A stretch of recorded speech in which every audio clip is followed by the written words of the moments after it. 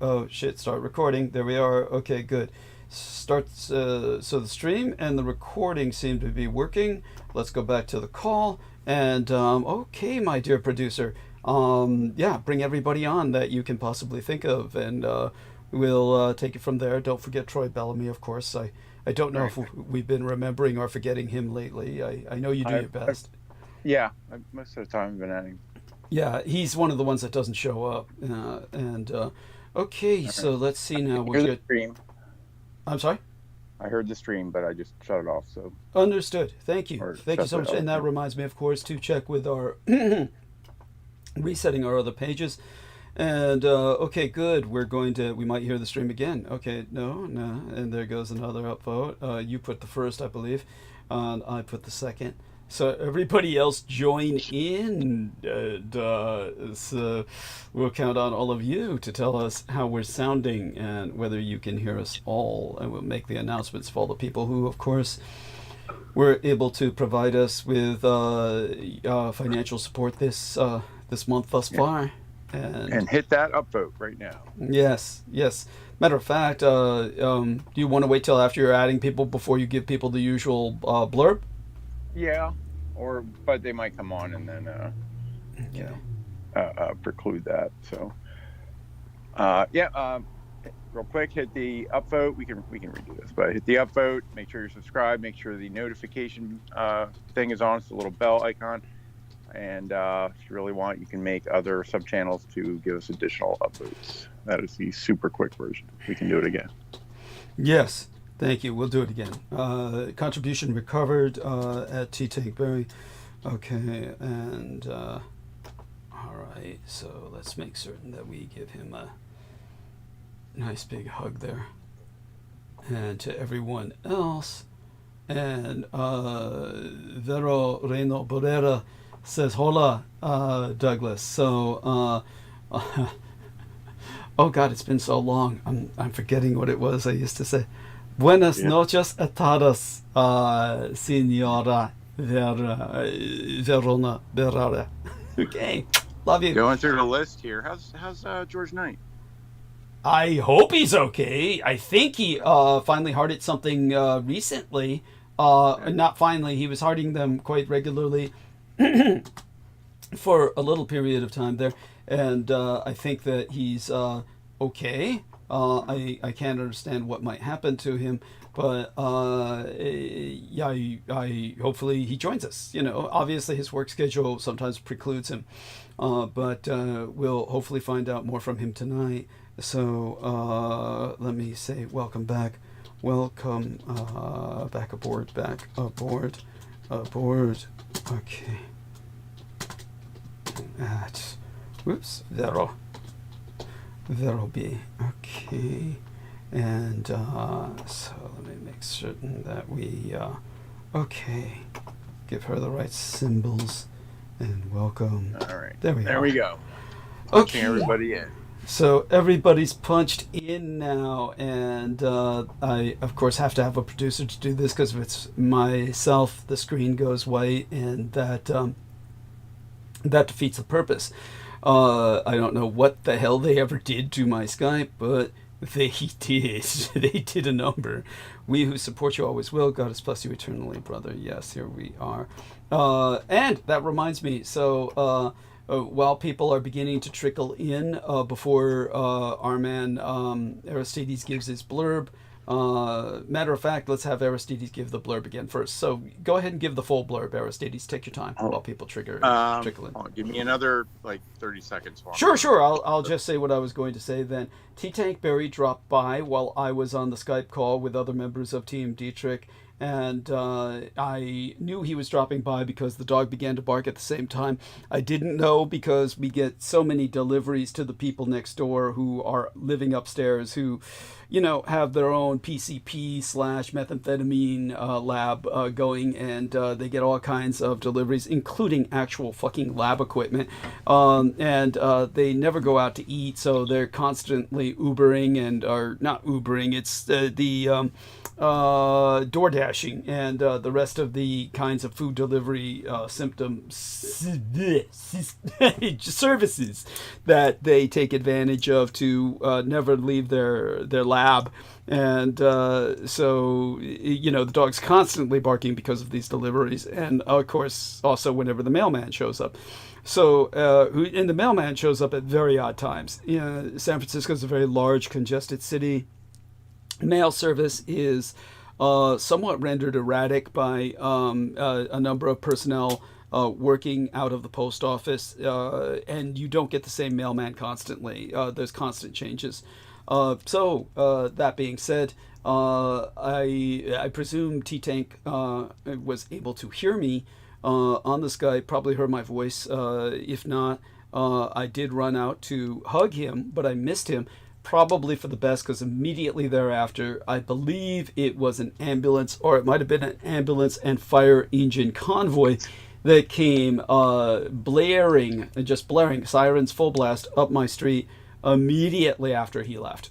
So it was almost as if they were in hot pursuit, but obviously that would be the wrong. It was definitely not police. It was definitely not police, but I went back into the Skype call too soon. I think it was an ambulance, but ambulance and fire trucks often travel together because the EMTs are the emergency medical response services. The EMTs are the emergency medical technicians that are part of our first response services. They're the same as the fire department in San Francisco, so they're one and the same. So oftentimes they'll send a full fire truck with the ambulance. So the sirens were loud enough where it might have been both. I didn't stay in to see the whole convoy manifest, but it was going right up my street. And if T-Tank had stayed parked in my street where I would have wasted his time by hugging him, he probably would have had to have dashed to his car and gotten it started while the paramedics waited behind him, blaring all the way. And who needs to put him through that stress? But it was, T-Tank is a working man, so his vehicles are always big. He's not going to be going around in a Hyundai, or a Kia, or some shit like that. No, he's a truck man all the way, and I mean sometimes actual fucking 18-wheeler trucks. So there we go. Vicki Johnson is here with us. Love you dearly, Vicki Johnson, and welcome aboard. Let's make certain to welcome her. And take it away, dear Aristides, with the usual. I do that. I'd like to say, let's just notice who's on the call. Mm-hmm. Have a look. See Brendan and Heather, and do I see face of one Victoria Hobbs? Excellent. Oh, Victoria, you are also with us. Say hello. Let's see. Yeah. Okay, she's trying. Yeah. Okay, she's coming on camera. Camera's blocked off. Right. Okay. Don't be afraid to. You can go off mute. There we are, Vic. Go off mute. Take your time. There we are. Welcome aboard, dear Victoria. Hello. And yes. Okay. We see movement. We see movement behind that tape. Let's try. Oh, so dear Heather Holman, say hi. Hello. Hi, Heather. Love you. How are things going? How was the party? It was nice. Oh, wonderful. It was really nice. Oh, that's wonderful. I'm so sad I missed it. Oh my God! But someday we'll be getting together for different parties. And so any details about the party? Come on, certainly there must be some stories. Oh, no, not really. It was just the first time that my family's ever gotten together with his family, so it was special. Oh my God, what is that like? It was interesting. You know, there was a lot of people there, and it was a loud place, so it wasn't like for conversation very much. Uh-huh. But, you know, I sat next to my aunt, which she's 87. And I don't get a chance to talk to her, chit-chat and stuff like that very much. So it was nice. I got to see her and talk with her. Oh, that's so wonderful. And what shape is she in? She's in immaculate shape. I don't even know what's going on with that. I mean, I hope I don't live that long. Delightful. Well, I was going to say it's good that you've inherited good genes, so you'll likely live as long as she does at least. We'll see. Mm-hmm. I mean, as I've said before, both my parents died at the age of 87 only through repeated attempts to kill them until the attempts finally succeeded. But otherwise, they would have both have lived to be 100. I know that for a fact. So I know my genes are good. But and Yeah. I did want to have okay. Now, in terms of the party itself and the kind of people intermingling with each other, was there any kind of interesting dynamic? You know, something worth relating? Like they're finding out more about each other. What did they find out about each other? How did they respond to what they found out about each other? Not it was just nice. It was a casual, typical Italian food place. You know, Vinny always runs the conversation with his stories, and so he was at the head of the table, and it just kind of all sprouted out from there. Wonderful. I'm Now, glad one thing that's interesting is that I was scheduled for the MRI, and I went in for the MRI, but I chickened out at the last minute. I had a panic attack, and I refused to do it. So I went to the doctor today for my leg, you know, and he wants me to have an MRI. So I'm gonna have to go and bite the bullet. Yes. Yes, honey. Yeah, you really must. I mean, make me proud, and you can do this. You have to do this. And, I know. And so you will, okay? And Thank you. yeah. Now, just to have a little fun, so which one of the families would be more like the Munsters, and which one would be more like the Adams? Oh, well, I don't know. We're more like the Beverly Hillbillies in my family. They're from Arkansas. Oh, delightful! Yeah. And we're both showing our age by even knowing what that is. So, and his side of the family is more like Hogan's Heroes. You know, Okay. they're like Vinny's awfully militant and funny. They're very funny. okay. Delightful. Thank you so much for that. And I'm just so happy that it happened. And have you rescheduled the MRI yet? No, they're going to be calling me in the next couple days, I'm sure. I just saw the doctor today. Okay. I was hoping he would just give me physical therapy, but he said that if it was only sprained, then it wouldn't still be hurting. That's right. But beyond that, what I don't understand is certainly there's a sedative they can give you before putting you through the machine. I don't understand. No. Why? I mean, cases like yours, why can they not sedate you before you enter the machine? Yeah. Well, I don't know what even doctor would prescribe that. The doctor that's ordering the MRI. Who else? Why not? Yeah. Well, I have one of my muscle relaxers left over from my last doctor, so maybe I'll just take that before I go. Well, that shouldn't hurt, unless, of course, they administer a sedative. But why don't you ask them, when they reschedule you, say, is it possible for the doctor to prescribe a sedative or an anesthetic before I go into the MRI? Yeah. Yeah, that's a good idea. Please. Yes, make a note of that. And advocate for yourself. Advocate for yourself. If I had been there, I would have brought that up with the doctor looking at you right then. I mean, you know, after you had panicked the first time. So, yeah. Just all those warning signs everywhere, and the black and yellow stripes signs, you know, it freaked me out. well, Brendan has been kind enough to put a link. Please download that link. Copy and paste that link and download that article. Cut and paste the article. Refer to it again. I doubt these things help. People giving tips really don't help. Just get a goddamn sedative. And ask for a facility, Brendan Zogit says, that does anxiety-friendly MRI. Now, I understand there are open room MRIs that do exist. I would assume they would be astronomically expensive, probably not covered by insurance. But he says they do talk about the sedative in the article, so do read that article. Okay, I'm definitely going to do that. Yes. And, thank you, Brendan. And he says, yes, they have the facility. So yeah, there are open sitting, you just sit there and they do it where you're not. So he says his mom was offered one. And Brendan, do me a favor, come on verbally, please. Yeah, don't be afraid to interject verbally. Yes, Brendan's mom needs one. Brendan, you can come on and tell people that your mom's as crazy as they come. My audible. You are indeed, yes. Yeah. Thank goodness. Yeah. And welcome aboard. Yeah, greetings everybody, good evening.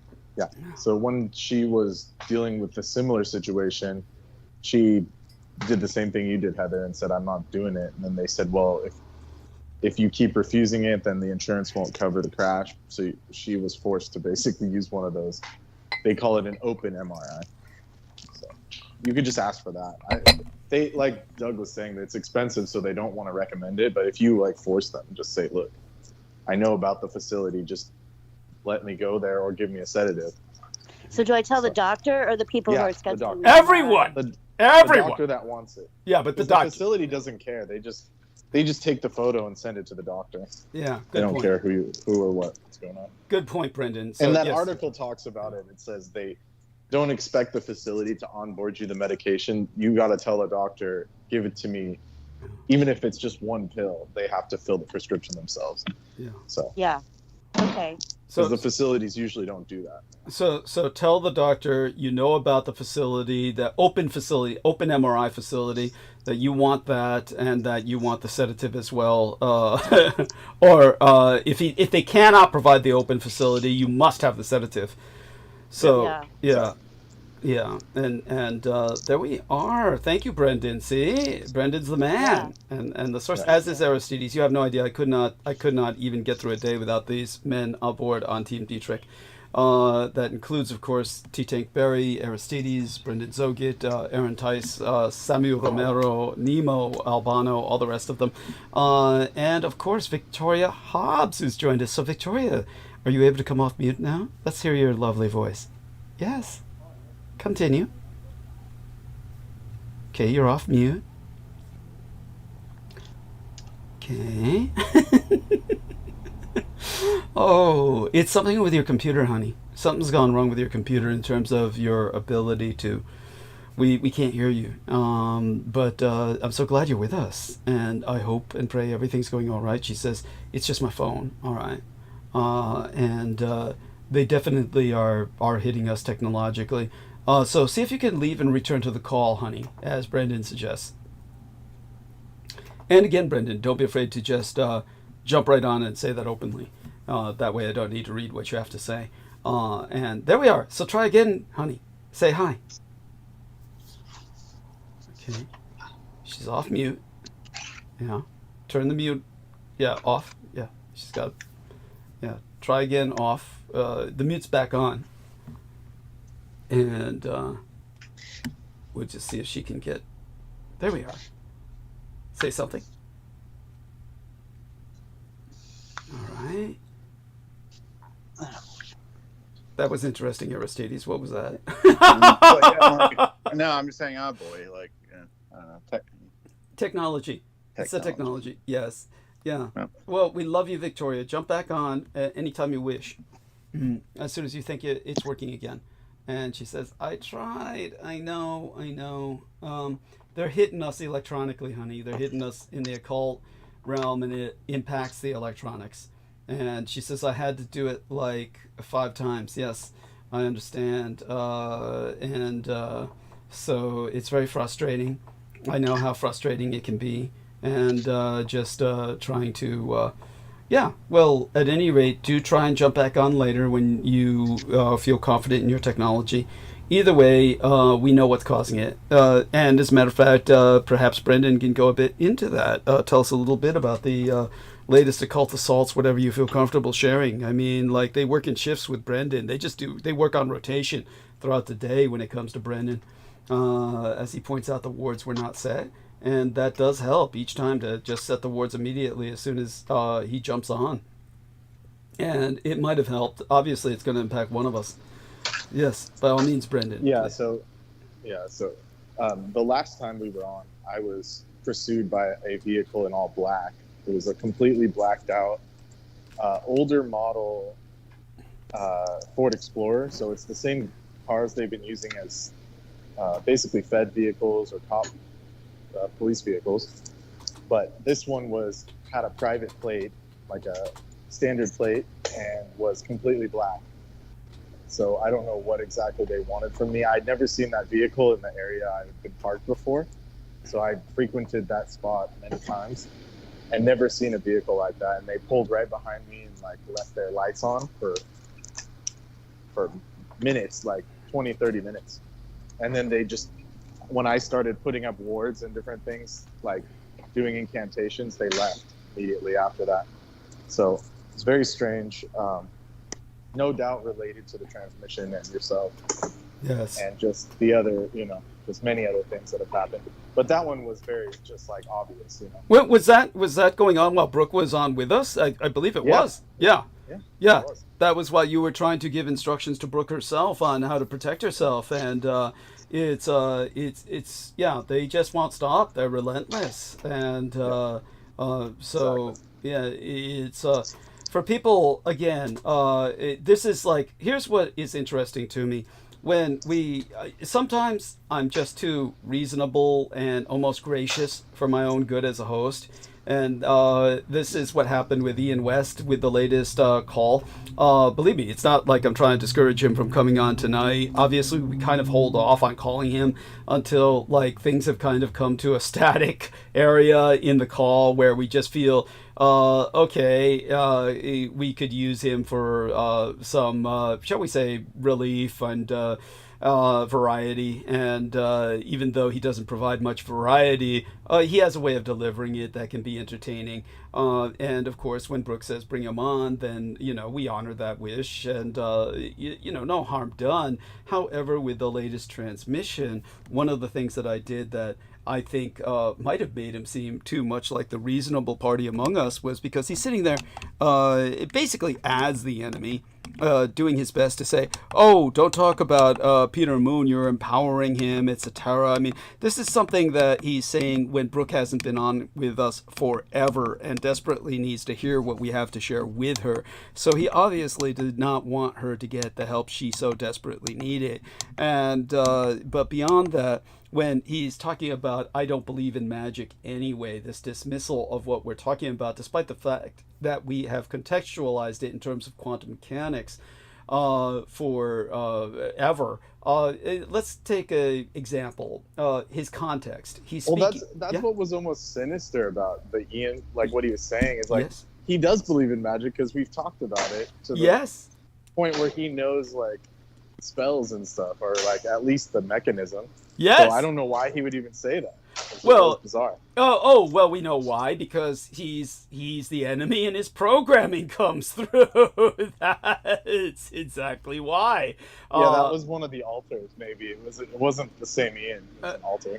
Yeah. It's unfortunately, I interpret it more as the same Ian, except that his programming kicks in from Laurel Canyon and all these other MK Ultra programs that he's been through. But, just for context so that people understand, he's out there in the fucking swamplands of the Mississippi-Louisiana borderlands. And it's there, of course, in New Orleans that you have, or New Orleans, since I'm always told I frankify it so horribly. Personally, I think the subtleties of pronouncing it are just simply beyond my tongue. But that being said, Madame Laveau lived there and, of course, is a legend based on reality. And her reality was that she was the $1 million a hit assassin who never failed. It's just whoever approached her and got a contract written in lead, if you understand the pun. Pun entendre intended there. Once they signed that contract, the person that she would target her spell at was dead meat. And she never failed. So how do you explain that? Quantum mechanicians have explained that, and they say it is quantum mechanics. She's reaching into the reality, the timeline where the person she's targeting is dead and renders them such in this timeline.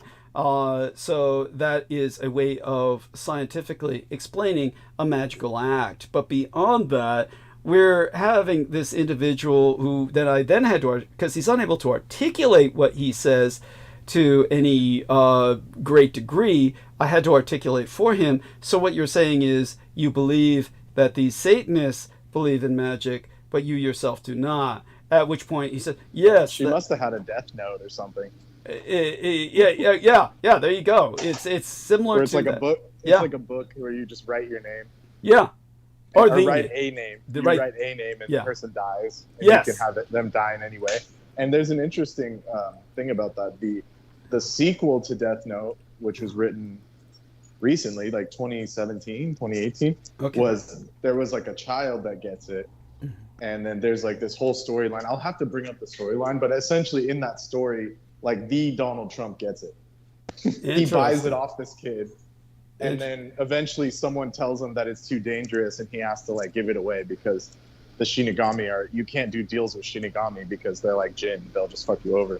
Yeah. So, but they wrote that into the story that it was like by name, Donald Trump as president had the death note. He purchased it off of someone. Interesting. Off of this 12-year-old. Yeah. So it's a very interesting story. No, that's fascinating. See, the Japanese, they dare to do anything. They don't give a shit. No, they didn't care. They made Trump look like a goofy ass motherfucker too. Of course. That was just the way they drew him was just goofy. Yeah. Cool. So, there you go. Cool. I love it. And but such being said, concerning the context of where Ian is talking from, and the fact that he was in a home, he had just left it or was just moving from a home. That obviously was occult, just saturated in the occult. I mean, wax heads surrounded by candles. Tell him, Brendan. I mean, this guy came out of a home just reeking redolent. Yeah. Yeah, and it just was bizarre. Like there was like a head in his basement, and he was lighting candles in front of it, so we know he knows how to cast spells. Yes. Yeah. So there you go. There you go. But beyond that. Aside from his saying, I don't believe and it's not like he needed it for lighting. Don't let him gaslight you and say, oh, it was dark down there. He had his phone on with a flashlight and stuff. Or it had electricity. It was dude, that was full electric light. It was like... It was a fully furnished space. Yeah. I mean... And then I don't know what... Like, was he... I thought he was being facetious when he said, I don't believe in magic. Like, was he actually serious? Because it was so absurd. It's well, again, to add to the absurdity of it, my mistake is clarifying for him. So when I clarified for him and said, so you're saying you believe that the Satanists you stand against believe in magic, but you yourself do not? And he said, yes. All too many people. I got all kinds of letters and, shall we say, emails, not letters, of course. Nobody sends letters anymore. Are you getting any background noise from my region? I am. Yeah. Thank you. And hopefully that will calm down the background noise in his region. I'm glad he's cognizant of it. But when I clarified the position of what Ian himself was unable to clarify, I got emails and notes from people basically saying, he sounds so reasonable, he sounds so rational, while the rest of you speak of magic. Understand, this is, of course, the whole purpose of the enemy. He sits there and does his best to damage us any way he can. If he can't take down the channel, if he can't get an episode taken out, then he'll try and do it through something like this. Even though this is above his intelligence level, it's something that he is almost doing as a manipulated meat sock puppet. The reality is, you're talking about an individual who is insisting that Jesus Christ was a pedophile that was crucified for raping children. So if he believes that Christ is the absolute epitome of what he stands against, he puts Christ on a level of the Satanists he claims to stand against, and yet has no replacement cosmology. Right. So if he's not on either team, he's not a Christian, he's not a Satanist, and that just puts him into... He's just one of the Chaosium. Thank you. The Adamites. One of the Adamites. That's it. But beyond that, for someone who claims he does not believe in magic, this is an individual named Ian West who insists the world is flat and that what's the other one besides the ice wall and the world is flat, and it's just the most absurd insanities imaginable, that the world is flat in the most shall we say ignorant sense of the word, and that there's an ice wall and therefore we can penetrate the ice wall and find an infinite amount of land. He stands by that little quirky cosmological model, and any number of other absurdist beliefs. Also an individual who believes we're all infested with parasites and you can cure yourself by bathing in bleach, etc. It's not to... Yeah, again, this is not making an announcement of, I am severing with Ian West. I mean, which may very well happen at some point if it just all becomes untenable. But always respect the fact that he is quite dangerous in his own right and is here to basically sabotage in his own way. So aside from he believes, of course, also that babies are being eaten in pizzerias. So that pizza ovens are for baking babies into pizzas. I mean, the number of his beliefs are so extreme, so absurd, and the fact that he was jibing with essentially, not in terms of every detail and nuance, but essentially he was jibing with who was that? Daryl James in terms of his belief structure, which is that there are underground tunnels full of children being thrown into wood chippers, which of course is not high quality meat, and that they're being served to other people. Okay, first off, wood chippers are not like hamburger grinders. That would be some real serious bone chunks right there that you'd be getting in your meat. It's like even if you had a taste for child flesh, that you wouldn't want it served like that. But beyond that. Once can I interject or interrupt you real quick? When down the street from here, there's a hardware store, and they had a wood chipper. And one year, a long time ago, some guy was pulling his girlfriend in there or something. Because she said she was pregnant. I don't remember the story, but it got stuck on the skull. So the wood chipper wouldn't be. I mean, maybe with a child it might be different, but it can't go through. It can't chip through bones like a skull. Did they say that? That somehow? Yeah, it was in the news. What they were saying. So whose skull got? So did she survive or what? No, the girl survived, but the guy didn't. He was trying to pull her in, and they got stuck on his skull, and that's why it stopped, and that saved her. Oh, well. She got lucky. Good for her. Yeah. Well, but honey, I believe that you read that article. I can assure you that's a lie. That's a complete lie. If you've ever just here's a good example. This is from Brooke Gibson. Brooke Gibson was talking about some guy had... Yeah, that sounds like a creepypasta. It's just some fanfic. It's some fanfic. Yeah, no offense, Heather. It just sounds like that. Yeah, nothing to do with... Oh, yeah, it was years and years ago. It was just right down the street from my house. Okay, but that doesn't mean that it didn't stop for some other reason. Like somebody came from behind and switched it off. Oh, that could very well be. Because what I can tell you is the wood chipper will go through bone. That the wood chipper will go through bone. And as for babies or children, it'll just eat them up alive like they were nothing. I can tell you that because of horrible stories where this happens all the time, because there's no way to protect somebody from a wood chipper. The wood chipper is wide open. It's a gaping maw into hell itself. And people leave it running because there was this one father who was like sawing, wood off of a tree, and he was sitting up on the tree branch, and the parts he was sawing off were going into the wood chipper. And somehow his son, without his knowledge, began, "Oh, I see you sideways. There's your sideways head, Heather. That's delightful. Hi. That's so cute. Hi." Yeah, the son was helping him put the branches away God. into the wood chipper. So he was chopping them, Yeah. and the son would drag them off to the chipper, but the son got caught in it. Yeah. Like his sleeve or something got caught, and Yeah. the dude just noticed like his pile was getting bigger and bigger. No one was picking it up. Yeah.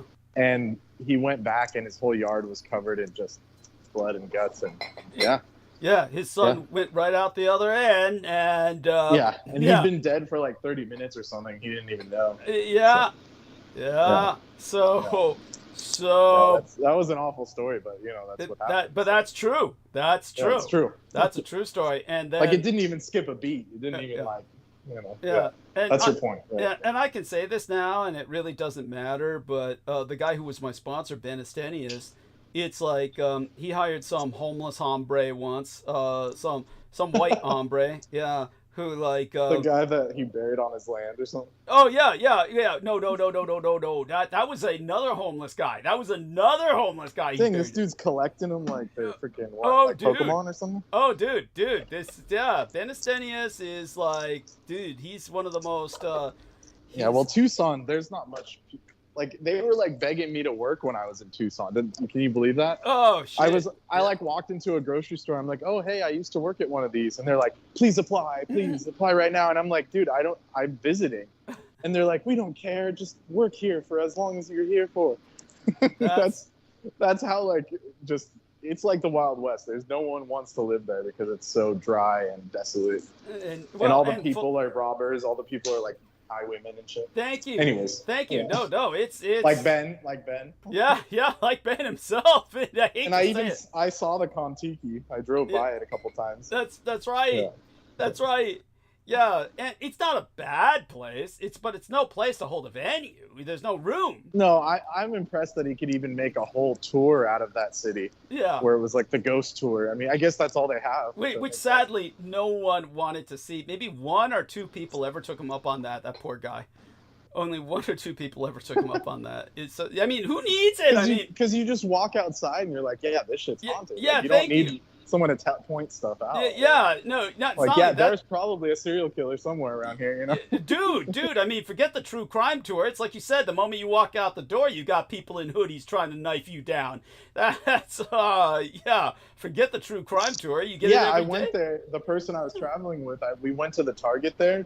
Yeah. We were like trying to get something, like just some normal stuff, and the shelves were empty. And we asked the people, like, why are your shelves all empty? And they said, we can only stock basics because everyone just comes in and steals. And it's like they didn't even have money to put up the glass cases. It's just like, it was like bare bones. And I was just like, man, we got to get out of here. Yeah. It's thank you. I appreciate it. It's post-apocalypse down there already. And the apocalypse doesn't even need to wait. Just go down there. But he hired some homeless hombre to help him with wood chipping, and the guy was just supposed to load the wood into the chipper, and then the guy kept kicking the wood in, and at some point his shoelace got entangled, and he could not extract it himself, and got... Yeah, that's all it takes. Oh yeah, and he got... It's so strong, it's so forceful, that vortex of blades, that maw, that endless gaping maw, that when his shoelace got entangled, there was no pulling his foot out of that tennis shoe, and he got dragged in all the way up to his crotch, where his final screams were, "My cock and balls!" This is not a joke. I wish it were. This is how that man died. And he was smiling. And then after that, from the pelvic, because it couldn't drag him in once they got to that juncture where the pelvic area is stuck and the other leg is the only thing holding him out. At that point, his leg is shattered, and he's like a G.I. Joe doll where you turn the action figure where you turn the leg all the way up to the point where it's up on, the feet are up on your shoulders and shit. That's how that was. But his crotch had already been entangled in the wood chip blades, and they kept grinding and took the rest of his guts out through that hole, through his testicular opening where the testicles had been ripped off. So all the rest of his guts he got completely eviscerated in terms of his intestines through that, which came out the other end. And of course he was dead. So what they did was, he was homeless, so no ID, no nothing. They just drove him out to the local pig farm and fed him to the pigs. And just, there you go with that. That took all evidence away otherwise. And, that's... Oh, that's legitimate. Apparently the mob used to do that. Like all those pig farms near Vegas, they just... Oh, yeah. You just put a body in it and they just eat it. They don't care. Mm-hmm. Yeah, there's pig Well, farms. that's why like pig farming is dangerous. Like they can like knock you down and just they'll eat you eventually Yes. when they feel like it. Oh yeah, they're big. If you like survive, if you don't survive getting hit by them, yeah. Yeah. Oh yeah. Not to mention cats. Also, when you die, will feast on you. I mean. Yeah. Well, but cats will take too long. Like the body will get discovered. Yeah. Yeah. There we are. Like yes. the pigs, like if there's enough of them, it's like piranhas. Like Oh, the next couple days, yeah. it takes like 1 or 2 days, and you're pretty much just bones and shit. Yeah. Yes, that's right. And they'll often swallow those and shit them out the other end. Dissolved in their stomach acids. Dissolved in their stomach acids. Yeah. Hyenas. Which do explains that. why they have to chop them up first. I mean, that makes sense. Yeah. Yes, that's right. So there you go. That's some horror stories to start the night. Thank you. All of this due to a number of people. How did we get on the wood chipper again? Oh yes, Heather was saying something about, but it was somebody else before then. Oh, when I was talking about the stupid, Ian West and Daryl James, and they were on the wood chipper trip. I mean, bear in mind, Ian West is never to be considered a reasonable individual. He believes the world is flat and that we're all living on it, eating babies that are baked in pizza ovens. So that's.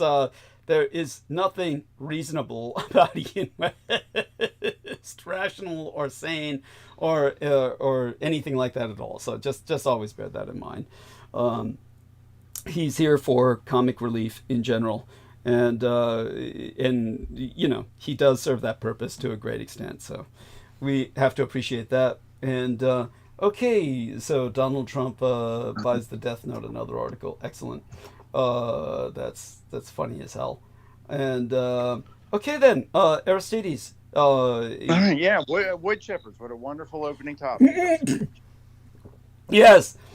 By the way, for people who are wondering, that was tea that just went up my nose. So tea is where I'm getting my caffeine from again. I used to get it a long time ago from tea, and I'll make certain to send a message to V about what Brendan said about that. Horrible syrup that is just full of the saccharins that gave him a headache for ginseng. So Brendan reminded me to avoid that. Aside from all of that, Aristides, what else comes to your mind in terms of everyone who's joined us thus far? Victoria tried. I'm wondering if that's we'll have to talk about that privately. But Victoria, always make certain about the placement of the flag. Just make certain flag placement so that the symbol goes in the right direction. So definitely have to talk to her about where she got that flag and how it's not supposed to hang like that. But I don't think yes, it's... thank you. Yes, that's odd. You can get one that hangs, but that's a display. Horizontal display. But when it displays horizontally, it's not supposed to do that because they displayed their flags horizontally all the time. These are like the repop ones. These are like just people make them, like throw them together. Yeah. That's like, yeah. In other words, and when they're shipped out, like basically they're all made in China, so it's like they just might have transposed, like they get the digital file and they might have messed it up, like mirrored it. Thank you. To where it's like completely opposite and all that. So thank you. Yes. Maybe she can remedy it, but I mean, what else is wrong with it? That's it. Basically, it's just it was mirrored. Yeah. Is that's mirror either that or either the flag is flawed or the image is mirrored, one or the other. Yeah, I think so. Yeah. So we. Well, the front-facing camera will do that. So sometimes do that. It shouldn't do that. It shouldn't do that. No, it does. It inverts the photo. Does it really? It's not supposed to, but it does. It does this like mirror trick. They do like psychology. With it. Okay. Like it's not supposed to do that, but they have for some reason the settings it does that. Okay. On Instagram, on all the phones now. Probably for just that reason. Probably for just this reason. Yeah, that fucking sucks. Yes, see that I'll tell you that's deep state, as Ian would say. That's deep state. They've jacked our technology. So always bear that in mind and try and reverse it. The mirroring effect. Always, prepare for the mirroring effect. So that being said, Brendan, yeah, that car was with you a long time. I remember that from the night with Brooke, and hopefully Yeah. she's doing much better. I take it, Aristides, Brendan, that neither one of you have heard from her since? I have not. I haven't heard. No. I've been speaking to Nemo, but I haven't heard from Brooke. So. Okay.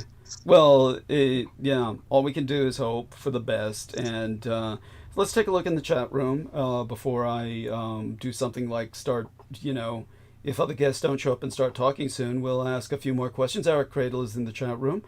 And he says, at one time, magic ran this planet, Atlantis, Lemuria, at which point Victoria brings up Mu. Thank you, honey. And all of that's very important. Oh, yes, and for the questions I'm getting in about the image embedded in thumbnail of live stream. Yes, so today was the beginning of Transgender Awareness Week. So I figured there was no other better example than my son at the time of his transition. So the photograph was taken at the time my son was transitioning from a young lady into a young man. And that is, we'll be heading towards further explorations of that, probably casually as the week goes on.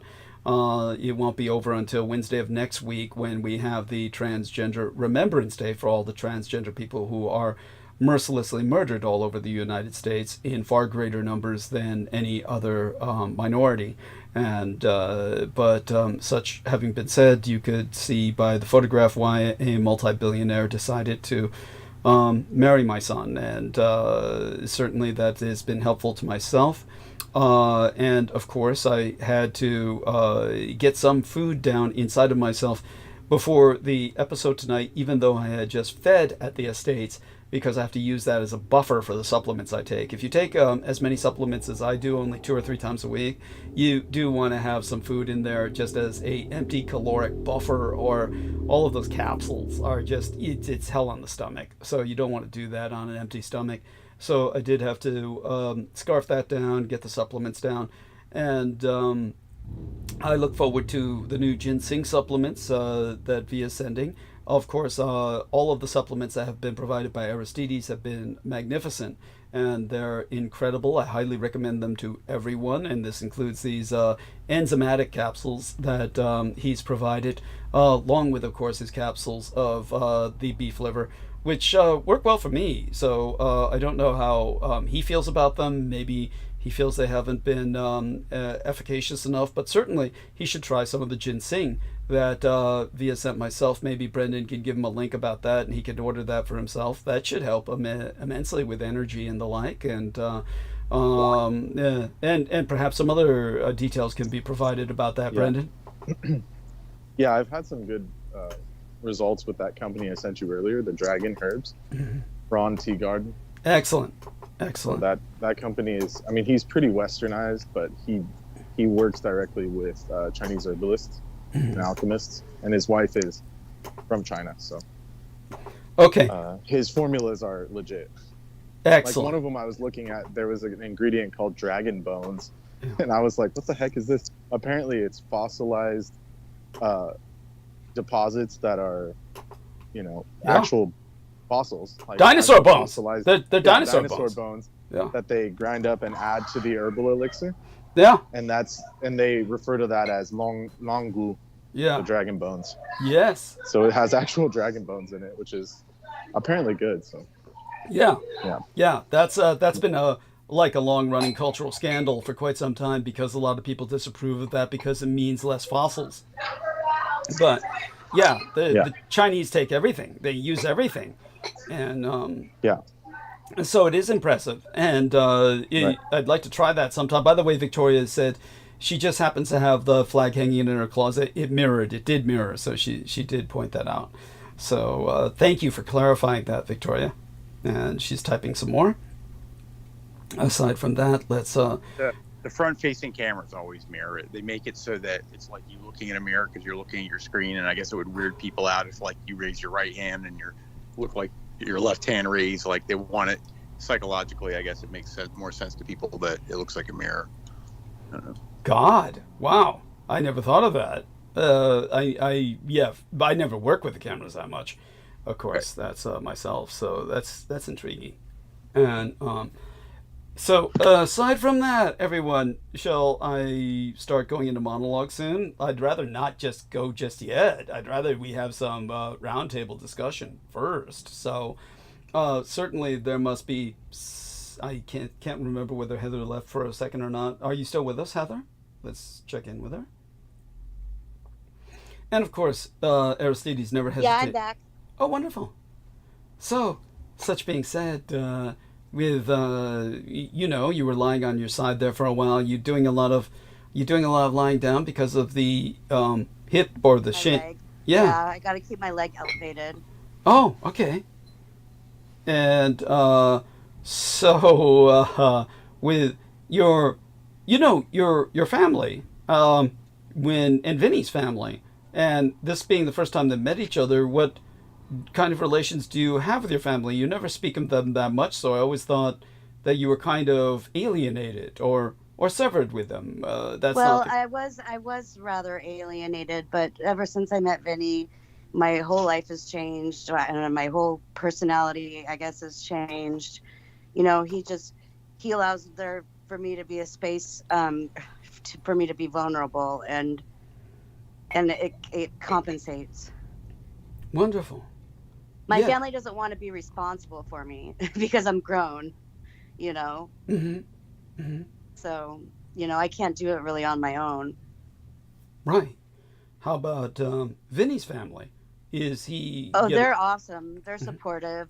His brother lives in San Diego, and he's like a community outreach professional that he goes out finding people like with mental problems, finds them on the streets, try to get them into housing, stuff like that.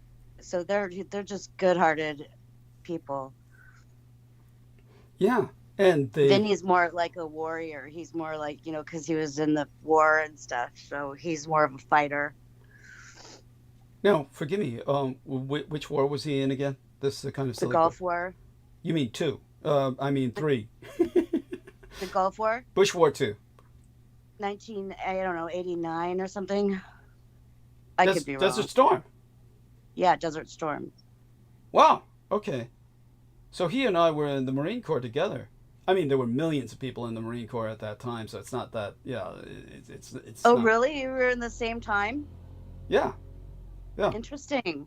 Yeah. That's awesome. That was the largest gathering, if you will. We'll call it assembly or the mobilization in one area. It was the largest assembly of Marines in one area in history, actually. Well, so were you guys at the same California base then?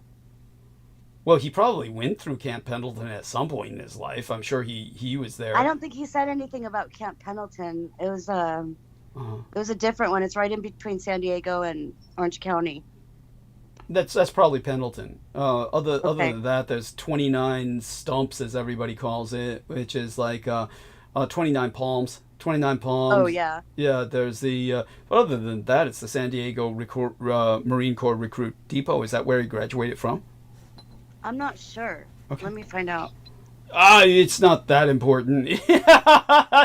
Okay. Yeah, it's one of those. I don't like the memories of the Marine Corps myself, and I just generally find all of it repulsive. But there were we probably were in the same country, but in vastly different places in the same country. We were all gathered from. Yeah, he was on a ship. Okay. Yeah, most of the time? You mean until the operation started? Yeah, a carrier. He was on a carrier. Mm-hmm. He must have disembarked at some point, right?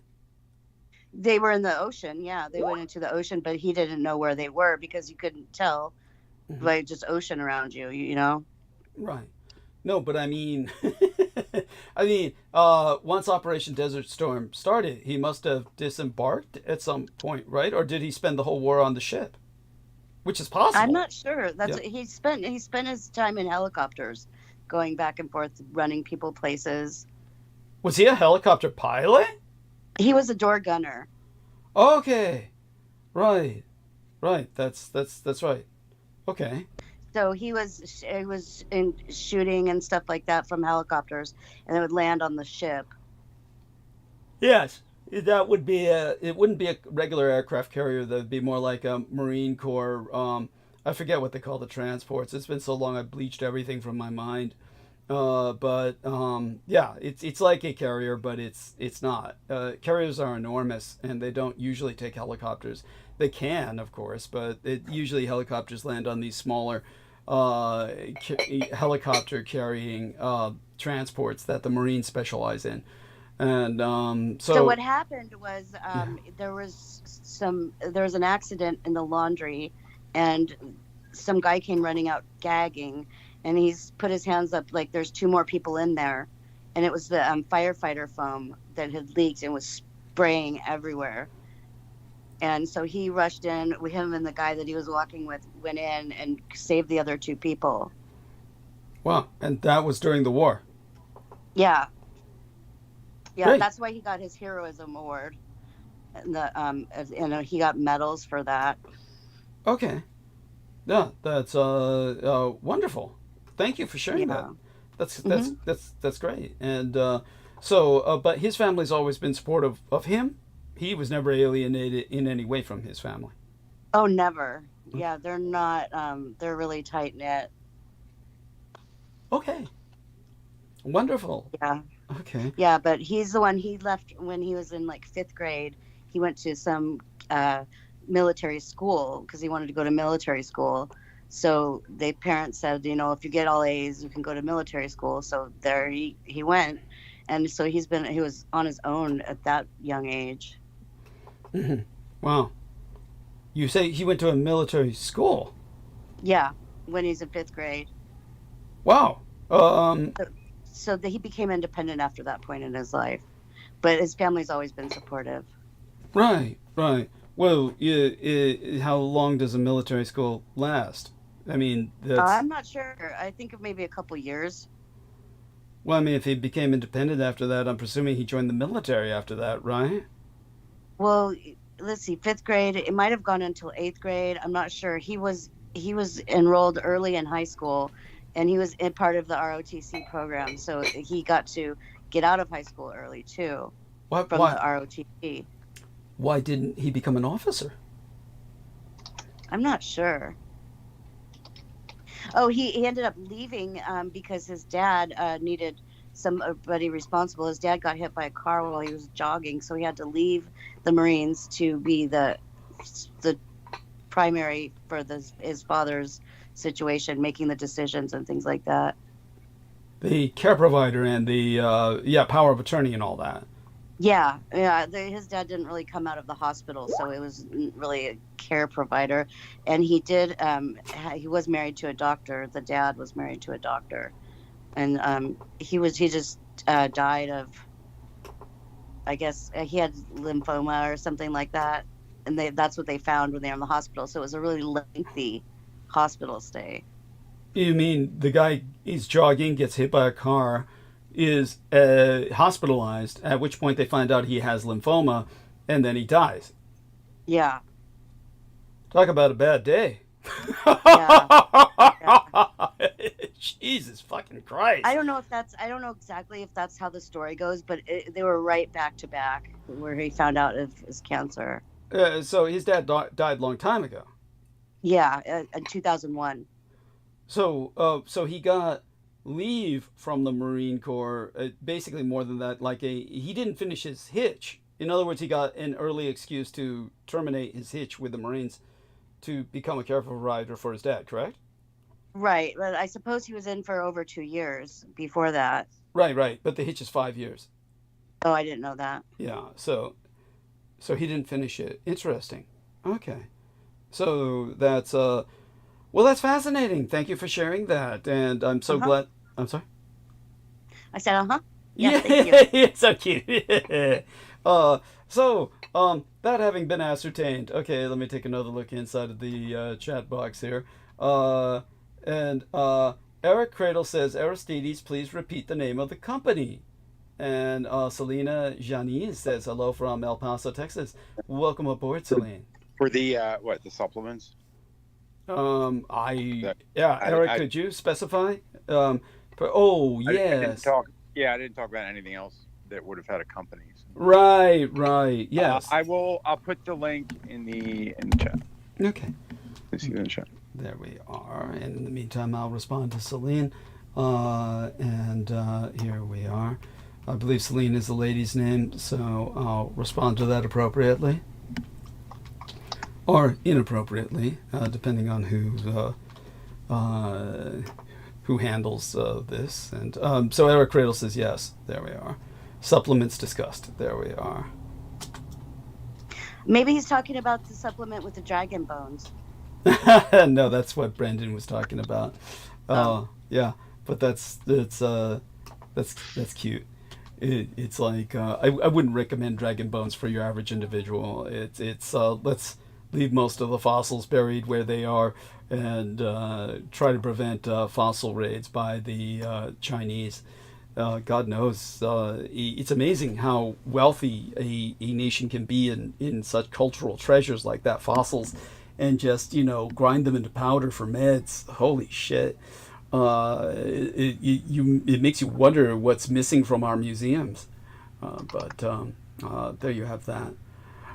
So, isn't that what gelatin is? Gelatin is ground up horse bones or something like that? Oh, gentlemen, explain the dynamics of that. Brendan, Aristides, you can talk about... it often is. What the hell was that?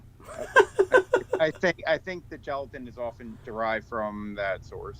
Yes, thank you. Thank you for repeating that. Yes. Just remember sometimes... I'm sorry? Horses. Maybe, yeah. Horses for glue factories, but for cows, for edible gelatin, they take it from cows. Right? Yeah, that sounds right. I thought it was ground up bones. Oh, I think it's that too. I think ground up bone meal and it's more the connective tissue around the bones. Yes, it's the connective tissue around the bones for the jello. There might be some bone meal in it. Probably some bone meal inescapably gets in it. Probably considered a part of the recipe actually in the old days. But jello, yeah, mostly jello and gelatin come from connective tissue between the bones. So, in theory, a vegetarian should not eat jello. Is that correct? In theory, correct. Yeah, that's correct. Yes. I mean, I'm not a vegetarian myself. Do you like jello? It's okay. I like it because it makes my hair and my nails grow. Cool, then don't stop eating it. There's no reason for you to stop eating it, honey. I mean, honestly, the cow's beyond caring, believe me. Trust me on that. At that point, okay. Yeah, yes, the cow is beyond caring. They don't care now. So, yes, might as well take advantage of parts of their body that help you. Excuse me while I stretch here. I'll make some obscene noises while I do that. And, all right then. Another look inside of our chat room. Numbers are holding good. We're going to probably, if we don't get some big roundtable conversation going soon, I'll probably have to dive into some kind of monologue. Well, we can talk about some other stuff. I'm kind of messing around with some book stuff now. Yeah. You mentioned a book near the end last transmission, which I just finished today. Mm-hmm. You said it's by Tom Nichols. Yeah. But I don't know if you said the right title, because the only one to that description that he wrote was called something else, and let me find it here. And by the way, it was the illiberal populism. Right. Illiberal populism. It was the subject was on illiberal populism. I can't remember. I'll tell you that Our Own Worst Enemy. Is that? Yes. Yep, that's it. Right. Yes, Our Own Worst Enemy. Yes. I figured that out after a minute, because usually when you mention a book, I'll see if I can check my sources and just grab it real quick.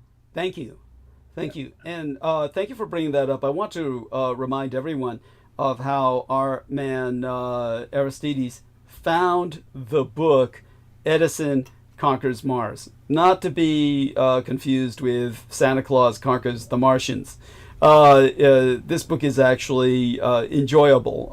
There never was a book of Santa Claus Conquers the Martians, but there was a film which has become infamous. It was actually the first film Pia Zadora was ever in, as basically an infant. So it is what it was, a product of its time, and it's I think it's not that bad to watch. I mean, for kids, it's not overwhelmingly horrible.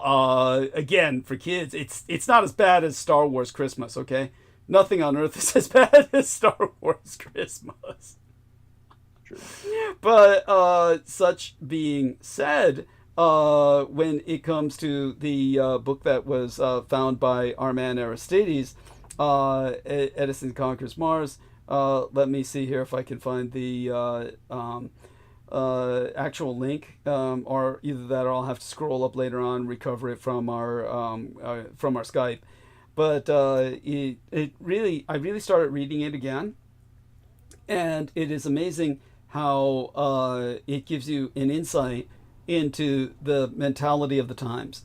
So for those of you who don't know what I'm talking about, basically H.G. Wells wrote the book War of the Worlds, and there were some people who were on the call with us when I brought this up last time. I believe it was Aaron Tice, did not really realize the impact that War of the Worlds had, and H.G. Wells, how favored he was by the British government. But H.G. Wells was considered such a famous author and considered such a big deal in terms of his celebrity and his person, that he was allowed to act as a diplomat without portfolio to the Greater Soviet Union and personally meet with Stalin, and unfortunately was seduced by Stalin and became very much a propagandist for the Greater Soviet's cause of communism. And so he began to preach a kind of communism. All of this is profoundly unfortunate, considering the fact that his sponsorship was by the crown. It's very perverse, and it's very sordid. Keith Call brought up other aspects about H.G. Wells on a more personal level, actually a physiological detail level, that are fairly bizarre and repulsive as well. But he was given full a carte blanche and state support to produce a film, The Shape of Things to Come, which is something that would be the equivalent of the United States federal government giving an unlimited budget to Stephen King to produce an American federal propaganda film about the near future and how America will dominate in the 21st century. It's very similar to that. But because H.G. Wells was actually an ardent communist and an internationalist, he did not portray Britain as conquering the world in the near future. He actually portrays Britain descending into warlordism, and portrays a new group of men all dressed in black who basically conquer the earth, who look like a precursor, because this was prior to World War II. They essentially are a precursor to the SS. So if you take a look at The Shape of Things to Come, you see the precursor of the Schutzstaffel basically conquering the world using gas, which they disseminate in great numbers from basically a Luftwaffe, basically an air force that is stationed out of Basra in the Middle East, of all places, and conquering the rest of the world in terms of a totalitarian science, in the name of a totalitarian scientism. And think about what I just said. In the name of a totalitarian scientism. That's at any rate. So, such being said, my point was, in that film, Adolf Hitler is not portrayed because it was made, I think, by the time the film got out. Maybe, well, Adolf Hitler was definitely in power when the book came out. So he had to be in power when the film came out. And in the book, they mention Adolf Hitler and Mussolini. In the film, they do not dare to, because in his own subversive way, H.G. Wells is maintaining an apolitical stance. An apolitical stance in terms of contemporary politics, but a highly politicized stance in terms of his own totalitarian scientism. By the way, I just got some emails. People are anxious to hear about the physiological details that are so repulsive.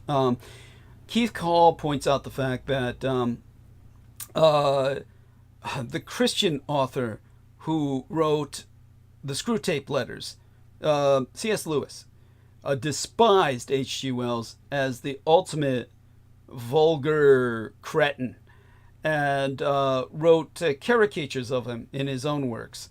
But as for H.G. Wells himself, apparently he was quite the ladies' man, because he suffered from a disease that caused a chemical imbalance in his body that made his breath smell like honey, which I think would be utterly repulsive myself, but apparently acted as a lure to ladies who couldn't stop kissing him, and therefore he took advantage of this and had sex quite often. He was known to be quite a coxman, or if nothing else, at least slept with a lot of ladies. Holy crap. How did they get past the way he looked? Maybe he like looked better when he was younger, or what? God knows. Maybe it had some kind of soporific effect where they became so delirious. He must have been pheromonic, because there's no way. I mean, there's no way. Yeah, he was a grungy, drudgy looking fellow. He did not look sexy in any way, shape, or form. This guy looked like a sack of potatoes, to be gracious, to be generous. He was not a physically attractive man. We're talking about H.G., right? Not Orson Welles. Yeah, H.G. Wells. H.G. Wells. Right. So yeah. Maybe in his younger days, he kind of looked more, something. Maybe, yeah. Who knows? Wouldn't call it attractive, but it definitely wasn't. Yeah, as bad as he got later. Yeah. Yeah, later on, it's like shocking. Yeah, and from what I understand about Orson Welles, he was probably gay anyway for Orson, but yeah. That makes sense. That actually makes sense. Yeah, that actually, yeah, right. In context. Yeah. And but it almost all of them turn out to be, that almost all these guys who are like in media, they're Jewish, they're gay, or they're both, right? Until Scientology came along and promised to cure everybody of both those conditions, I guess. Right. Cure in quotes. Yeah. Yes. Obviously, we repress. Yeah, repress it at least to such a pathological extent that the individual becomes desperate to convey themselves as straight. To get colonics. Yeah, and get colonics. Yes. Oh my God. What is it called? What is it when you're like compelled to do something? Compulsory. Compulsory. Yes, compulsory colonics. Yes, Which, I couldn't believe it. So the other day when... I'm having a health issue. I better go get colonics. Yeah, a stroke! A stroke! I better go get colonics. It's like the wrong end of the body, Peter. That's like, holy shit. Not even in the right region, Like, you'd be better off taking vitamin C in mega doses. Like, holy shit. Yeah. Dude, the irony about that is I brought that up. I said, look, if you take like thousands of milligrams of vitamin C, you'll get of ascorbic acid, you'll get the C flush, the vitamin C flush, where it's basically it evacuates your entire digestive system, and it's healthier, in my opinion, than a colonic. Oh, fuck. But he ignored it every time I brought it up. He just said, yeah.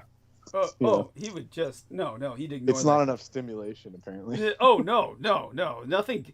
Yeah, well, one thing. It can't be quick and painless. It has to be like a whole ordeal. No. Well, to him, it's not an ordeal. To him, it's a form of sex. It's a form of sex. That's it's like these people. I knew 3 old men, Pete Moonshine, one of them, that became addicted to colonics. It's incredible to me. I honestly, I just don't fucking get it. But this is like, old man territory. One of them wasn't that old. He was the private detective that I worked for, who was half black, half Italian. The guy named Gino Tonelli Neely, who got barred from entering the Presidio military base again because he was seducing all the officers' wives using a tarot card reading scam. And but he got into colonics to the point where he wanted to become a colonics practitioner, believe it or not. And it's like, and he turned out to be bisexual, to say the least. It's as he got older, he became more and more gay, till ultimately, of course, he made a pass at myself. And I wouldn't say that severed our relationship, but it's just, it certainly put conditions on it. From that point forward, it was... I just don't get it. So, these people are everywhere. And then I couldn't escape it. When I was in the salon, then V mentioned to me she had a certain client who she thought was on something like speed or meth or something, because, or maybe the client was just her biorhythms, or what are they called, biochemistry, was such that she was twitchy, very much she acted like a tweaker, but she could simply have been a hyperactive individual. But she was saying she was taking the Seneca or something, some kind of laxative twice a day, and into colonics. And she actually got V intrigued to the point where V asked me about, what about colonics? I'm like, man, I can't get away from this shit everywhere I fucking go. God damn.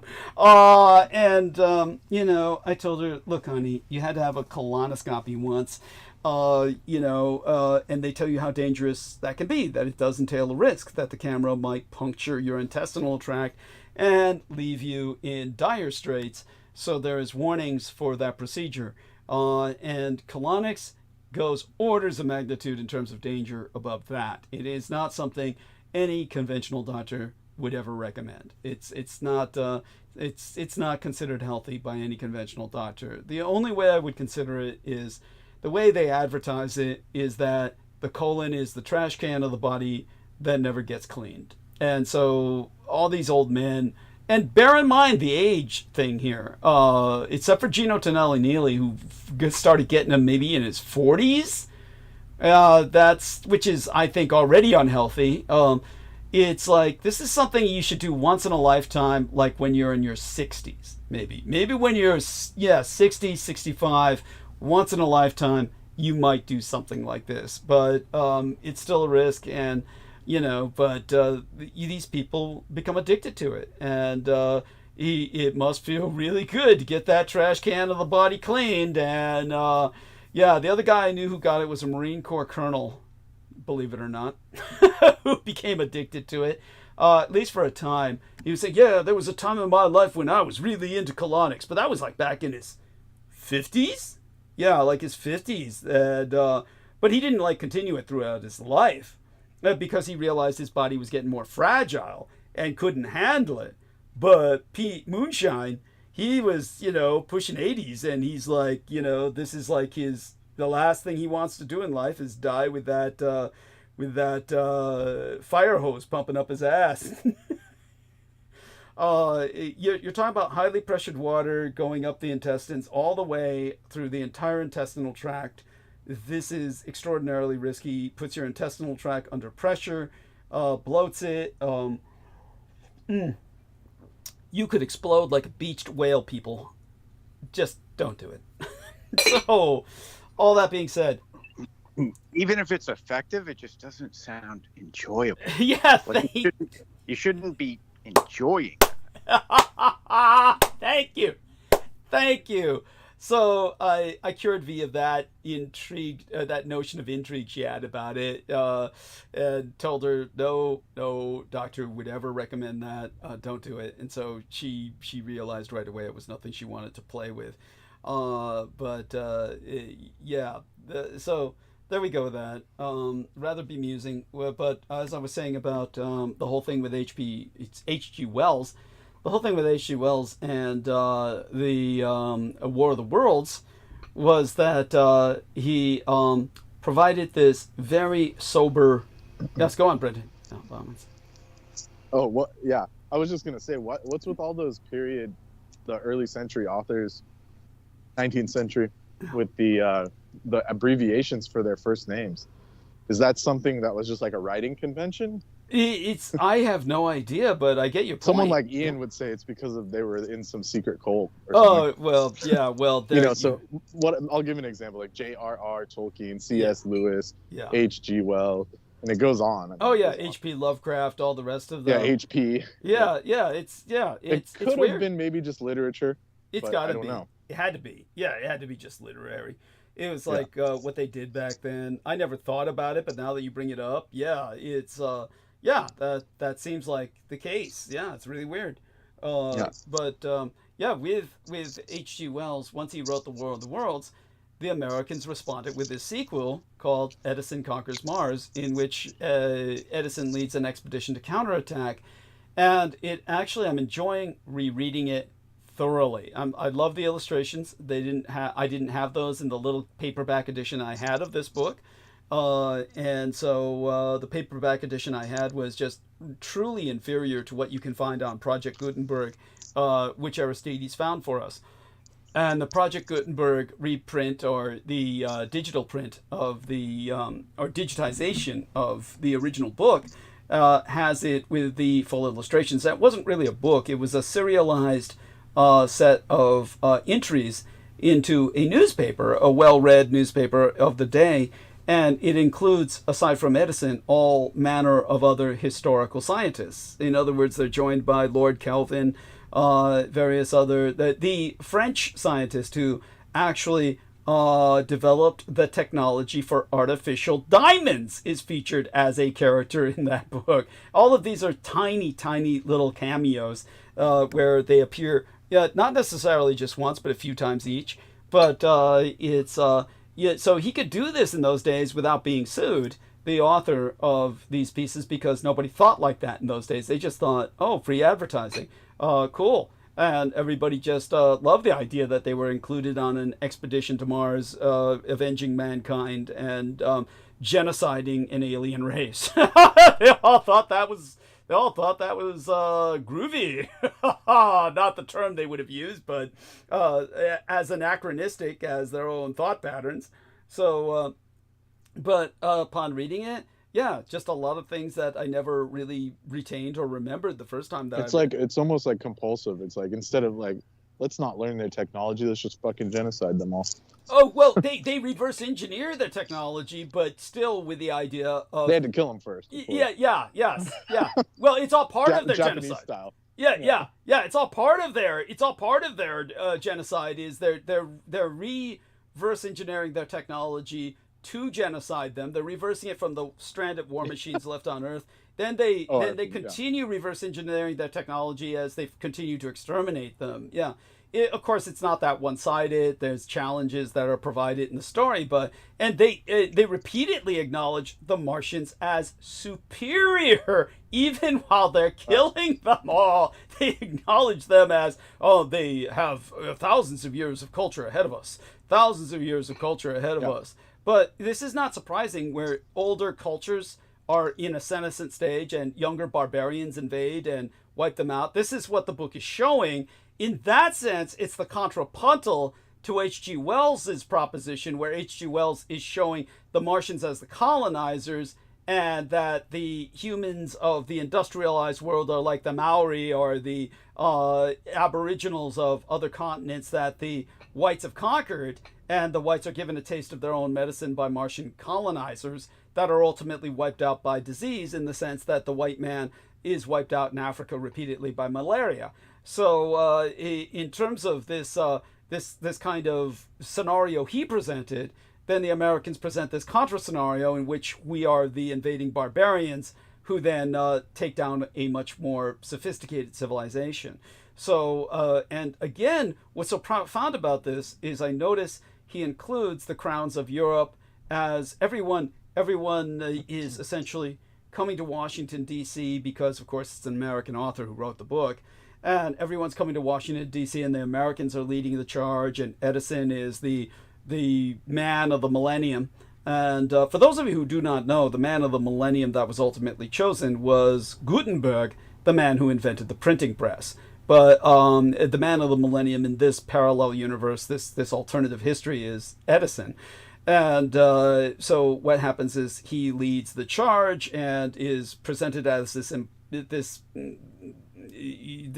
how would we say it, faultless hero, whereas the crowns of Europe, of course, are coming together in America, and they portray the Germans in a negative light. Now, this is already before World War I. I wouldn't call it an overtly negative light.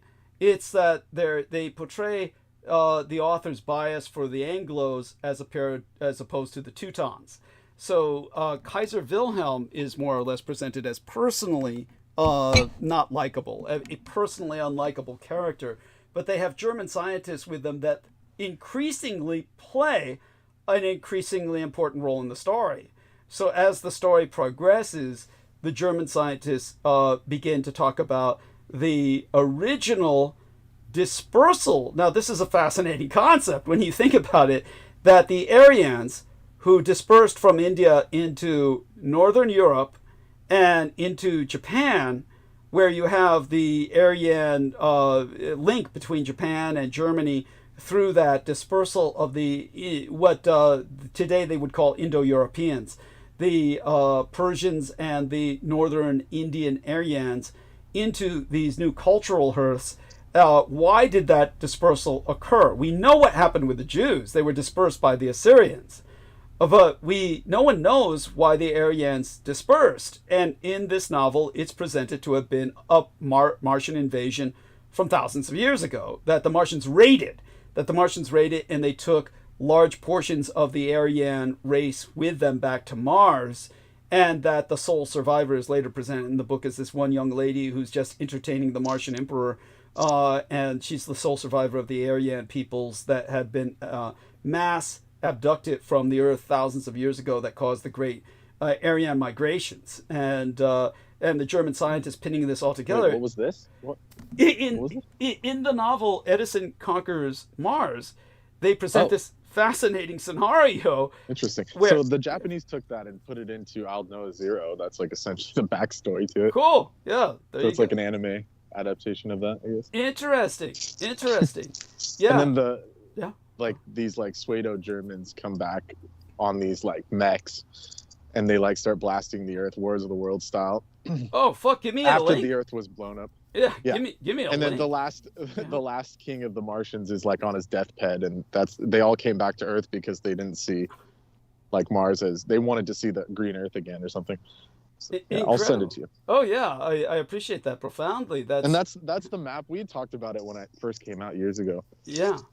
That's the map where it shows that the UN head, the master base of the UN is Vladivostok and shit, and that's where they have all their mechs. Oh, send me because the whole world gets like destroyed when they blow up the moon. Yeah, Oh. here, I'll send it to you. Okay, yeah, and make certain to send me a link to the map too if you can find the map again. Yeah, or just send me the map, a copy of the map. Yeah, put it in my private messages as well as the text here so I can find that with greater convenience.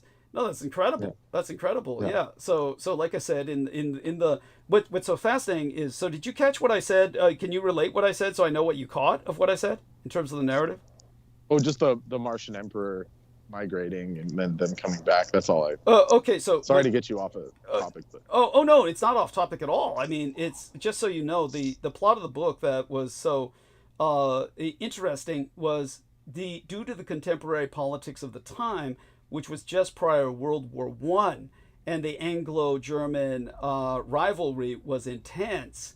The author, being an American, sides with the with the crown of Britain in terms of his sympathies, and he presents Kaiser Wilhelm as a personally unlikable individual, and portrays these like petty gestures of rivalry between Germany and the English, and therefore it tries to convey the Kaiser as kind of like an unfit ruler for Germany.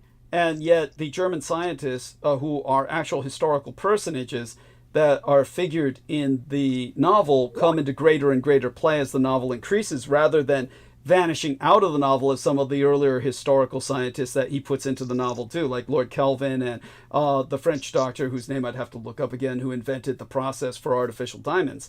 And so they become less important in the novel, and the German doctor, who's the anthropologist, becomes more important as they find the remnants of the Aryan race, and they explain the Aryan sundering from thousands of years ago, because unlike the Jews, who we know what sundered the Jews was the Assyrians in terms of scattering the 12 tribes.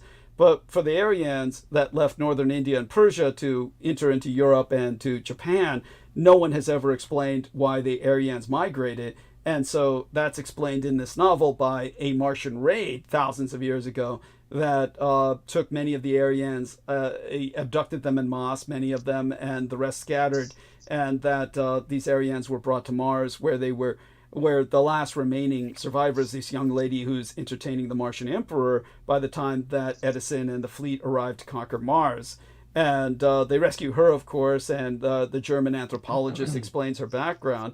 And it's almost like it's a transition from saying the author didn't like Kaiser Wilhelm, but he presents these German anthropologists that are using Nazi ideology to talk about the Aryan race as if he's transitioning in the novel from the Nazis already, from before World War I even happens. You see what I'm saying? It's like he's presenting this kind of like Nazi ideology before World War I even takes place. So it's, in that sense... So this was written before that? Yeah, this was written before World War I. Yeah, it was 1878 or something like that. It was right after the War of the Worlds was published. So, yeah. Well, the Germans were always feared, you know that. The Teutophobia, the Germanophobia, as we can just call it. But he doesn't present the Nazi ideology in a negative, you see what I'm saying? He's presenting it as almost preferable to Kaiser Wilhelm's monarchy. But anyhow, so go on. Yeah, which most likely is what influenced the change, right? Later on, people were more into that. Yeah. Because they were not fans of the Kaiser, as far as I'm...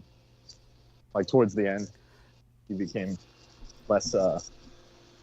his PR was, like, not very good. Was the end of his life or something like that? Right, well, obviously... And, it the French guy... Yeah, go on. His name is Antoine Lavoisier.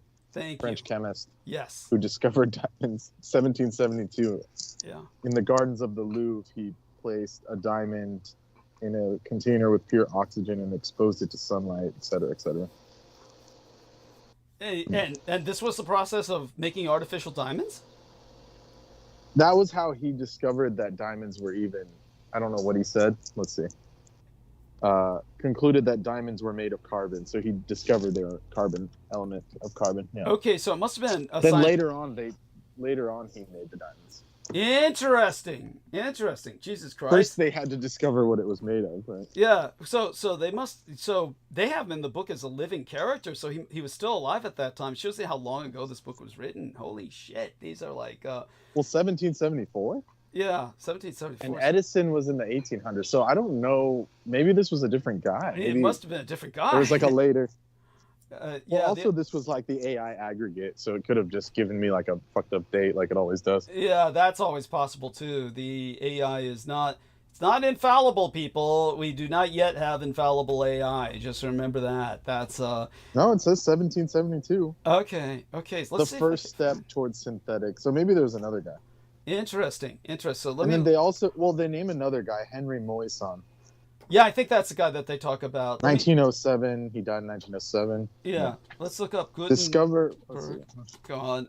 He recovered diamonds after dissolving the iron surrounding them. So he like perfected it. Maybe the first guy figured it out. He perfected it. Took 200 years. That part makes sense. Yeah. Artificial diamonds. Here we are. This is the guy they call him.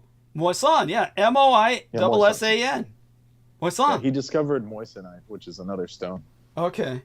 Yeah. Yes. And so they also have Lord Rayleigh and Professor Röntgen, the German who discovered X-rays with them. Yes, they're bringing in all these real historical characters into the novel. Cool. So there we go. Yeah, but they were all contemporary. Yeah, they were all contemporaries. Yes, they were all alive at the time. Yes. But you would think most of them would not be in any physical shape to go to Mars. But hey, who gives a shit? That's he brings them into the story. So there we are. And so such having been articulated, let's go check into the chat box again before I just go into monologue, perhaps. But hey, feel free to take off on any subject you want, Brendan. I mean, you're one of our talkers. Come on, bring up something that you feel would keep us occupied a little bit. Then we'll see if George or Brooke or somebody pops up, and if they don't, I'll go straight into monologue.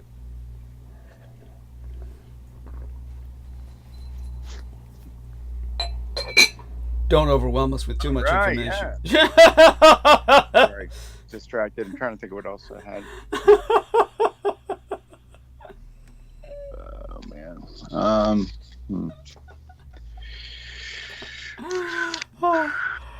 That's cute. It's an interesting book. Has it ever come up here? Christ the Eternal Tao or something like that? Christ the Eternal Tao. No, I've never had a copy of it, but I'd like to. Yeah. Sure, if you've got the PDF. I'll have a look. Okay. And thank you. Recently I came across that. Somebody just posted it. So I'm like, oh, yeah. Sounds like something we should have here. Indeed. Yes. Yeah, indeed. I like the way the yin yang keeps turning there in the GIF, the graphics interchange format that was provided by Brendan. Very good, very good find, Brendan. And so it gives this nice heart shape when it's doing making one of its revolutions. But as for that, let me take a look at what else he's got here with his anime list. There we are, the hypergate on the moon. There we are. Okay, Aldnoah. And and that book sounds like it would trigger Pete Moon, Jesus in the Tao. Sounds like like Pete would start short circuiting. But what else did you just say about something else? Oh, I was just noticing in the anime, it's all science fiction seems to have space Nazis as a necessity. It's like it's like without space Prussians, space Nazis. It's like we can read like the plot line to it because it's interesting. But go ahead. We don't please. have to go there to. Yeah, I mean, feel free to. Yeah, the discovery of a hypergate, which was from like an ancient civilization, is what they're implying, allowed the human race to teleport to Mars. Those who chose to settle there unearthed a technology more advanced than that of their home planet, which they named Aldnoah. This discovery led to the founding of the Verse Empire of Mars and a declaration of war against the Terrans, or the humans that stayed on Earth. However, a battle on the moon called Heaven's Fall caused the hypergate to explode, destroying the moon and leading the two planets to establish an uneasy ceasefire. Their peace was a fragile one. However, 15 years later, they have the obligatory high school student, because it's Japanese anime, witnessed the plot assassination against the Verse Emperor's princess, Verse Aluzia, who came to Earth in hopes of repairing the relationship between the two empires and her homeland. The ceasefire was shattered, and then the Martians declare war on the Terrans once again. And that's when they come back with like all this hyper technology and stuff, because they have the power of the Aldnoah, which is basically ancient Atlantean tech or something that they found on the moon. So cool. And then at the end, you find out that it's DNA-based technology, so it has to be linked to a bloodline. It's a cool watch. It's a fun film. Excellent. Help. What is the film? What's the film again? Aldnoah 0. You have to spell it's that. An anime. You have to spell that. Yeah. ALDNOAH. The old Noah. Yeah, like the old Noah. 0, right? Aldnoah 0. Yeah, 0. Yes. And so at any rate, I'm getting the typical Ian West message now. I'm hurting. Why does he do that? It's God knows. It's like Peter Moon, who assumed I was his bitch, I guess, and and then call me. It's like, oh, did you see what he entered in the text box to Aristides on the latest episode while I was talking with Brooke? He said to Aristides, "Don't pay attention to Douglas. Just bring me on immediately as soon as you start the call." Yeah. As soon as you start the call. Yeah. Oh, yeah. That's the key to success. Oh, yeah. That's... Yeah, Aristides, why didn't you listen to Ian? What the heck? Because he didn't send me a large sum of money to bribe me. Yeah. Thank you. Yeah, things are conditional, Ian. Yeah, you're making big-ass bricks of money. Why don't you send one of those bricks to Aristides? Yeah, you notice how I said that in front of his roommate, and then he got all bashful? Oh, yeah. It's like, yeah, that dude probably, like, went through his sock drawers when he was gone. Oh, fuck. Remember how we told that to Brooke, and she was, like, saying, he used to work in theater. Maybe it's for theater. Remember that? She said maybe it's a theater prop. Dude, remember how Brooke that wasn't theater props. We all know it was his. But where does that even come from, this need to defend him? Like this, everybody's, like, it's always the most malevolent characters, and they fall into, like, seeking excuses for them. It's bizarre. And they're all defending each other, like Ian was defending Pete. Yeah, I know. And then Ian West says, "Anyway, I got good news." He always says weird shit like that. Yeah, what? You've got AIDS. Yeah, I'll guess. I've got AIDS. That's almost too merciful for someone like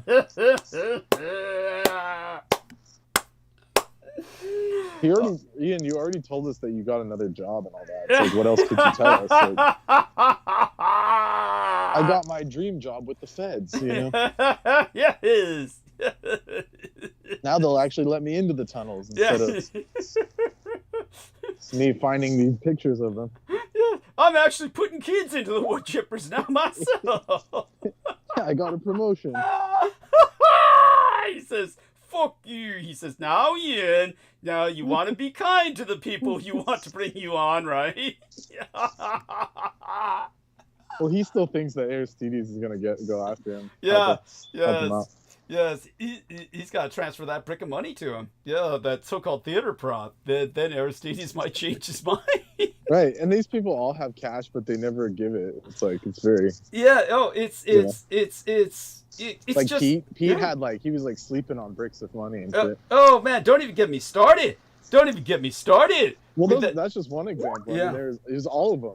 Like, Fenton was living, right? She was living in fucking Marin County. Yeah, where, yeah. Like, the wealthiest... Like, imagine feeding her in Marin County. It's like cost a freaking dragon's hoard just to... Oh, fuck yeah. Take her out to dinner and shit. Yeah, and her rent was $3,000 a month. Her rent was $3,000. And that was 10, 15 years ago. Right? Yeah. I went to Marin County recently, and it's like, it's astronomical. Yeah. Forever, it's the highest. I went to this one grocery store. It was like their version of Erewhon, which is like just some absurdly priced grocery store. Yeah. And I mean, I literally had to like fork out whatever was in my wallet. It was like $60-$70 for like a little baggie of shit. Yeah. It was absurd. Oh no, outrageous. It's always been, to my known memory, ever since I was going to Sonoma State University, it was always, Marin County was the highest per capita income county in the United States of America. So, yeah. It still is. It must be. Yeah, and Lori and Ann Fenton living out there would bring up the fact that they imported their homeless just so that they could have homeless. They had no homeless, so they had to import their homeless, and they put them in, like, petting zoos. They had them in, like, petting zoos where people could feed them. Like, literally in these... way. No, she said So they they were could in feel these good about enclosed themselves? openings, like a petting zoo, you know, like the goats have a really small fence. So she said it was like that, and so people could actually give them sandwiches and shit, you know, just hand it to them and shit like that. So they imported these homeless people who were not psychotic, but were just like, you know, deranged in some passive manner, or so doped like up. the old school, those old school. What are they called? No, hobos Like would the work winos, for a living. the winos. Yeah, it'd be like winos, true winos though. Yeah, true winos. Yeah, the old school derelict ones where they're just like hitch on a train and just chill out. Yeah, well, hobos would actually work for a living, so it wouldn't be them. Yeah, hobos would go around looking for work. Yeah, hobos. The hobos would be insulted by being called bums. They would disambiguate themselves from bums violently because they went around looking for work because it was a depression. Why can't we bring those guys back? I think that hobos are unemployed clowns. Oh, say that again, honey. I think that hobos are unemployed clowns. They have that look about them. Yes, that became their stereotype. Oh my God. It's I'll tell you a stereotype that I ran across just reviewing blindly, you know, just doom scrolling and just reviewing one of these old like videos on YouTube when falling asleep. It was about I think it was 2 weeks ago that maybe I saw this horrible film that was just called The Incredibly Mixed Up Zombies, or The People Who Died and Became Incredibly Mixed Up Zombies, and I couldn't understand. They got sued by the people who produced Dr. Strangelove of How I Stopped Worrying and Learned to Love the Bomb, because they said the title was too similar. And I'm thinking, why would the people who produced Dr. Strangelove sue some small-time, you know, horror production for... It was just so bizarre that they would do that. It's like wasting more money than you would ever get back. And... but anyhow, in the one scene, one of the opening scenes... Am I still audible? Yeah, you are. Okay, yeah. Yeah, in one of the openings, I guess the whole point of the movie was never see a fucking fortune teller. That it's just all this evil stemmed from this fortune teller, and but the first scene they show this guy. Yeah, a lot of those older movies were like based off of that, right? Yeah. You go and see a Like- fortune teller, and your whole And life. then shit goes down. Yeah, but at the same time, I've never seen any good come from a fortune teller. I mean, remember? Because they're all gypsies and stuff. Yeah, Star Fox. Remember, Star Fox went to see the fortune teller, and the fortune teller told her, "Yeah, you killed both your parents and shit." Yeah. Yeah. And then they're not. And even if they are legitimate, you're not supposed to tell people their future. That's just not part of the deal. Yeah, and then fucking Judith Ager went to see a fortune teller, and she said, "Stay away from this Douglas Dietrich guy." Yeah, I bet. it's because that way the fortune teller had more money left for herself, I guess, something stupid like that. Oh, but you were speaking of these people with money who never spend any of it, whether it's what's his name, Brandon Young, Peter Moon, Laurie and Ann Fenton. I mean, the list goes on and on. It was all of them. It was like and yet off the board. Yeah, and the only decent thing I can say about Brandon Young was, unlike Laurie and Ann Fenton, he never asked for money. True. And as for Peter Moon, he tried to make money doing his chicken shit little stuff, but never made any money other than through... You know what was so sleazy about Peter Moon? Was he lied through all his of it. ass. Yeah, all of it. But he lied everything. But to top it all off, he lied about translating the Rapey Cinnamon books. It was Paula translated them for him. Yes. And you knew this? Or it just makes sense? No, that's what we conjectured, a bunch of conjectures, but it made sense that he was claiming he was translating it. Yeah, he claimed he was translating it, but it was Paula. No, well, Erin said that was a fact. That Paula actually confided that into him. Yeah. She actually told him. Well, of course, who else would have done it? And then on top of that, he obviously didn't pay her. Yeah, and he did not pay She her. probably thought, I at least get like a cut at the end. Nope. No. She's buying all the groceries. Yeah. He doesn't give her the house. Yeah. Yeah. What? She has some serious composure. I would have killed him. Yeah. And then he said to me, then Peter Moon said to me, she's got composure. Yeah, she's got composure. But imagine after all that, Peter saying to me, someday Paula's going to realize I'm the best fucking thing that ever happened to her in her goddamn life. Believe that shit? Mm-hmm. Believe that shit? Yeah. Can't imagine. Yeah, after exploiting her. Translate all these books, honey, and you get a job. I'm not getting one. And, and no, you don't get my life insurance. No, you don't get my house. And it's like, It's offensive. Beyond offensive. Beyond then saying, I'm the best thing that ever happened to you. Really? Oh my fucking God. When he takes her to colonics and forces her to wear a sausage strapped to her inner thigh when he fucks her. Holy crap. So that's awful. Yes. There we are. It's shouldn't be the golden horse, it should be the golden ass. Yeah, that was the actual name for a Roman novel, or actually it wasn't a novel, it was a history on how some of the Roman women got so tired of the size of men's penises they asked jackasses to be brought into their bedrooms. So there you go. The better symbol for the Montauk Project, the golden ass. That's it could show Peter's face. So all such being said, let's try and retain some, or at least return to some level of gravitas. So I guess I'll start monologuing soon enough.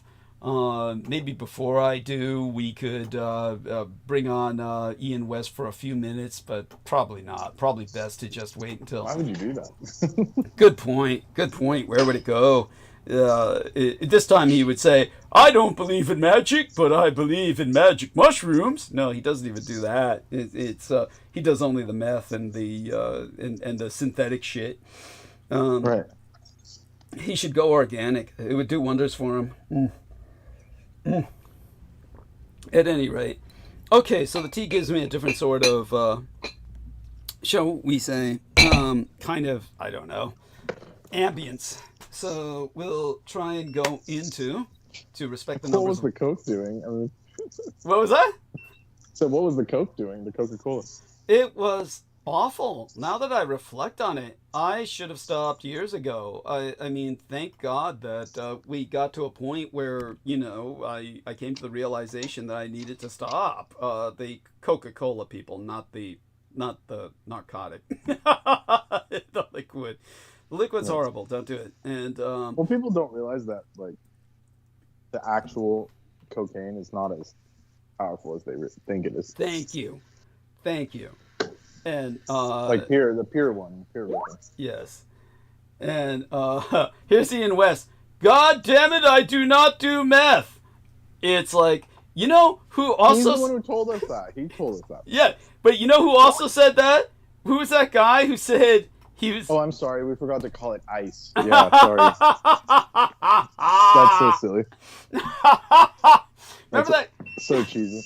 Zachariah Garrett. Remember Zachariah Garrett? Yeah. I don't do meth.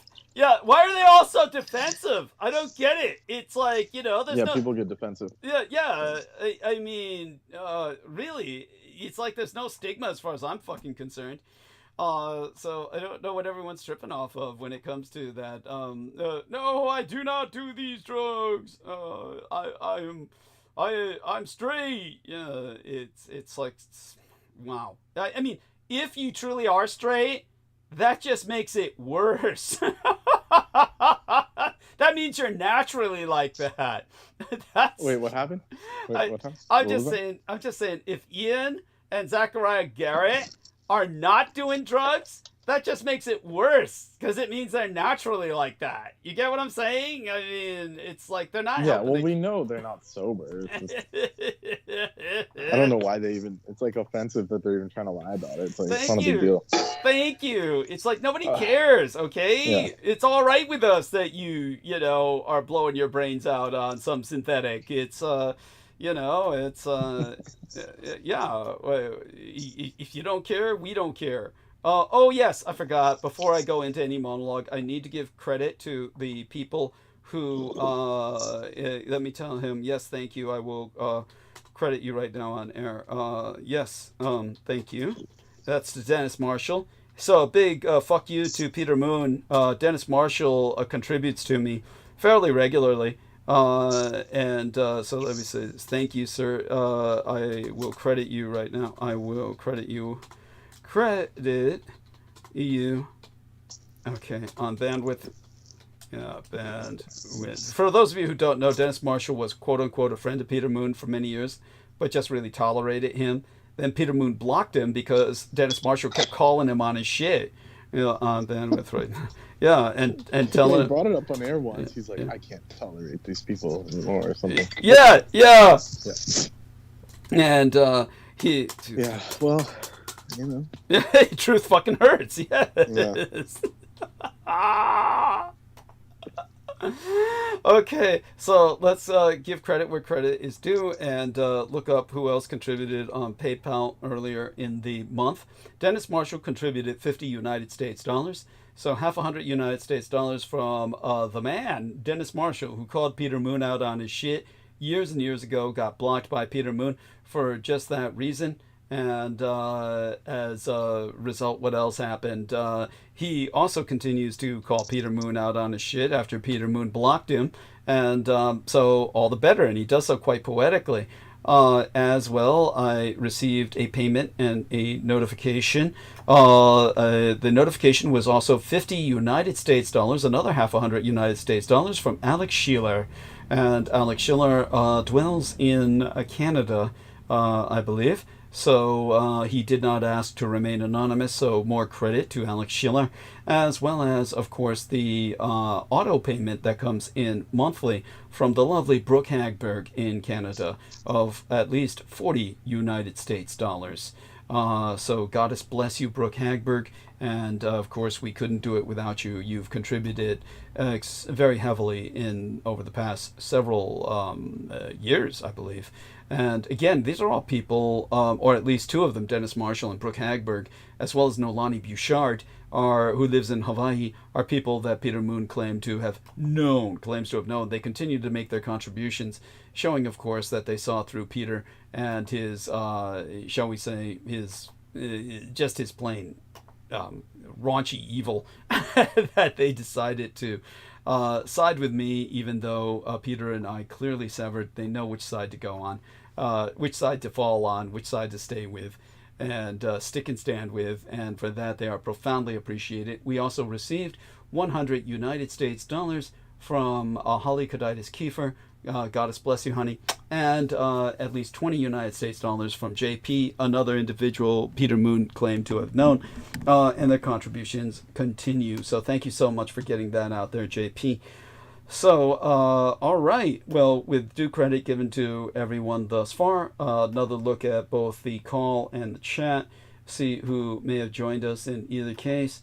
And okay, we are going to dive into a monologue then, because this was a quiet night. It's a Wednesday night. Not many people showed up, so to speak. And on nights when we do get that happening, then of course we engage in kind of a round table, which is always enjoyable.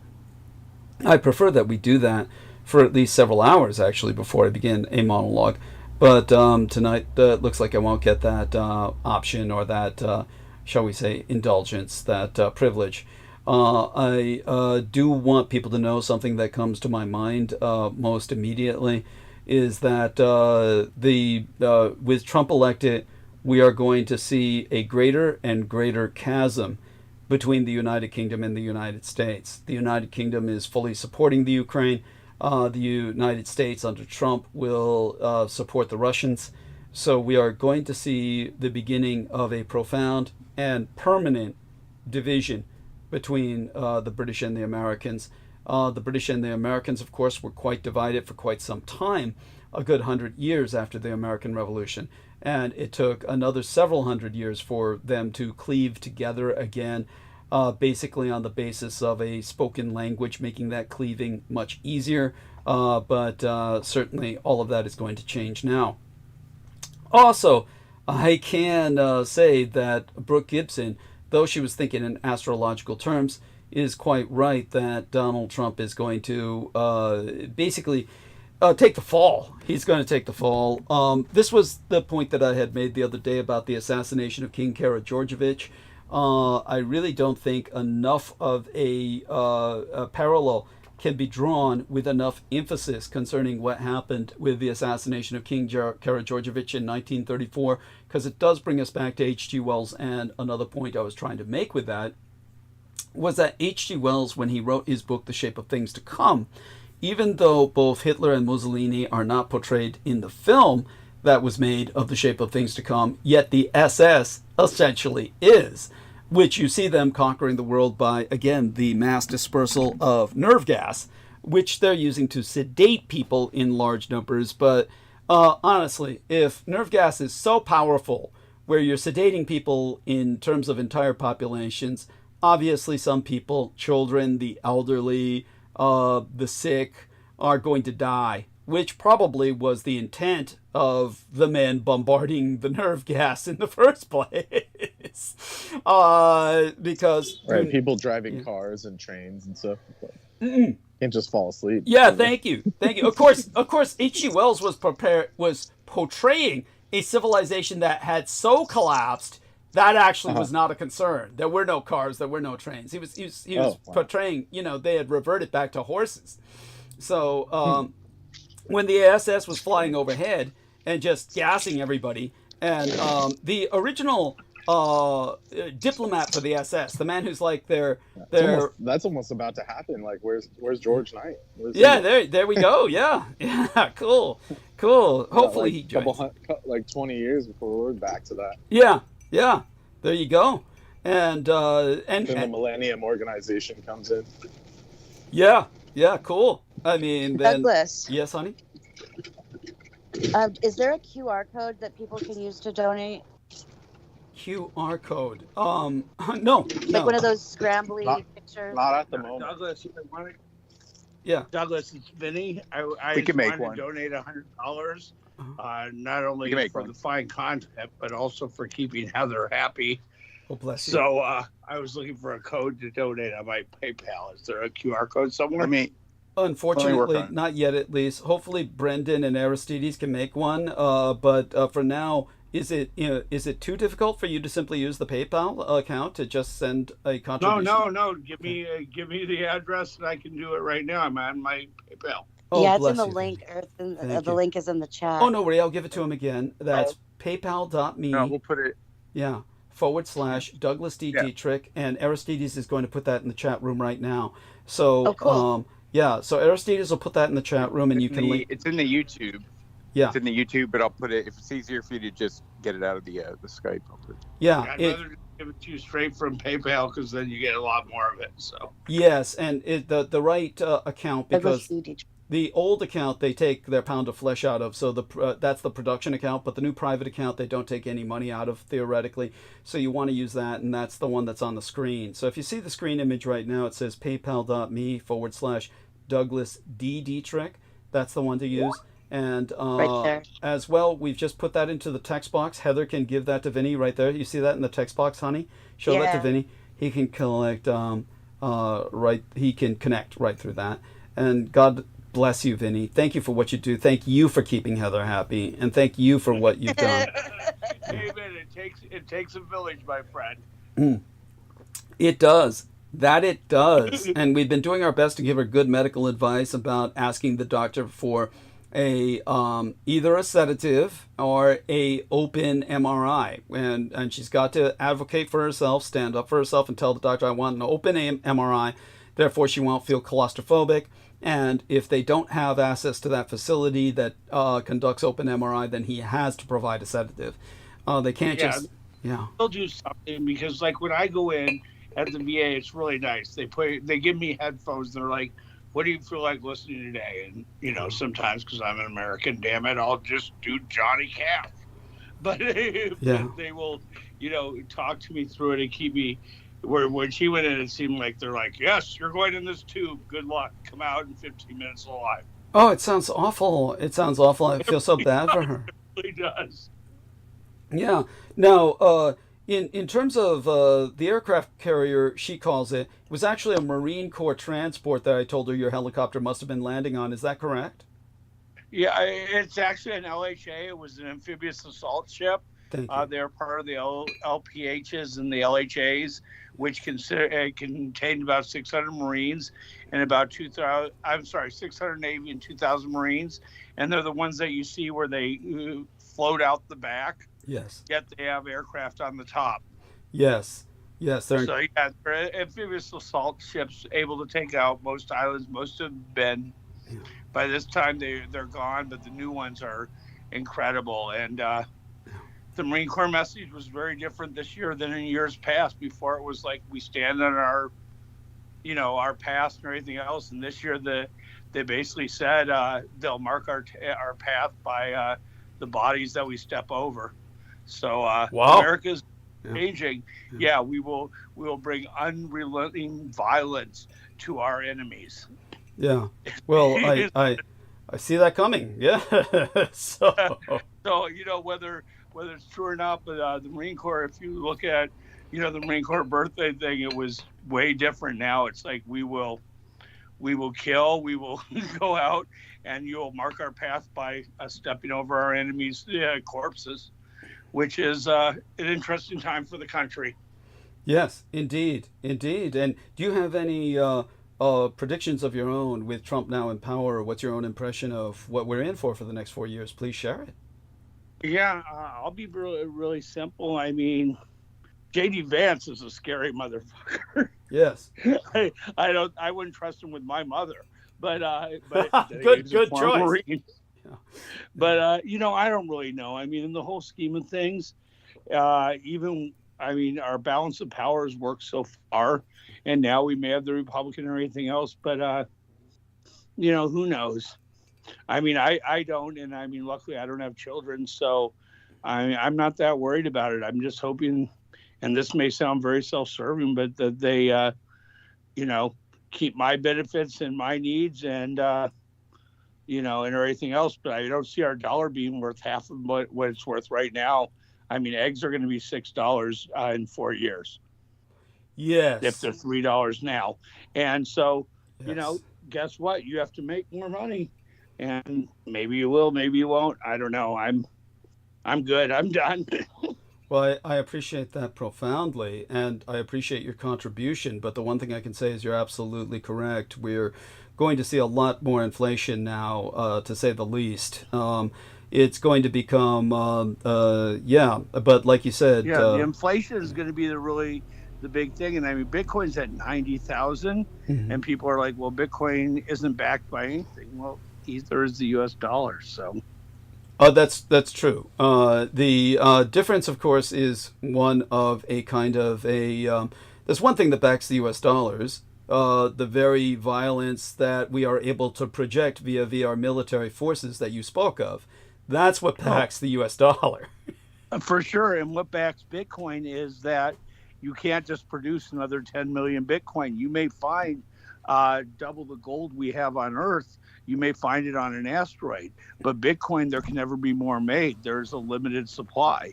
And when there's a truly limited supply, that creates value. So, yes, you know, there will only be that many Bitcoin. And I mean, many have lost. There will never be more Bitcoin than there have already been slated to, you know, be mined through 2030, 5.3 million of them. So there will never be 5.4 million Bitcoin. There may be twice the Earth. If Elon Musk shoots a rocket up, gets an asteroid, there could be double the gold on that we have. Yes. And that supply and demand. Yeah. Yeah. No, I appreciate that profoundly. You're very astute. Well, they do. I think they do. Bitcoin can be quote unquote mined, but it's an arduous and expensive process. I don't know exactly what it is. It is, and there's a total amount that can be mined at the end because it keeps going down. Right, there's an emission schedule is what they call it. So in the end, there will only be 5.3 million, I believe, Bitcoin, 5.9 million, and if it's lost, like Satoshi, who started Bitcoin, he has, I believe, 1 million Bitcoin or something like that. He has a lot of Bitcoin, but it came back. Bitcoin lost is not replaced. So Bitcoin is there's only so many of them. Where even gold, you can say there's only so much gold, but we can mine deeper. Or if an asteroid has gold and it comes down and all of a sudden the gold supply doubles, then there's double the gold supply and demand. It's a basic economic thing. There's very few things that have controlled scarcity and that only have a certain amount. And that's why Bitcoin is doing what it's doing. Because you could buy, what is it? I believe it's like when the guy bought the pizza for 10,000 Bitcoin, you could have bought a house 15 years ago, 10 years ago, whatever, for 100,000 Bitcoin. Now it would take 6. Wow. Okay. That's incredible. And also Trump said that if he was elected, he would appoint Elon Musk as, what is it, department? Oh, yeah. No, and there's the funny part. Now, here's the stupid stuff. You ready? Yes. The Department of Government Efficiency that Elon Musk is now going to lead with someone else. Yes. Okay. Doge. The department, DOGE, Dogecoin. Yes. Dogecoin's gone from 13 cents to 40 cents. Yes. No, that's the first thing I thought of was Dogi, but you're right. You're pronouncing it correctly, Dogecoin. And Doge, that's intentional. Yeah, that's everything's going to be meme-ified. And, I mean, Tesla can't even run its own. Hey, I've made more money on and I invest in crypto, Solana, all the big guys, and I basically made the most money on Keyboard Cat. Keyboard Cat, they can't stop it. I sell half of it, so I only have $500, and it goes back up to $1,000 for the 500 I have, and it goes again. Don't ask me. It's another meme coin. It's like just another meme coin. Yeah, it's just another meme coin. There's so much strange things in crypto, but the thing is, the bottom line is, inflation is coming to our economic system, to the dollar is the world currency, and that's really what we have to look at. And the BRIC nations, well, you shouldn't have invaded Ukraine, because I don't think the BRIC nations have a chance either. Well, BRICS is falling apart. I think South Africa wants to get out of it or something. Yeah, Putin and everything else. So, it's a dead end. You really don't have anything. But, I mean, I think I would put my money in Bitcoin, and I'm not, because it's as safe as anything else out there right now. Anyway, I'm sending you your thing, Douglas. Thank you for talking to me. Thank you for listening to me. I appreciate your insight into everything.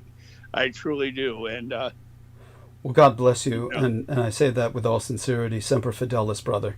I want you to... You're a wise man, Douglas Dietrich. Yeah. Well, you're a wise man yourself, and you're obviously quite astute with your financial preservation. You know exactly what to do to keep yourself on top. So you're to be admired. I'm glad that Heather's in good hands. Yeah. It's all about being permanently and totally disabled by the United States Marine Corps. Understood. Are you, is it too sensitive an issue, or are you willing to share how you were disabled? I'm permanently totally disabled due to PTSD and some other issues that happen to be. Well, I completely understand. Yeah, go on. Yeah, one of the things that I didn't realize it was, and this sounds like it's blowing my own horn. Yeah, but Heather and me were watching a thing about Joe Kennedy and John F. Kennedy, and Joe Kennedy, did that stupid that stupid thing where he died because of the bombing, the suicide bombing, for no other word for it, really. Go on. Yeah, this right. kind of but John F. Kennedy, his highest medal in the Marine Corps was the same one I got. It was the Navy Marine Corps. Wow. Yeah. So I should have been the president. Oh, you'd be much better than the majority of the criminals we've had in there. Hey, I assure you. Taylor Swift for president. That's what I'm going for next time. Cool. I don't know. Cool. I thought Mark Cuban would be something, but I don't know. I mean, the government is so far beyond us that all we can hope is that they do bad. They don't do too much bad, and we survive another 4 years till we hopefully elect someone sometime that we can believe in. Thank you. I appreciate that profoundly. That's if an electoral system still exists. As I said, I'm pretty convinced we're headed towards civil war, and then the next power to be instated would be through force majeure. But we'll see what happens, and we hope for the best. It's the least we can do. Like yourself, I really am somewhat comfortable and would hate to have things just discombobulate that bad, but they're probably going to disintegrate pretty fast. And I'll get a bit into that, of course, tonight. And but then again, you're the man. I really want to thank you for and your family for helping keep Heather stable and through all the challenges she's going through, and thank you, of course, for what you've done in the past, and the fact that you are still continuing to go beyond just maintaining yourself at treading water. You're actually investing in some pretty adventurous areas, and you've got a lot more balls than I do, so I'm glad that you're making out with that, and that it's actually proved advantageous. That's great. And I'm glad the VA treats you well as well. Hey, and that's what I can say. A lot of people can talk a lot of shit about the VA, and there may be a lot in the management or anything else, but those people that work with us every day, they work with some people that are sick, nasty, old, in pain, and everything else, and they could all make more money elsewhere. So the VA system, it's not perfect, but the people that I touch every day and that touch me are awesome. And, that's all I got to say. I mean, I support the VA. I appreciate everything they do for me. And, we'll see how this whole world goes. And my thing is, I've got an AK-47. I've got 500 rounds of ammo. Cool. But the thing is, if I have to sit here and just pick people off because they're coming to take my food, and sometimes I'm going to run out of ammo, and I'm fine with that.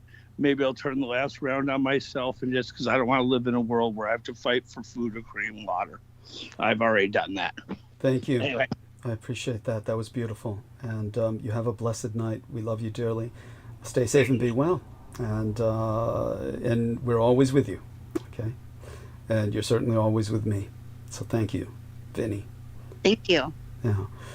And thank you, Heather. You're an angel. And so that's profound. And it was so nice to hear that. And it's good to be on good terms with Vinny. He's a good man. And oh my gosh, he's amazing. I can't even believe I feel like it was like I was born for this person or this part of my life. Finally, yes, something's come out of my life. You know, I didn't never do much with it. mm-hmm.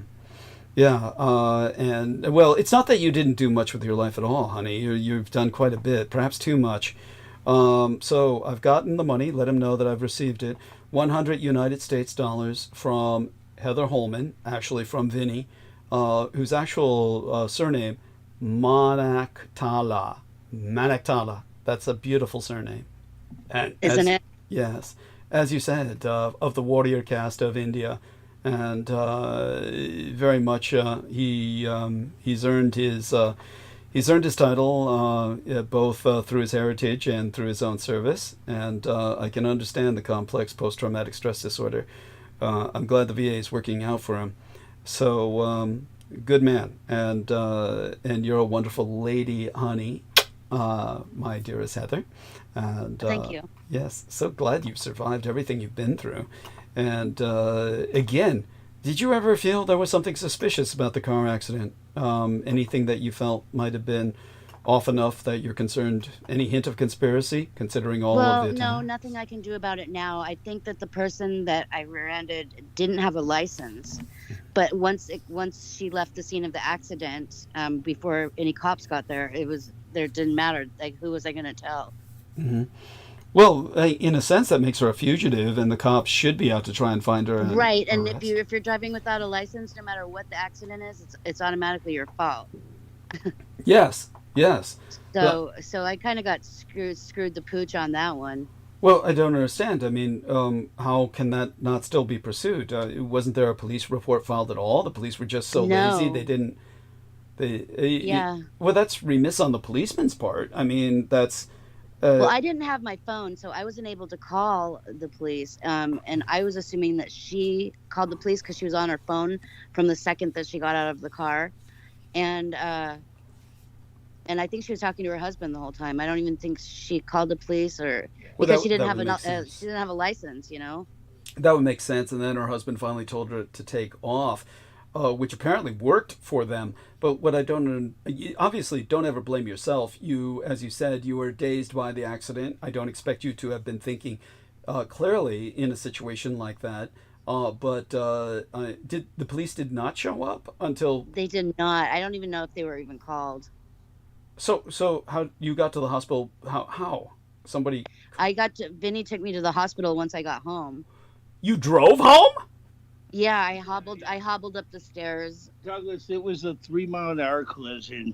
She had someone. This one had no nefarious things on it. It just happened. Had she had our Mini Cooper been newer, it would have stopped itself. Okay, interesting. Thank you. Unfortunately, no, literally, because the new cars don't let you do that. Because no airbag deployment. So this was just an accident. A fender bender. An accident which automated cars would have not had. Right. Robo-taxi. Right. Okay, so yeah, definitely your point's well taken. But what about the insurance? Whatever damage. Yeah, that's where I got screwed. Oh, the insurance. Yeah. The insurance on like these 2-3. I mean, because our car is like $2,900 to fix or anything else, they don't even do it. The guy that was appraised our car was in Texas, so I took pictures of it for him on the phone, and then he appraised him and took it. And so my insurance paid for the lady's Mercedes to get fixed. That didn't even need to really get fixed. But who knows? It's so small for them. It's sort of like, I mean, if an American gets their credit card, if they drop their credit card and they get $5,000 of stuff charged on it over the next 2 days, a normal, middle upper class American, no one cares. They just write it off and move on. Right. So thank you for that. I appreciate that profoundly. Now Brooke is entering text, so I'm hoping she can jump on bandwidth. Do me a favor, Aristides, and call her again. There we are. Yeah, I had a message for Brooke last time. I didn't get a chance to tell her, so I hope that she does come on. You know, I mean, literally, if you don't steal $10,000, if you find a credit card, you go charge $4,000 or $5,000 on it. Yeah. I don't know if they'll even look at you, if they'll even look for you. I mean, that's the way this country's gotten. No, that's true. That's true. There's almost like there's certain crimes that are just beneath investigating at this point. So petty crime is becoming more and more ignored. So your points are well taken, Vinny, and your observations are well taken. I hope Aristides is calling Brooke, because here's what she entered. She entered. I don't know which she's talking about, whether it's Heather or the Ukrainian lady with the Mercedes. You're saying that the Ukrainian lady was driving a Mercedes Benz, honey? Yeah. Good God. Anyhow. Well, she was just picking up her kids from this private school that's right across the street from. It's the Orthodox Jewish area of our town. Well, so, that makes sense. That puts it in perspective. Now it's a little bit different. It's an Orthodox Jewish area of our town. There's no traffic on Saturdays. Are usually pretty good. And when I sold houses there, when I was remodeling houses, I always did kosher kitchens with the two sides. So it is what it is. I mean, oh my God, America is. I mean, my father's from India. Yeah. Heather Holman's family is from Arkansas. Arkansas, which God knows they have their own heritage. Yes, somewhat unidentifiable. Yeah. Yes. My mom's American, Daughters of the American Revolution. Yes. With a surname Bunce. I mean, my dad always said, coming to America is we were the Heinz 57. That's what America is. The melting pot, 57 varieties. Yes. And those days are far gone, but Virendra came in and became Vinny. That's right. Incredible. What was the original name again before we shortened to Vinny? Virendra, which is my name as well. Right. And the funny part about this is, in the Marine Corps, are you ready for this?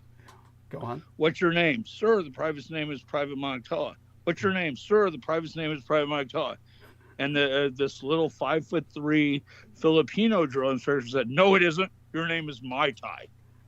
What's your name? And I said, "Sir, the private's name is Private Mai Tai." And he said, "What's your name, sir? The private's name is Private Mai Tai." And throughout the whole Marine Corps, there are many people, maybe even one listening tonight, that knew a Mai Tai that never knew my name was Monocala. Yeah, that's so typical. That is so typical. But that's America. You came, if you were a Virendra, well, you're a Vinny now. Yeah. And you went with that. Yes. You assimilated. Yes. Yeah, that is part of the assimilation. The Americans. Heinz 57, right, wrong, indifferent. It is what it is. Yes. As you say, those days are over. There's now hyphenated identities. Well, such being what it is, we do our best to adapt. And and it's not. I don't know if it's good or bad, and I probably won't know in my life. I know I got another good 20 years, so I'm going to go by Vinny. And if someone calls me Mai Tai, I'll know they knew me long ago. Yes. Well, hopefully you'll be around longer than a mere 20 years, Vinny. But we'll see. Companionship is good for you. It should extend your lifespan. And well, we love you dearly. And he said that's why I need a pug. Yeah, that's true. Okay, that's it. Who is this Vinny man? Heather, I'm in love with him. And, Vinny is my other. Yes. Yeah, well, Vinny, you're awesome, because Vinny, I can tell you just in his personality. I've only been on for like 5 minutes, 10 minutes listening, and most. And I just have to say, I can see honesty. What I love about him is there's a different personality, and I can just look at the 5 of us on here. Well, 6, I guess, with Vinny, and every one of us has got different strengths and weaknesses and personalities. I'm pretty good. Vinny's got a very honest, comes to the forefront. At least that's what I've heard so far. As far as, and I don't mean it yet, can't lie, but he is who he is, and he's coming through very true, and that's just what I felt. And I was like, I like this guy because he's saying what it is. And of course, it's like I like Douglas can spin a great web and make everything sound really good. Douglas will make me sound good when I'm horrible. But that's what I'm saying. Vinny's just like, well, it is what it is, and that's how I feel. And I love both equally. And I think that's when you talk about a mixing pot. And Douglas, when I say this, a melting pot, and I can get into the etheric, what I can't even say the word, realms of this as far as souls. But when you come in and you've got strengths and weaknesses, we all do. And when you come into what like we've discussed before with let's say a race, and we say certain races have certain things. And in the physical, this race, or if you're in this race, you have these certain things, like we've talked about the African, in certain places, or the redheads and from, Celtics. they can't build. Yes. The Celtic. I was wanting to say another word. So anyway, each one, and we do know that, like certain African Americans, they're more prevalent to sickle cell disease.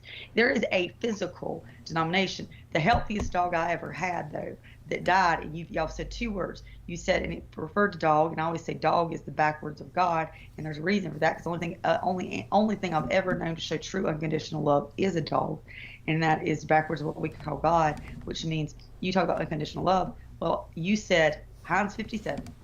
Heinz 57 is the dog I had died, and it was the only dog. I called him a Heinz 57 his whole life because he must have had every other dog eating him. I always wanted to get the DNA test, but it was, $500 to do it, and I didn't. But I will say that he was the only dog that I realized when he passed, from the day I got him as a puppy, he was a year old, until he died. I took four to the vet five times in 1 month. Thousands and thousands of dollars I will spend on dogs. I spent, $5,000 in one surgery, $4,000 other. I will spend money. This dog never got sick, and he never needed to go to the vet until the day he passed away. The other day. And so his physical, meaning that Heinz 57, you have to sometimes wonder what Vinny's saying. And what I'm saying, he may not mean it, but when the whole melting pot thing. My dad said the same thing. The mud is the strongest.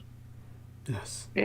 It is. And so what you have to then question is, if that's in a physical reality with a dog, everything lays over. And so when you could go, well, maybe, and this is where, Doug's not on this, but like where certain, where we talked about before with Hitler saying, well, the races, and there were certain times where we said the races, keeping them separate, keeping this race clean. Well, what I say is this: you can have the best purebred pug, which and that's where you just got me, and I knew I had to speak. My love of my life, the truest and first love of my life, into the day I die. And when I was pregnant, and I still say to this day, I love my kids, and I will love them. I love them as much, surely, as I did this dog. But I told them when I was pregnant, I will never love when I was pregnant, and with Lola, and I said, they would say, you're not even going to think about that little black pug I had. They said, you won't even hear about him. I spoiled him, and I loved him so much. He's loved my life.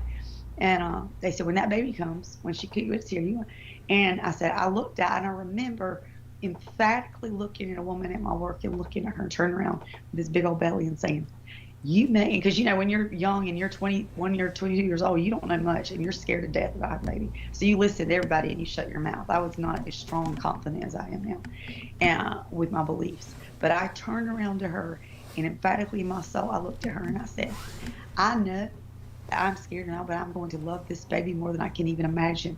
And I know that you are all right, and I have no idea what I'm going to experience. I knew they were right on that. And I said, I have no idea what I'm in for as far as the love I'm going to have with this child. But what I also know is that I want to love this dog no less. And he was my and to this day, I can tell everyone on this call, whether you think it's right or wrong, I loved him no less.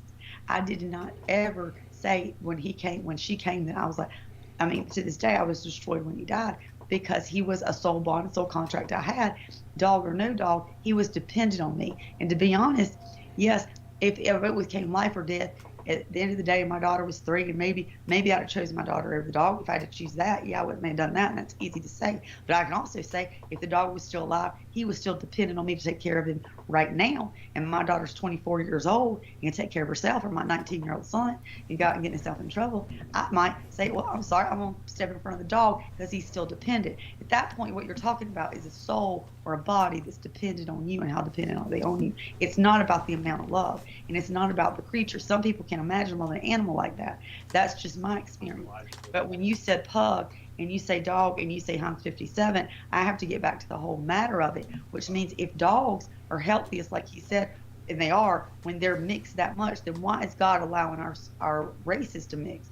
And maybe it's because at the end of the day, the strengths that we have and the weaknesses we have, our souls have to choose at the end of the day what our energy gives to. And so the more that we continue to mix and to become, we are one. There is no difference in if you're white or black at the end of the day, other than the way you're judged. But if we were all the exact same, look the exact same, and I'm telling you right now, let's take one face off here, let's take Douglas's, and we all right now look like Douglas, spoke like Douglas, and talk like Douglas from the day we're born to the day we die.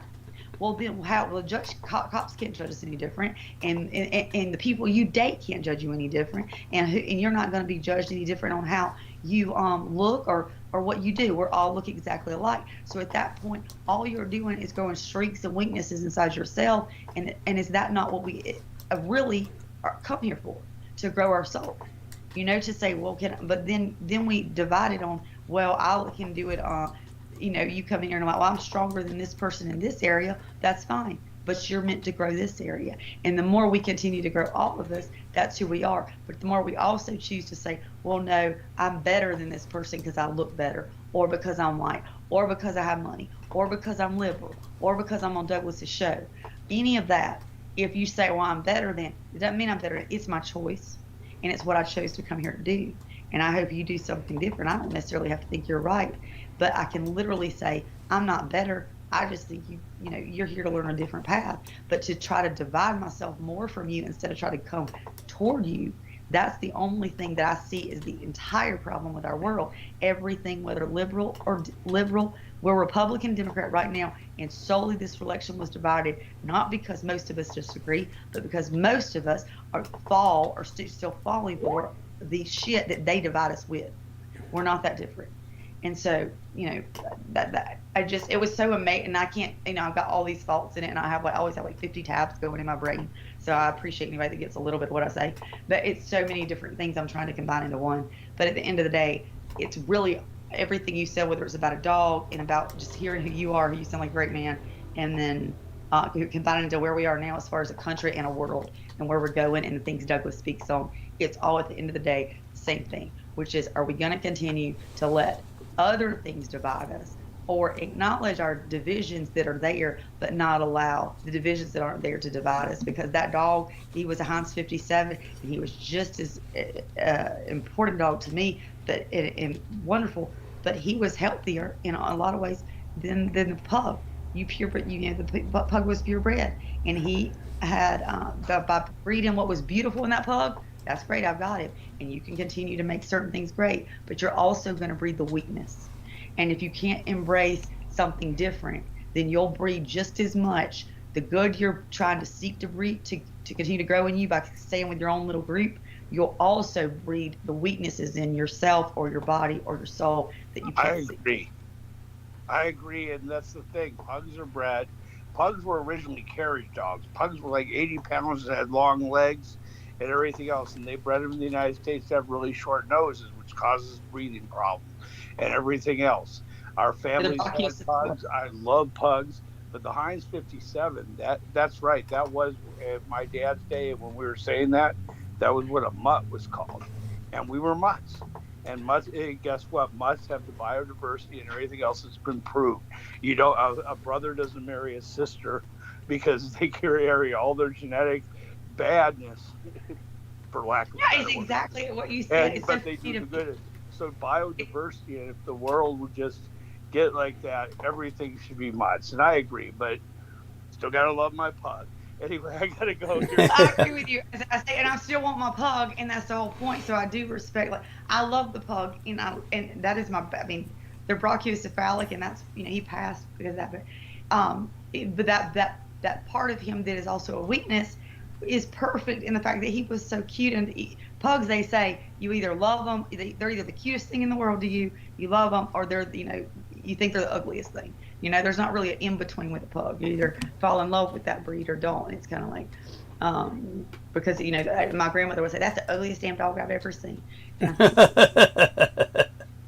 I don't have an answer. What I'm saying is there's no answer. When I come in here and I say, well, does that mean there shouldn't be pugs or there shouldn't be a pure race? There's not really an answer. But at the end of the day, I think the whole purpose is to experience. But the number one thing is, if I was to tell you right now that all the pugs and all the dogs were being torn apart because there was one group of dogs that were the higher up. I don't know. You gotta watch out for that. The bugs are being eaten in Springfield. But what I'm saying is America is really a melting pot. It really is the one country. I mean, hasn't been Americans for more than a couple hundred years, but there's been Italians and Greek and all these other things forever. So America is the greatest petri bowl in the world. So we'll see how it all ends up. There are, and we'll see how it all ends up, and that's the point. But I do think that there are people that will want to say, well, we shouldn't mix. You know, the old racism would say mixed races, and then there's a newer breed that will use just, well, these races have more of this or that. And what I say is that's the whole purpose, because if I tell the same person, if you go to West Virginia, if I say, hey, look at West Virginia, there's a family there. As a matter of fact, West Virginia is known for what it is. And sisters and brothers. There you go. So if I say, should I sleep with my brother or my sister? Well, we know right now that is exactly what would most likely make my kids come looking out like, you know, in a generation or two. And that's what, there's a family there now that, you know, they've done documentaries on, same thing happened. And those people, you know, if you haven't seen them, look them up. But there's more than just them. But my point is that's interbred. And when you talk about a pug or a race, that's the same thing. What you're talking about, when they breed dogs, they inbred that. They would take the best of that litter and they would inbreed to get that, okay, well, it didn't matter. Cousin, brother, and sister, that's how they got it, like you said, where they got it smaller. There's two small ones, they would breed them. It didn't matter, related. The problem is it would give them a small dog, one in the litter, and they continue that. But it also give them hip dysplasia, bronchocephalus. The continual diseases go on because you're getting both. You know, and with a dog, you can't tell necessarily if it's saying, hey, I can't breathe, or walking around like it's necessarily going on. Well, he can't learn his ABCs. He's talking weirder than the other dogs, but he looks cute. You know, and I'm not saying that purebreds are, but that is why most, if you want a dog you spend less money on health-wise, you better get you a dog that is as close to Heinz 57 and as many breeds and many mixes as you can. The more you get a dog that is purebred, I don't care if it's golden retriever, pug, or anything else, you can love that dog, and I do. I love those breeds, and each one deserves the respect. But you will know that there will be more and more genetic things that come into play. That's how it became a purebred dog and still is. Okay. Thank you for participating with that, Brooke and Heather and Vinny. And I will go. Sorry, I had to get my dog kicked. Sorry. What? I'm gonna shut up. That's like, you got me on dogs, emotional. I was already crying before I came on here, and then you got me on a dog kick, and with the government and everything, and race. You know me. You picked all my nails on the head. Race, dogs. Vinny sounded like a cool guy, and I was like, oh, come on. Yes. And I don't know. Yes. So anyway, the main point is, Vinny, you sound like a cool guy. Heather, I'm glad you chose better than me as far as men. Maybe I will do it on my next one. Yeah. You know, but yes. You know. Yeah, no, this was like an angel to me. He is, yeah, and it's quite visible, and I'm glad that Brooke sees it. And so, if he's still with us, also, I did want to say, Heather, you hit that car, and that would have been me. I'm gonna tell you right now, if I didn't have a license, because I don't, and I'm telling you right now, I would have driven off. Maybe if you have a. So I'm not saying that that's right or wrong, but regardless, what I am saying is, if you hit her and it was your fault and she drove off, then you were going to be faulted anyway, and it wouldn't matter because your insurance would have to cover it. Right. Yeah. I just gave it up. I'm just like, here. Yeah, so I'm saying you would have faulted. And then if you could prove that, well, she hit you, or you can't, and this girl drove off, your insurance, you were covered in at least South Carolina, I think it's federal, everybody's required to have at least the minimal coverage, which means it doesn't cover your car. But if someone hits you and they prove it and they drove off, it will cover your car. That's called non-insured motor vehicle, which I think everyone's required to have that, which means your car would have been covered if she drove off regardless. So you still would have gotten paid for your car if she was at fault and she drove off, as long as the police officer felt that there's somebody hit your car and drove off. Right. Just a lesson to be learned is never leave your house without your phone. Yes. Yeah, see, there's the lesson. See, now you said the actual lesson, which is the lesson. There's more of a lesson is, don't leave your house without your phone, or don't, do a meth head, whatever it is. Oh. No, I'm saying, like, the But I just wanted to say that because I knew that I'd had a similar experience on both sides of it. I was charged with non-insurance, and that's where I got the charge most recently in April, because I didn't leave the scene, but I did leave to go when I realized my insurance was past due to try to pay it, and that's when I got that charge. But then before that, I'd had a wreck which someone drove off from me, and they had hit me from the rear end, and luckily, because it was obvious they did. If it had been my fault, my car would not have been paid for, even if I stay with me not driving off. But because this person, even though they weren't there to charge, my insurance had to pay for my car because it was obvious they drove off under non-insured, like the non-insured motor vehicle. Of course, I almost died waiting on the officer for like an hour and a half. We had to wait on the medium for them to show up for like an hour and a half on a Saturday afternoon. So I don't know if that was worth it. But because they drove off, like I did get the car covered, and so that's all I was saying is like, yeah, it is. The person shouldn't ever drive off, but regardless, you should have had your car covered if they did, and that's been the officer's fault or somebody else's fault for like not filing that properly because they are at fault for filing. They're a bad person or not a bad person, or maybe a smart person like me that's like, I can't do anything else. I hope you got non-insured. I'm driving off, try to cover my ass. I mean, I don't judge people in that respect because I've been in both sides. My point is, you should have still been covered. And I always, like, whenever I do anything that's wrong, like, I think, well, is that person going to be okay? Because, are they going to, like, what I'm saying is, some people will be like, well, I'm not going to, if I drove off, or is it going to hurt you, Heather? Probably not. It's not going to hurt you if you call the cops because you should have the uninsured. That's my point. I always judge it from my perspective. You shouldn't drive off, but if that girl somehow made a mistake and she drove away, I'm just saying she may have thought, well, you'll call and report it and your insurance will pay it either way. You would not have personally been held liable. It's yeah, just my insurance is paying for both cars. Cool. Well, wait a minute. How did the other car? How did you find out who it was if the person drove away? Because I asked her to exchange information because in accidents usually you could just exchange information, and if and you could get away with a lot if there's no police report. But I just thought exchanging information is what we would do, and so I gave her mine and I asked her like 3 times for her information, and she just ignored it. That's why I'm saying she didn't have a license. So wait a minute. If she didn't have a license though, what I'm saying is, how do you know who she was? Because you said they're paying for her car. Oh yeah, because they made a claim on my insurance. Well, they would then know if she had a license or not based on that date. My insurance company?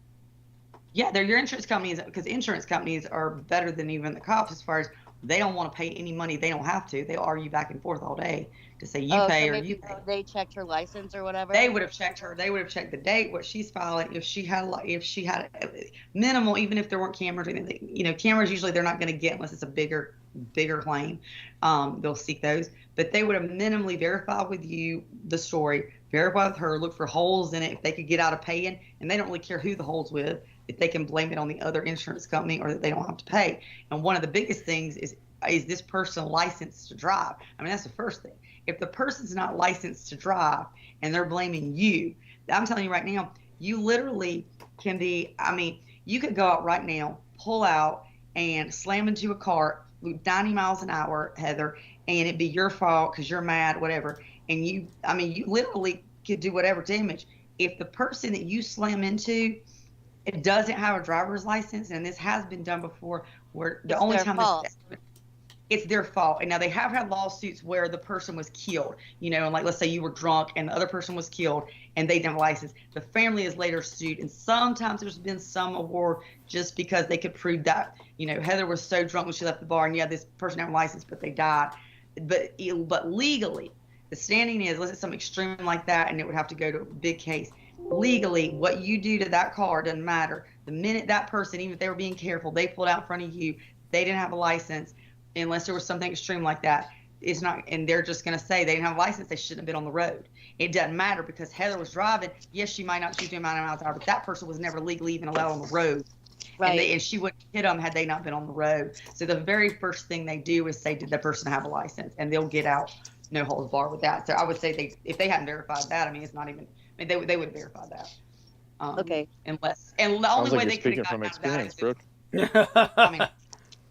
I don't. Well, I do. You know, it's obviously but I never actually not had a license and had to do that. But I would say the only way, because I think of a way around everything, and I was thinking what she said, the only way this person could have not had a license and still gotten it paid is if she left the scene and she's got a sister, a mother, somebody, another feminine that she then filed the claim under.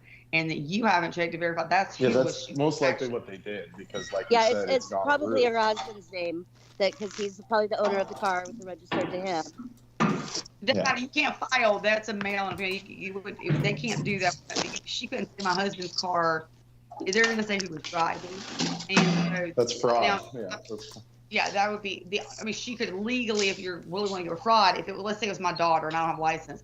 And I said, hey, honey, I just hit a car. I'm going to need to try to pretend like I'm a 24-year-old and just hope that they don't notice when I send this in. I'm going to say, I just I have a feeling that we can probably just skip over this, because I think Heather's like, she's accepted the fate of what has happened. Yeah, well, I'm just gonna get bombarded with higher insurance is all. Yeah, I mean, you know. There are too many factors, you know, to that thing. But it's not to discount what you're saying, Brooke. Like, that all is true, what you're saying. It's true. Yeah. Thank you. And I know. That's very gracious. So, Brooke, how much are you willing to share about your lack of driving with a license right now? Obviously, that sounds like it's something we should be talking about privately, but are you comfortable sharing any details of how this came to pass? I was driving without a license up until I just got arrested, and that's what I got arrested for, driving without a license. So obviously, well, personal. But yeah, I mean, like driving. I've never driven without a license before. Well, actually, I have. Is he still in jail? Yes, he's still in jail. Yeah. Thank God. Yeah, you don't have to worry about that. So why didn't you come on earlier? Oh, I'm sorry. Continue, Brooke. I said I had his rehab reach out to me tonight twice, and want to talk to me. And I said, you know, I messaged his mother, as I told you. I said, why are they reaching out to me? And apparently they won't talk to her because she's not on the policy, on the whatever it was and so she said, I said, well, you know, anyway, that's a whole other story. I just had to reach out to her and deal with her. And as y'all know, I'm not going to get into that right now. Well, Brooke, sometimes to move forward, you have to leave something behind. I agree. I mean, I think the point is, there's not a point. You're exactly right. I mean, that's, you know, it's easier said than done. And so but the point is, believe me, I know. But if you can walk away and put something behind it, you have nothing but good things to come. You don't have to deal with that anymore. Yes. Well, I'm hoping that I think my bigger problem right now is saying I'm strong enough to put away. It's the two things are like wasted time, and then knowing that you could be, and that's why I think this happened, because there's not something else. There's a million things, as Douglas knows, that I could have said. I don't trust this person. This person is. No matter how much good they are, how much puppy dog face you can give and be good, and whether it's 20% good to me or 100 or 50% good, and that good is so great, right? It's so great, but the rest of it's horrible and is not what you stand for. This dude's 100% bad. What are you talking about? yeah, in many ways. That was all just foo-foo. Like, we're talking. Well, that's what I mean. But no, he's right. It's just true. Like, I don't think it's bad, but I do see what Britta's right. I mean, at the end of the day, if you're coming from that, there's a lot where I can look back from it out. If I was listening to somebody else tell my story, I'd be the first one on here, be like, "What the fuck is wrong with you, bitch? Like, what you know, like, why did you not?" But my point to the end of it is, then I have to go. Well, you can sit there and judge him all day. And the best conversation I ever had with him was right before all this happened. And I realized it didn't matter how much I could say 2 + 2 is 4. You know, Brendan Zoget knows, you know, Vedic astrology point.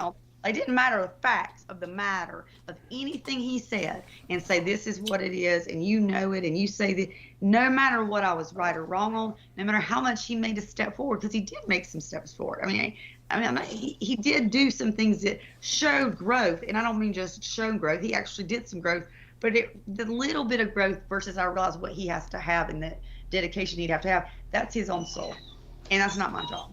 And I was looking for outs, and I'm looking for a reason to hold on to the little puppy dog that I thought he was, because you fall in love with what you think people are. This And is then all you the hold on to dopamine what they're talking willing to from hold when on to. you guys were smoking something. And I'm not being rude. It's just that's what drugs have happens. something to do. So, Yeah, it is for sure.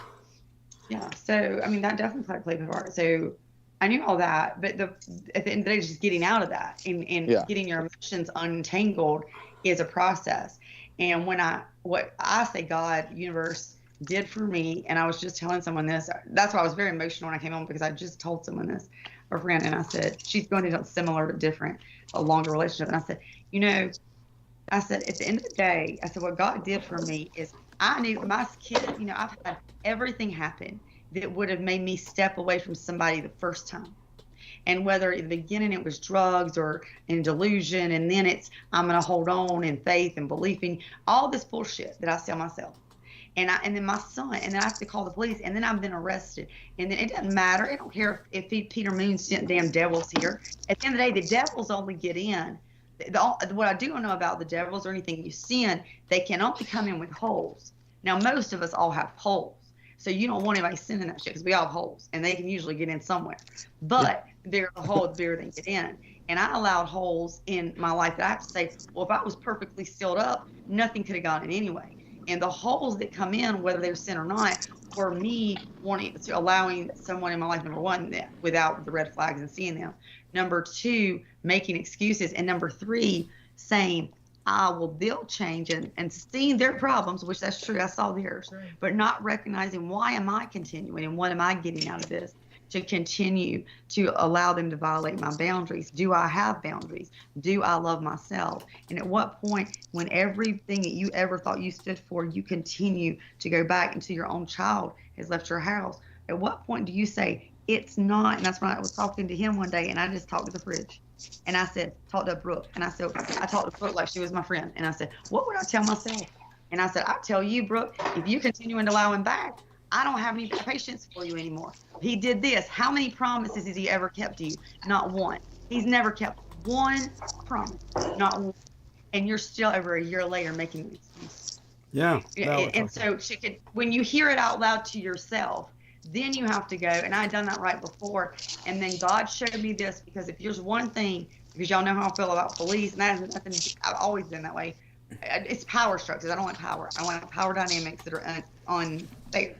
And so I knew this policeman. So when he did this, and I see someone switch over back, it's just like if I told Brennan, right now I take anybody on this phone call that I've never met face to face, and if they said, hey, your son, we need this person, or then hold them up over these 100 crocodiles, as long as they hold them till they feel like they're going to slip. And if they'll hold, depending on when they feel like they're going to slip, and if they hold on longer, maybe your son survives. I tell you, I take anyone on this call versus him after seeing what he did with those police, because what he did was he was arrested. He was trying to kill you.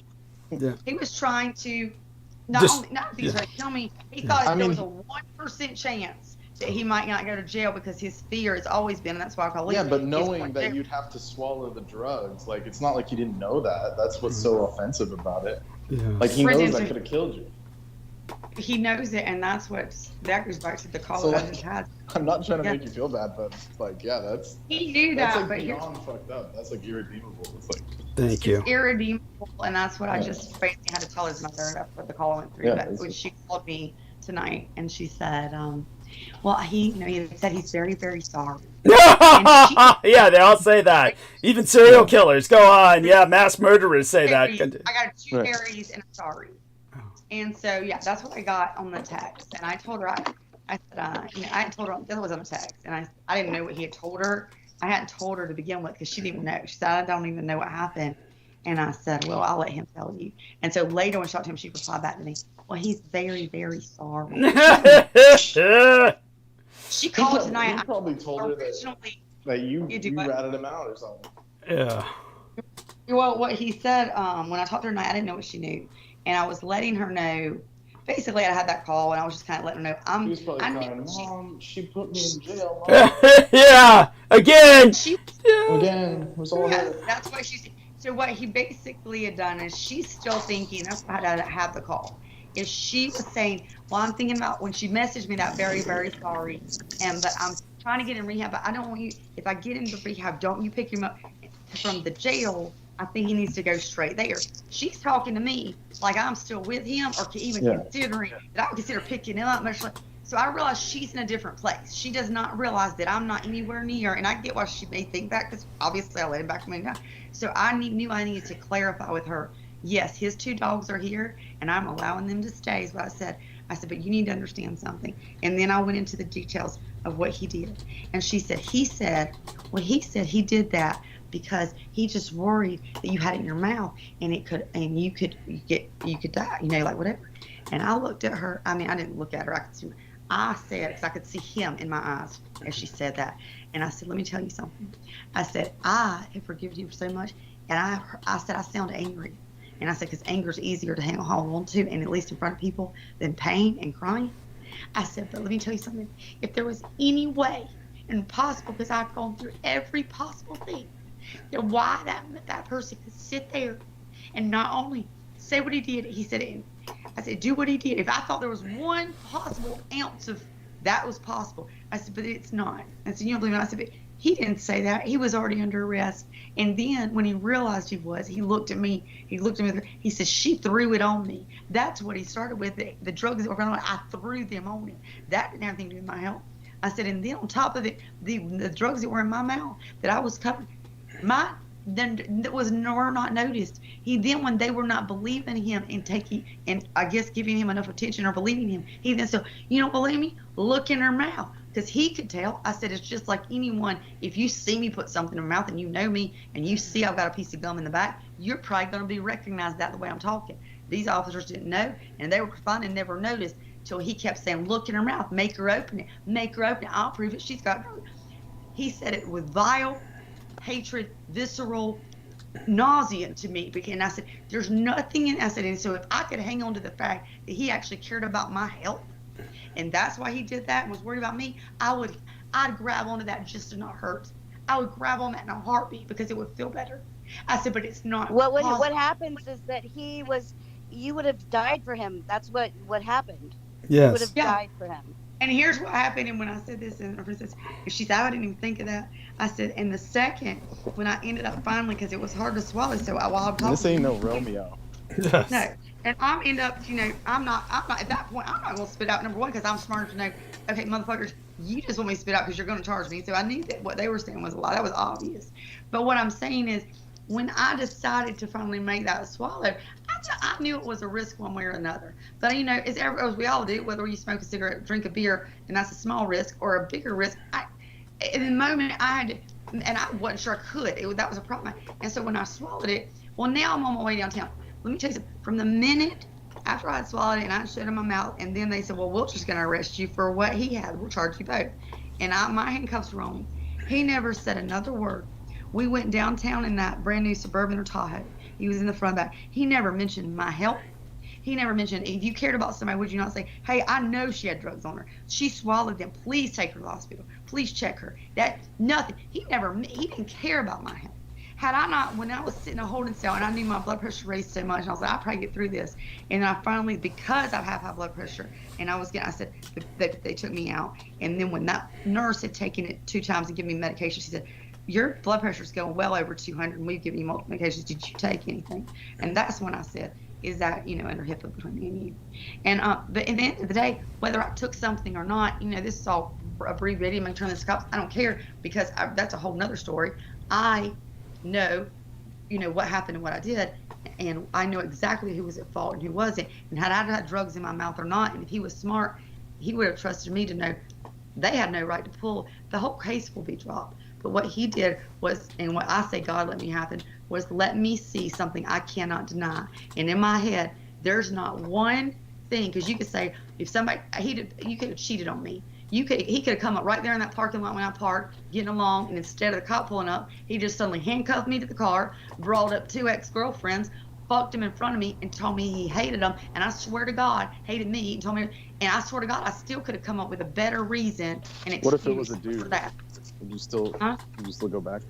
So what No, do that's people do? now that's just getting kind of comedic. That's getting comedic, but honey, there's no need to go comedic with it in terms of what Brendan is suggesting. What if you saw him with a guy? But you swallowed this. Then probably I the guy missed. running to Brendan. He's in prison right now. What do you think he's doing? Yeah, he's with guys now. He's Well, with this guys. is just revenge for him calling me an elitist cocksucker. Yeah. I just had to. I had to throw it in there. I'm not trying to like make light of it, but it's just that's just Oh, you know. oh my And goodness. there's a reason he's so scared of prison and reeling, no Yeah. matter what. That's the one thing he would tell me all the time, whether it was, I'll be honest, on this show, whether it was coming on the show, anything, he's like, I don't want you around these kind of people because this, or I don't want you to go to the gas station. Everything was protect me.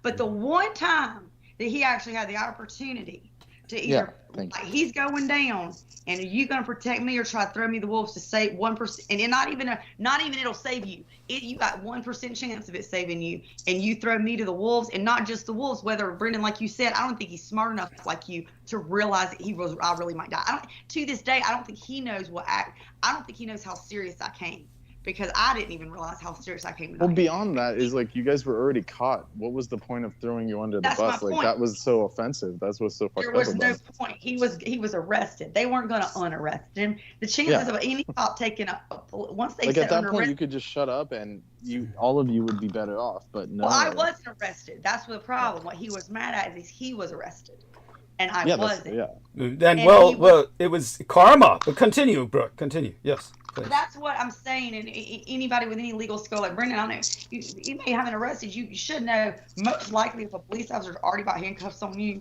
and your biggest argument, they're not going to. You're arrested. Yeah, that's what They're not we know going to be that. like, But oh, I'm did saying. you too? But I'm saying it didn't have to escalate to like bodily harm. It's like, I mean, jail doesn't always kill you, you know? Whereas like Oh, you're saying why did I overdosing can. Are you asking why I would swallow something had I hypothetically had something in my mouth? Is that what you're asking? No, it wasn't a question. I said for it to go from I want her in trouble to I'm gonna risk her life. That's a big jump. Yeah. Well, he went from he just threw it on me, which I still have no idea why he said that. That part makes sense. Like, okay, yeah, she threw it on me, but then the whole extra mile and like trying to look in kill her you. mouth, and that's too much. That's too much. I can't. I can still look in his eyes, and you know how you look at somebody and you give them a look like, oh my, it's like I said I couldn't say, oh my God, what the fuck is wrong with you? Why are you doing this? Because the cops looking at me, and I'm still pretending there's nothing in my mouth, so I'm just looking at them, what are you saying? And I'm in shock. I'm taking it in. I'm still in shock. And that's what I finally realized. I will never be an answer to me. There's not an answer, because the only answer is the answer I don't want. Because the only answer is you do not have the capability, or do not feel or see that what you can do. That's not even okay with me. I wouldn't associate with someone like that had I known. If you're just capable of spending your saying you care love, you think you care love, even if you do. If you think what you just did then, and he wasn't high, Brendan. He wasn't high. I mean, there was no. He probably had drugs in his system in the last 24 hours. He wasn't high. He had drugs on him, and that I knew for a fact. And so Yeah, but that wouldn't be a good excuse for that. That's like. There's just like it's not an excuse as if you're drunk and you do something. No, and I've always said that, but what I say is because you're still conscious. It's not like he was like. The point is it was malicious intent. It wasn't yes, like you could see the bile in his head, and it was malicious I'm gonna intent. get myself out of this, and I could cut and suddenly he felt nothing, but I need to try to not go to jail because I know he's being moved to in prison. And at that moment, I went from whatever he thought or had said he felt, lie or not, but from that to nothing. It's more than that, right? Like, I mean, it's not like he was going to get let go, like you said. No, but I don't think and that's what doesn't make sense. I think that's the only thing that he could have thought. I think he thought that there was a percentage chance. Or like the only other option, Brendan, is like you said, that he just wanted me to go down with him. That's it. Yes. Go on. Yeah, either way. He wanted to kill you. I'm convinced he's willing to kill you. At that point, he would have been like Brendan said, more even thought. He would have had to think, well, how far am I willing to take this? I'm going to take her down to the point, I don't care if she's dying on the way downtown. Yeah. I don't even care. I just want her to go down. And either way, there's neither one of those are forgivable.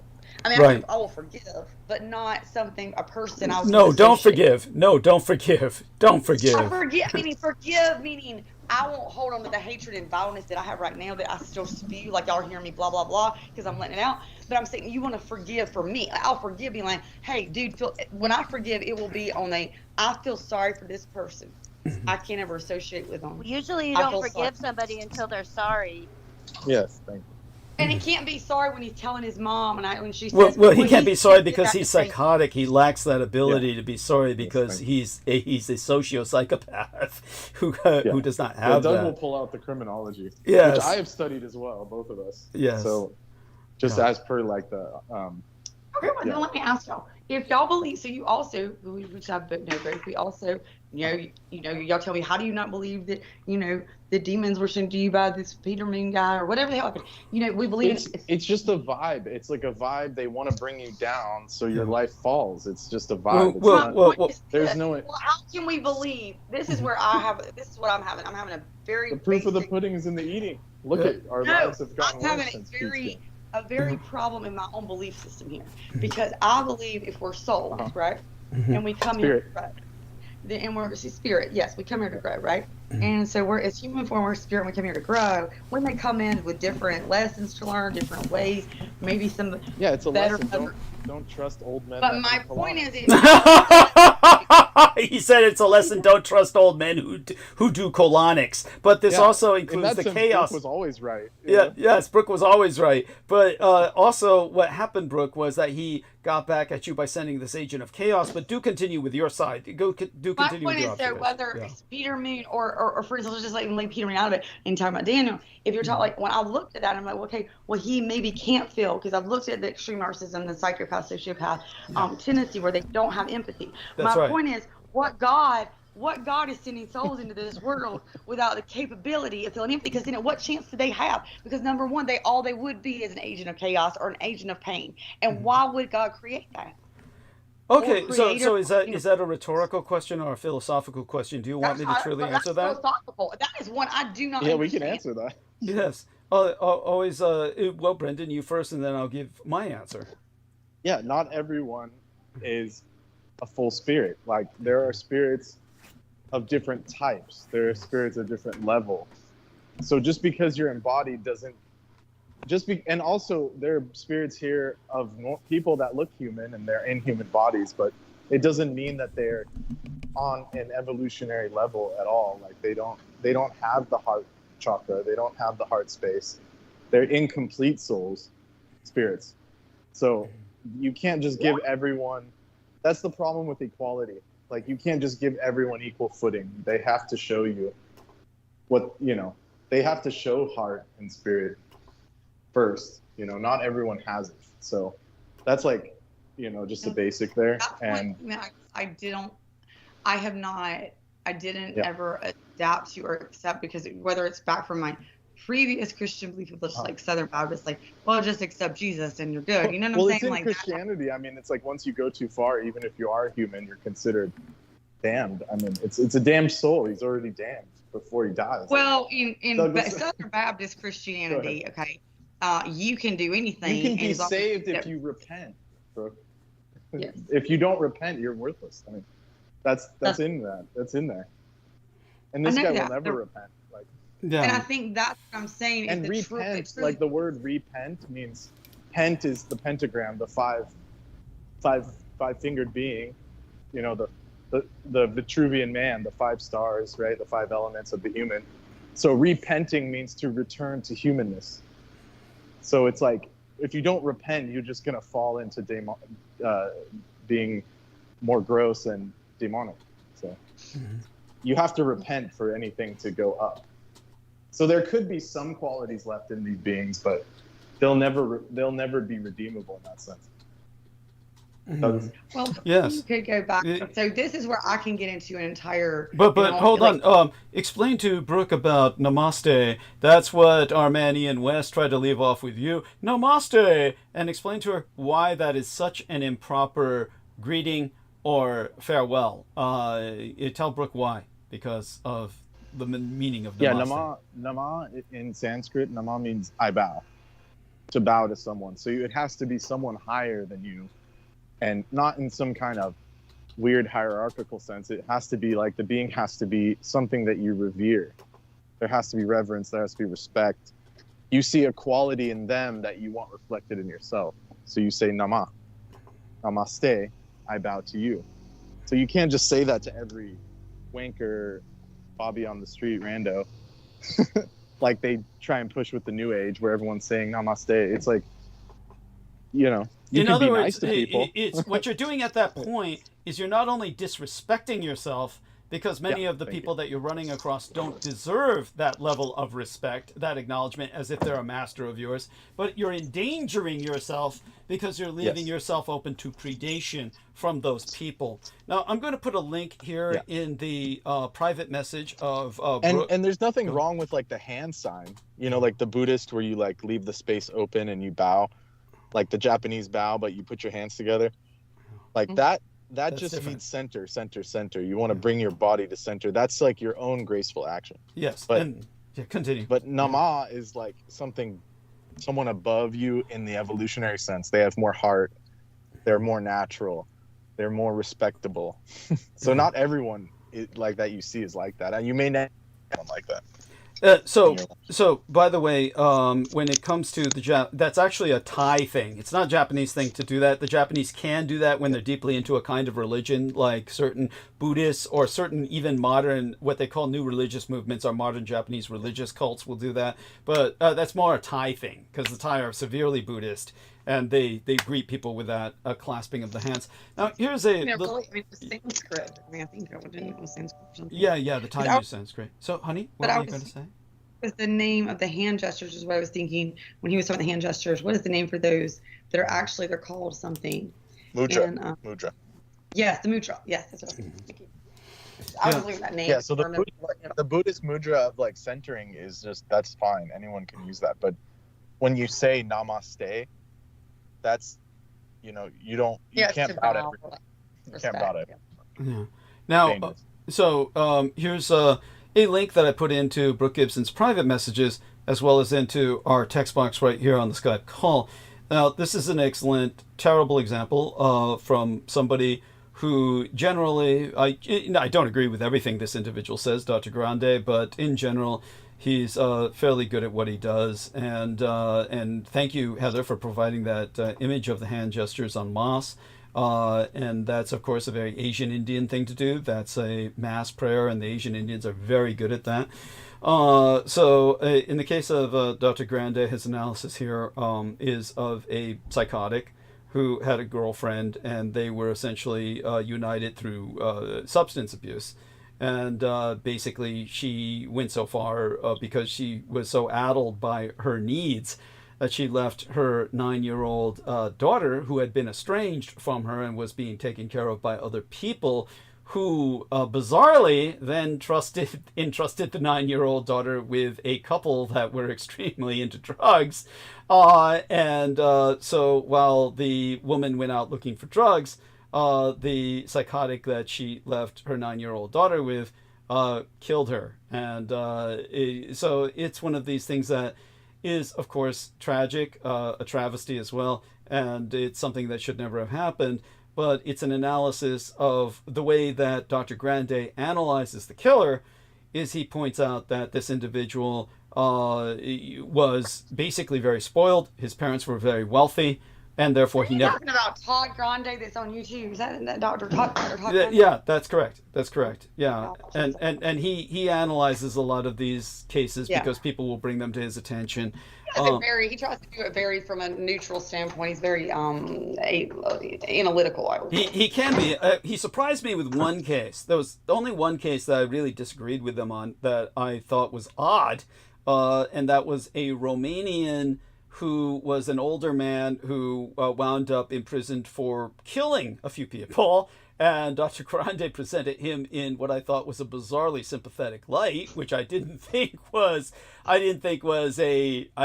know why he went in that direction, whatever caused him to feel some sense of sympathy or empathy for this man, but it was beyond me. But this Romanian guy basically got himself into a position where what happened, and he pretty much brought it upon himself. So I don't know why Grande felt sorry for him.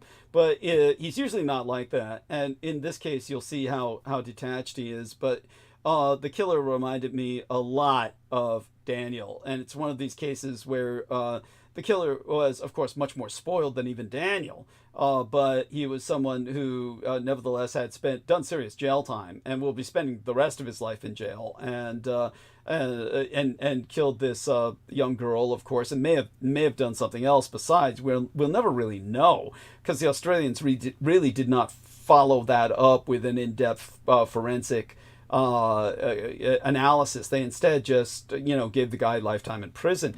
But it's as he said, when somebody behaves in such a manner that their psychosis, their total lack of empathy is consistently on display, it becomes, after a while, no longer their fault. It's the fault of everyone else who permits them or tolerates their presence. It becomes your own fault for this. This is not what he says, but in a sense, it's what it comes down to. And that's why when I was saying I had that conversation with myself that night, right too long before that, right before that, I literally realized talking to myself instead of him, because he's sitting on the couch and he's not listening to me. So I just started talking to myself. And I said, what would you do, bro? Because I'm letting him hear this third party, originally for him, thinking, but then I realized as I'm talking and you play that out in your mind, I'm like, it's you could blame him all you want. But at the end of the day, what are you going to tell him? Again, you're going to tell me, oh, he did this. You're going to allow him back. You're going to allow him in your life. You're going to allow. And so then I realized, hearing it in a third party perspective, like with me talking, even though it's out loud, it's still me talking to myself. Hearing that was probably the most meaningful conversation I ever had with him, because I heard myself. Because every time I thought he took something in, he didn't, or very, very rarely. And so, again, it's hard for me, because again, that's my belief in who I am. I'm very empathetic to say, well, can I have no feelings? Well, no, I can't. At this point, I can say it's okay that I cared about him or loved him. It's okay who I am. But what I can also say is, it's not okay who he is and what he does. Maybe whether you believed he was changed or can change or not, or could have changed, you can't waste any more time, because you're lucky to God that you're alive right now. And if God didn't show you that the other day, and that he is capable of what the worst is, he showed you without deniable proof. Mm-hmm. And you can't make an excuse for that. And so I know that. Now that being said and done, as a strong person, I can do that, but it's hard. And that's what you have to. People like this that can do that, whether he knows or doesn't know, whether he's possessed by Satan, is Satan himself, doesn't matter. Well, by the way, that's never what Brendan or I actually said. I understand what you're saying as an example. You bring, I'm just saying, it doesn't matter if he's possessed by a cockroach. What I'm saying is, if they diagnose him with some certain condition, and they say, well, maybe he can get treated, or they can't diagnose him, and maybe, or nothing. It did not matter. That's what none of that ever works. I mean, it's always the same thing. Yeah. Diagnosed or not diagnosed, get devil or no devil. If you're not, either you can fix and you can heal, and if you can, great. But you've shown you can't so far. Right. And why the hell would I believe you after everything you've done so far? And I need to get out. And every day that I'm costing myself, thinking, well, you put a day in, you put a week in, you put a year in. Okay, well, you want to put another. Oh yeah, having got a better grasp of what happened, because actually the last time you explained the story, I had to take a few breaks, and I didn't hear it last time in its totality. I suspected you wound up at the hospital because of swallowing drugs. So this one, now tonight, I have a better grasp of the story. So just for our listeners, so that they understand, and as well as for Brooke, so that you understand where I'm coming from, and where Brendan is coming from, because I believe I can speak for him in this regard, at least to an extent. I do want to say that we've always considered Daniel to simply be symptomatic of an occult attack. Not that he's possessed, and I think you understand that already, but for our listeners, we have never said that the individual who has essentially wreaked havoc on Brooke Gibson's life, was someone possessed of a demon. In fact, he would oftentimes sense that there was a darkness in the house and there's other forces around that were very negative. He would sense that. So it's not that he is a part of those forces per se, albeit the problem is he is symptomatic of them and basically embodies them in his own right. He embodies them in his own right, as displayed by his psychosociopathy, his sociopsychopathy would be a more correct way of putting the diagnostics in order. That this is a person without professional. I have an associate science degree, and in, of course, the criminal psychology. But obviously that's not worthy of diagnostic level analysis. But in his case, you don't need a diagnostic level analysis. He is, of course, he displays everything so blatantly, so brazenly, so gormlessly, and as you know by now, so decisively and unforgivably, he is irredeemable. And you understand that. We have to get to the point where you are able to carry through on it. Now, believe it or not, I know the frustrations of investing into somebody as an individual, and you invest so far that you keep investing. It's good money after bad. And so you, in your case, you're very fortunate. It hasn't been that long. You have not invested 30 to 40 years in this individual. You have not, you can pull out, and this is the time to do it. Obviously, the wards have a lot to do with it. And again, this is emphasized by your other question before we go back to our conversation in the latest episode.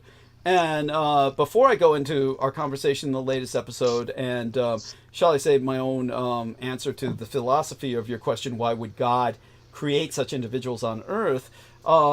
Did you hear the beginning of this episode? Were you able to catch the beginning when I was bringing some things up, or not, Brooke?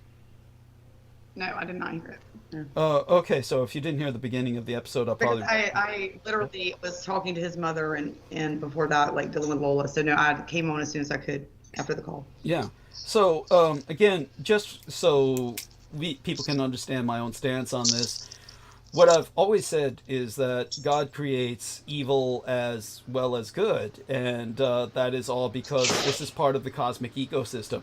This is, by the way, Brendan, you have a lot of a sound coming from your end. If you could mute just for now, that would help. Thank you so much. And so God creates evil as well as bad for a purpose, so that people's lives can be destroyed. That's what God does. It's God is not simply the source of mercies. Perhaps he is, but I can tell you quite definitively, whether he's the source of mercies or not, he's definitely the source of everything that's evil and everything that's painful and everything that's bad.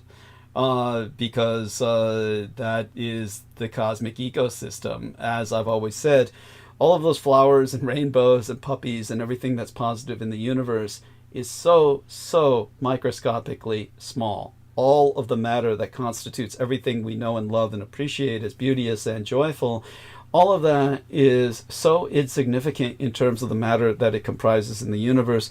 The rest of it is all darkness. The rest of the universe is darkness. All of Earth, because as I pointed out before, there is no other life in the universe. And even if we dismiss that for a second and entertain the possibility that there might be, even whatever life there is, it's all flickers of candlelight in a sea of infinite darkness.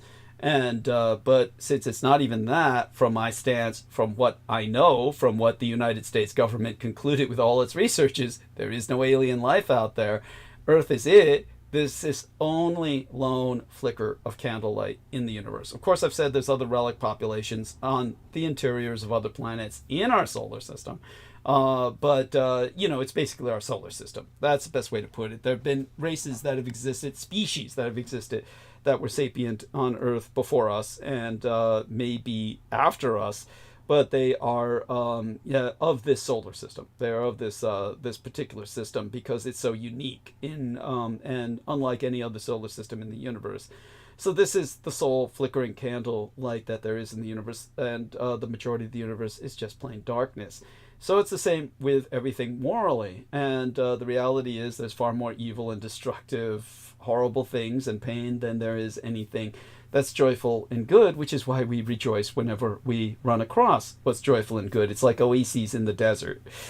However, the purpose behind this is so many of us become corrupted, many of us become damned, and that, of course, leads to the lower sphere, or the Klepoth, where, of course, this serves as the soil, the fertilizer, the compost, which the demons are simply the carrion feeders of. Demons and devils are simply the carrion feeders, and their job is vital to the ecosystem of processing the damned, or composting them, and then over many millennia they fertilize what's up above, and ultimately, like everything that's below, come back up. I mean, everything recycles. It recycles. They recycle eventually. So, such being said, yes, God creates horrible, empty, soulless psychosociopaths, and he creates them seemingly far more than he does anybody that's decent. And again, the whole reason is to make your life miserable, because that's basically what life is in general. People come back here because the sensations are great, and otherwise, if they're in a place of peace, like some of the upper sphere, they get bored. So people jump back into the incarnation, the strife, the struggle, because they're bored. That's why souls incarnate. But all of that having been said, and the point of being in this dimension is like, you want to go higher. I mean, it's a natural impulse. Yeah. So if like Doug was saying, if everything was just like perfect all the time, you wouldn't have a natural impulse to evolve or go to ascend. To ascend. Yeah, to evolve. Yeah. So there's nothing wrong with that per se, because we have like, this world is yin and yang, but you can go to worlds where everything is nice and things are fun and evolving, but you have to work for it. Yes. Yeah. Go on. Yeah. Yes. And it's not that boring. I mean, and there's always more, it's like a spiral. You can always go higher too. Mm-hmm. There's like Rishi Lok, Gyan Lok, and the more knowledge you have, the more fun it is. Mm-hmm. So it's like, it's not like they're just sitting there like how they portrayed in like, like Alan Watts had that joke where he said like, when I was a kid, I thought heaven was just a bunch of like starched up priests just like singing hymns and being boring. That's why everyone that's why the Satanists took root in the 60s, because people started thinking about it like, do I really want to sit there and be in church for like eternity? It's like, so yeah, I'd rather die. Yeah, exactly. So no one was into that. But the point is, if you go by the Vedic knowledge, it gets more fun and more evolving as you ascend. So it's not like a punishment, or it's not boring. Of course, don't cleave to Alan Watts as any example to follow, as Brendan can also. No, he went straight down the toilet. But I mean, he was an alcoholic, and then he's telling people how to get to heaven. It's a joke. But the point, his point was the same though. That like, yeah, heaven sounds boring when you grow up in this Anglican system or the Protestant system or whatever it is. Because it's just, they'll just tell you, oh, everyone's good and everyone just sits in church and we all praise God. It's like, that's boring.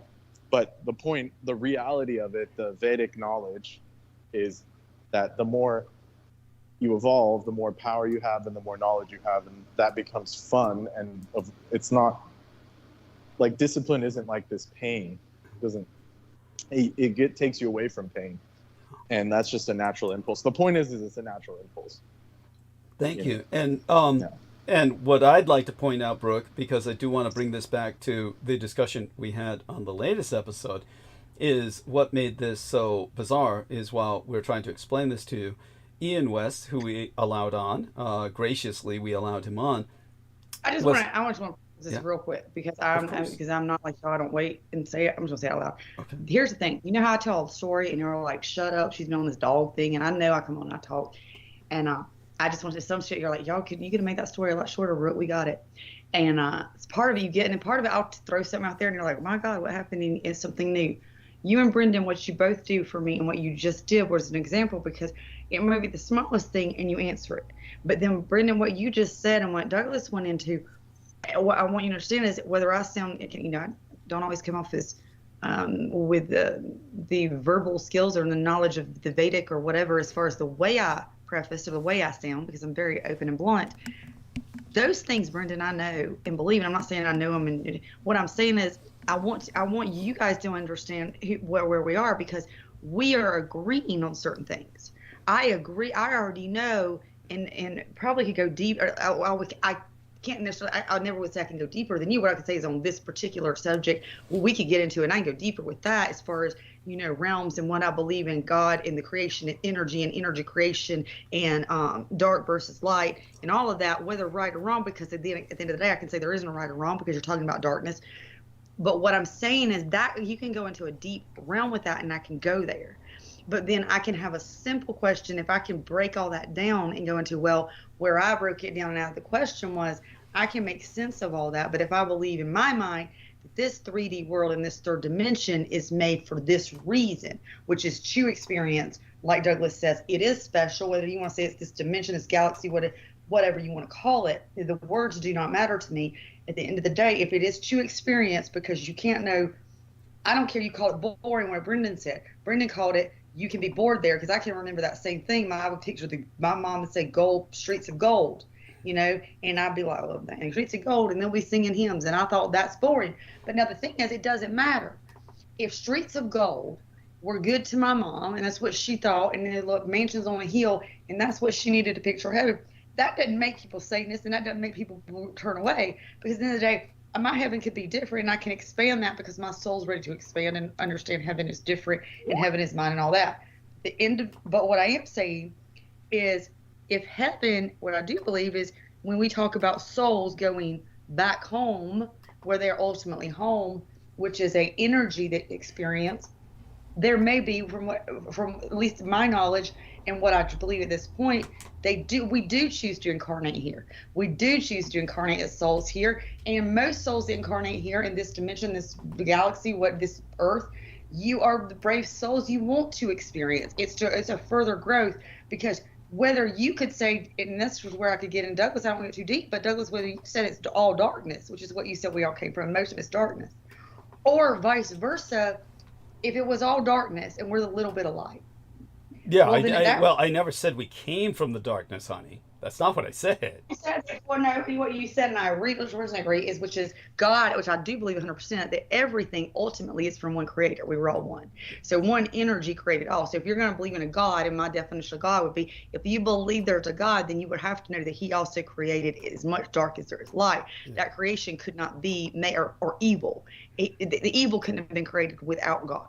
Mm-hmm. If the energy was one, the energy is the energy. Yeah, that's right. So the energy was created. You can't say that God created all the good stuff and some devil just came out of the blue and created bad stuff. The energy was created regardless. Now, at that point, you can get into the only mind we have in this form would be like, well, why?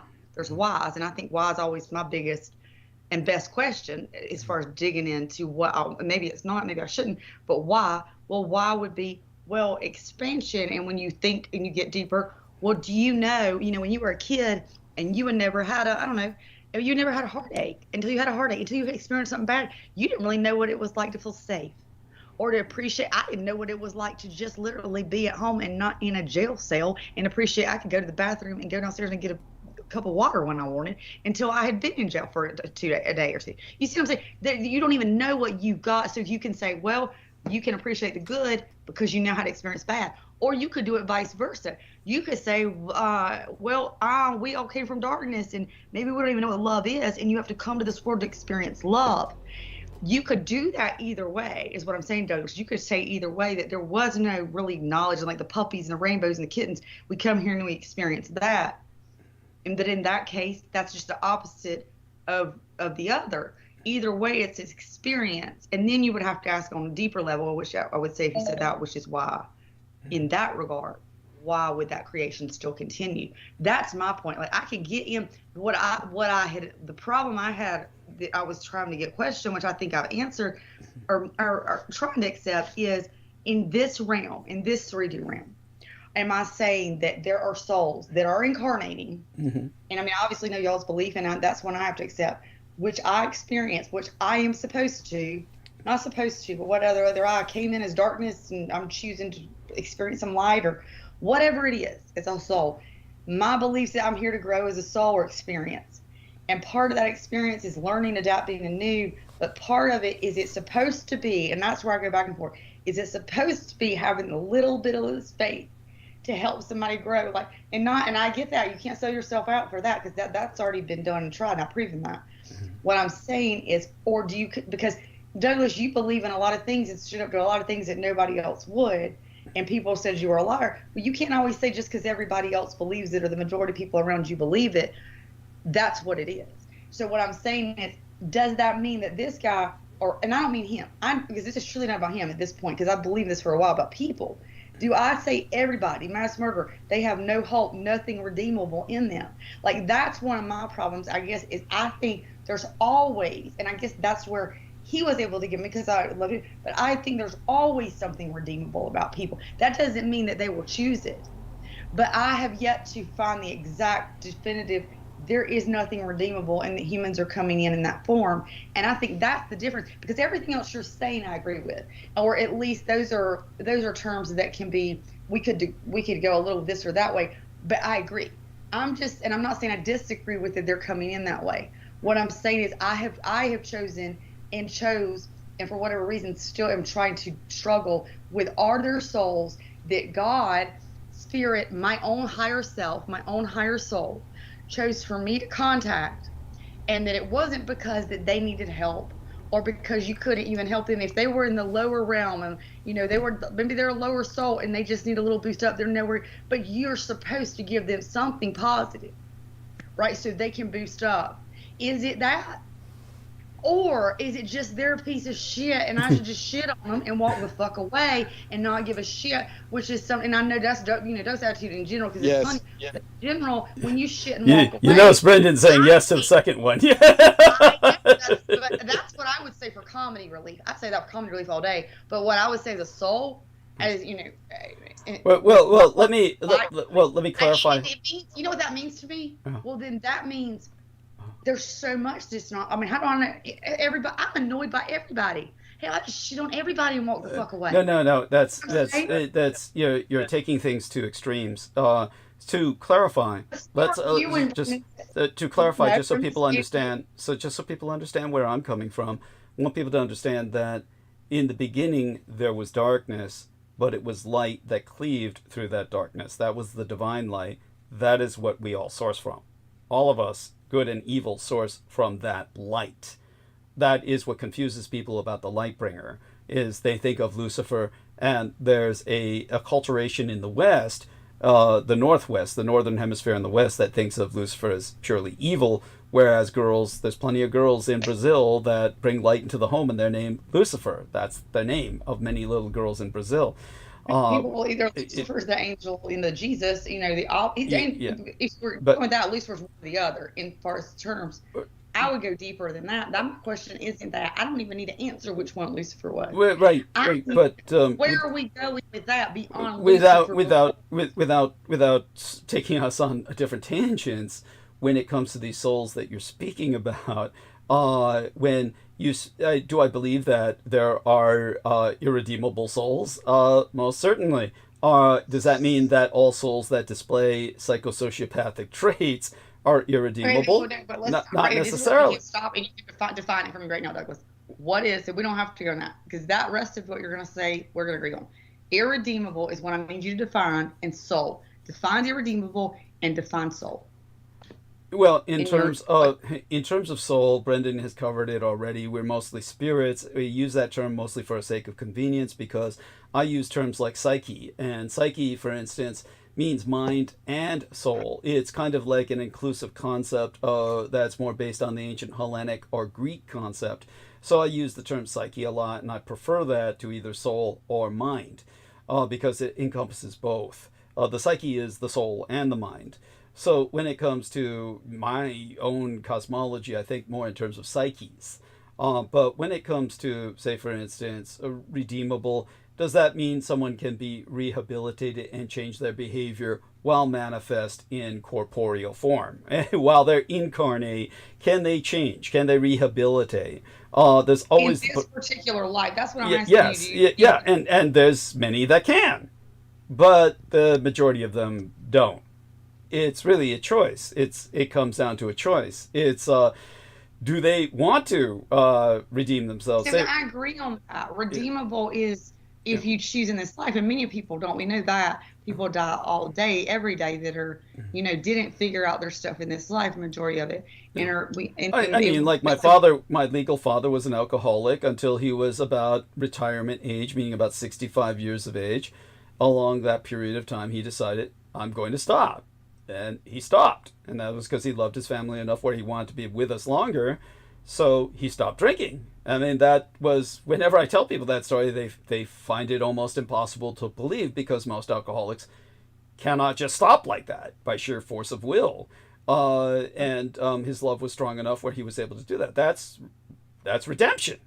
That's redemption. That's redemption, one, but that's not. See, that's why I've learned now, and I need to do it more, for people to define what they mean. Because when you're saying irredeemable or redeemable, I'm defining that completely different.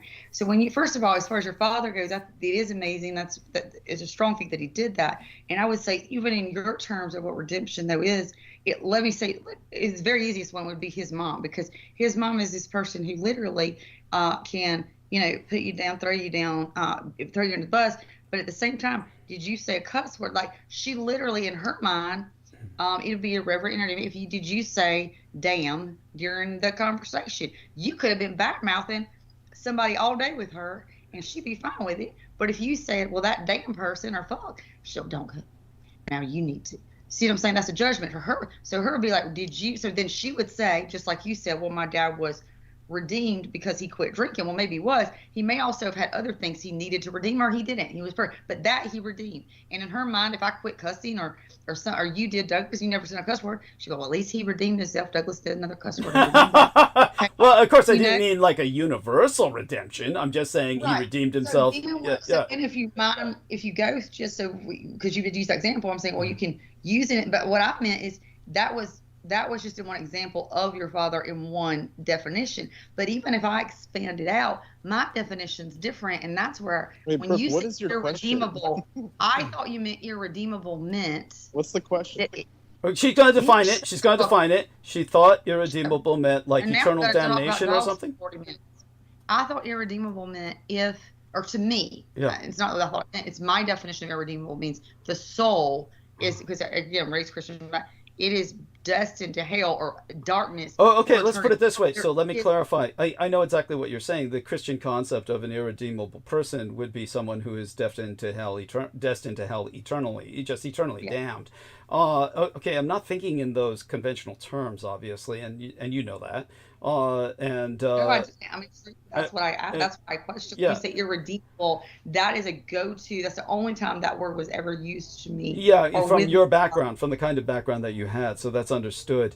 So understood that my background's a lot more expansive than yours in that regard, from your childhood background. So in terms of my dad's redemption, I didn't mean he was universally redeemed. I'm simply saying he was redeemed in that sense, which was a big deal. I mean, that's a big deal, and it goes a long way towards universal redemption. But it's not necessarily universally redeeming, even though I believe in a very real sense he was universally redeemed by other factors as well as that. But all such things having been said, when it comes to what we're discussing about, say, the light and the darkness, the creation of the cosmos, this is the important point from my cosmology. When someone is, say, for instance, cleaving towards what ultimately goes towards nihilism, and then nihilism is taken on by the Edomite cosmology, which is what I've dealt with all my life as my nemesis, the cult of the kings of Edom. In the cult of the kings of Edom, the cleaving of the light towards that darkness was the great catastrophe. In their cosmology, the darkness was where it was at, where there was nothing but universal darkness, and their argument was that that was the chaos in the Tiamat sense of the ancient Ur or Sumeric, or the sense of Tiamat before the gods slayed her, the cosmic dragon, the chromatic dragon, and from her body parts created the universe. Tiamat was the original chaos, the original formlessness, the original seething mass. In a more scientific sense, it would be interpreted as the cosmic darkness before there was a universe. The Big Bang is the scientific perception of that cleaving of the light through that infinite darkness. And out of that Big Bang emerged all of the galaxies and everything that we know and appreciate. We don't spend our time looking at the darkness usually. We spend our time looking at the galaxies and stars amidst that The darkness, so like the dark matter holds like 10 times or 100 times to 1 what we actually. That's right, and that's why dark magic is so easy. It's infinitely easier to reach down than it is to reach up.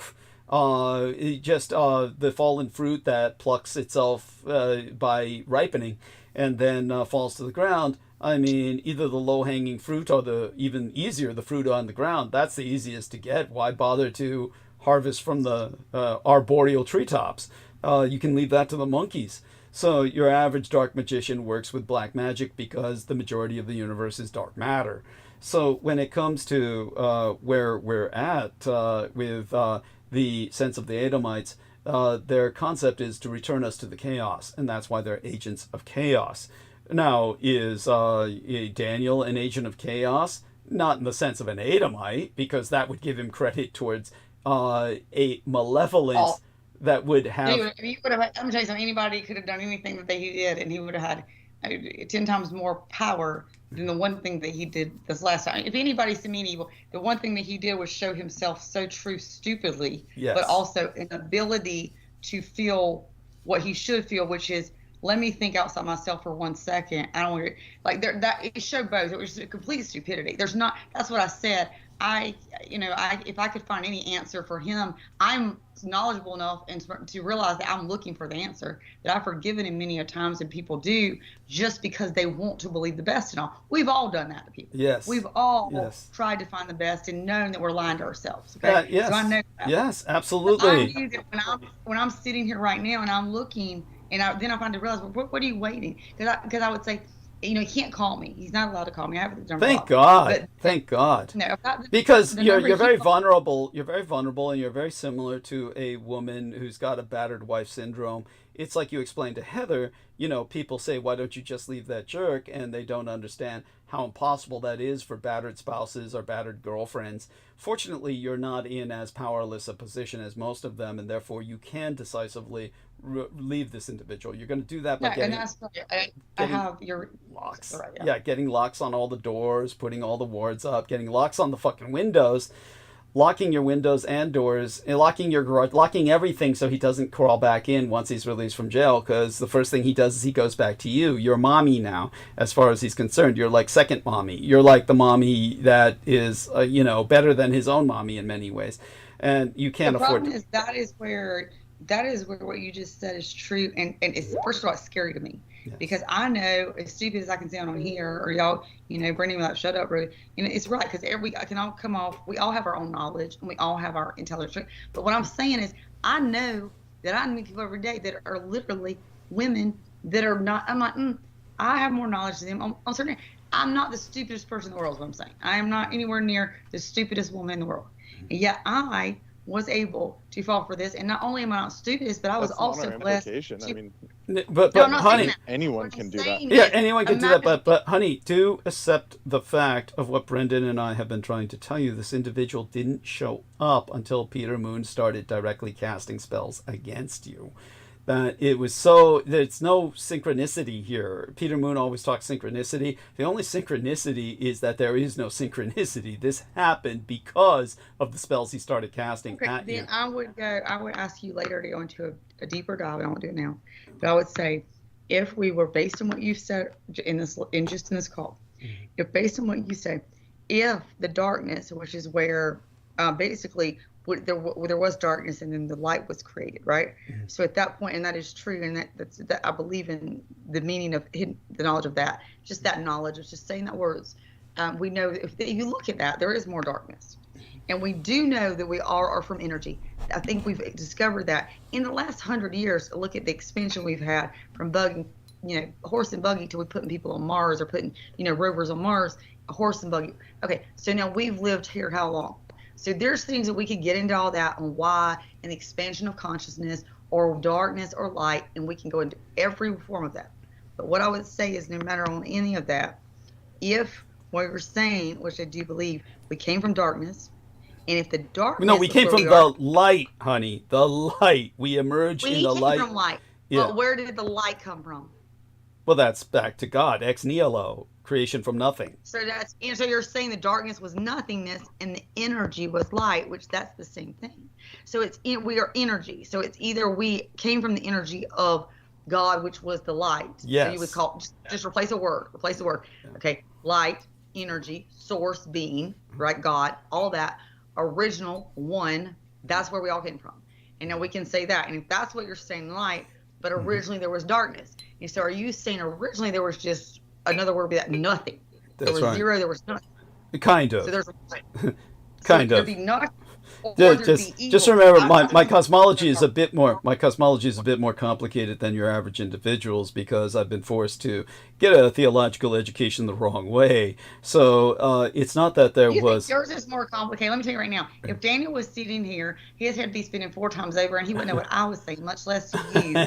So yeah, so I understand that yours is more complicated maybe than mine, but I have the ability to. It's not a one-upmanship. It's not a one-upmanship. No. I'm just saying I want the knowledge. So if you have something, please give it to me. Yes, it's rather that before our cosm, before the Big Bang that created our universe, there were failed cosms before that. The majority of cosms created universes are failures. The majority of universes don't have the balance in physics where stars can exist at all, and therefore because of that, life cannot exist. Life cannot exist without those nuclear furnaces, those candlelights in the darkness. So those candlelights have to exist for life to be possible at all. So the majority of universes are empty of life. It's not that there weren't universes before our universe. They're scattered all over to hell and gone in what you would call kind of like a multiverse or an infinity of universes, the overwhelming majority, if not all beyond ours, being dead universes. There might be some other universes with a kind of life, but it's so different from ours as to not necessarily count as life as we know it.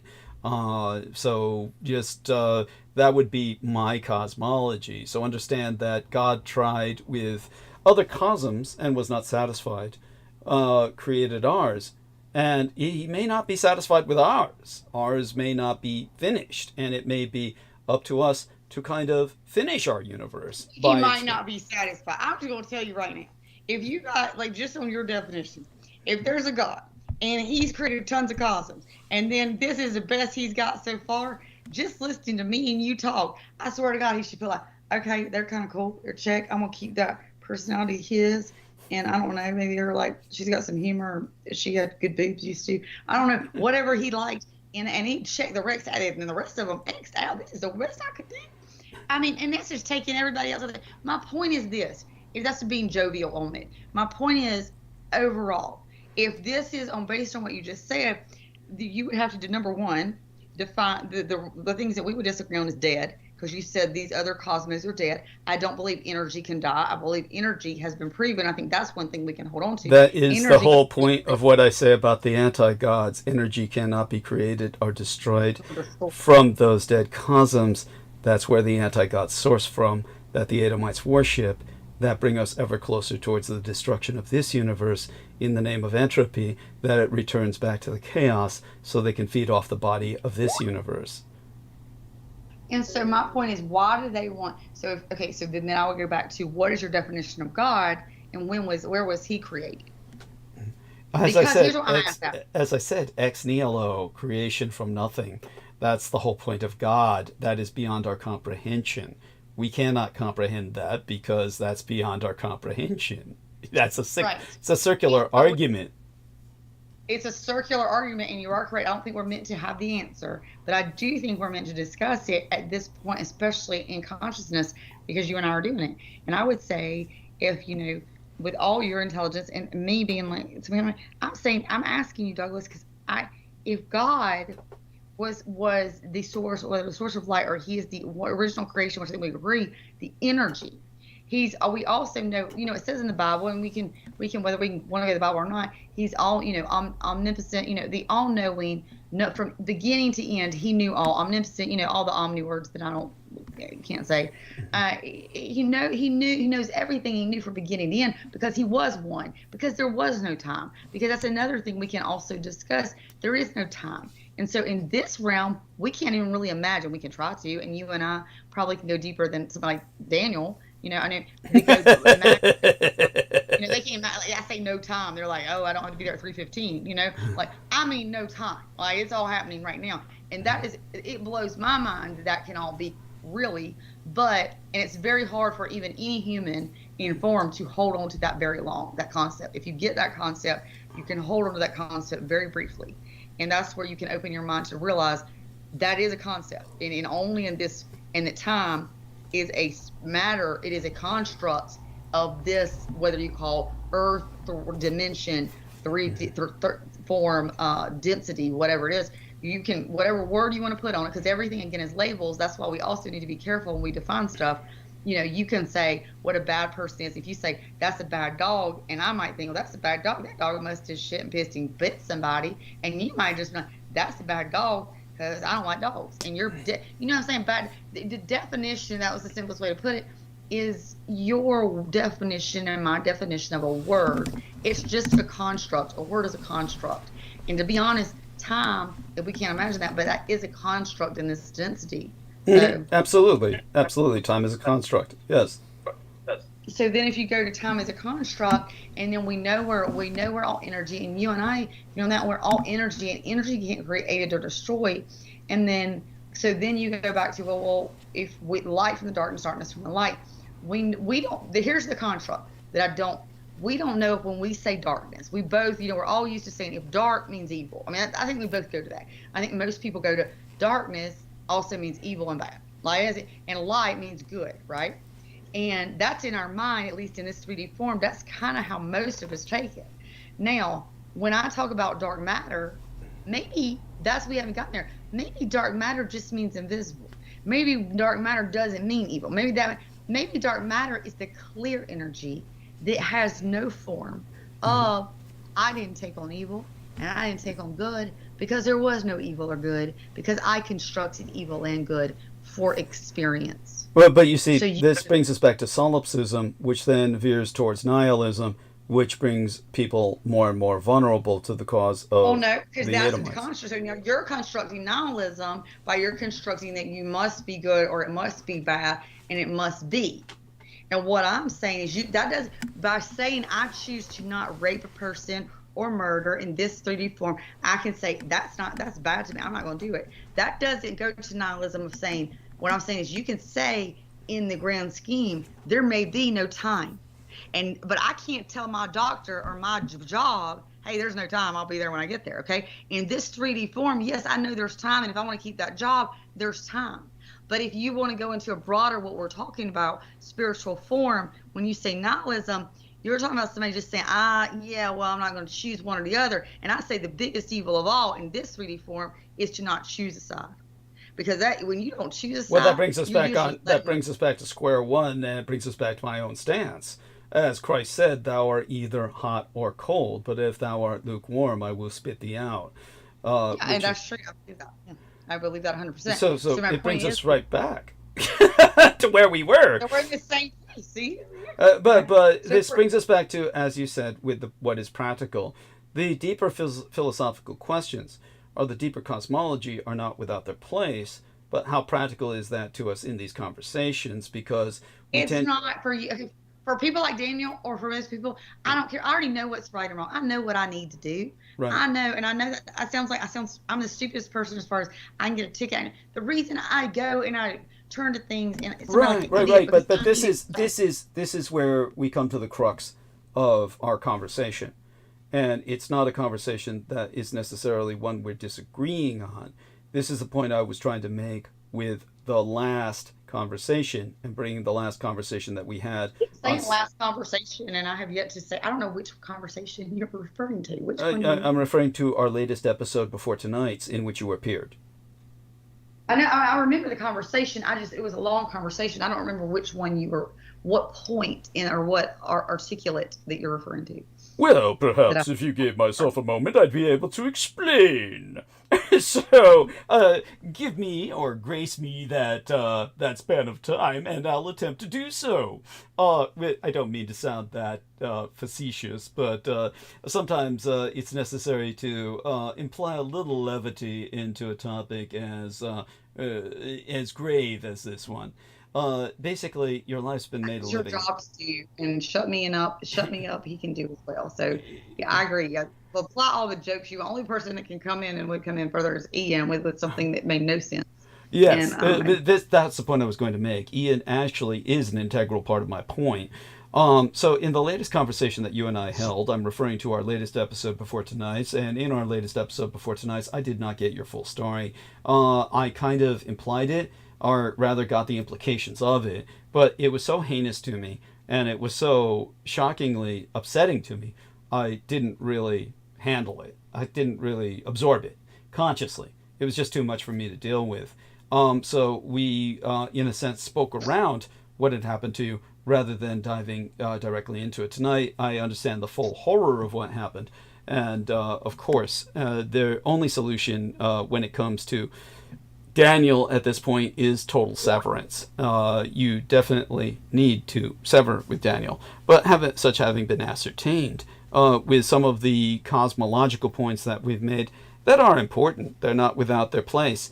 And I'm glad that we covered them so that we get a better grasp of your understanding where I'm coming from.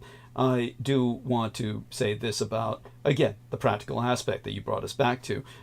You can understand time from a cosmological sense, but unfortunately, when we're dealing with appointments with your doctor or your parole agent or the judge, then we have to live by chronological time.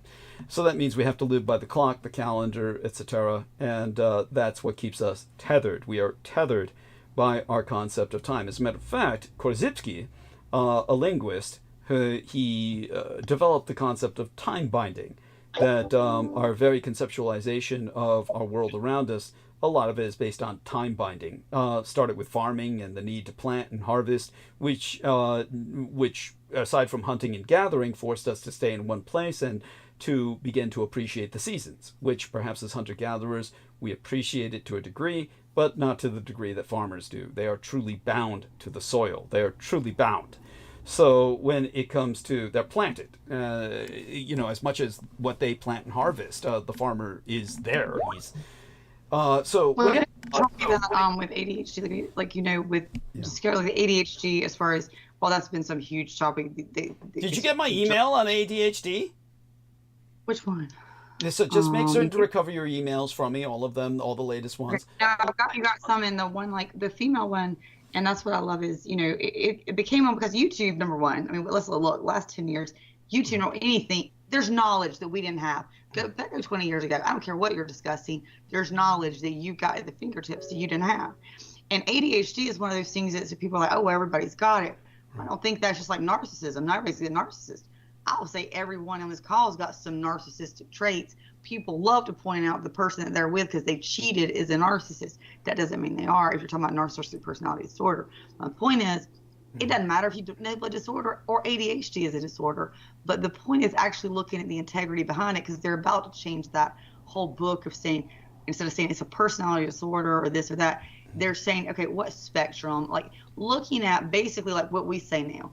How about, how much is, Brooke, like doesn't pay attention to the personality traits that are costing people in their life and what they are. So that whole, in the way they define that, I think the whole DSM-5 or DSM-4 is going to be redone, but they couldn't do it in time because it's going to be such a huge undertaking. Mm-hmm. If you look at ADHD and it was not diagnosed in women, if you're looking at the personality traits, it's become that because women were looked at as girls like me, it was always going to be hyperactivity, and when girls we could keep it together, but I didn't run around the room tagging boys or doing whatever. But what it was I literally started zoning out, and I went from a straight A student, and then just like I'm bored. I mean, it'd be like nothing. But by the way, I want to fix myself another bowl of tea. And while I do that, Brendan, why don't you talk to Brooke about those bath salts and wards? How, Brendan, ask her verbally. He's saying, Brooke, how are the wards/bath salts and cleanses? We hope you are performing them now that you finally have an opportunity. Brendan. Bath salts, pretty sure that's what Ian's doing, not me, okay? You told me not to do bath salts. I'm pretty sure that is not what you want me doing. No, not bath salts like Ian does, but you get what we're saying. Epsom salts. Epsom salts. I do not want bath salts. Yeah, not the zombie bath salts that Ian uses. The Epsom salts, please, do use them. Brendan, are you capable, Aristides, Heather, of participating while I, check into the lavatory for a second and fix myself another bowl of tea, which will take a good 5 to 7 minutes? Yep. Oh, excellent, excellent. Yes. Yeah, I think. Thank you for the. Okay, I'll be back. The opportunity to. Yeah, excellent. I'll go mute. Yeah. Okay. Who's here? Yeah. So the salt cleansing is what I was talking about. Oh yeah. Not bath salts like the drug. You mean just salt? Yeah. Yeah. Any like therapeutic salts, so like Epsom salts, which is magnesium sulfate. Or any like mineral health salt. Health or you mean like tossing it around like as a ward? A bath, like taking a bath in it. Just to cleanse the body. The bath. Out the body. Okay. Yeah, the bath. And it'll pull toxins out of your system. So what I was talking to Aaron Tice about as well is that he was saying that it seems that a major component of spiritual self-defense is the body being in healthy body. So I told him, like, yeah, that's the prima materia. You have to.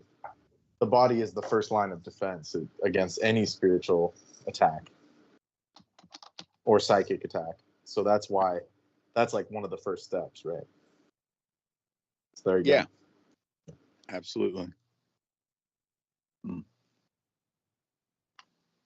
Yeah. Brooke, are you still there? Or yeah, I just love y'all. Don't like y'all say I talk too much. Oh, hi, Brooke. I just loving y'all. Hey, I'm actually talking. They're hanging. When I'm not there's a hanging moment. I'm like, well, let's just let them hang. Yeah.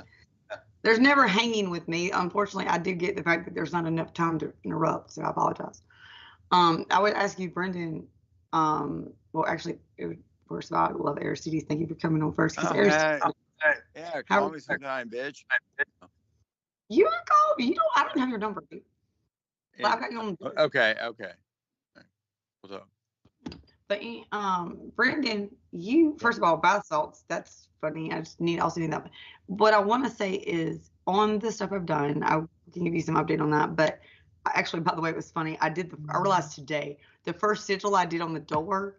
It was the very first sigil I did on the door, and I just did it because I was walking by, and I looked as I was walking by, and I was like, damn it. I did that as a damn peace symbol because it was that. Remember when I was telling you I was learning how to write it, and I was like, well, I wrote it upside down. I wrote that, I did the upside down one. So I thought, well, I don't know if that worked, but some has helped. Some has helped somehow. I've seen differences. Have I done a full-fledged attack? No, because here's the thing. I do know, or what I believe is energy is energy. So when I put that sigil up or anything I do, sometimes the sigil I put up with the little energy I had then. But if I'm laying there and I'm crying and I can't even get up, or I'm mad, and unless it's anger, and anger is good. Anger can be good if you're using it against something that you don't want, right? But if it's anger towards yourself or something else, if I do it, I don't need that. That energy is not going to put anything out, sigil or not, or anything else. And I knew, and to be honest, it's not even really that, because I realize it stops you anyway. Whether it was him arguing like we were on the phone that night, there's always something that will stop you from doing it. I could have everything perfect and done everything he said. So no, and I know, that's both, whether it's internal, external, which it's both. Internal is external or vice versa. And when you say body, what I would say is this. Number one, obviously, I was attacked with the body more and more, which also then went internal, and I can see that. Secondly, this was just a side note to get off that whole thing. When you said that, I was watching something and learning about, we talk about the life forms of, life forms we have here. They've been talking about more and more about mushrooms, or the actual, the fungi, and how much life form they are actually the original life form. And I know that's kind of getting cosmic on there, because we talk about life form and then we go look at that. and what Yeah, fungi. what about it?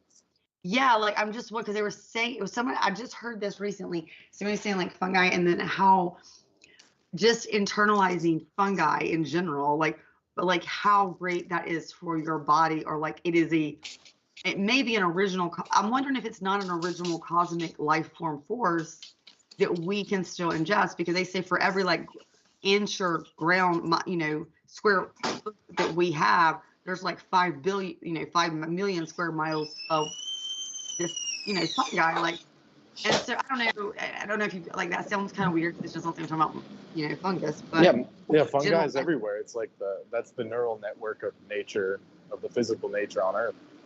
That's yeah, all it and so is. so then I'm wondering, like, what do you think about ingesting fungi of mushrooms in different forms? And I'm not talking about to get high or like the mushrooms they talk about, like that. But just they're like medicinal. Yeah, they're medicinal mushrooms. Yeah. You can take because like medicinal right mushrooms. before, like, I eat a lot of I'm vegetarian. I won't claim vegan like you because I will drink milk occasionally and cheese. Yeah, but I'm not vegan. I'm not vegan. Oh, you're not? Okay. No. Well, so vegetarian. So have you heard of like corn? Like corn is QUORN. It was a Wait, what? You're not vegan? No, I'm not. No, I'm a vegetarian. I'm not vegan. What do you do, Brett? What do you do, Brendan? What are your sins for being vegan? Oh, I just use ghee. Like I don't drink like Western milk or anything like that. Oh, right. So ghee, like ghee Vedic, is it? Vedic is not vegan. Like, wow, that's as guilty Bullshit. as you are. That is not cheese. Like sometimes I have cheese, but the thing with cheese is the A Western large cheese is very New heavy. York style, you get a large New York style cheese pizza, and you're like, I didn't get pepperoni. That's what you be like. I'm a vegetarian, not a vegan. That's what I do. I can enjoy an entire New York style greasy cheese pepper pizza, and I can know maybe it's not healthy. And I also could if I want. I just don't.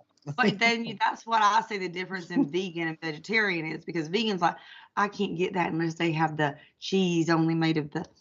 You see what I'm saying? Like slowly. Yeah, Vedic is not vegan. Vedic is not vegan. Yeah. Okay. Yeah. I did buy ghee though, and I tried to kick with that. I wasn't good at it. Anyway, my point is, have you ever experienced corn, QUORN, in the company? What is it? Corn? QUORN. Oh yeah. Those people. What about them? Like you have the. It was it's a mycoprotein that originally, like when I became vegetarian when I was, I'm older than you, and obviously originally at 13 on and off, but by the time I was 20, when my daughter was born, 22, I slowly discovered corn as it came on, and it was like, oh my God, this, number one, it was very good because it tasted similar. If you had been someone that ate meat, it was just good. It didn't have a weird texture. But number two, it's made of it's called a mycoprotein, which freak people out. Some people are like, mycoprotein. It is a fungus that they grow. Yeah. It's not like it's not soybeans or anything like that. It's still the best vegetarian meat you can get. And it's started growing rapidly lately. And I'm wondering like what you just think about that, because they say that ingesting ingesting mycoprotein is good, or ingesting fungus is, and then what you would think about a mycoprotein like that, or if you even have any opinion or have ever experienced it. Yeah, I mean, you can get energy from eating anything, so that's fine. But the energy you get is different because you're putting different. I mean, I literally could suck. Yeah, so that's where I was getting at. So when it comes to mushrooms, like it's more tamasic because they decompose. They're decomposers. So it's actually closer to eating meat in that sense. It's called tamasic. Tamas is one of the gunas of the foods, one of the humors. So it brings you more groundedness, but it can also bring you down and make you more lethargic and stuff. So you can't eat too much of it, but it's totally fine in moderation. And even mushrooms, like just regular mushrooms, not just the protein of it. It has like if you eat like regular mushrooms, they have vitamin D and stuff that's tough for vegetarians to get. So especially vegans. So mushrooms are good in moderation. There's nothing wrong with that. You talk about the word that I did not know. And what did you say again? What was the word where it brings you down? What was the word? Tamasic. Tamasic. Okay. So TMASIC. Tamasic. Okay. So in that word, I mean, I get the meaning of it. I understand the meaning of what you said. Mm-hmm. So in that regard, what would be the opposite food of that? Because like Sattvic. grounding, if I Sattvic need food. grounding, I get one. So if I need the other, what is the other? The opposite end of that is like fruit and stuff. Because Like, but that like also live, living food, like living food. but that's also dead. Like if I pick a mushroom out of the ground, it's alive till I pick it. Yeah, but If a fruit's different than like what mycelium breaks stuff down. So it's decomposing. Whereas a fruit is like just a fruit. But it's got sugars in it that do decompose, like there are the sugar in itself, which breaks us down. Yeah. So is But it I'm not saying similar, but it's just living viewed food versus a food that is more towards the other end. And again, I'll go. This is where I go to because people. Here's the thing. So sattvic, the best diet is sattvic. Whether you're vegetarian or meat eater, you just got to be more sattvic, which is the pure essence. Lighter foods. So sattvic is number one. Like you got to just start with sattvic diet. We'll define that for everyone, or for me anyway. Sattvic diet is like stuff that is not as heavy.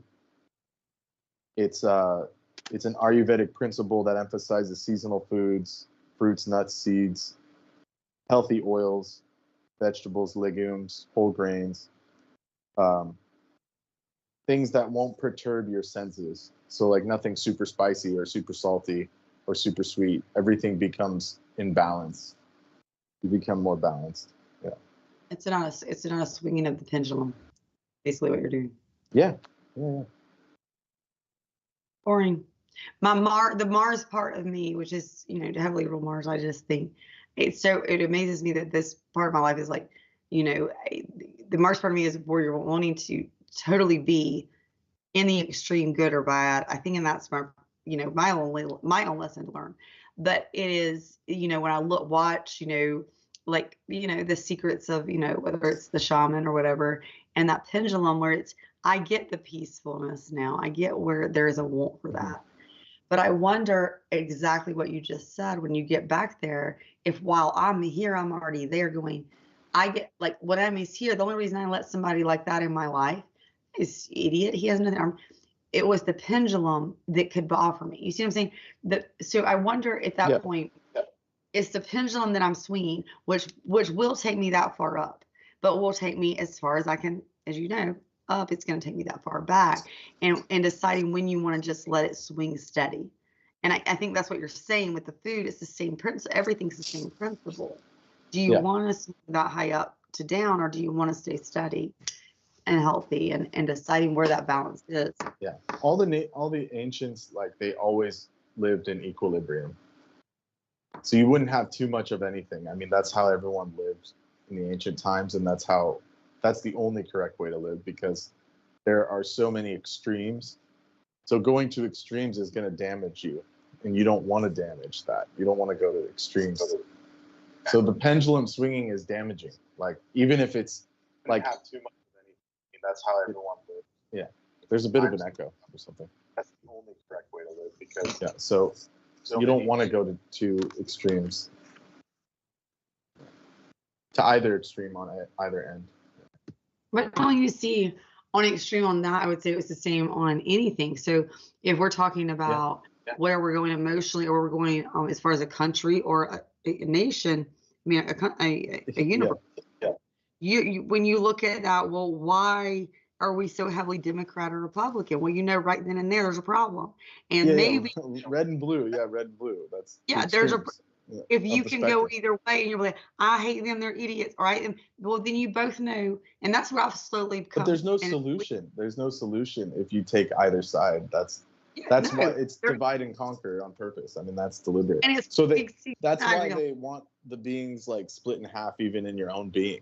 Like if you're on too far one side or too far on the other, like in your own being, like, so if you're too left-brained, you're gonna be like trying to cast spells like Pete on everyone. Or if you're too right-brained, then you're going to just be into your like materialism and just 1 + 1 = 2. And then that'll damage you as well over time, because everything just becomes a calculation. Like, so. I ask you this, like, this is where I ask you. You have to have temperance. Temperance, it's called. This is where I ask you. This is where I ask you with temperance. And this is what you said. I ask you, this is not it necessarily, just let's say, for instance, hypothetically, I was to mention one thing that's outside of your wheelhouse, like you personally, because you're like, no, that's not right. And Bravo won't teach Brooke, because I've taught Brooke a million things, and that's where off. I've never said that.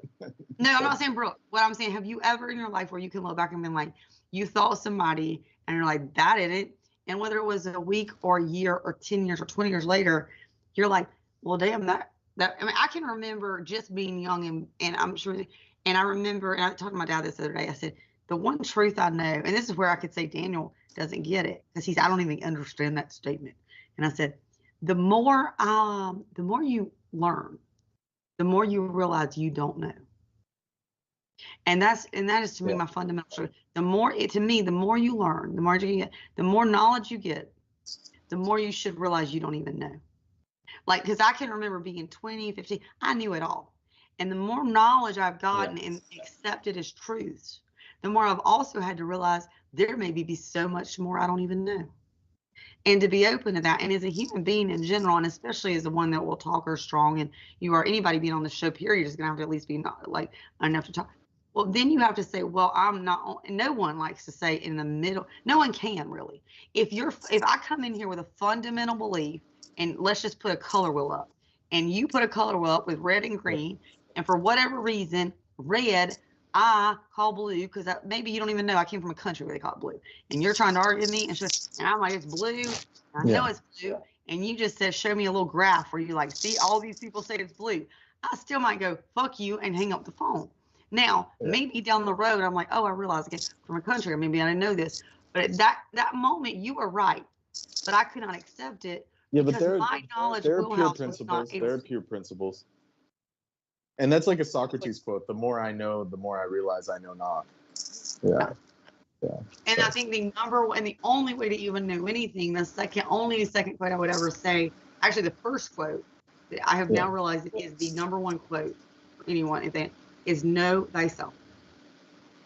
Because if you, like, as I've learned more and more about myself, because I can't sit here and say anything. I could judge Brendan or anybody all day, but the less I knew myself, the less my judgment of you or anyone else was right. Until I can try to judge myself more and more correctly on why my fundamental beliefs are why they are, and what they are, and what I'm wrong on. Then I can come in and say, well, this is why, and this is where I think you're wrong, but not be judged.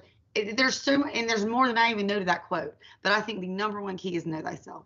Like, if you can know thyself, and the more we, instead of us judging each other and be like, well, why is Brooke wrong? Why? Or even with this dude, I'm like, what can I learn from it? What can I take from it?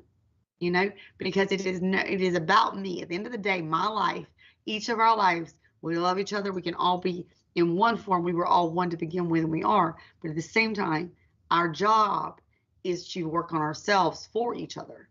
And if I'm not working on myself, what good am I doing, Brendan, if I come on here next year the same person or worse? I need to know myself and work on myself so I can come in as better in case you need me, or vice versa. And I think they're fine.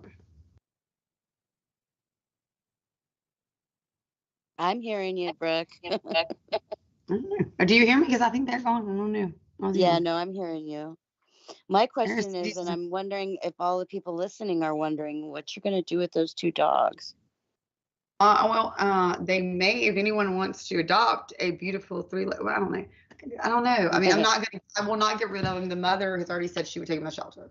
So I'm not going to get rid of them. I also do not need 2 more dogs. And one of the dogs is a squirrel chaser murderer. Like, so that's my biggest issue with that. So I'm having to keep them separated. But it's kind of like, if you have an equal love for, a cat and a dog, I can't equally, like, I don't choose the dog over the cat or vice versa. I got to figure out how to make it work. And that's my job. It's just like with them. I always try to make it work. So making it work.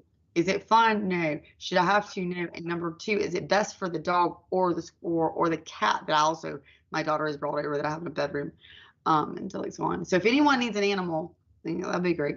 Adopt it. They're great. But no, I don't know, girl. You got any ideas? That's what I need, Heather. Give me some ideas. Facebook. Marketplace. Yeah, but you get people like, you don't know. Like, I see, I'm the world's worst. The squirrel. By the way, guys. Okay, separate, Heather. The squirrel. Well, I just think that the dogs are gonna that's gonna be the biggest connection that he has to getting back in. You're right. No. I'm just yeah, thinking you're right. about you. And yeah, and his mother said, like, you know, well, I don't know. I was thinking, and and someone else said that, like, you need to she offered to bring over, when I said, you know, it was before the conversation tonight, she had texted, and that's the end of the conversation, said she would bring over, so I'll drop off some in the mailbox for dog food. And I immediately replied back, you know, and what kind of, I mean, and it explains a lot about where he comes from. If his mom says, oh, I'm going to go put his dogs at the pound. Oh, well, I mean, it explains why he is partially the way he is. Yeah. And I said that, and I don't want to sound like, again, like I'm taking it, because then it makes me sound like I'm letting him back in, and I'm not, because I don't know that can be fixed, or if it can, it's his own journey. But yes, his mother is the bigger, that's what's scary to me. His mother, realizing that, is the bigger danger. Even if you met both and you were deal with both for, let's say, a month, either one, you'd be like, she's the innocent. You realize quickly that there's not, I mean, when you've been there, what I realize now is the most dangerous one is the one you don't suspect. And I suspect him from the beginning. He's never the purely innocent. She is. And then when I've heard her and then seen, and especially after a year, it is amazing. And that's not just as like somebody that's like, oh, well, it amazes me even to the moment of the conversation tonight, what she can do. And even then she had to backtrack, and I said, I said, you can believe me. And that's what I told her. I said, you can believe me or not, I don't care. I said, I'm telling you, your son did not care about my life. And that will be, that's documented. But I said, I don't care. I don't care whether you see it or not documented on video. If he's telling you that's why but the whole point is never that. It's so much worse than that. And that's what he grew up with. And there's this manipulation that I can understand. I can't understand his because I don't understand it.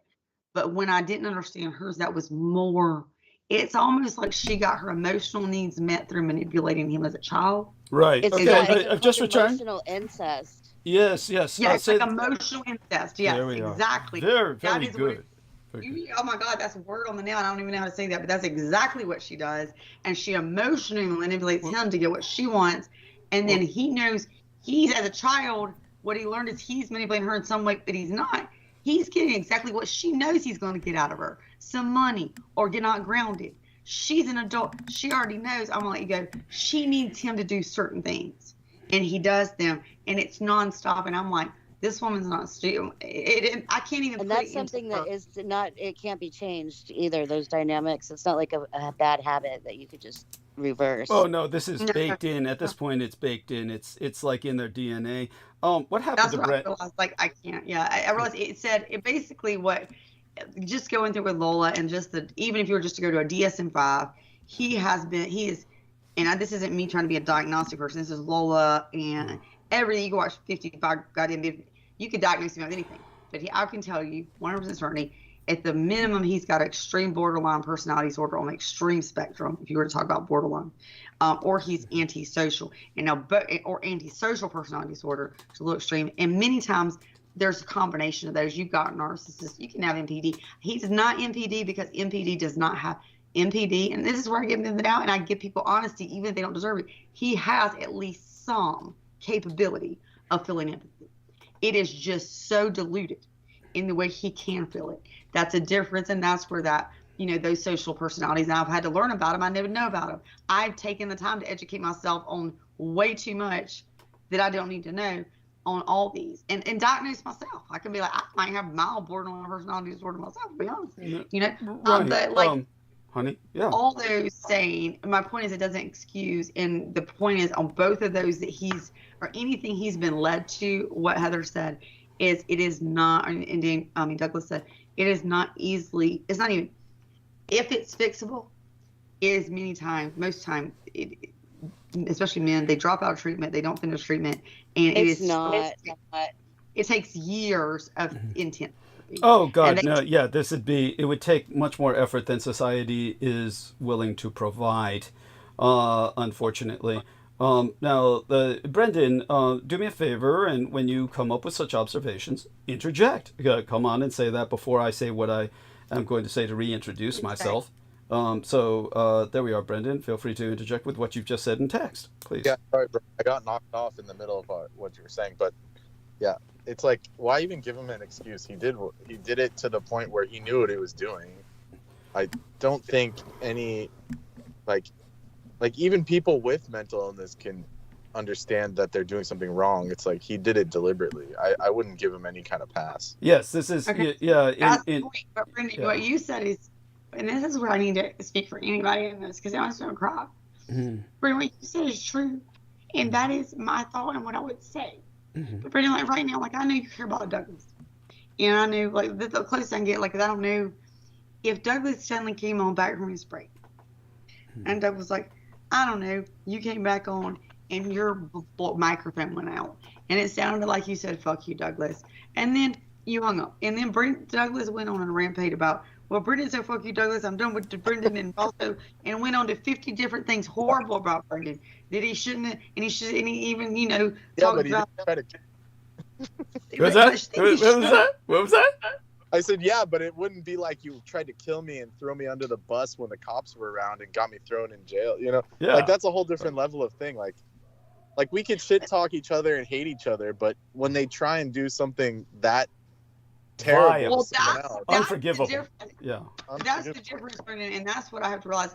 For me, it's unforgivable. it's like and I it- can hate, like I hate my uncle and stuff, but I'm not gonna like call the cops and throw him under the bus and hope he dies. Actually, maybe you should. Now that Yeah. you brought the subject up, why don't we conspire that? Because if anyone deserves it, it's him. But such being said. My point is, so Well, it's everybody because he has some use left in him. Oh, This guy no, has good point. Good point. Yes, as I pointed out before, he still might be exploitable. Before I forget, I can Brooke, marry him and get my insurance money. That's fine. yeah, that's it. Um, Yes, we might arrange for that, dear Brooke. Honestly, yes, if anyone could kill him off, it would be yourself, and he would deserve every moment of it. You just got a weekend at Bernie's him and walk him into the freaking like the chapel in Vegas and shit. Yeah, that there we are. So Brooke, I want you to know something. The latest episode that I've been referring to, that I keep going back to, the episode before tonight's, in which you appeared for the first time in a long time, and I spoke with you about several things about the enemy, the kings of Edom. I want you to know something, and Brendan, Aristides, both of you guys have to help me out here. They took you seriously. I don't know what it is about you, but you hurt their filthy feelings. You really got to them. After that, they went on the offensive. They did several things I cannot talk about in public, but we'll be happy to share with you privately. But Aristides and Brendan can confirm they've taken action since the episode that you have been on. This isn't legal action. It's all illegal action, but they've taken action. Aristides, Brendan, help me out here. Confirm Who's what I taking? said. Wait. What illegal action are we taking? What are you implicating? No, we're not taking it. But Yeah, don't yes, implicate they it. did offer it. Stop implicating people. If anybody needs to I'm already implicating myself in enough. I'll just take all the action of illegal. Okay, in this I don't call. support doing anything illegal. I I don't No. either. This I- is or like hypothetical- this. Do you notice a miscommunication here, Brendan? You Yeah. notice everything that I've Yeah. said. Nobody I mean- understands a word I've said. Right. Don't, Aristides, don't do break me a the favor, law, Aristides. Okay. Look, Yeah, we're- understand that you've miscommunicated what I've said. What I've said was the exact opposite of anything you're hearing. Yeah, I'm just fucking with you. Yeah. Okay. Good.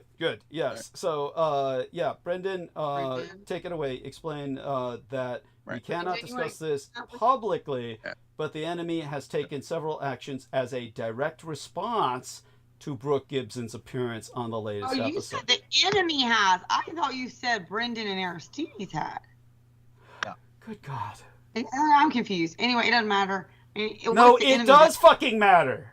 It Well, does it fucking So matter. what I'm saying is, I Yeah. know that Doug is right what he said if I misunderstood. So my misunderstanding doesn't matter. What Okay, I'm saying, what I you can understand what- is how I can speak so clearly and everybody gets the, why does this always happen? Where I say something and people hear the exact opposite of what I fucking say. I don't understand how this phenomenon works. Is I it swear a I mirroring heard you effect? say Is it? and Brendan. It's Here's I heard. Okay, Brendan, you taboo, say it. Douglas. It's a spell to confound the Thank speech. you. That's what This they- is part of the occult siege. That's what they've been using. Thank you. This is what they've And been I know using. the exact spell they're using. That's Thank the you. problem. Yeah. Thank you. Well, This is part of the occult siege. I want you both to understand this. Yeah. So let's start from the beginning so you both can hear me. Brooke, we are under a occult siege, which is from the Chaosists, the Edomites, the enemy. They have been working in shifts, routine. There are, remember I said the universe is mostly darkness? There are millions of them to every one of us. They outnumber us by millions. They seek the entropy and the destruction of this universe.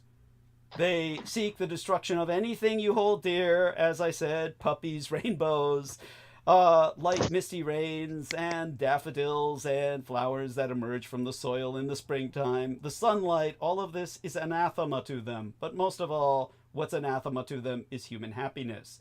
And of course, any direct communications which are understandable, comprehensible. The communicability of ideas and thoughts is what they cloud, what they obscure, what they render obtuse through confusion.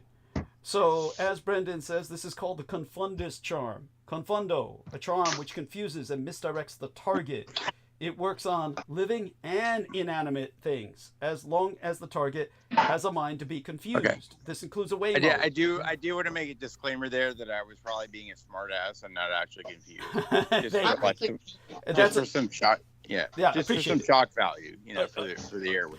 Understood, but I'm peeing while we talk, so they can all get back because you don't let me mute. So just let me know. That's fine. That's fine. And Aristides, yes, that's appreciated, but understand, do not think you're immune to the spell. Always be casually aware of it.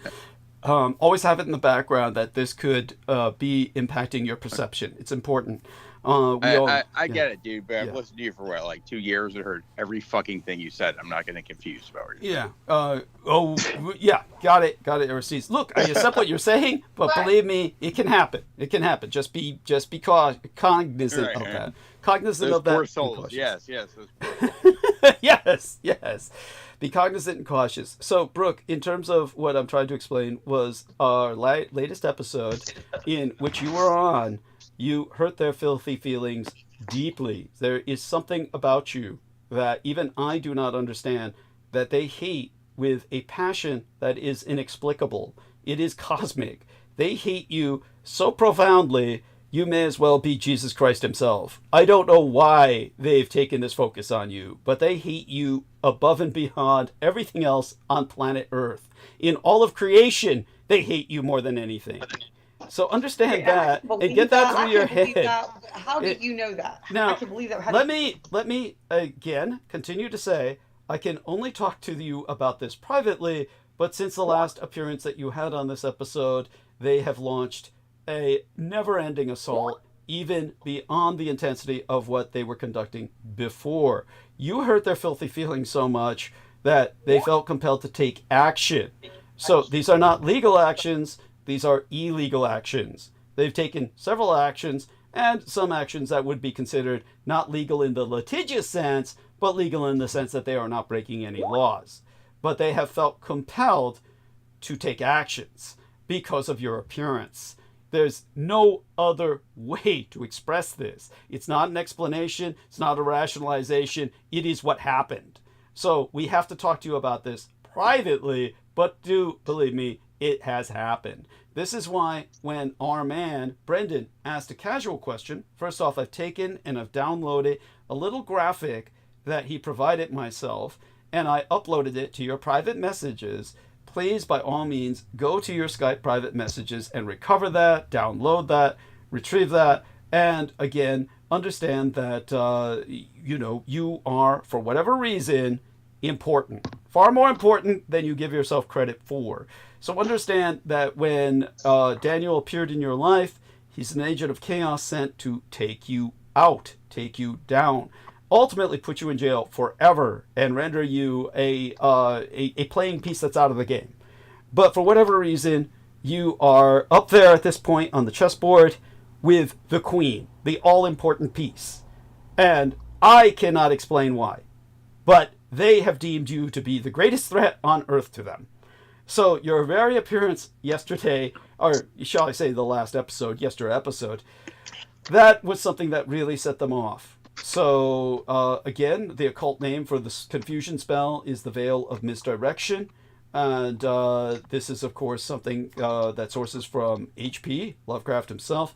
So our dear friend, Mr. Brendan, can explain that at greater depth, and I will, of course... I'm going to get names. The Confundus charm was Harry Potter. That's what I meant, Harry Potter. Okay, thank you. And the Confundus charm is a one-time thing. So it's in the books. It's just like you want to get away from someone, you confound them. But the Veil of Misdirection is like a continuous spell, if you want to use RPG terminology. It's like it's constantly leeching and constantly fuzzing our communication to the point where it's becoming difficult. And let me tell you, Brooke, you were suffering this forever. For the longest period of time, no matter what I said, you would say the exact opposite of what I said. And that was going on. Let's be honest. Part of that, and let's be honest, that's where they don't. If they don't like me, then you have to give me credit for what I am, which is number one, hearing what I hear. Some of it's wrong, some of it's right. But standing, number one, even against Douglas, you on your own show, you've allowed me to stand up and say things to you, because you have to remember, as much as you teach me, you are the ultimate. You bring knowledge to the show. That's the reason you're here. And if I'm the one that you will allow to stand up to you, because the only right in any of this is, at the end of the day, is to say there's some things you don't know, Douglas, or some things you need to have brought up, because if you were God, right, if you were truly the God and knew all, then we'd all be there, and vice versa, all of us. And so for whatever reason, I bring things to you that you allow, and I don't know why you allow me to, or allow open. If you're right or wrong, we've questioned each other. My point is this: if that is the case, I stand up and I say things that maybe just you educate me. But sometimes there are times where I've heard you come back and say, Brooke said something, and it made me think, and it was only on another episode, and I changed this view. I remember you doing it. Yes. And so those points, it is only the seeking of knowledge. And like my father said, and we agreed, and again, this is where we agreed, Daniel was not good news. When you don't seek knowledge, because again, like I said, if you like Brendan and I said, it is the more knowledge that you get, you worded a million different ways, but the more knowledge you truly can ingest and take, or truly comprehend anything you truly know. The more you know, the less you know. That's the easiest way to say it. The more you know, you should realize the less you know. Every time you know more and you truly know more, then you realize you know less than you ever knew. Because I knew everything at 15, and I could have told my parents how to run their life. At 20, at 30, I'm like, I'm not real sure. By now, I'm like, I don't even know if I know 4% of what is out there in the universe to know.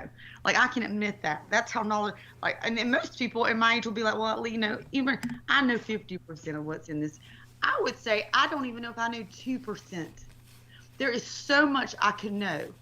But what I can only do is say what I'm right on with the knowledge I have, what I believe. So I'll fight that to the death. That's the Mars in me. What I do know and have the knowledge to fight, what I have the knowledge of, and what I was given to me with that knowledge, and then I believe, I will fight to the death, and I will stand up. That's why I can't understand and will not ever be able to accept Daniel, because he knew, he should have known. Well, I remember distinctly a time when Daniel, in front of me, so to speak, when I was on the phone call and both of you were talking, Daniel said, I'd never hurt you.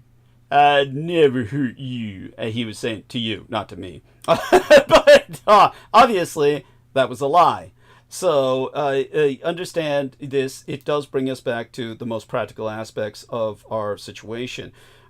This is why when Brendan Zoget and myself in particular were telling you, even though Aristides came up with some good suggestions, one of Aristides' suggestions at the time, when Daniel was still able to get into your home and apparently looked like he was almost going to conquer your home, literally become a squatter where you couldn't get back in, one of the things Aristides pointed out was, well, suggestion that Aristides offered was Brooke should just sell the fucking home and let the real estater deal with evicting the son of a bitch. And I thought that was... No, wait, no. I don't think that was... Ian West called me, and I love Ian. Let me say something. Ian's lesson, I love Ian. That wasn't one of my suggestions. I had like two others, but... maybe... Yeah, yes, it was. What's wrong with that suggestion? No.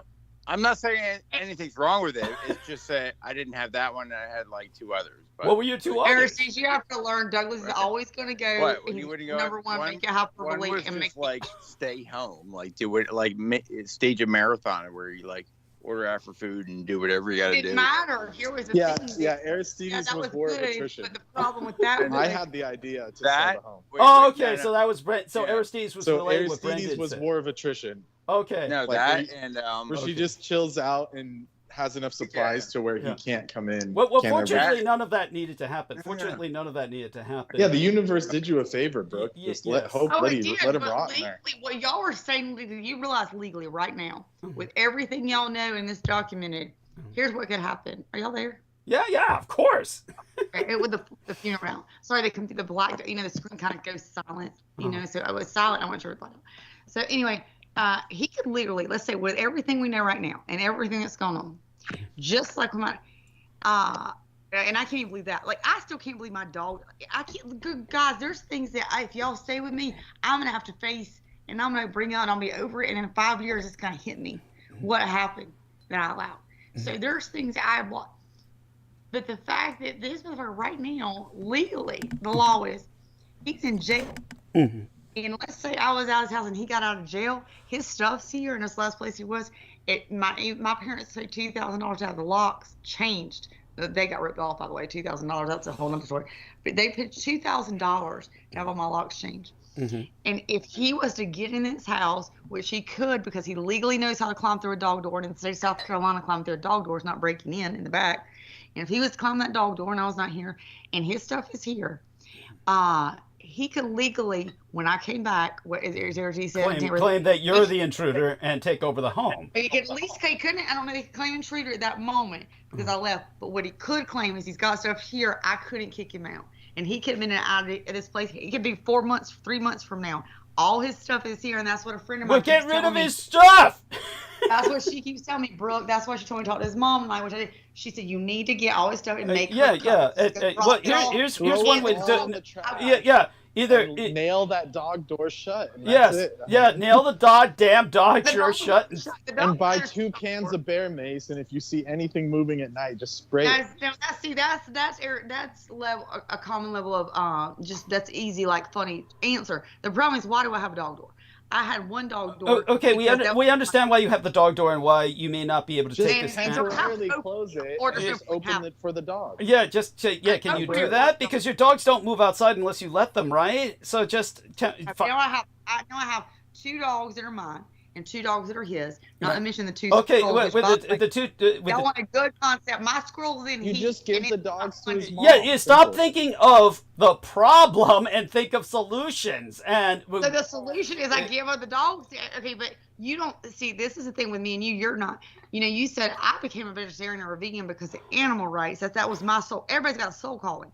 My soul calling is animals, and that's why I originally saw a chicken. I saw a chicken truck. This is where me and Douglas different. I saw a chicken truck one time, and my mom. I was like, "Why is there a chicken?" And then but do you realize what you're doing by going back on these life stories, which are important towards identifying? My point is, I'm not going to go back to it. My point. I won't. Thank you for reminding me. I've said it. My point is, the fact of the matter is, I literally am not going to be like, well, I'm going to sell this. Mom's going to just, well, you're right. She's going to take them to the shelter. She's going to put to sleep. Yeah, that may be logistically on the grand scheme of who owes who, and Wait a second. What about your parents taking in his goddamn dogs? My parents are taking in a damn cat. My parents have 9 cats. By the way, did you suggest early at the beginning of this episode that Lola is pregnant? No.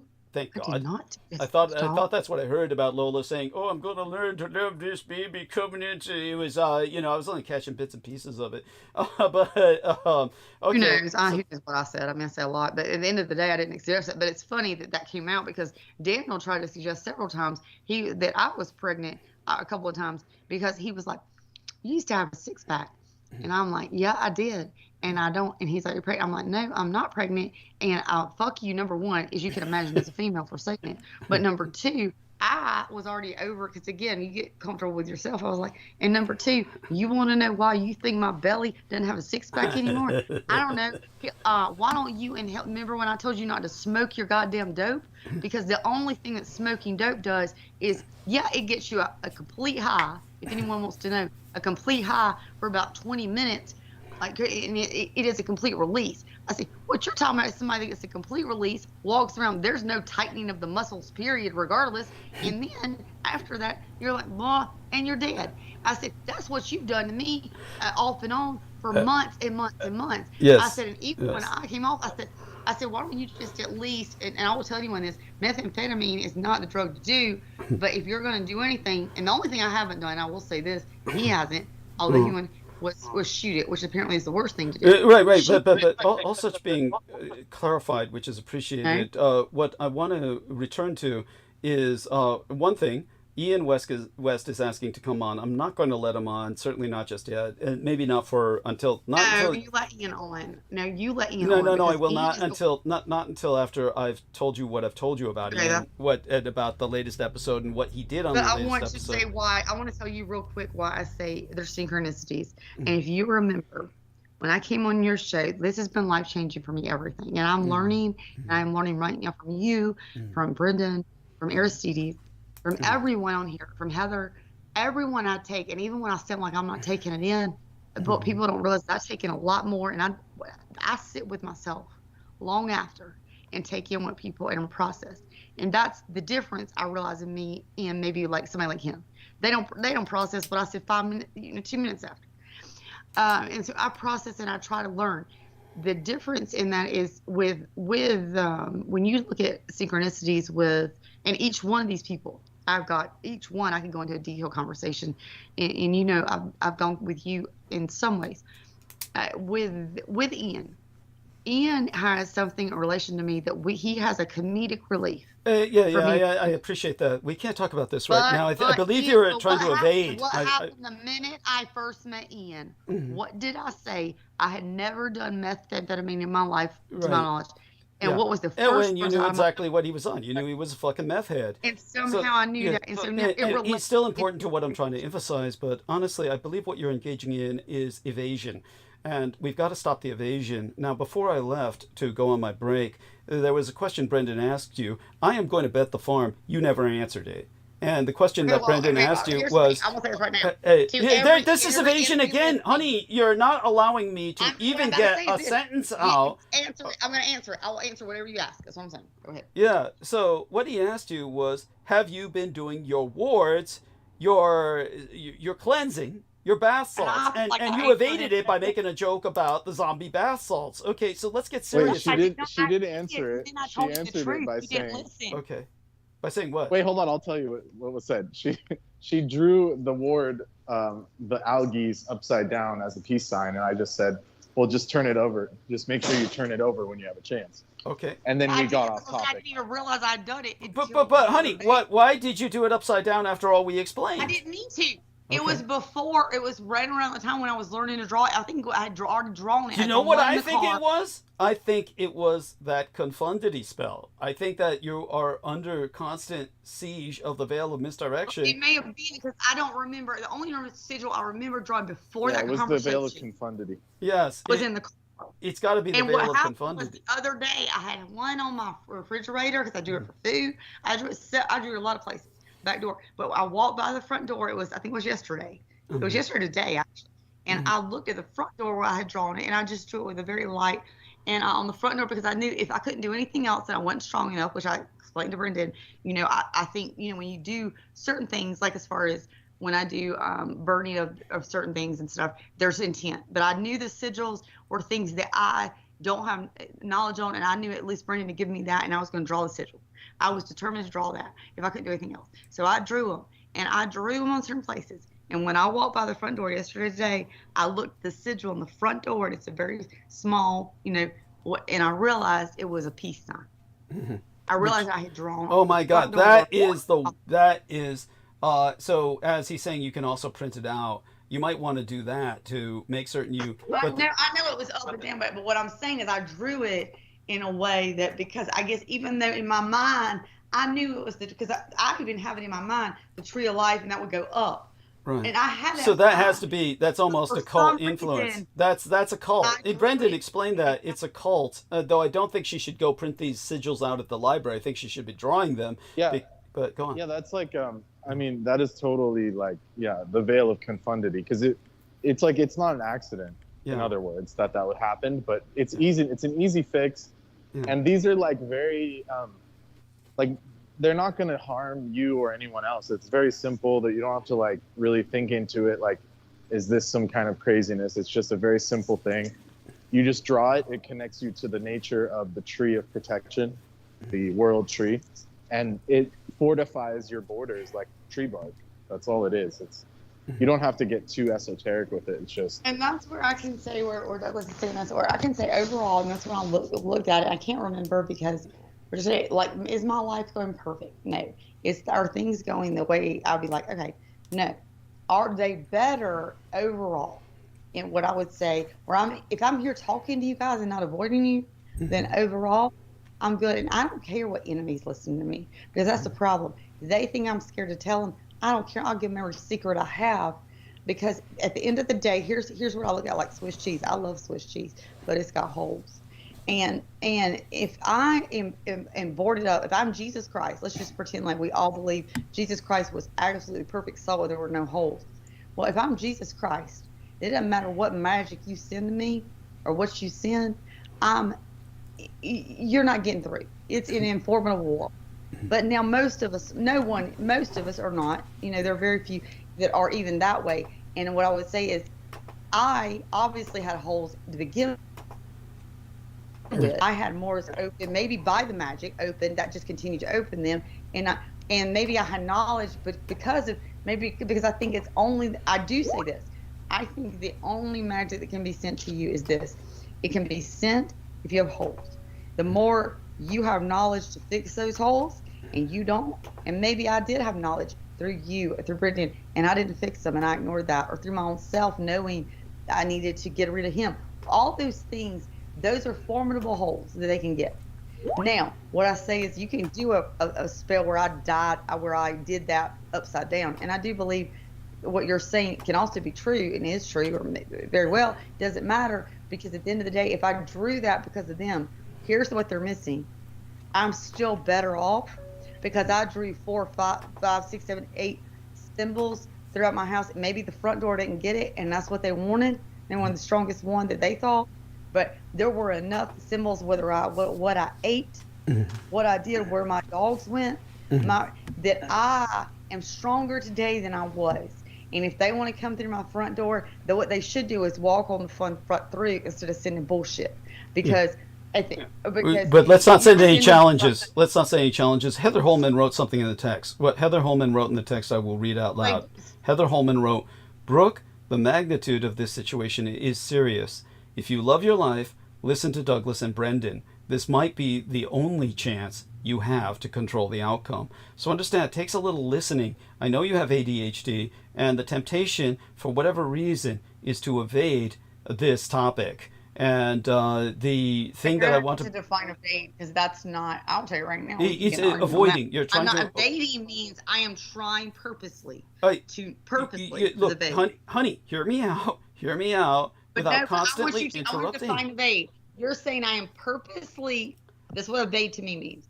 I am purposely. I do believe that you are unconsciously, for whatever reason, you're unconsciously trying to help You're unconsciously trying to avoid helping yourself.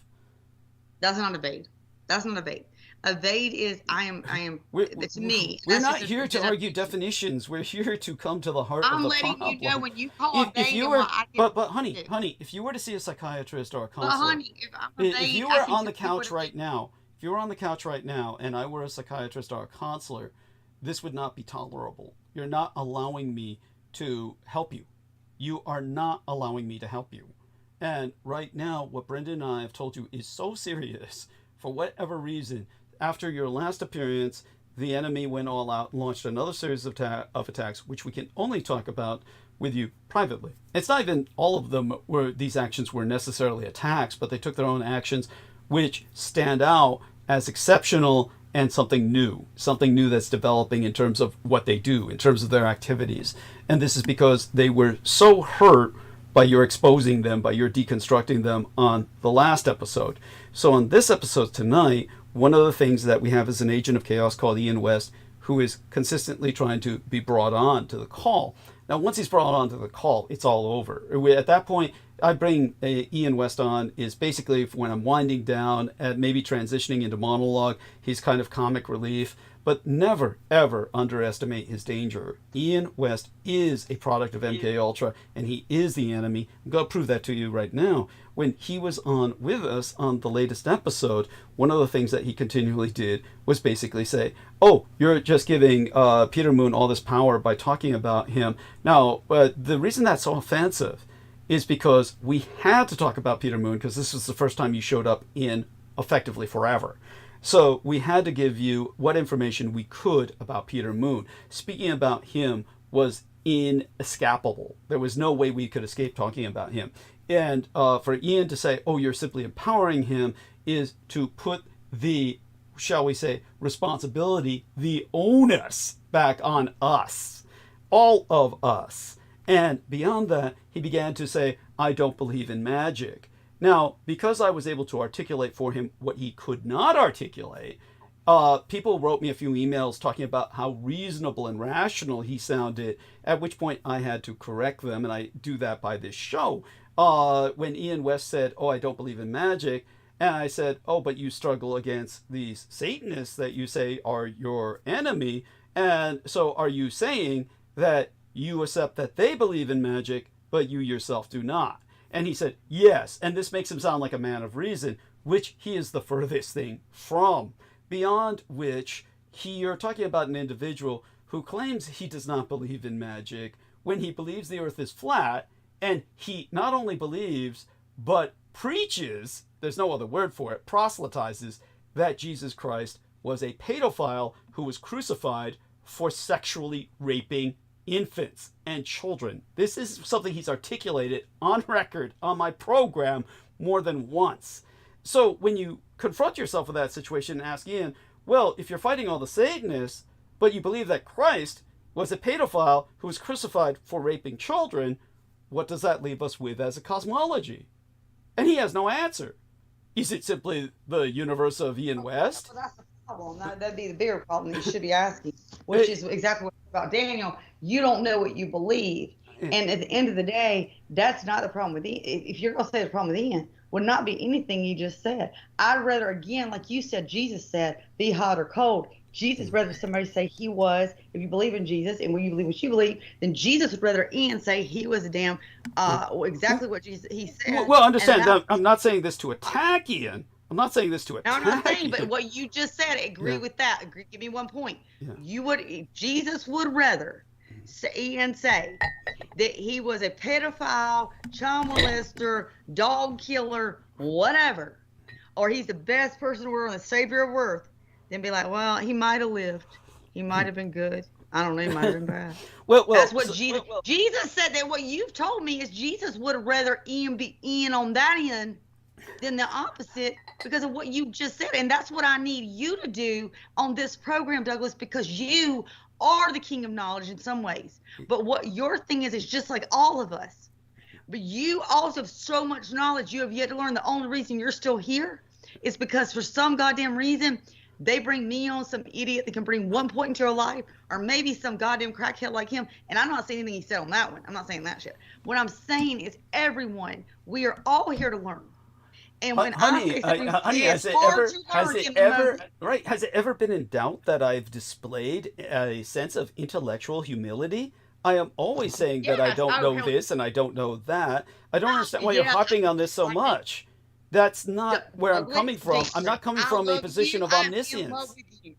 Douglas, Dietrich, I'm in love with you. I'm in love with you. I've never said that. I'm in love with you. Thank you. And yes, I will say in love with you because I'm in love with you because I don't even have the ability. Like, I think my best day I could not do.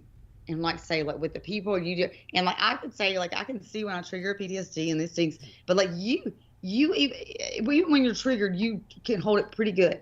Thank you. You are the ability to have all this knowledge, all these memories, all these things, what I say is Douglas Dietrich is he is a king.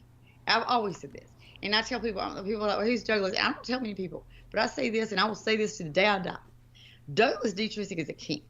And he's either a king, he can be a king of he could be either the king of lying and everything. And that's what I told the enemy captain. I said, you're the king of lying. Everything he said is the honest to God lie. And he's just whatever you times, but he'd be times 40 worse than what you're even saying he is, because that's how good he is.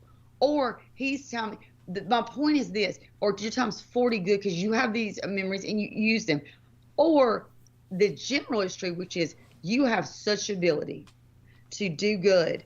And you are so strong, and what I see in you is so strong. And I just say this, you're so strong and you do good. But like all of us as humans, if we come in human form, do have to have opinions and experiences. And we're going to lean that way, left to right. We can be like, and you are one of the people that cannot lean, and you are one of the kings of trying to teach people. But even at the end of the day, you were given platform, and that's what the kings of Edom, like you talk about, what you would refer to as that.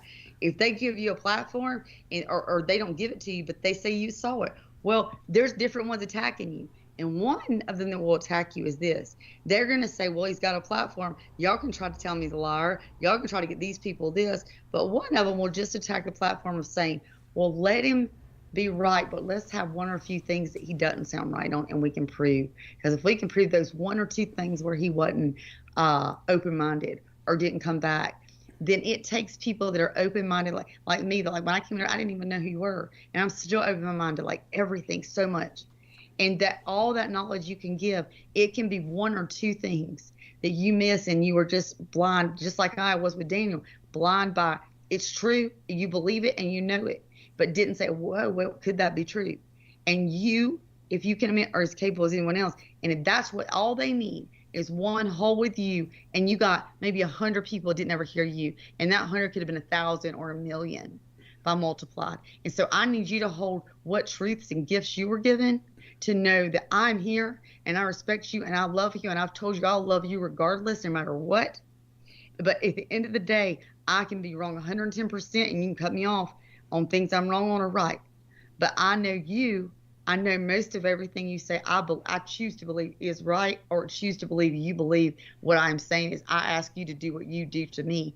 Open your mind to learn, because there is something, that is the number one thing that I can see they are attacking you with. Because what they do is they'll bring someone on here that has something just like Ian, that will say something that is truth. And it's just truth.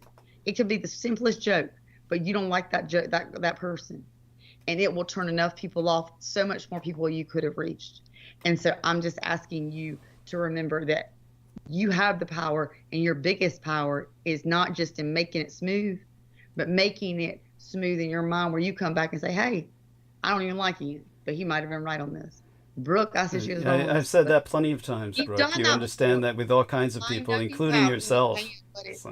You've done it, dude. You've done it. Yes. But that is not, you saying it is very Libra-esque of you. The harder part is why when you came back and you did it for me, that's how I knew you did it, because you felt it. Because Libra-esque, you can come in and talk it all day and you can smooth it. When you felt it and you came back after the fact, you had searched it in your soul. And that part of you is what I ask, because that's the part, I don't care how many people you think you got on a call, the part that's going to reach everybody is that one part of you. I don't know why I know this, but that one part of you that comes back and says, yeah, well, because you've got so much knowledge. Well, but it is the thank you. Humility of you. Yes. Yeah, I appreciate that profoundly, and believe me, intellectual humility is something I've always attempted to cultivate and will continue to do so. And as I've said before, my bringing Ian up is not to attack him, but to make a very specific point. When we were trying to help you with magic, he was doing his best to discourage it and was continually telling you essentially not to listen to us. I think that exposes quite a bit. I think that speaks volumes, beyond which he claims not to believe in magic in the very context of living in a home in which he had a wax head, a wax effigy of a human head, in which he was lighting candles around. So he's either lying, the room was well lit in the basement, it wasn't like he needed to light the candles, so he's either lying and conducting a spell or paying a kind of obeisance or respect. Or he's Ian West, who you brought me on to meet, and let me tell you this, and you brought me, who you supposedly respected at that point, you didn't even have a reason against me. You're like, let me introduce you to this guy, and I'm like, who is this? And you're like, hey, well, I hope you don't think I was trying to play Cupid. I just got okay. Now that my point is just in that he thinks he got a bag at that point, which he thinks he got a bag from Five Guys or from Delivery Place, and now he's got spell, and the spell, which is not a spell. Well, that's not what he said. He thought it was parasites that had leapt from the guy onto himself. Somewhat different from an occult. Parasites, and he even has the direct name, and he can still name those, which are God, it went all over the place. Those are the spike proteins. Oh, yes, he named the proteins of this have jumped out into the bag, and the spike proteins. All of this is entertaining, but remember, as Heather Holman says, we cannot lose the perspective on the point at hand, which I do believe that you're under a spell to avoid saving yourself, helping yourself. We're not talking about saving yourself like in the terms of... I would say, Heather, she's probably your on spell. I would say it's a dual conflict spell. I would say maybe my soul they think is worth more than yours, Douglas, because they think you're a vampire. Obviously so! What do you think I have not been trying to convey over the past half hour? Maybe my soul's more under attack, but what I am saying is, Douglas, you and I are both stubborn, and you know more than me, and I give you... Douglas, I'm in love with you just because you have sent me stuff. Yeah. In so many ways, you've been there. And I've also thought this, are you like some undercover, like complete agent of chaos, as far as you literally will send me a thing about, I mentioned a squirrel. Yeah. You would send me a squirrel video, and it's so like, no one, my mom, no one, like, you will do some things. And I'm like, how does he do that? He's doing that, and he's got people on. You do things, but you have this in depth on you. You have that amazing ability. But I also know, you have this depth. You can also perpetrate that as, it can be not a cover, but like, are you feeling it? Are you knowing when you send me that squirrel video, how deep that means? Yeah. And are you using it for good? And if you expect me to change my mind on things, or Brendan, or anyone, Heather, anyone, let's say I'm the biggest idiot you have on the show to the smartest, are you willing to say, well, damn, that was a damn point, even if you can't, because most of us, and I will be honest, human nature, as we know, most of us can't. We get better and better, but most of us learn we can't make the acknowledgement in the moment, because if we believe right is right, right is left, and left is right, at the end of the day, no matter what you prove to me in that very moment, it's still that. But maybe I hang up. Well, what I can tell you is that the experience with Daniel is entirely understandable and explicable and excusable, because you developed a physical intimacy with Daniel, and once we are intertwined in that kind of karma, it becomes very, very difficult to extract ourselves. There is a codependency that develops which many people can never extract themselves from.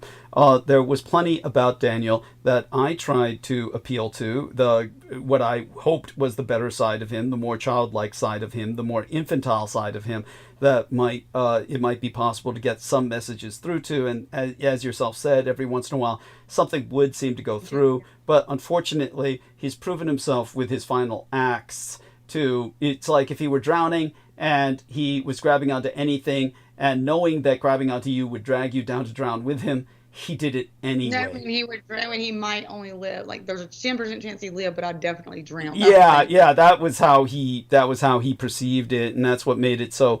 In other words, he is irredeemable in the sense that at this point, I could even make it. And what you said, Doug, is true. Like he saw you as a threat, and you did do that, and I did that, and that's my point. Like, you're so much bigger and better and knowledgeable. Like, and that's where I would question myself. And I do see the physical part, which I never understood before. I do understand part of that. I think I'm understanding that now. There is an intertwining that physically can happen, especially where you can have where you allow yourself to be intertwined, and then you think, well, there's a physical aspect that takes over at that point. Where even at that point, you allow yourself to be, okay, well, this person's not good for me emotionally, mentally, helpfully, soulfully. Yeah. But then that physical part on our 3D, there's, you know, I ask people, what is love? We can all define love, passion, all that. We could get into that. But yes, I do understand now. I used to think, well, if you have sex with someone, that doesn't mean there's, people will say now, if you have sex with someone, you could intertwine your soul and that could, okay. Well, now I do understand there's probably is some physical dynamic there where you allow. But what makes it so dangerous, what makes it so dangerous is that it's simply a casual encounter where you truly just happened to have encountered him. That's what I thought, and that's what I thought it was going to be, obviously. Yeah. And yes. But I don't mean like a casual tryst. I don't mean like a casual intimacy where it's a one night stand. I'm talking about were it just a casual encounter where you happen to have organically met him. It would have been one thing. It would have been dangerous enough, bad enough, negative enough in terms of the kind of personality that he is. But it's not. It's in the context of a spell casting. A number of bindings that were conducted ad nauseum by Peter Moon, which is what we always come back to. And this is what Ian West was exposing himself in terms of constantly denying. Ian West is someone who, in that sense, is confounding your ability, or trying to confound your ability to defend yourself. So this is the opportunity to take, is while our man Daniel is gone, this is when you build up all your wards, you do the cleansings, and you bathe in all the bath salts, the Epsom salts, you basically do the cleansings, the wards set up, the incense burning, all the rest of that, sage burning. You do that to your automobile as well. You make this a part of your routine, and ultimately this is important because you are asserting yourself. By the way, George Knight is in the chat, so hopefully George Knight joins us on the call. So do come on, George Knight. You have been called, so do join us, and by all means. But with the point that I'm trying to make, Brooke, is that honestly, just follow Brendan's. Shit. Oh my God! Oh my God! You know what happened? Oh my God! I just realized that. Come again? It was a cleansing. Okay, Yeah. I didn't know. This sounds stupid. I'm going to tell you right now. Like, okay, you will get the frankincense. Is a cleansing. Was one thing I was burned. And it was just something I happened to have. If Brendan is on here. Yeah. And so what happened Brendan, was, come on and start your explaining. This is where Brendan can now. Yes, frankincense I'll be is gone for very just a few powerful, minutes. and if you have mirror, it can increase its abilities. So what happened is I had done some of the drawings, and I happen to just have as a Vedic. I say Vedic. It's for Vigo, but it's an Indian box I bought of they had frankincense mirror, and I don't know. Anyway, and I had burnt one that night because I couldn't do anything. So that was all I could do, and I burned it. And this was like a night, 2 nights. That's good. Last night, because the car that obviously I had done the sigil in, and then I had done the sigil, and then that's what happened. Now this may be where I say the sigil itself may have actually, this whole thing may have been for good, and that's what I'm looking for. I did the sigil in the car, then I get pulled over within a day and go to show. Now the sigil itself, you think that'd be protection. Now I think back, well, that wasn't, but now maybe it was, because maybe I'd still be here arguing with y'all. He's a good guy, and he'd be on the phone, and maybe I could do that a year from now or 10 years from now, like defending things he does. But what happened in that few spaces of doing that sigil, and he tried to wipe it off. I remember him saying, "What did you put that on there?" Because it was in white, and it was on the front. Anyway, my point is, this happens. So now I have this to deal with. Now fast forward, I burnt that, burnt that, and I put the sigils around. And last night I needed. The point of that is I didn't have a car because, as I said, I don't technically have a driver's license, and I don't have until January. And so now with this, the car came back because they originally said, we're going to impound the car if you don't spit that out. And I knew, okay, well, I have to spit out about 2 kilos for you to impound the car to begin with. So I don't know what you're looking for, dude. But I didn't say that. So you can't impound the car. So I just waited. And they, the car, I got the car back $300 in the impound lot, or like towed it. And my parents said, we're going to take you. You don't need to drive it, because I had to have it insured in their name. And obviously they knew. So I said, well, no, it's fine. I'll just Uber around. So that's what I'm doing right now, is Ubering. And until January. So At that point, I Ubered with this girl last night to literally, it was just like a random. I was like, oh, you know what? I'm gonna cook.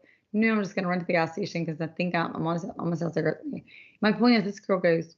I get in her car, and I've heard people cars smell bad, good, indifferent. But there was a smell, and I got in, and it was burning. And I don't usually think of people burning incense. I didn't even know you did that in a car. I've never thought of burning an incense in a car. She was burning the incense. I didn't know that. But when I got in the car, I said, what is that smell? And I first went like, is that like, and I named a couple of things. And she said, no. She says, frankincense. She named it. She says, frankincense. And I said, oh, okay. I said, is that like a plug-in you have? She said, no, I'm burning the incense. And so she was burning that. And I just say that just whether Brendan takes that for what it is or not. But it was very odd that happened, and I took it in and I just burned it. And then here's what happened. This girl, and prior to the exact last, or many, but the exact last, if you were to go to, very different than the ride I had before. The girl before was still nice, but just silent, couldn't speak. I made the mistake of asking her what year her car was. She was not able to speak English, and that took about 5 minutes just for her to get 2007. So I didn't speak any. This girl was just talking. She was sweet, and I didn't really want to talk. I wasn't even like I am with y'all. I went over, but she's talking. She's the sweetest little black girl. She talks.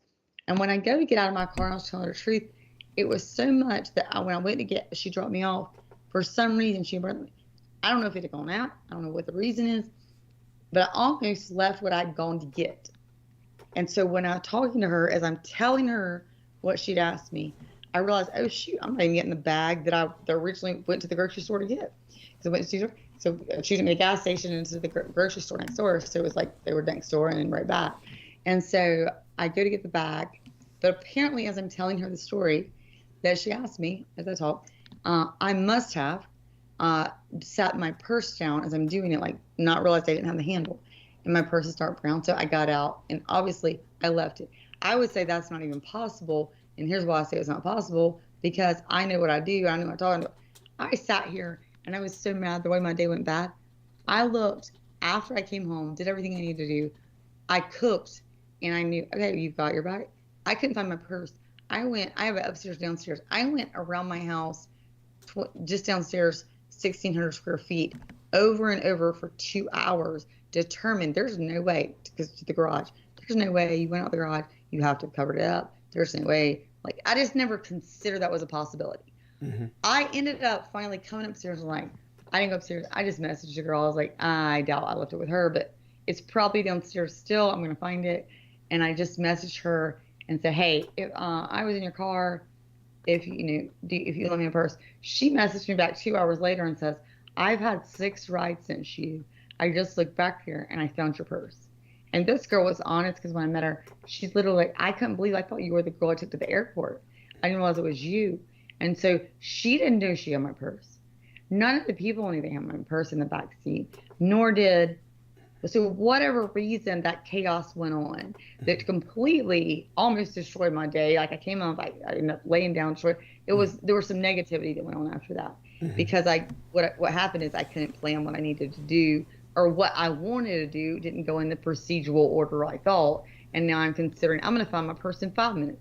I'm going to find the purse has to be here. 45 minutes later, it's not, and it's continual. So there was a whole lack of, you can't control this. Mm-hmm. And so I guess that would be back to you. But there was something with the frankincense and her purity. And when she brought it back and said, I thought it was, and then I was like, oh yeah, no, it's her. Because she said it the way, she's like, oh my God, it's CHIC. Mm-hmm. Because as I was telling her the story that I was telling her, which was really about Daniel, it was just basically a negative story when we read. But she said it's CHIC, because I'm bonding with her over something that she could get, and I could feel that. And that frankincense and that burning, and I felt cleansing. But I left my purse there. I don't know why. That can be bullshit, and I'm giving all the enemies the answer. Hey, you left my purse there, congrats. And it made my day shitty. But regardless, I would say do more, because I'm still alive, and I think you should try more. No, you're not challenging the enemy, are you? Don't do that. But rather, let's concentrate on defending yourself against the enemy, putting those defenses up. Brendan, are you kidding me on challenging? Are you kidding me right now? I have literally nonstop in my life challenged the enemy, including because you don't challenge verbally. I've challenged nonstop. When I came on your show, I challenged Akina. I challenged that shit, and I had him come through. That you didn't even warn me back then. But you don't and I had have to. You don't need to do that. I mean, and look what happened before. I was about to say, when you challenged Aquino, you don't want to open doors. There's no need to open doors. That's the thing. My point is now, if you're going to come through with me when I didn't even know, and I'm challenging you, I know now. Let's come on, warrior spirit. I will take you all damn day long. Don't talk like that. You tell me your magical goddamn bullshit I don't believe in because I've got holes. Well, don't talk like that. That's just, look, honey, let's not talk like that. Last time you challenged Aquino, you paid a price, and let's not. Okay, what if everything I just said is true, Daniel? I mean, I see that. Yes, I D. I got these D's. Oh, no worries. I don't mind. I don't mind. Look, I don't mind. I take no offense. Yes, I literally. Believe me, plenty of times I called Brendan Zogit Brandon. Let me tell you something. The parallels between yourself and Brendan Zogit are profound, which is why the two of you need to cooperate on this. You, of course, without trying to sound like a patriarch, I don't mean this in a patriarchal sense. I just mean that Brendan Zogit knows more about this in this case, so listen to him in this regard. But I want you to know something about Brendan. When Brendan and I first encountered, Brendan was sending me a few messages on Facebook, and I thought he was a total retard. His messages weren't that much better than Peter Moon's were when Peter Moon started disintegrating, like good Q and stuff. I mean, Brendan's messages to me originally looked something like that. And I just thought he was this kind of retarded fanboy and thought nothing of it. It was only when he somehow started coming on my show a few times, I got to know him better. And then there was a while we actually severed, and I was quite public about it because what had happened was I had sent him some money for some supplements. He got all fucked up by PayPal, and so that resulted in a kind of a mess where I just basically resented him for it because he went off on vacation, which was scheduled. He was scheduled to go on vacation. That's where we go. There we go with you being the perfect person and not admitting your own PTSD. And you, like, remember when you first took me off the air and you went on air and you said, "Let me go on the PayPal for sure moves around," and I didn't even thought of it. I'm listening to you crying. I am bawling crying because you were mean to me. And I hear you go, "Let me go on air for sure moves $100." I never thought of removing $100. I'm sorry, but with Brendan's case, it was different. He was talking to some Pakistani motherfucker who then withheld him from getting his money back. And I read this idiot. I said Shriek and Nash, and he fucking denied everything after that. It was like so it was a different situation, but the parallels are there. And what happened was I even had some what I would call severance dreams. I had some dreams which I felt that were kind of like a finalization, coming to peace with Brendan and I not talking again. I even expressed those. Do you ever have a severance dream with us? Could we have any dream like besides the? I don't want to dream. At any rate, you do realize the one time I asked you to be there, you were there one time, and I probably wouldn't have sexually connected with him at all. Let's just who? Who? That you would not have sexually connected with? With Daniel, and there was only one time you were there for me when I needed you. And still, anyway. In the dream? In the dream? A dream? Oh, on the phone. What? Why is this glitching? Why is everything glitching all of a sudden? Yeah, I know. Why is it glitching? Glitch. She did say phone, dream, what? Yeah, honestly, you began to glitch there for a moment. At any rate, honey, we can always get back to that privately, I suppose. But with my point is, with Brendan, then what happened was they started attacking Brendan. It wasn't like Brendan and I ever kissed and made up, so to speak. It wasn't like Brendan and I ever decided we were going to put down the hatchet and say, "Oh, hey, let's forgive each other for the bad blood between us." That never happened. What happened was they started attacking Brendan and started trying to convert him to the cause, saying, "Douglas Dietrich has, betrayed you, and now you must join us to attack Douglas." And basically when Brendan was like saying, "Well, what do I get out of this?" and they had no answer, they kept pursuing him until finally Brendan had to tell them no. And then they took that as the gravest insult, the greatest offense, and began attacking him ever since. And that's what you did, like Brendan did, is both of you stood up to the enemy, and that's why the enemy hates both of you. With him, it's a slow burn. With you, they're willing to go nuclear. That's why they called up Ubo, Safwa, Hurricanes Helene and Milton, and ever since have been following. So Brendan, help me out here. Help put this into context with Brooke and answer some of her questions to you, please. I tell you, I was going to tell all the any enemy out there before they say it. Any enemy out there. You want to win me over? Just prove that you called a hurricane up and made it happen because of me. And while I may hate you, all the animals die, I will give you a little credit for being like, hey, Brooke calls that. The thing is, my point is, hey, give me. I am immediately willing to mend my ego. You say when Douglas says this, and when you agree with him, Brendan, and you say, oh well, maybe there was a hurricane and people died, and it's because of you, Brooke. That should make me feel horrible guilty. But what I really think is, well, that's quite flattering. Because of you, I'm quite flattered. That's what it is. I mean, like at the end of the day, if I'm that important, fuck my FML.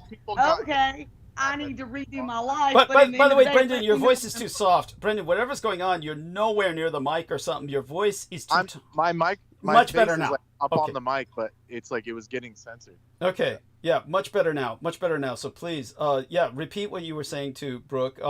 Brooke made her point. She should be flattered. You should be flattered, Brooke.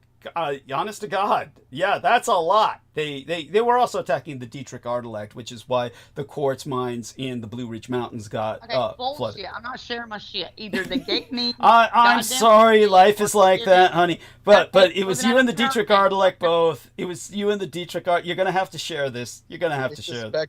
That's going to be... Well, where is the Dietrich artifact in Asheville, Greenville? Is that why? No, but the quartz mines, which Taiwan uses to manufacture microchips, are in the Blue Ridge Mountains. We'll tie back 300-400 layers, and Brendan will agree 4,000 minutes later in 20 different. That's why it was you, Brooke, and also me. Okay, I don't need that. What I need is just you can. If somebody would call in and be, I'm magical. Watch this cat. I don't care. To be honest, they could literally. The problem is they underestimated the blowback, and they all got hit, including the primary suspect, and none of one's functional enough to answer your question. Yes, that's right, Brooke. Like half of Asheville got literally wiped into the river, and that's where the coven was that Peter Moon was working with, and he was connected to them. You don't even know that half of Asheville got. I'm living with it, and I see it, and I love that you say it though. As far as that you say it both in the terms that is true, not how. Well, I have boots on the ground. This is not just me just saying stuff. Yeah. You have roots on the ground or boots? You mean that boots fucking Blue Lotus shit? You're fucking told me. Because that's where you told me to go buy the Blue Lotus.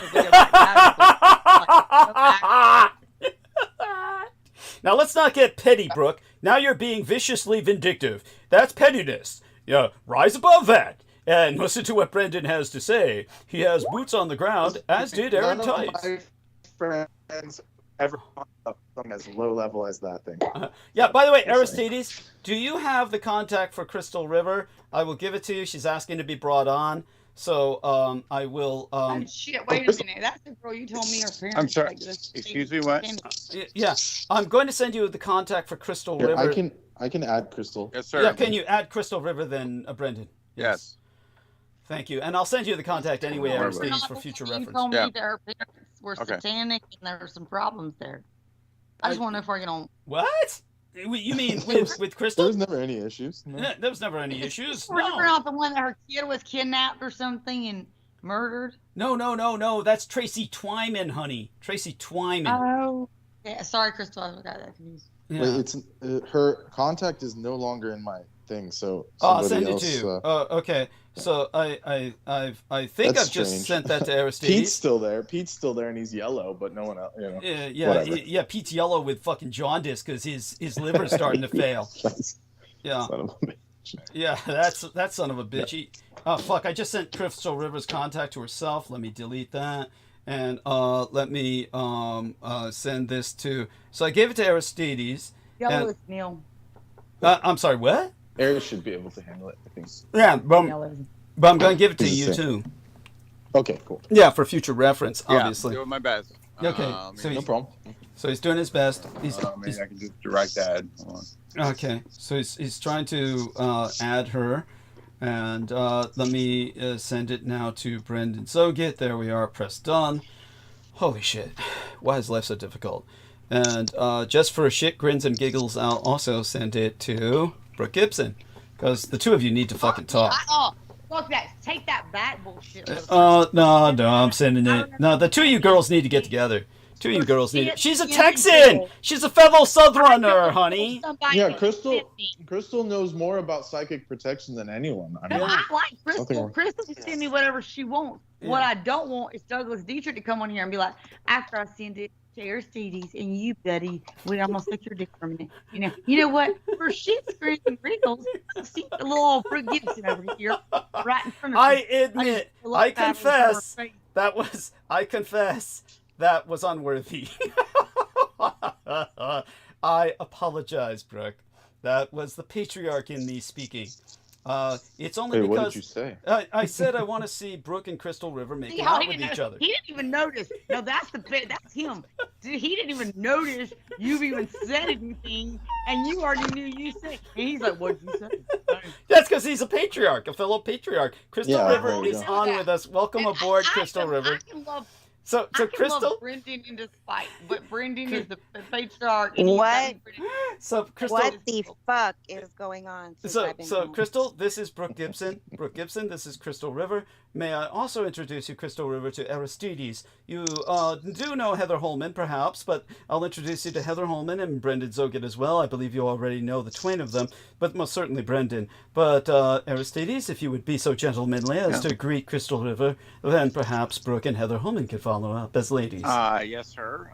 Thank you, Crystal, for coming on. Wow, we've heard so much about you, but now we can hear it right from you. That's right. I told them that I have sex dreams about you. Yes, constantly. Yeah. We're going to talk about that. Yes. Oh my God! I just realized what you're doing, Douglas.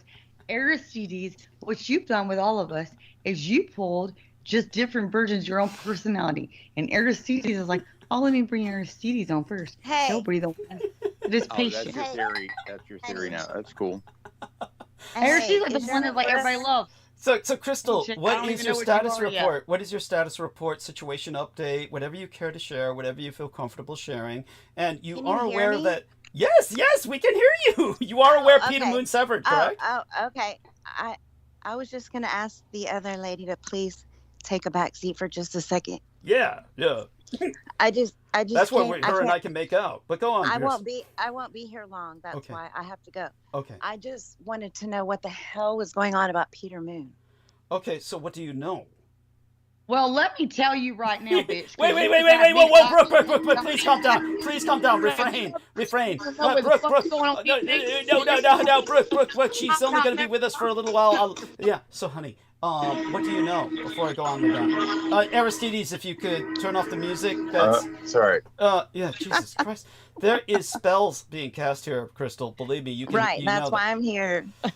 Crystal, sorry about that computer malfunction. Yes, so thank you. So, honey, Crystal, if you would be so kind, what do you know about what happened with Peter Moon? Well, I called you like a month ago, and I left a message. I just said, call me because I caught.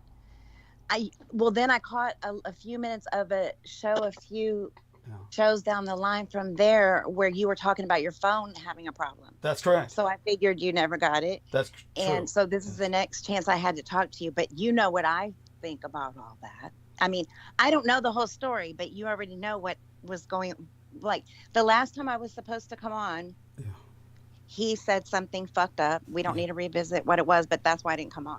Everything he said has always been fucked up. Honey, he said several things that were fucked up dealing specifically with yourself. I don't believe I had the chance to share them all, and I cannot share them publicly. But yes. Don't need it. But I mean, I could have, you and I had already discussed like a year or two prior that you were just going to stick with it and try to do the book regardless of whatever, craziness. That's quite true. But, continue. But now, so I wanted to know what's the status of the book now.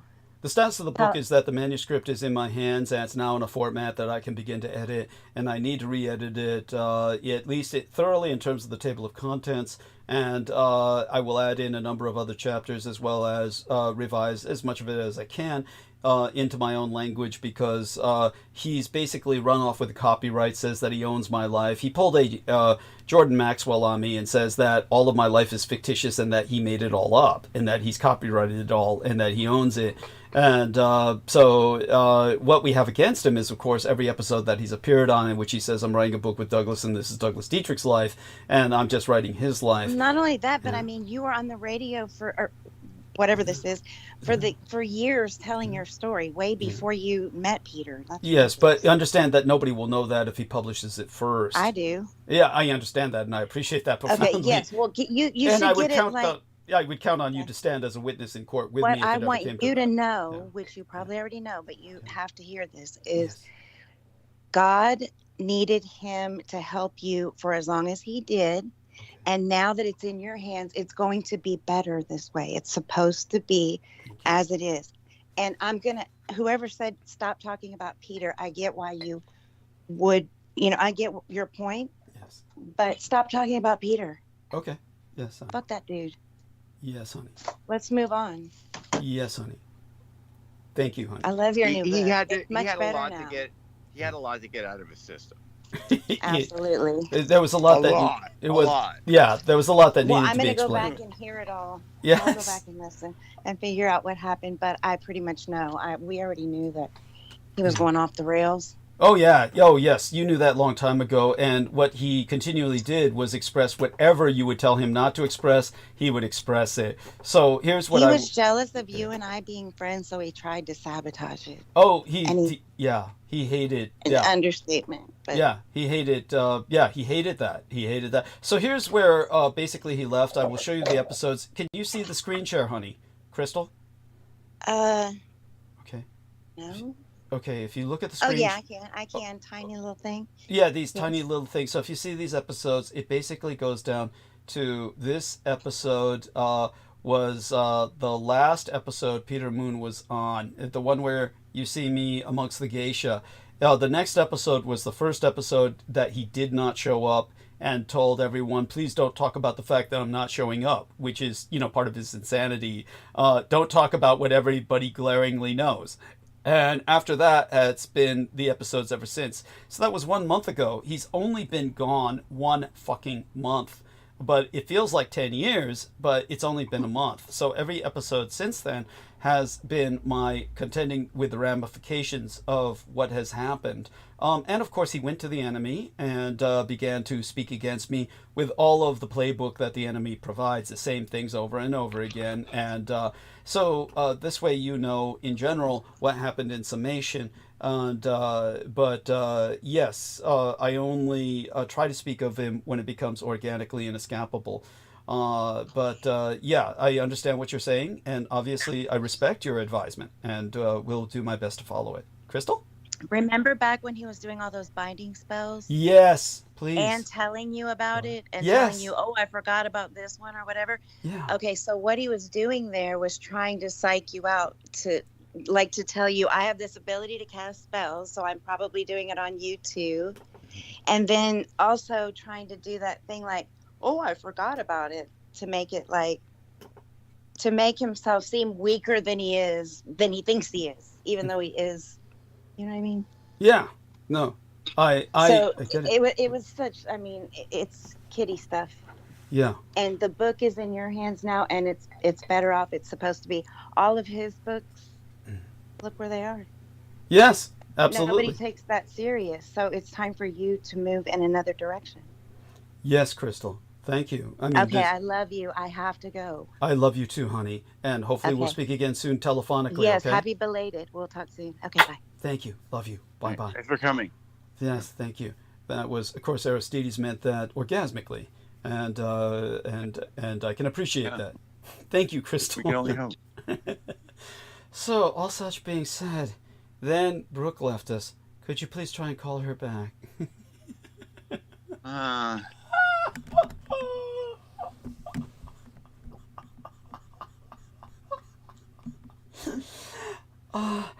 Brendan, where does that come from? This like... Yes, Crystal's the same, and she is very capable witch. Yes. In the most positive sense, the power of charge. Yes. And she confirmed everything we said about Pete. I mean, it's like, that is what it is. She saw it a mile away, just like we did, but she was able to sever because, and if you recall the episode, he blamed it all on her and said, "Oh, she just stopped replying." Yes, of course. Like that. So he just was sowing, discord the whole time. This whole actually, episode of he Pete. is so fucking oblivious. He would tell me, "Oh, she put up a post on Facebook and I left a few comments on it, but she never responded." So in all truth, he is so obliviously narcissistic, so psychosociopathic. I don't believe he has the concept that he doesn't understand why she stopped contact because he's so crazed. There were several things she asked him never to bring up that he brought up publicly. She told him specifically not to, as if it were that gave him mandate to do so. It's again part of his insanity, and he, but then, as she would say, here we are speaking of him again. But again, some things are just inescapable. There are still things that it's only been a month, believe it or not, and so it feels like 100 years. I know, but people do deserve an explanation. What was it Crystal wanted? An explanation. So that's what she came here for, right? So the explanation does need to be given. There's always new listeners. And, of course, after a time, we've done our best with it, and we move on. She's simply a milestone in that movement, in that moving on. But, yes, as Brendan said, she is a saint. And then, what is the chemistry there? As soon as she came on, and then Brooke, whoa, and then Brooke, hung up. It's like, damn, where does this come from, Brendan? It's like I can't win. It's like, oh man, it's all right. I just hope Brooke does the wards, and she just needs to burn more of that frankincense and just declare your space and just take back your life. I mean, it's not worth it for any of these other people. And stop. Whether it's Moon Man or whatever his name. What's the other guy's name? Meth head guy. Daniel. Larry. Whatever. Daniel, meth head Larry. She just needs to take back her life and enjoy her life with her kids and stuff and her family and just fuck them. No. Take back your life, bro. It's not a big deal. Yeah. We're not telling you what to do. It's just something that should be natural. Well, I'm telling her what to fucking do. If she has any comments, then she'll listen.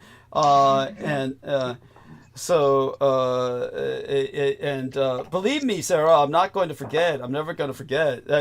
Crystal. So sorry, Crystal. Jesus Christ. So Crystal says, also, Pete Moonshine befriended Sarah Rachel Adams after she called him a pedophile. And she says at that weirdo Shasta event, yes, with Jonathan Shalimar, who is a fucking weirdo and who is, a piece of shit and a no good. Yeah, I kept trying to get free tickets from Pete, and he was like, no. Dude, it wasn't. Yeah, that guy never paid anybody. That guy didn't pay. He scammed everyone, and they didn't even do the second one, right? Yeah. Well, he just took everybody's money and wouldn't return it twice. And whenever he did hold the event, almost nobody showed up. Which is why I wasn't about to pay $200 to some rando in Shasta. I've lived close to Shasta for long enough to know that was a bad idea. Yeah, you know what kind of people are living up on Shasta. It's like the California version of what's that place in Sonora? Is it Sonora? Just think of Sedona. has-beens and Sedona, Arizona. It's like the California version of Sedona, where everyone's a new age grifter, channeler, crystal waver. Yeah. And they'll swoop your money, dude, they'll knock you to the floor. They'll knock you to the floor and strip every article of clothing off your body. They would skin you alive and leather and tan it for basically resale dose you with drugs and then say you just went through a spiritual experience, but we also charge you. Yeah, yeah. Couple Not only bucks. that, they'll say they're helping you ascend while they skin you and tan and leather your skin for sale. Yeah. They'll say, this is to ascend you. You don't need this skin anymore. You're no Yeah. longer corporeal. You've ascended. Yeah, Yes. so that's Shasta in a nutshell. Yeah, that's Shasta and Sedona. The only thing good up there is the nature, and there's good water. You can get good water there. There you go. Remember when Pete Moonshine was talking about the people at Shasta who he said cut somebody's head off? He said, oh, and then there's these enlightened people who cut somebody's head off at Shasta and shit like that. It was like a Manson family, type deal. And he was like presenting them like they were the coolest people and shit, you know? Yeah, that person didn't need their head. Yeah. And, yeah, it's like, and let me see. So here's our latest notification from Skype. Republicans win House majority, securing sweeping power in Washington. They now control the House, the Senate, the judiciary. They have total control of the government. We're in for apocalypse. So everybody, welcome the apocalypse. And yeah, I mean, let's see what they got. Yeah, now that they've been talking a lot of bluster. Let's see what they got. I mean, you know what's going to happen? National revocation of Roe v. Wade. No woman can have abortions I hate anymore. to be like this, but because I'm a man, it's kind of like I don't feel as threatened by it. Yeah, there you go. It sounds so offensive.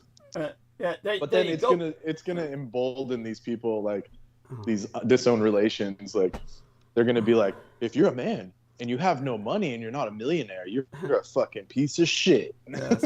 We have been joined. You must not be working 90 hours a week. Yeah, there you go. There you go. We have been joined. That's why you're poor. Yes. Yes, they blame the victim. We have been joined by Sammy Romero. Welcome aboard, dear Sammy. I want to speak to you privately as soon as I can. Just be a little patient. Hopefully we'll be able to do that before the month is over. Busy week, however, but welcome aboard. Share with us a status report, situation update, whatever you feel comfortable sharing publicly before you and I speak privately, hopefully. No, I just, first off, I want to wish you a happy birthday. Thank you. I want to, I obviously didn't get it taught before, but, happy birthday. And, well, I heard everybody tonight. I'm glad Brooke is alive. I'm glad she's, she's doing better. You think she is? Kind of, I guess. Yeah. She's alive. She's alive in the sense that she doesn't have people around her that exploded balloon bomb of drugs inside of her system has been purged out. You mean? Yeah. She's alive. Okay. Obviously, I've gone through my thing this last month. Well, actually 2 months. Yes. A month and a half. Yes. That it's been very hard. Like everybody on Team Dietrich. Yeah. But for the most part, I have to be grateful in the sense of my blessings. So that's how I try to center myself in the sense that not fall in the mire of despair, which is very easy to do. Yes. But definitely, excuse me. No, definitely. I've been listening to your transmission. I really have. It's just, thank you. Like anything, matter of responsibility. I kind of, like anything, I have to manage how I can. So, but definitely, you have my support, at least my prayers. Thank you. At this moment, and my thoughts, and the rest of Team Dietrich. Brendan and Aristides and everybody else. Yes. Thanks for coming on, Sammy. Yeah, no problem. You guys all have been through your guys' your own version of your trials, especially being part of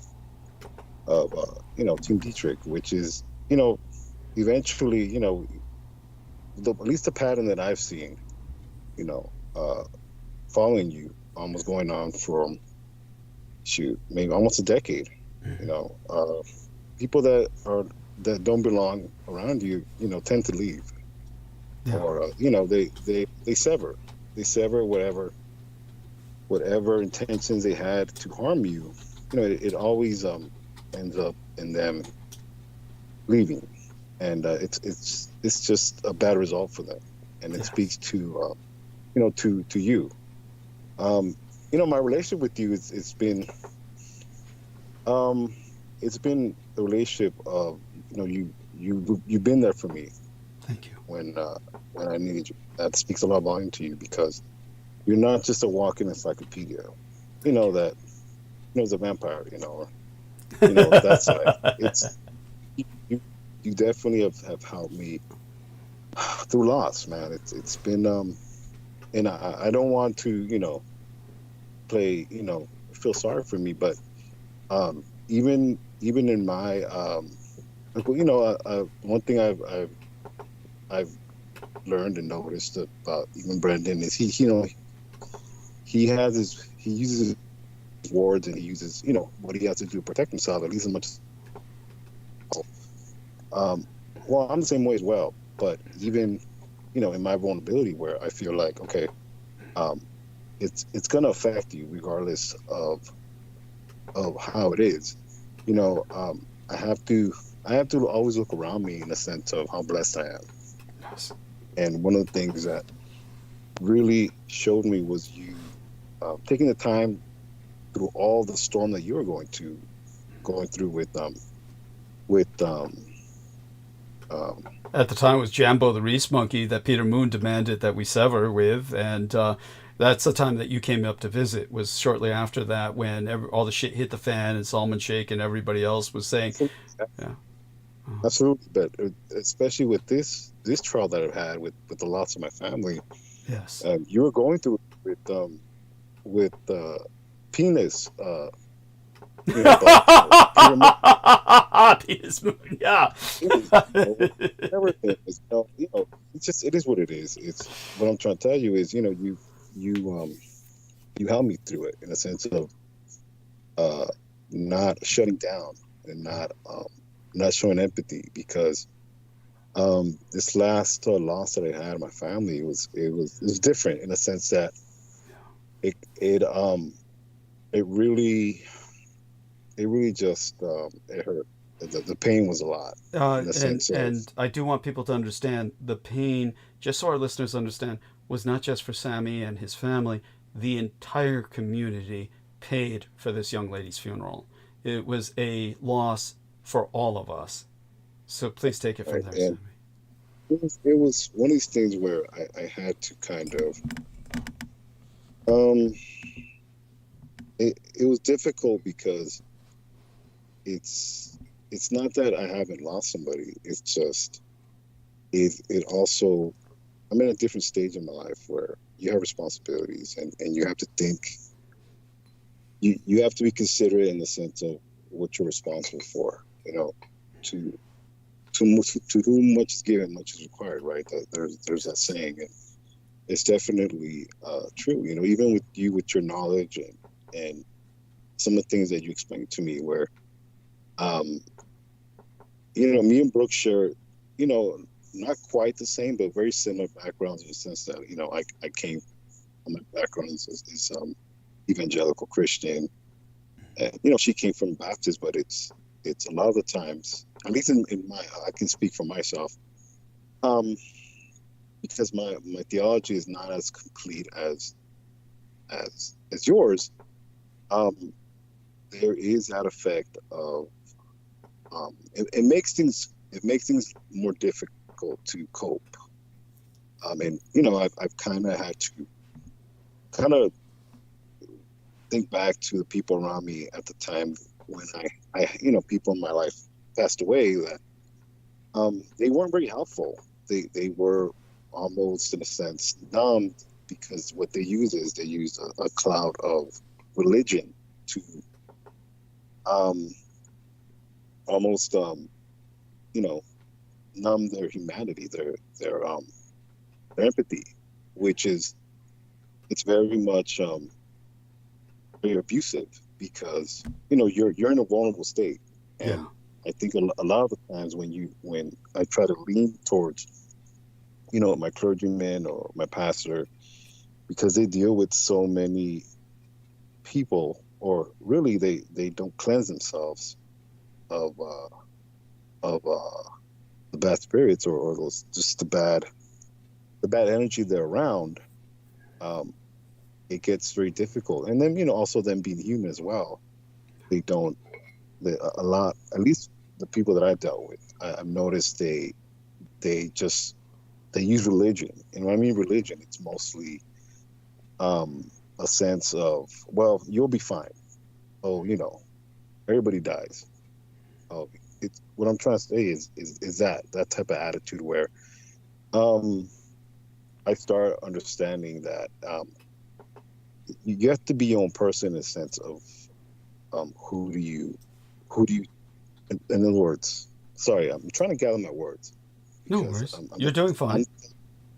I think before I start thinking, and I sometimes relating my words, it's not, it doesn't catch up to how I think. But anyways, yeah, it's I start realizing the vulnerability at the times that I did lose somebody that didn't help me cope facing that loss. And this time around, I had to face it because it requires me because it required me because obviously my responsibilities that I have, and you know, you want to be someone that does not want to run away from those you know, the responsibilities you have of being blessed, you know, having the ability to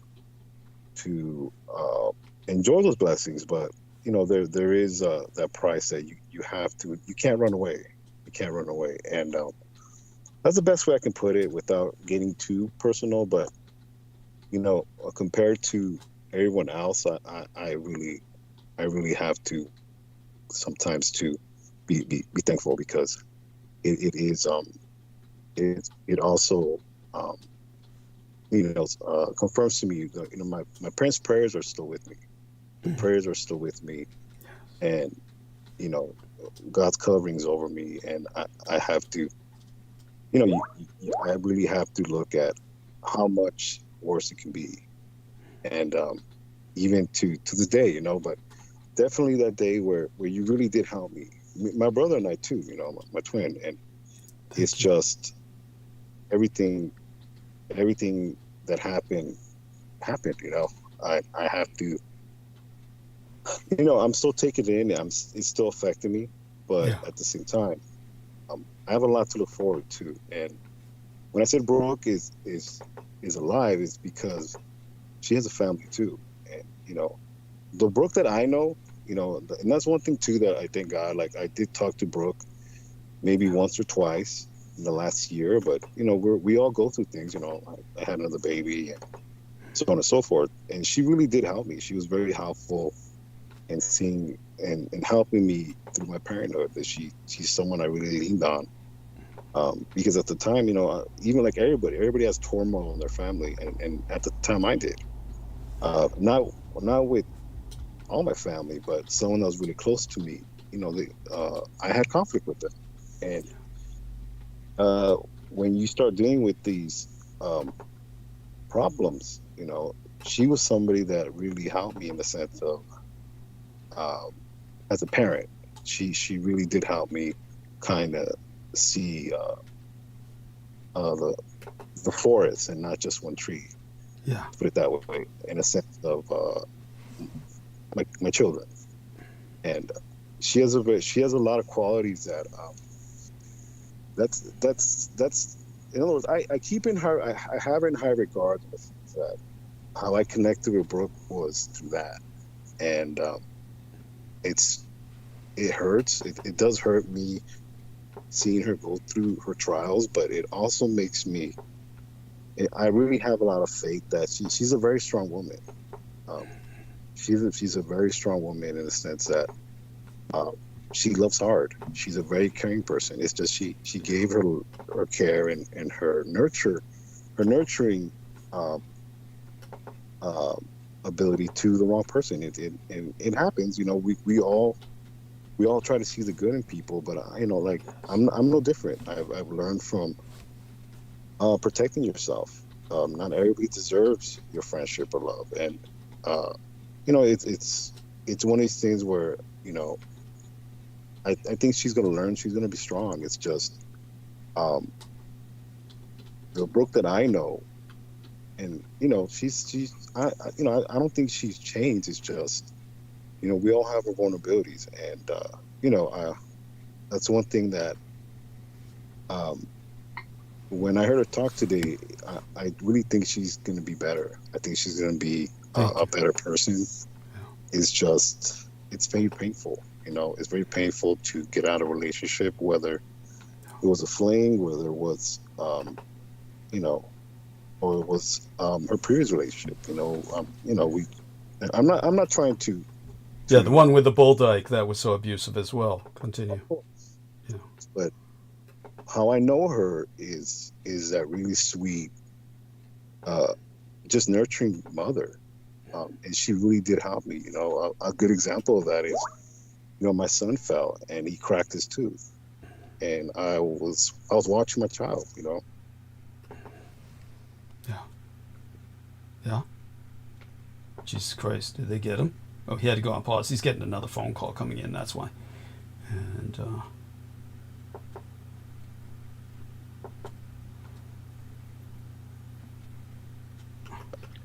all right, really cool of Sammy to come by. Holy shit! Hopefully that wasn't an emergency in the most negative sense.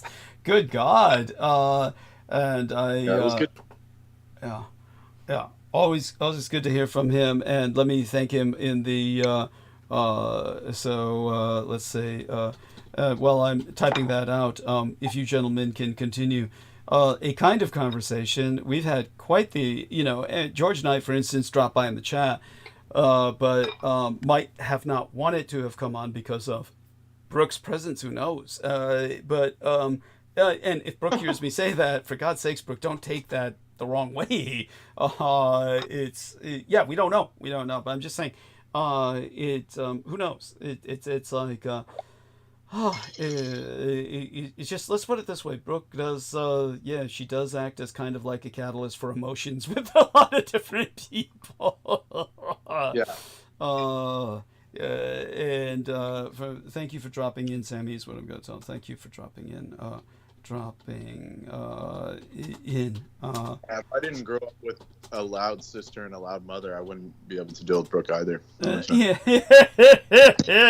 I forgot you had a sister. What the fuck? Yeah. Oh, that's right.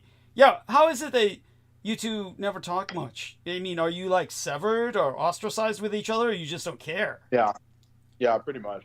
To say the least. I mean, I have nothing against her, but she seems to hold something against you. Yeah, I guess so. Okay, I'm back. Oh, thank goodness. And I'll complete my text anyway, which was basically, thank you for dropping in, my dearest brother Sammy. So such being said, yes, pick up on your train of thought.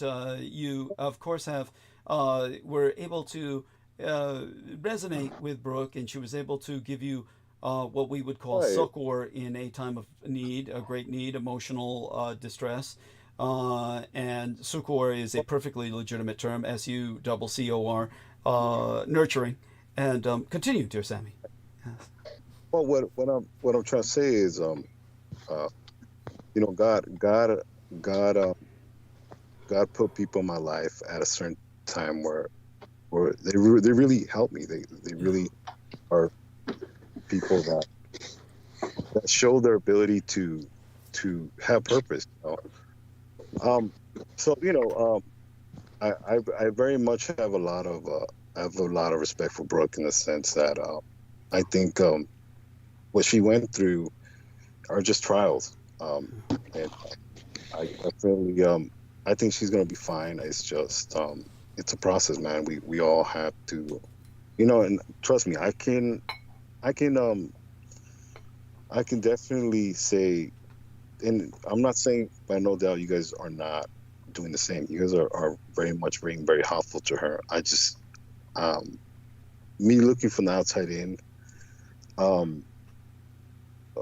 the person that severed with you, obviously, Peter, is gone for a reason.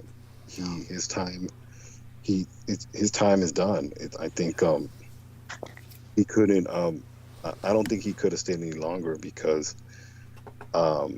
it was just not going to work anymore. I think your independence of you started writing more and started to really spread your wings as far as being a writer, you know. Thank you. And I just think it was not going to work any longer. And obviously, we'll talk in private more, but yes, really, it's just I'm calling because as much as you know, Brooke can be very passionate, and obviously she is who she is.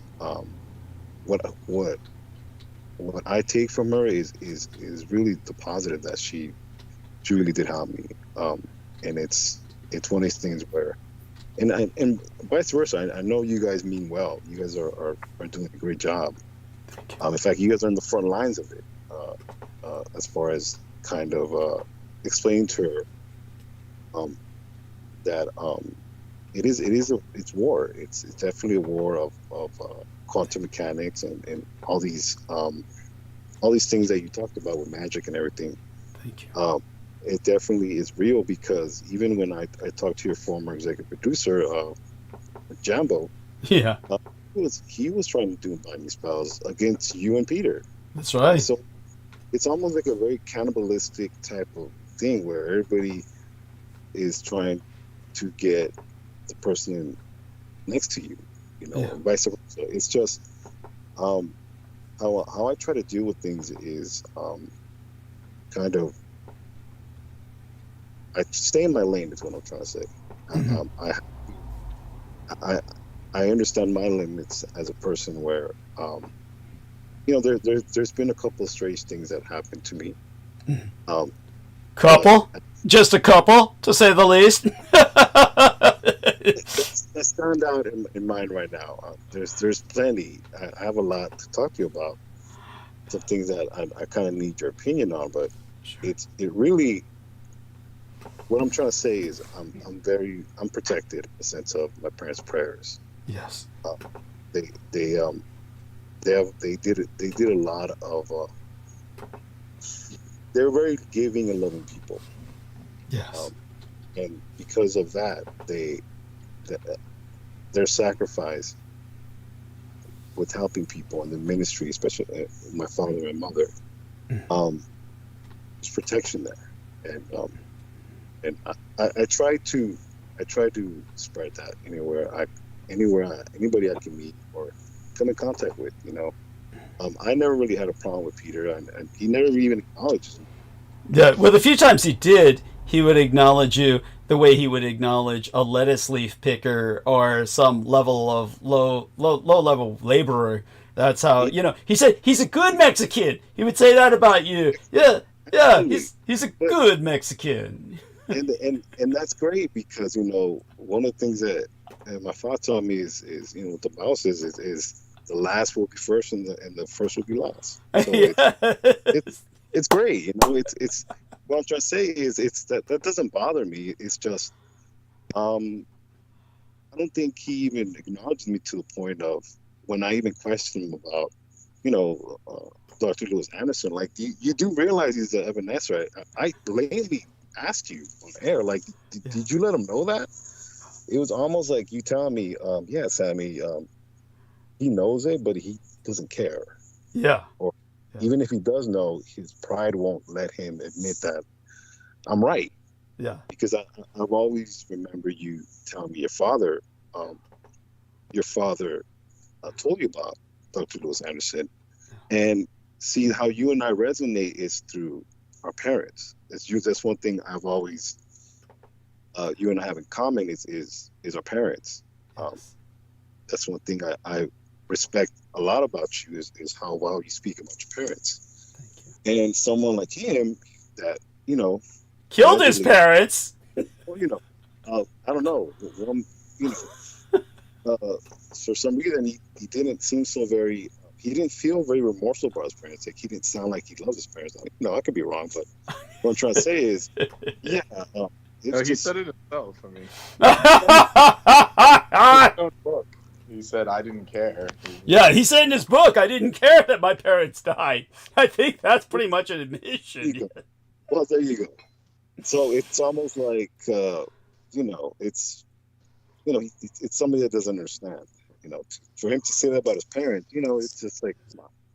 But and he had it good. That was the most offensive part. Yeah, that's the most offensive part, was they left him with a sizable estate and money, which he deprived both his siblings of, whom he never spoke of, as opposed to But yes, continue, Sammy. That's just And that lets you know how much. Like, here's the thing: I didn't even know the man. That's not even his real name. That's the thing about it. It's like it's not even a real name. So it lets you know how much I know about him. And not that I care, but he wasn't really important in my life. So it's not. To me, I kind of treat him like he was the background too. It's almost like, well, you don't acknowledge me, I don't really acknowledge you. Like, okay, you're a Montauk guy. Who cares? Yes. Thank you. I'll put it to you this way. In a way, it kind of helps me because I'm not invested in him that way. And I'm not saying Brooke was, but Brooke was a woman. I think he found women threatening to you because you're straight. Yes, and by the way, did you notice when Crystal River was on, she pointed out Peter Moon tried to ruin our friendship with each other. And yes, he tried to ruin any woman that came near me. He would try to do his best to demolish that relationship because of his being threatened by them, because he looked at them as threats to my, quote unquote, what he perceived to be my affection for him, or a potential between he and I for a romantic relationship to ever develop. So continue. Yes. I think a lot of the times, it's you really don't need to do anything. It's just it manifests through time where it's just a person exposes themselves. What I'm trying to say, it's very difficult to even care really at the end because it's just you see it a mile away. And I think even anytime people settle with you, whether it's Peter or whether it's JMO and so on and so forth, it's always a domino effect where it's almost like a vacuum and these people leave. But even then, it's one of these things where it's like you have to roll your eyes and kind of just not waste our time really caring because they serve their purpose. Whatever it was, it just had to happen that way. Yes. But I'm not trying to get too much detail because there's some stuff I want to talk to you about. But yes, and I look forward to that. Yeah, continue. What I want to just relate to you is that there's purpose to everything. There's purpose to why things had to happen that way. Me losing my sister around the time where these things were happening to me. By the way, you're a little muffled. Get a little away from the microphone.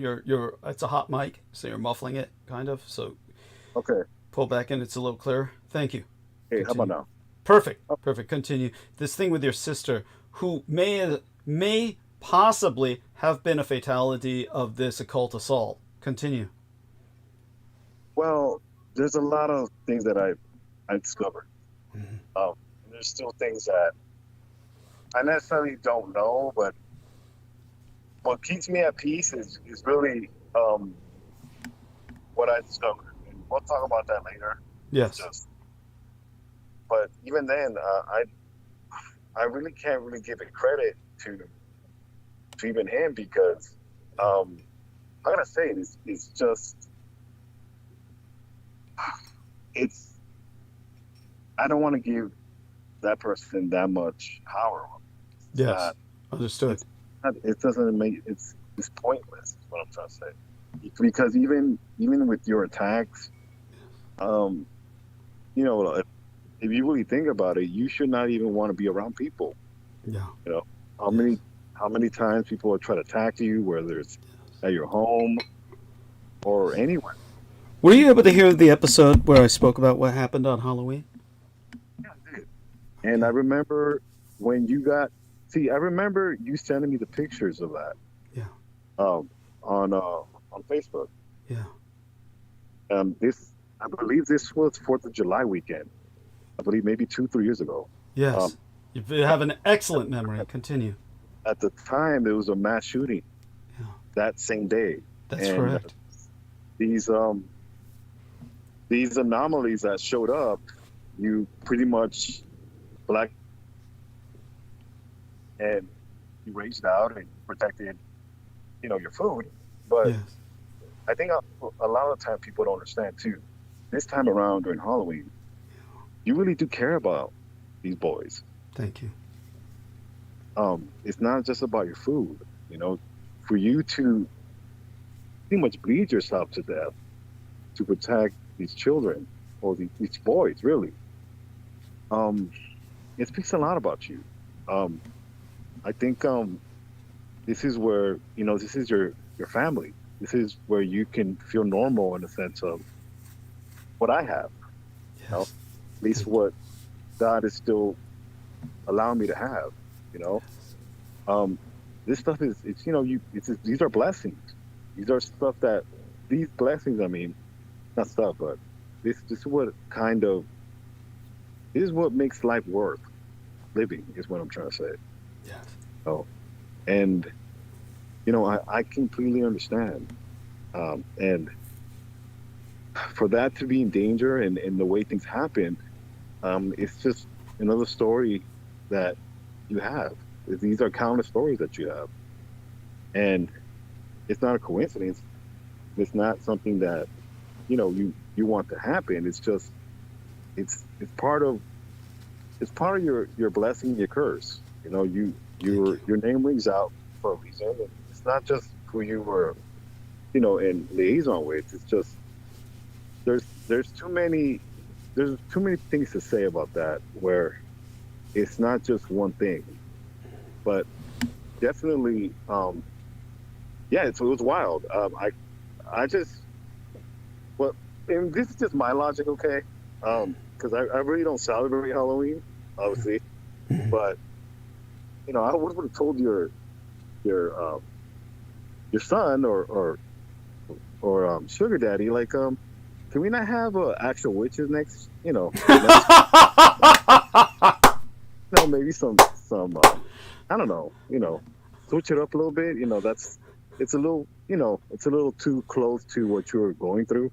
But Thank you. Yes. Maybe that old witch sneaked in. Who knows? But she did. She did. But and it's almost like, oh my God, here we go again. But it's part. Do of share with our listeners. You yourself had a kind of bruja that was in front of your door, that was in the rain, constructing little fucking little paper products that. Well, this was during a rainstorm. That's the thing about it, is that she was making these it was almost like arts and crafts, but this was pretty much next door to me. It was pretty much right outside my door, and she was decorating the fire hydrants. She was. It looked just very unusual. Like, what homeless lady or what person would do arts and crafts in the rain? Yes. And it was, and I had to take pictures. Obviously, I sent you the pictures, but what I'm trying to say is, it's just, it's almost like, okay, whatever. And I think part of it is I didn't give it attention that maybe they were thinking I might. I don't know. It's just. I think you handle a lot of these things quite well by taking them in stride. You seem to have an inherent ability where even the dead cat in the bucket, which, when I told my gang brother about that, because my gang brother Beaver in the past had suffered some very bizarre situations where he was in an aquarium pet store where it was run by gay Asians, and they all freaked out and totally panicked when somebody rolled in a baseball with a bullet hole in it that had his name Daniel written on it. And it was like, when I told him about your experience with the dead cat at your door, he felt that what you suffered from was far worse than what he had been exposed to, with somebody just rolling a baseball with his name on it and a bullet through it, where he said, somebody just drives by and they just, it's in a store that's accessible publicly, whereas somebody had to drive this dead cat, complete with crawling maggots or whatever else might be, you know, afflicting that cat's cadaver, its carcass is the correct term for an animal, and then bring that to your doorstep and leave it there. He felt that you had been threatened in a far graver sense than he had. But you, like him, he handled it by just picking the ball up, looking at it, and just kind of chucking it back out the aquarium store door and, you know, going on his merry way. And nothing ever happened. Maybe a kind of follow-up to it, but nothing ever happened, really. And in your case, you kind of like, you did the same thing. You kind of just got rid of it, but you didn't dwell on it. You didn't give it power. But I think this was before the crash, where your son was in the child safety seat and it was on his side. That was before or after that crash, right? Correct. I believe that might have been after. Because when that driver of that car wrecked into me, it was the weekend it was pretty much the weekend right before I was about to see you. Mm-hmm. Yeah, that's right. That's speaks volumes. Some things are just not coincidence. That's right. And when we met up, it was excuse me, it was an eye opener, because what you showed me. Another thing about it is I don't know why I said let's go to the Presidio, and you're like, whatever, let's go. No, I definitely got the full tour of what you talked about. No, it definitely, that place, you feel the history. You feel that a lot of stuff happened there that is not necessarily good, you know? And not that, you know, I didn't know that, but to be there, it's a little different. And these, you know, you're talking about 30 years later, and it's still there. You know, it's a very hot area of that type of environment, which, you know, it's not new to me. I've been around it in a sense of the background of that I have, but you know, in many ways, you know, I'm still, you know, sheltered from a lot of what you have, but in the same time, I also am not. But you know, I have to. The way I at least try to cope with things is, you have to remind yourself there's purpose to everything. Life. Just certain things like that are not coincidence, you know. Yeah. So, you know, you just navigate. But I definitely, I'm glad, at least for the most part, that, you know, these experiences that we're all sharing, it's for a purpose. It's definitely for a purpose. And, you know, we talked about the elections, you know, just to move on to that. Oh yes, I've got to gripe at you for being right. You know, like when Trump won, I said, "God damn, Sammy Romero, he was right. You predicted it months before. Oh my God, how did you see it?" Well, no one knew Kamala. That's the thing. And coming from the Hispanic community, it's she's not familiar. And I'm not saying, and see, when I vote, I vote a little different in a sense of, for the most part, people try to vote for whoever's likable. And really people say, well, their policies. Well, not really. Right. I really do think people is likability, because the regular taxpaying electorate, the regular, you know, Joe, is not going to benefit financially, really. It's just almost like a popularity contest. Yeah. And, you know, she really did not have an identity with really the public. She's a former prosecutor. She was in law enforcement, and it was a cop versus felon election. Go on. And she's a woman, and she's a person of color, and she's mixed. She's exotic, and she's a politician, and she's from the Bay Area. Yeah, Californian. Yeah, she's very much the modern woman, a career woman, accomplished woman. You know, all these things that she has, but that's not going to work with the American public if she cannot connect. And she was not connecting. She was not going to connect in the Hispanic community because, well, one, she didn't have time. They didn't really plan for her to run, and she was pretty much sabotaged from day one. I really don't think Biden really cared for her, and it's politics is politics. It's all a show, but I really think the Democrats lost it more than the Republicans won. I think they really were not organized, and it's just a lot of chaos.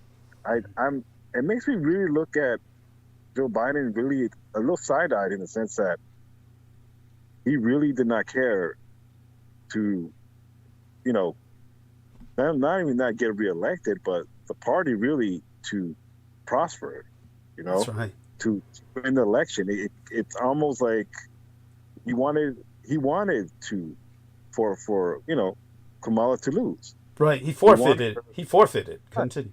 Right. And it's almost like you go from, Donnie Boy almost going to jail to all of a sudden he's qualified to run.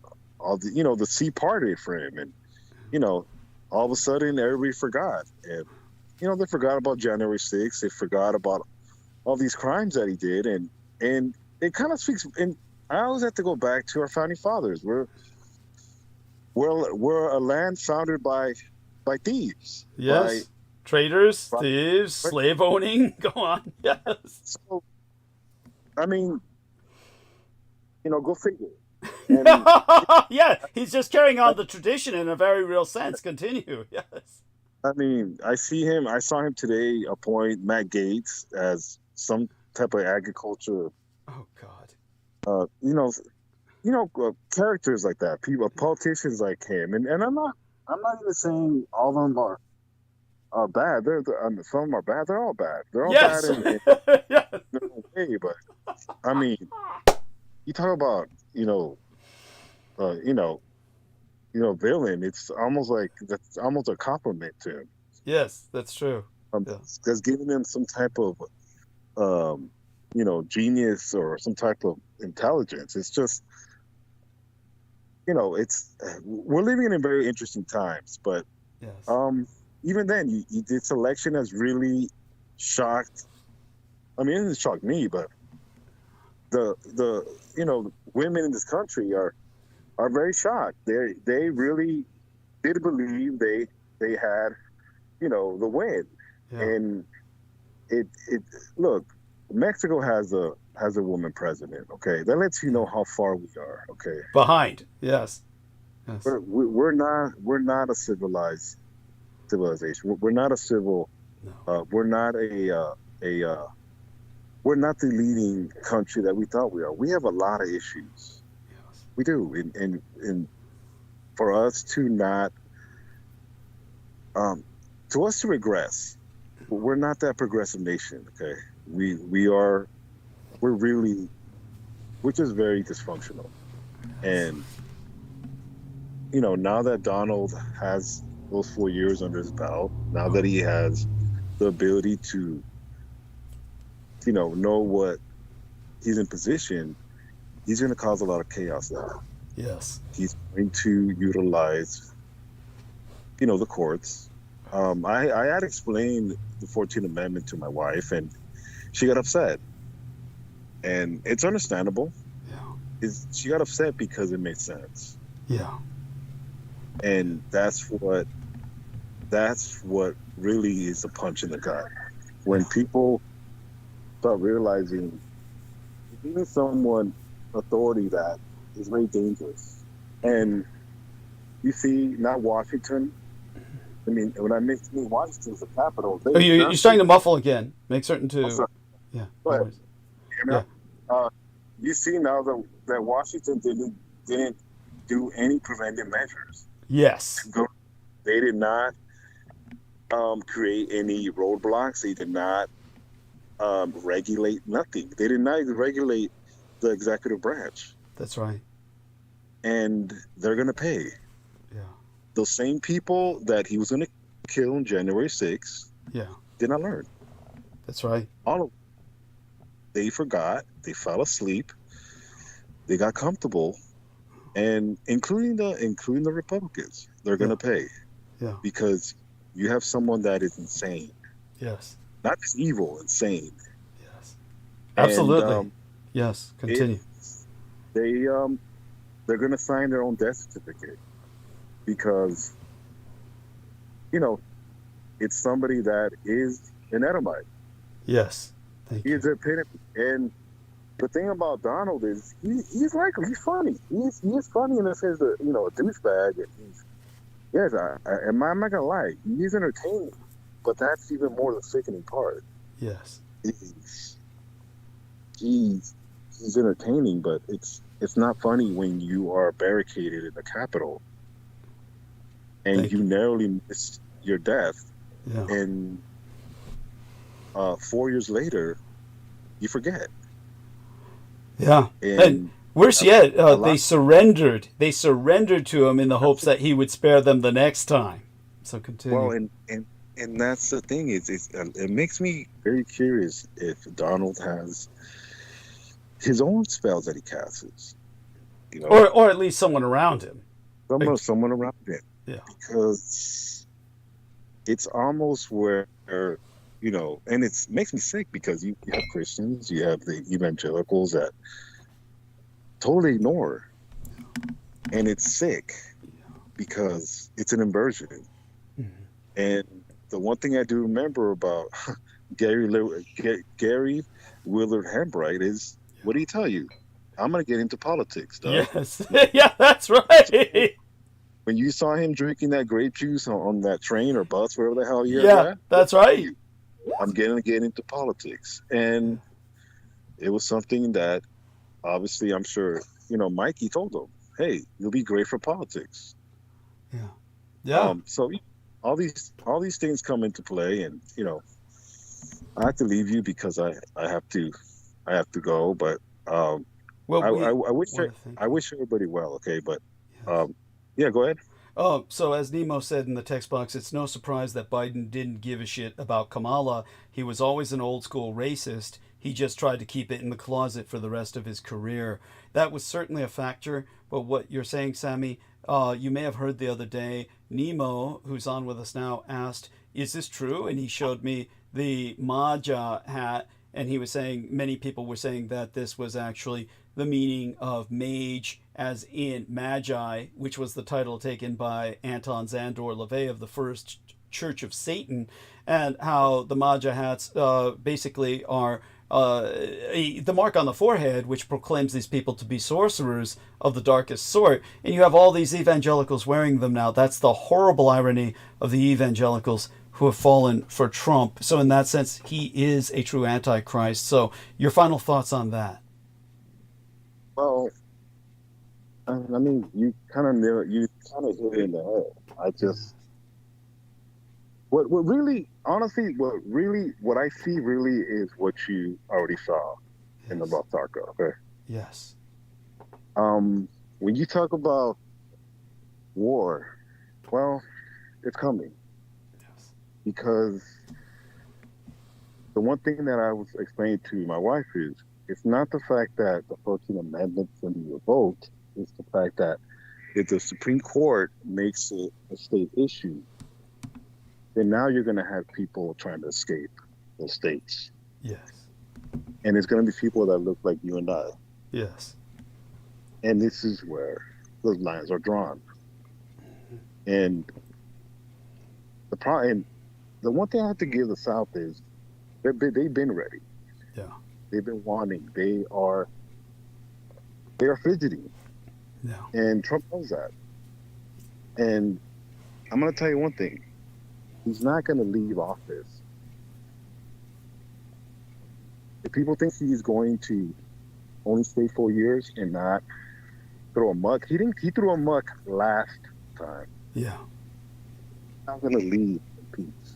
Yeah, he won't leave if he can help it. If he's still able to function at all. If he's unable to function, if he goes so insane that he's simply no longer functional, they will probably still keep him in as a figurehead, and they're not going to let him leave. He's not going to want to leave. Yes, so continue. Yeah. And people, he's almost 80 years old. He's 78 years old. Okay. Yeah. Him and Biden are pretty much about the same age. Yeah, that's true. And he did a great job of, deflecting that. He does a very good job of deflecting certain things. He can't debate to save his life, obviously. Right. He's terrible at that.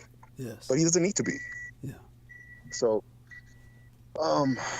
it's one of these things where, the American public right now is just, they're asleep. And unfortunately, it's going to be too late. Yes. I don't want to sound like a doomsday or a Debbie Downer or this person that is, I'm paranoid. It's almost supernatural how the gates is opened for him to step in. Yeah, it is. When you're literally in a courtroom and the judicial system just lets you run for office, it's sickening. Oh, yes. Outrageous. Unspeakable. And my thing is, what's going to happen when all this stuff comes to pass? And reality is, there's nothing going to be left. At least to what we thought it was, as far as, how things used to be. These roadblocks are going to happen. Unfortunately, it's going to be too late. And I don't know if, and this is just me, I don't know if people really realize his authority now. Now, I don't know if people are just waiting for someone to say something, but it doesn't matter anymore. Because, things happen for a reason. And that's also too what gives me comfort. And I don't know if it sounds unusual that way, but the thing is everything's going to come back that we didn't resolve in this country's history. That's right. I'm talking about World War II, which you talked about till the cows come home, and all these issues that we've been trying, this country's been trying to suppress or really hide in front of us. Yes. They're all going to come back. This war in Ukraine, it's not going anywhere. That's right. It's going to ramp up even more. Yes. You were talking about the muskrat. Yeah. By the way, notice that Trump got on the phone the other day with Zelensky and then said, "Here, I'm putting Elon Musk on the phone," and Zelensky was talking to both Trump and Elon Musk. This guy's not even president yet. So, yes, continue. Yes. And that lets you know he's playing a very dangerous game because other countries are seeing this, Doug. Yeah, absolutely. And he's not the new president. He's not the celebrity. Trump has intention now. Yeah. He is calculated now. And the one thing, this is what boggles my mind, okay? You do not want to put someone into power when you were just about to take away his power. Yeah, that's right. Now he's a rabid dog. Yeah. So absolutely. That's a very dangerous combination. Yeah. And people, see, all what I'm saying, Kamala Harris should have been saying that. That's right. And I know this is fear-mongering. It's not fear-mongering. It's the truth. Yes. And absolutely. Unfortunately, even the American public is honestly, we love entertainment, okay? Yeah. And unfortunately, we're gonna pay the price. And it's okay. It's part of the domino effect. But we're gonna be living in very interesting times. Yes. And like I said, I'm very interested to hear your interpretation of this, and I know you. I'm sure you've been thinking about it. How are you going to present it? And I just think whatever it is, it's going to be for a purpose. And it's funny what your biological father always ends up in the conversation where, well, Trump mentioned Hitler and you know, you should never mention him but that's the point. I think, in my opinion, Donald was privy to a lot of history of the former Führer. Yeah. And he realized that, you know, the former Führer Adolf Hitler was not actually a bad guy. He actually was saving Trump. Thank you. And him seeing this information kind of confirmed to him literally our ignorance. Yes. And our inversion of our country. And it's gonna bite us in the ass.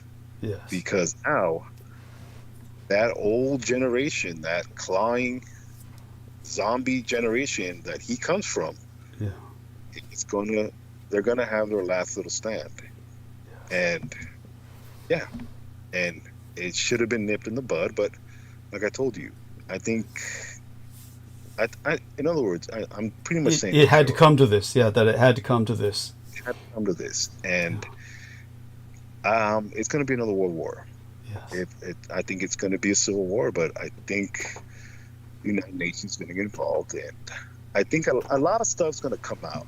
Okay, I think a lot of issues of that Second World War is going to come out, and I think it's going to add more to a lot of things are going to be confirmed that you talked about. That's what I'm trying to say. Thank you. And you know, like I told you, it's one of these things where you also have to live in the moment, Doug. You have to enjoy life.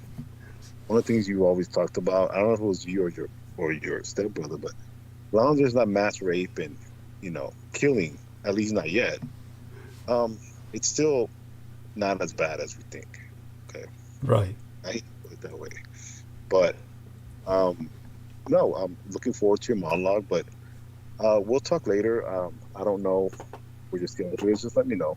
But I hope I didn't take up too much time, but you were fine. I think you know, things have to happen this way. Okay, I'll put it to that way. Okay. Yeah. And God bless you.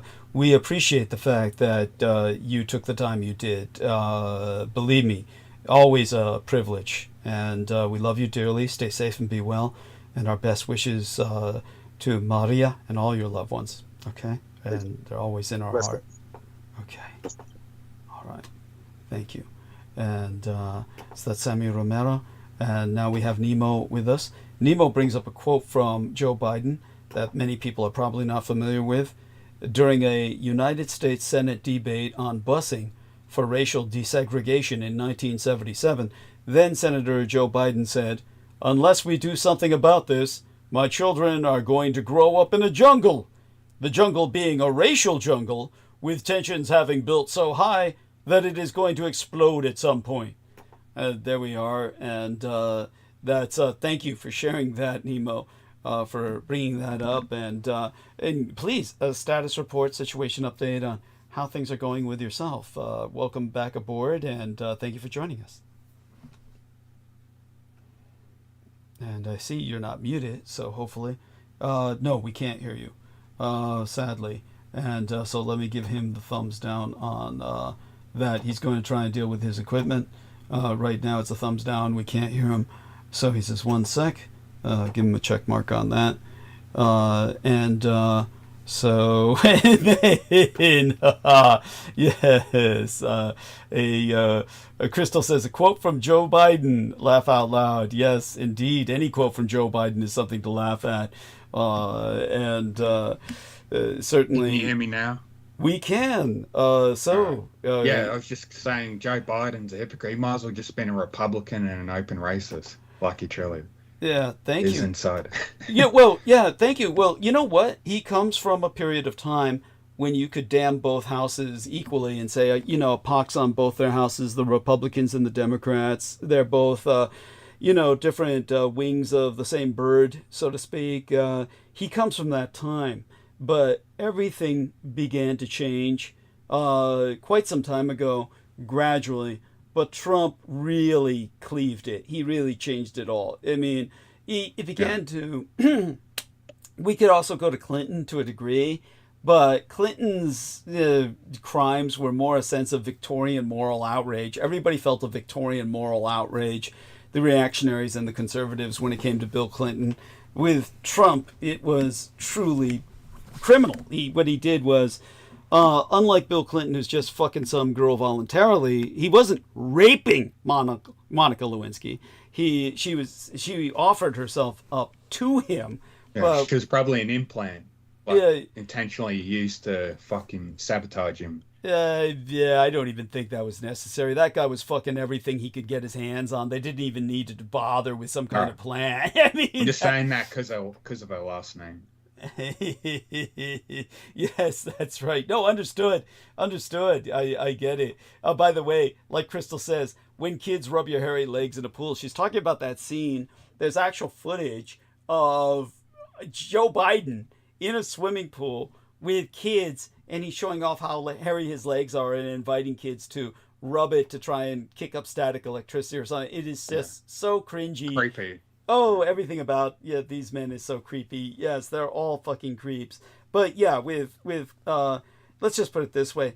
William Jefferson Clinton was never in charge. He was just a battering ram for Hillary Clinton. Yeah. For what it's worth, Hillary Clinton ran the country for 8 years, and it was she was a vicious person, and she left a trail of bodies a mile wide behind her, and there's at least a kill list of people that she had done away with that's got a number at least half 100, if not a few hundred. But such being said, Bill Clinton was just this dude who couldn't keep his dick behind his zipper. He was fucking... Oh yeah, he was the dough. He was just the mind control stuff. There's videos of him just in a complete state of hypnosis, ready to do his fucking live talk shit on like he's just a robot.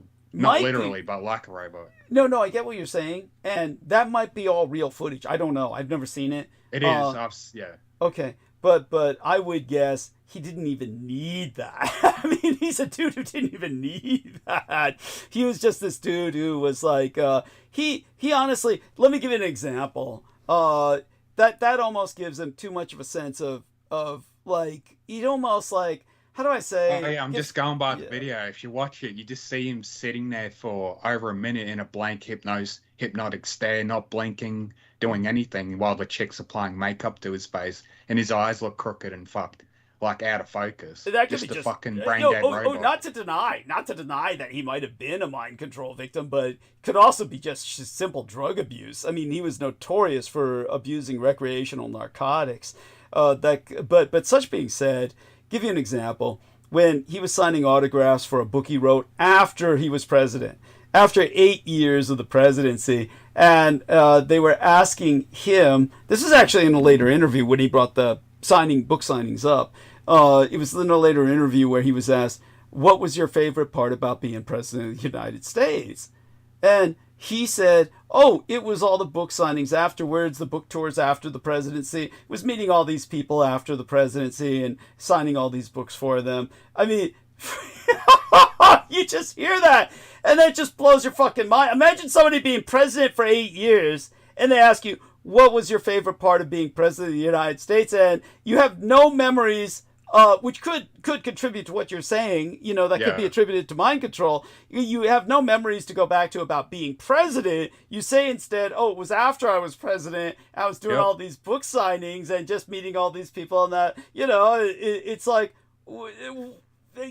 it just buggers the mind. I mean, there's no response to that. It's this is like how vapid this person, the presidency to him was meaningless. It was just, he just liked the attention that came afterwards, and he could say he was president and go around and play golf and have Secret Service and, all this bullshit. It's like, So it goes to show, by the way... Well, that's something, obviously, he knows that the people want to hear. Like, they'll like him when he says shit like, oh, I love the people, I want to interact with the people. You're giving him too much credit. You're giving him too much credit. But that's what everyone does. They just tell what people want to hear, politicians.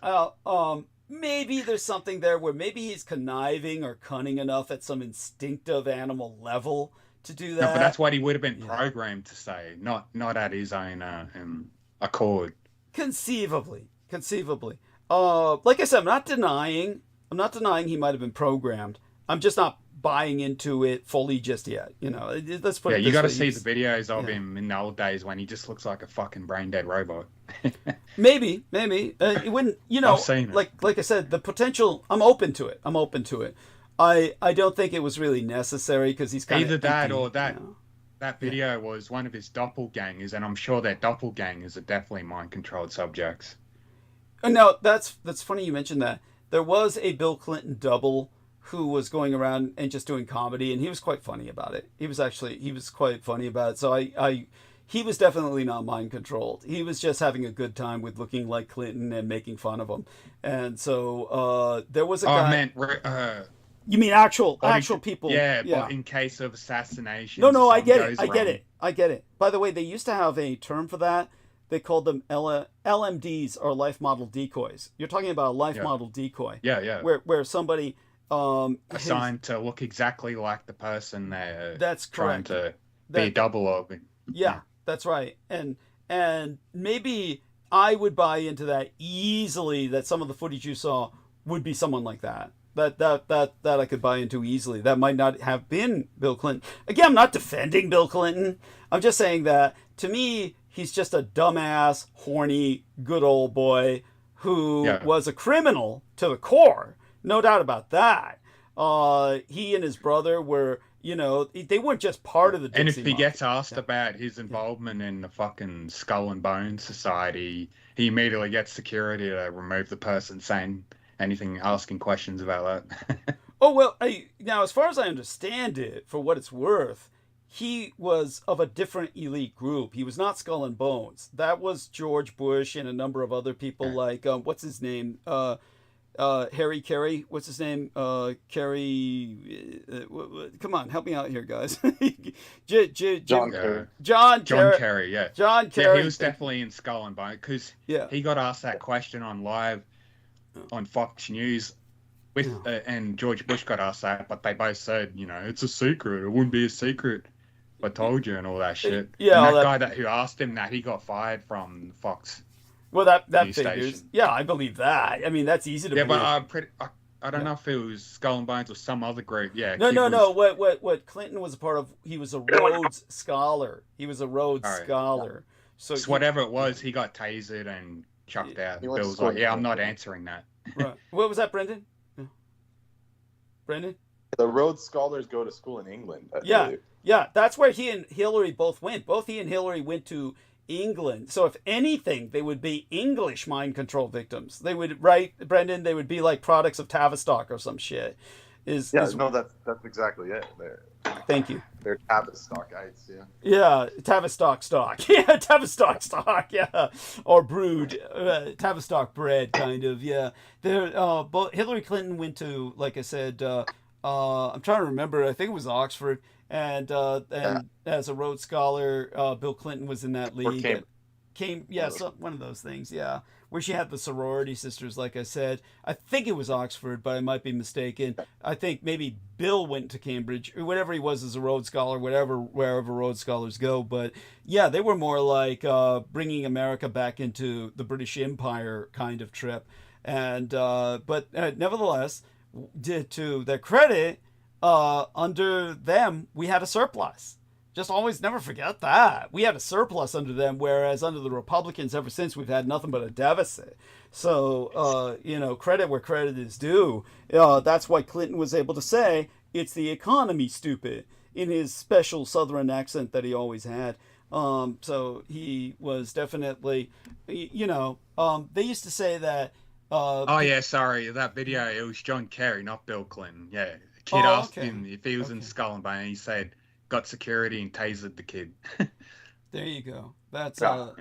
yeah. And John Kerry. They just fucking look the same when they get 80 years old. Fucking ghouls. Oh yeah, yeah, in a very real sense, they all look alike. They all like sound alike. They all talk alike. It's after a while they are alike. You know, I mean. Yeah, he looks like a baby eater too, John Kerry. Yeah. It's there you go. If you want to see, like I said, I was during the time my parents were dying, which took forever. Like I said, almost 11 years. But during that period of time when I was consultant to a number of films, we all looked this up before, but everyone's welcome to look it up again. I heartily recommend a film that I was consultant on that was called Shoot 'Em Up. And Shoot 'Em Up was filmed in Canada because it was much cheaper to film in Canada. But they are in the film basically targeting for our ire. Basically, the villain is John Kerry in that film. At that time, my dad was still alive. So I was catering to my father and really hating on John Kerry. But if you watch Shoot 'Em Up, it's John Kerry in that film. There's a John Kerry double in the film. And basically, so here we are. Nemo found this. Student asks John Kerry about membership in his membership in Skull and Bones and gets arrested for it. Yeah, but yeah, if you ever watch Shoot 'Em Up, John Kerry is killed in that film. Or basically, the John Kerry look like he dies horribly. Does horribly, and he's portrayed as someone who, for all intents and purposes, as Ian West would say it, is eating babies. Basically, he's taking their bone marrow for bone marrow transplants. So I'm just saying he has the face of one. I don't know if he does either. Yeah, but yeah, he definitely would portray him as such in that film, and that film never made it at the box office. It was a box office bomb. If you watch it and you see the action in it, you'll wonder why. Why did this bomb? But look at the anti-gun message. It's basically an anti-gun message throughout the film. And John Kerry is portrayed as a front for the national gun interests. And we did a real hatchet job on them in the film. And, of course, nobody could stand watching an anti-gun action film. It was just, to them, the message, you know, it's too conflicting. It was so conflicting a message. It's kind of like, you know, this one woman who was elderly woman who was a fan of mine who lived in Ecuador, and she basically said the world's not ready for a cross-dressing vampire assassin as a hero. It's just what she told me. And when it came to myself, and so, you know, there's just too many conflicting messages. People are still stuck, and they still want a fucking John Wayne, all-American, gun-loving, you know, son of a bitch who goes around shooting people up without any sense of remorse or any sense of restraint. Of course, now that Trump is president, we are going to have guns availability like we never had before. People are going to be able to buy tripod machine guns with silencers and everything else you fucking want. I'm actually jealous about that. Yeah. Oh, yeah. It's going to be a free-for-all in that case. But it's... Yeah, God knows what our world's going to be like. It's just... Yeah, you will be until you get to watch the carnage unfold from 5,000 miles away. No, oh, yeah. Yes, that's right. Then Nemo's all shooting each other. Yeah, Nemo's going to say, I'm glad I'm not there. I'm glad... Actually, I have a death wish, so I wish I would be there. Well, I could understand. I would imagine Nemo would want to be part of the action, you know, in there shooting up and, you know, getting your chance to pull the trigger. I mean, I get it. And but I am going to have a good laugh when I'm going to kick back and just watch all you fucking scum kill each other. Yeah, believe me, I understand it. And believe me, if I were able to, I'd get a cold beer and sit right next to you if I were able to do that. Unfortunately, I'm fucking stuck here, and with Brendan and Aristides and I are going to have to figure out a way, along with Aaron Tyson, you know, everybody I've been telling else. People I care about who live in America, like, get as much money as you fucking can and just get out of America. Thank you. By the way, Aristides, are you still with us? Just out of curiosity, let's check in with Aristides, see if Aristides is still with us. I did want to relay something to him. So Ari, waving a hand there. Well, if he's fallen asleep, I don't blame him. I'll certainly let him know on Sunday then. Well, I'm sure I'll talk with him before Sunday, maybe. maybe not. We'll see how schedule turns out. So guys, can you hold conversation for a few minutes? What I'll do is I'll just again kind of take a short break and then come back, maybe segue into monologue slowly. When you come back, could you please answer a question I sent you regarding an individual, Captain Joe Cortina? Is that how you pronounce it? Sure. Good idea. I'll get around to that when I come back. And because I never heard of him, but he went around apparently exposing all the dark shit going in the military, but I don't know if he's just another guy pretending to be a whistleblower, but still one of them, because he was a Green Beret and all that shit. Yeah. And by the way, here's funny thing from our man Brendan here about global diabetes rate has doubled in the last, how long? 30 years? There we are, 30 years. Yeah, party up. It's like almost 1 billion people. It's 800 million plus. Holy shit. Yeah. By the way, there's still only one diabetic vampire. Yeah, that's right. Dude, it was the night after Halloween. The test was taken. I had gorged on all those sugar plum fairies after they had gorged on all that candy, okay? But I'm still taking action, people. I take it seriously. And I cut the Coca-Cola, the liquid Coke. I cut that off completely. I'm adapting to. Good for you. Yeah, thank you. Corn syrup will fuck you up. It's not good. So yeah, I mean I realize now I should have done this years ago. Honestly, it's my let's put it this way, pretty much like V said.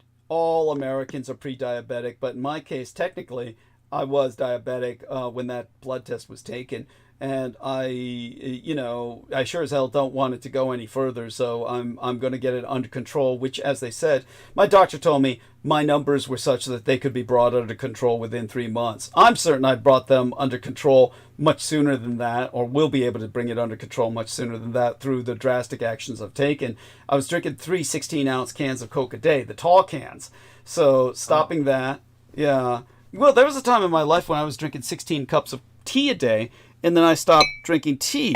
So then the Coca-Cola only replaced the tea, because after my parents' death, I was no longer going through the motions of the tea ritual and just a lot of the effort that went into tea. And the Coke was just an easy way to caffeinate and sugarize. Yep. So it was this laziness. And it was, so after doing that for a number of years, it was bound to happen. I'm certain, of course, it was still the Blood Boys after Halloween that pushed it to 131, which is high. From all the candy consumption. Oh, yeah, all that candy consumption. I mean, you are what you eat. And when I drank their blood after that, man, it's just all the sugar put my test through the roof.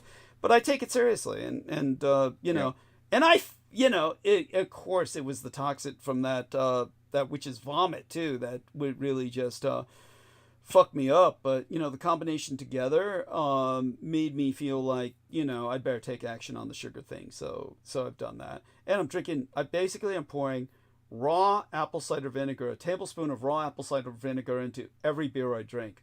So, with the mother? I'm sorry? Yes, that's right. With the mother. Yeah. With the mother. That's right. Yes. How did you even know about that?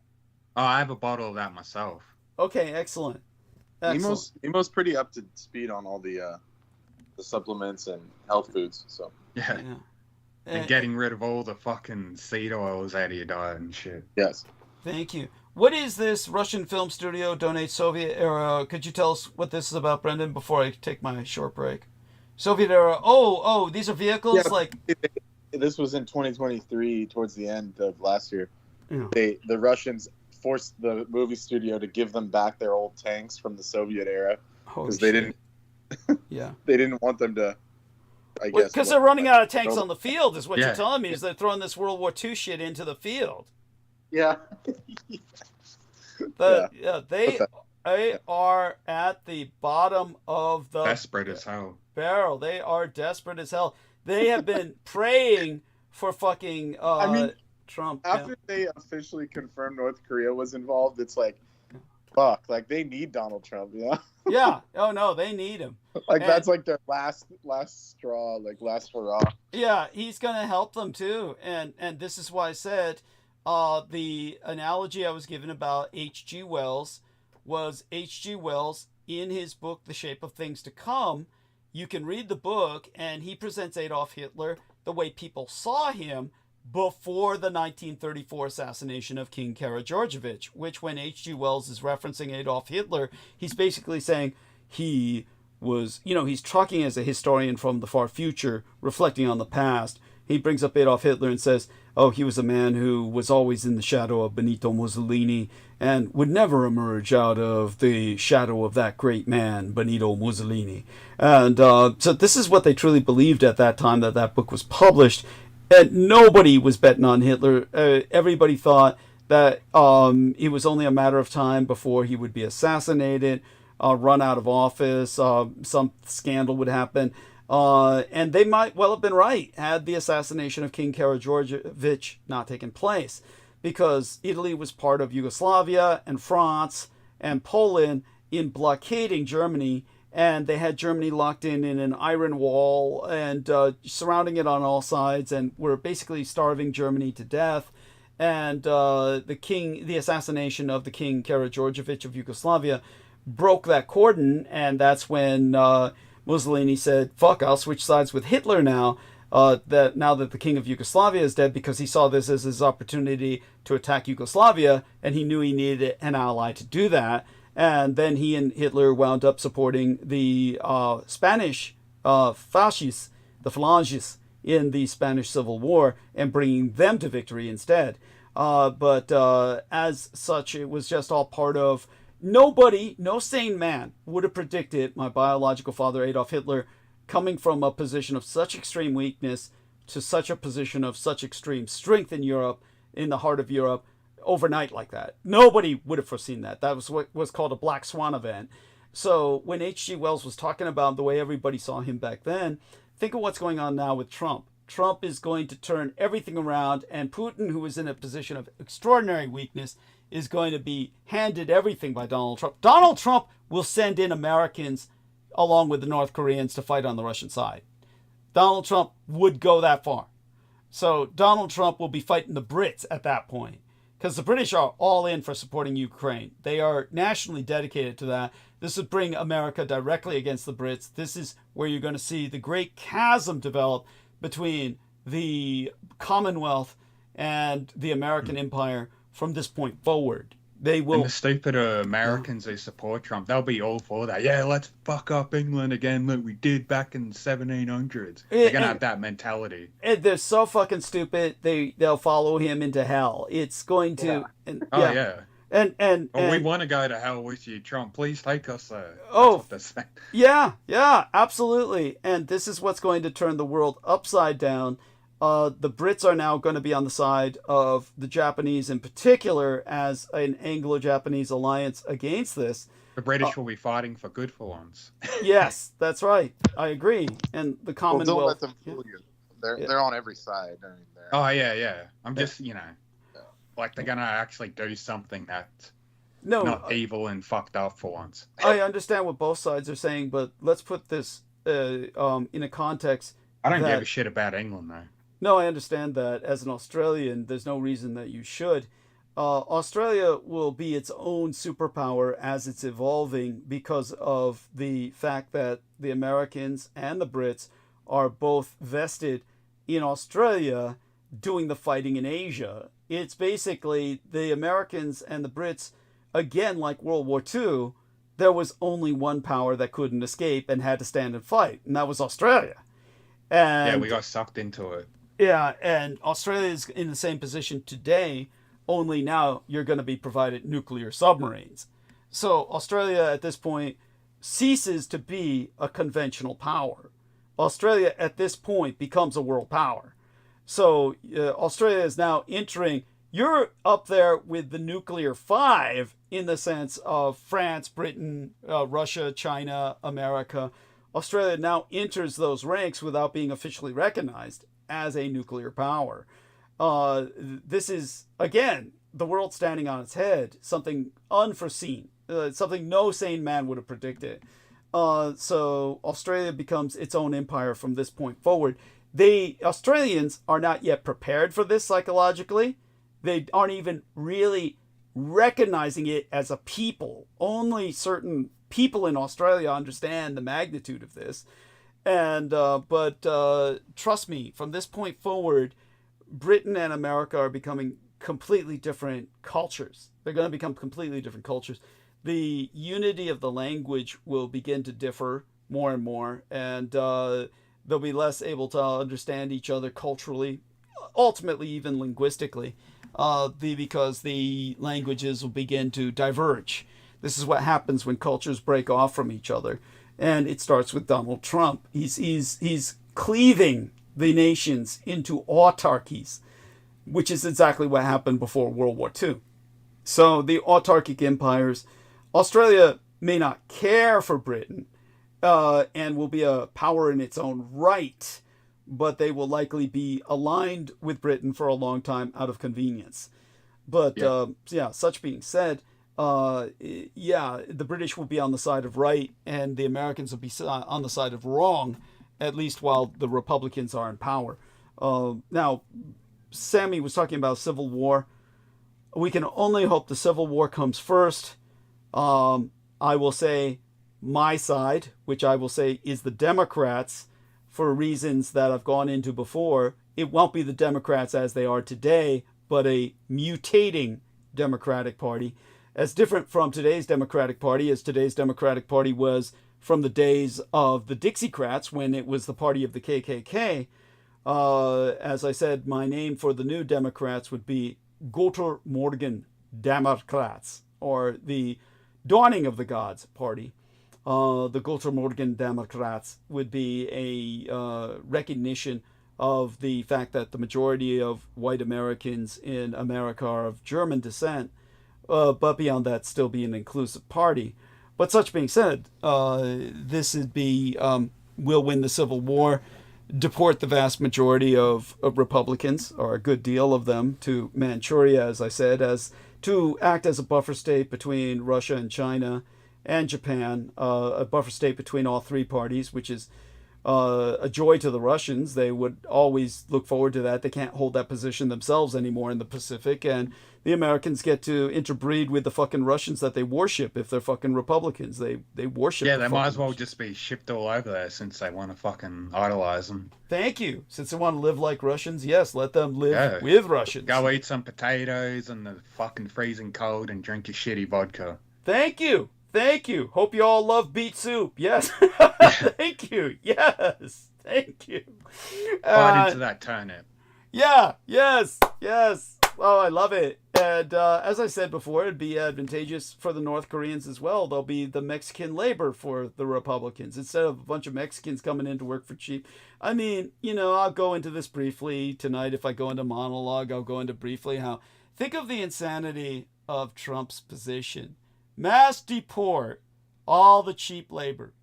Who are the white guys who are going to pick that lettuce? Who are going to pick all that shit in the hot blazing sun in the fields? It's the men in brown who can take that level of solar radiation all day, okay? Yeah. I've been picking fruit and veggies for fucking ages in the hot sun. Thank you. You think the fucking white man is going to go in there? Yeah. Make way, make way, Mex-Man. Let me, your white superior, pick this lettuce. Yeah, just a few If hours. you're Australian or South African, you could tolerate it because we've adapted to the extreme heat. But Americans, they can't do that shit. Oh, no, fuck, they'll just die. And besides, you've seen what happened to the Australians who adapted. They just get real slow. Skin cancer. No, well, they slow down a lot. Unless they're in combat. The Australians who are in the north in particular, where it's just tropical heat, they're just like, everything's slow. Everybody's just... Yeah. Oh my god. So, okay, I'm going to go mute. I'll be back in about 8 minutes. You guys hold this, okay? Yep. Okay, thank you. What have you been up to, Brandon? Just working and just doing my daily battles, grinds. All right. And yourself? Yeah, Oh yeah, just getting by. Just same old shit every day and night, really.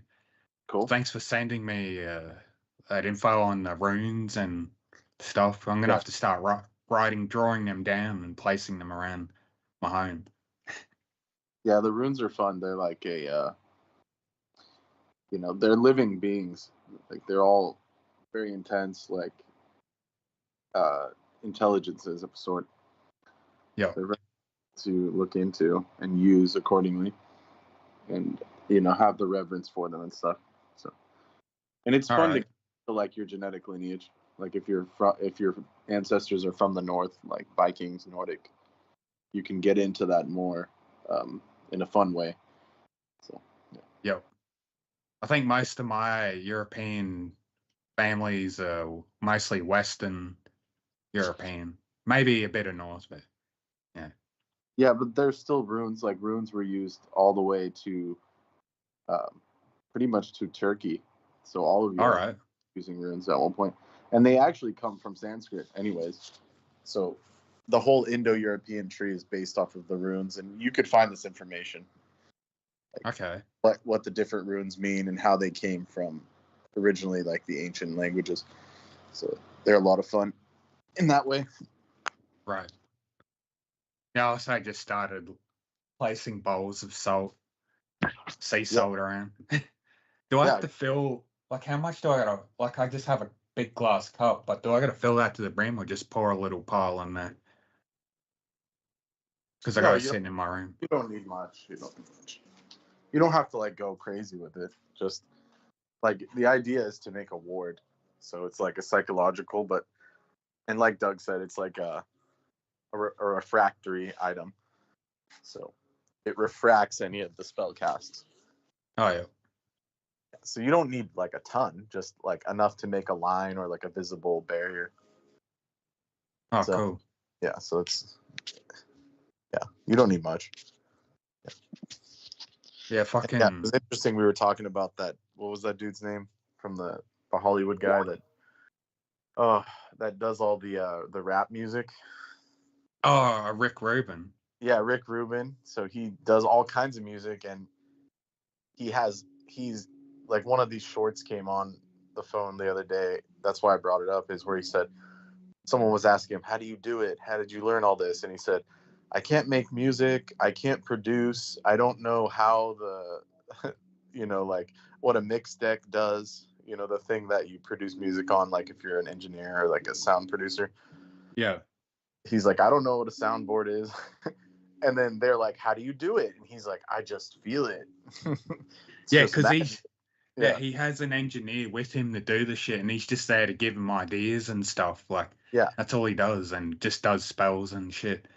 And he's half the time he's not even in the studio, because from all the interviews I've heard of other musicians working under him, they're like, oh, he's never in the studio. He's always at home, and we got to send him the recorded fucking tapes, and then we got to wait for his response and approval and all this shit. Yeah, and they were asking him, how do you do it? Like, how does this make the Rick Rubin sound? And he says, it just happens. It's magic. Yeah. So basically, he right there. Casting spells, and the entities are just like doing the work. Yep. And people will do that. I remember hearing a story of this dude where he was involved in a strange cult, and now getting blessings. They get the high priest to communicate with the higher powers that they're aligned with, and then they'll receive the blessings from these beings. And one of the people who received the blessing, it was a lawyer, and he had a room full of fucking typewriters just typing away, no one on them, but they got paper in them, words are being typed and everything. This lawyer has a bunch of spirits doing all his legal work for him while he's just sitting back, kicking back.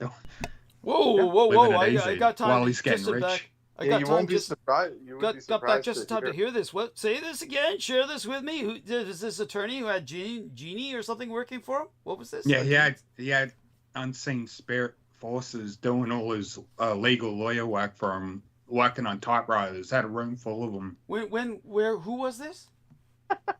I don't know the guy's name, but the person who told this, explained all this was Roger Monod, and I can't remember his fucking name. He's French. Okay. He was a part of this satanic cult, and he was joining it to get blessings because what he wanted was to win every horse bet because he was a gambler. And when he received his blessings, he was receiving visions in his dreams. Oh, bet on this number, bet on that number, and shit. So yeah, these spirits can do all the work for you and make you rich. But by the way, Nemo, did you hear what was going on? What the hell happened when Crystal jumped on and just said to Brooke, "Look, I only have a few minutes, so please step into the background." And Brooke just, oh God, she exploded. So I muted her, and and weirdly at the same time, Aristides' computer acted up, and all that sound effects started coming in. It's like, talk about occult assault. What was that, Brendan? Yeah. Yeah, then his music started playing, and he said he didn't even touch it. Yeah. Wow. And that's definitely part of the occult assault. But then after that, Brooke just But hung both up. of them are like super denial. Yeah, both of them. They truly are. They're in denial. Yeah, this is the thing about Like Brooke. cupboards, like you're like walking through a haunted house, cupboards are opening, and the person with you is like, "Did you see that ghost?" And then they're like, "Oh, it's just like, a loose floorboard or something." And what makes this so bizarre is that Brooke Gibson used to be a ghost hunter. She used to go into haunted houses to try and hunt ghosts until she realized she was bringing bad things home with her. And what I can't understand is, it was like, just like the time that I was on bandwidth with Peter Moonshine, or Prick Moonshine, as we can also call him, the Peter File, and we were questioning Ian West.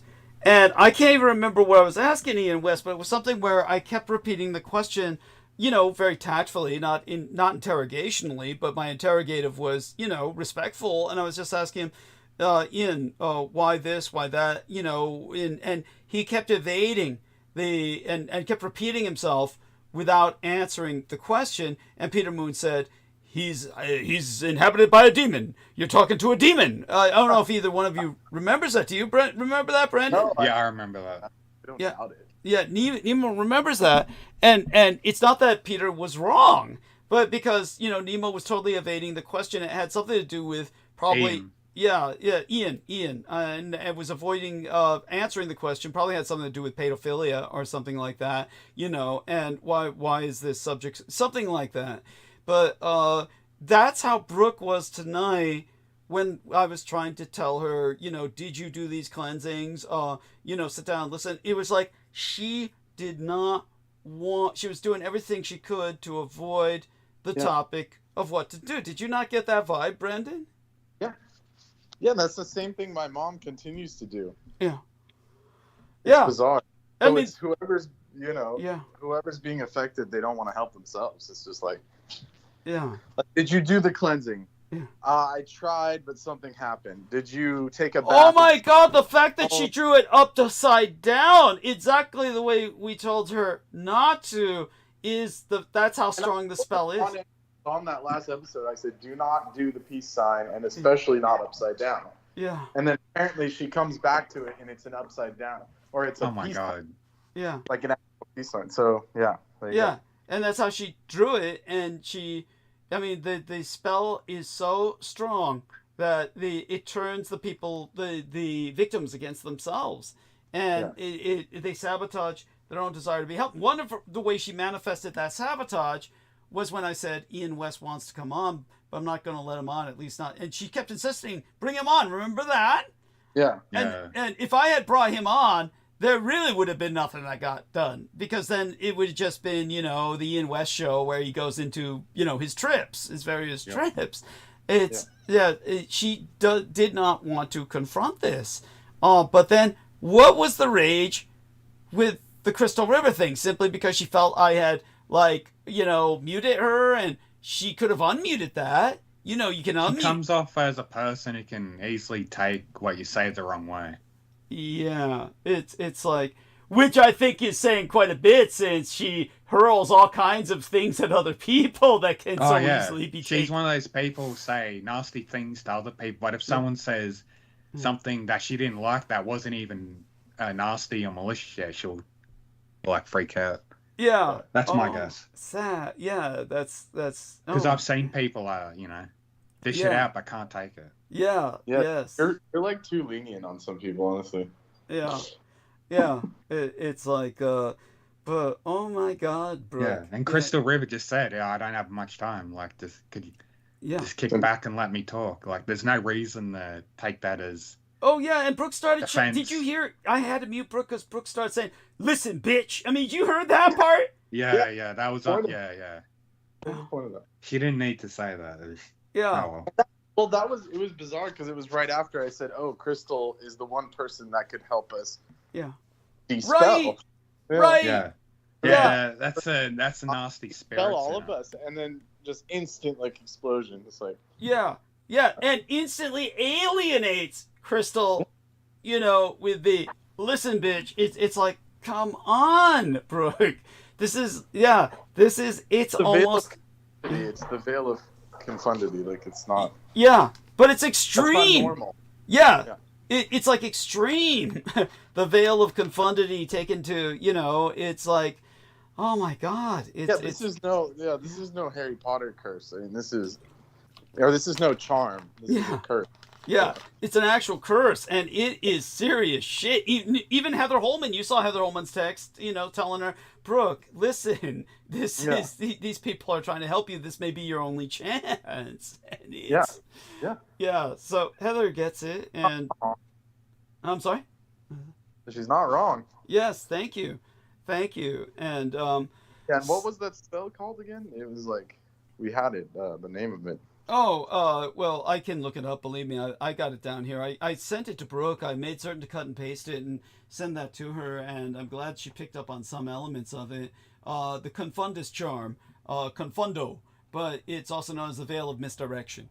Yeah, the Veil of Misdirection. So the Veil of Misdirection is what they've cast on all of us, and that's why the communication has been all rocky and messed up, and even early on with that thing with Aristides, then with us, then just what we saw.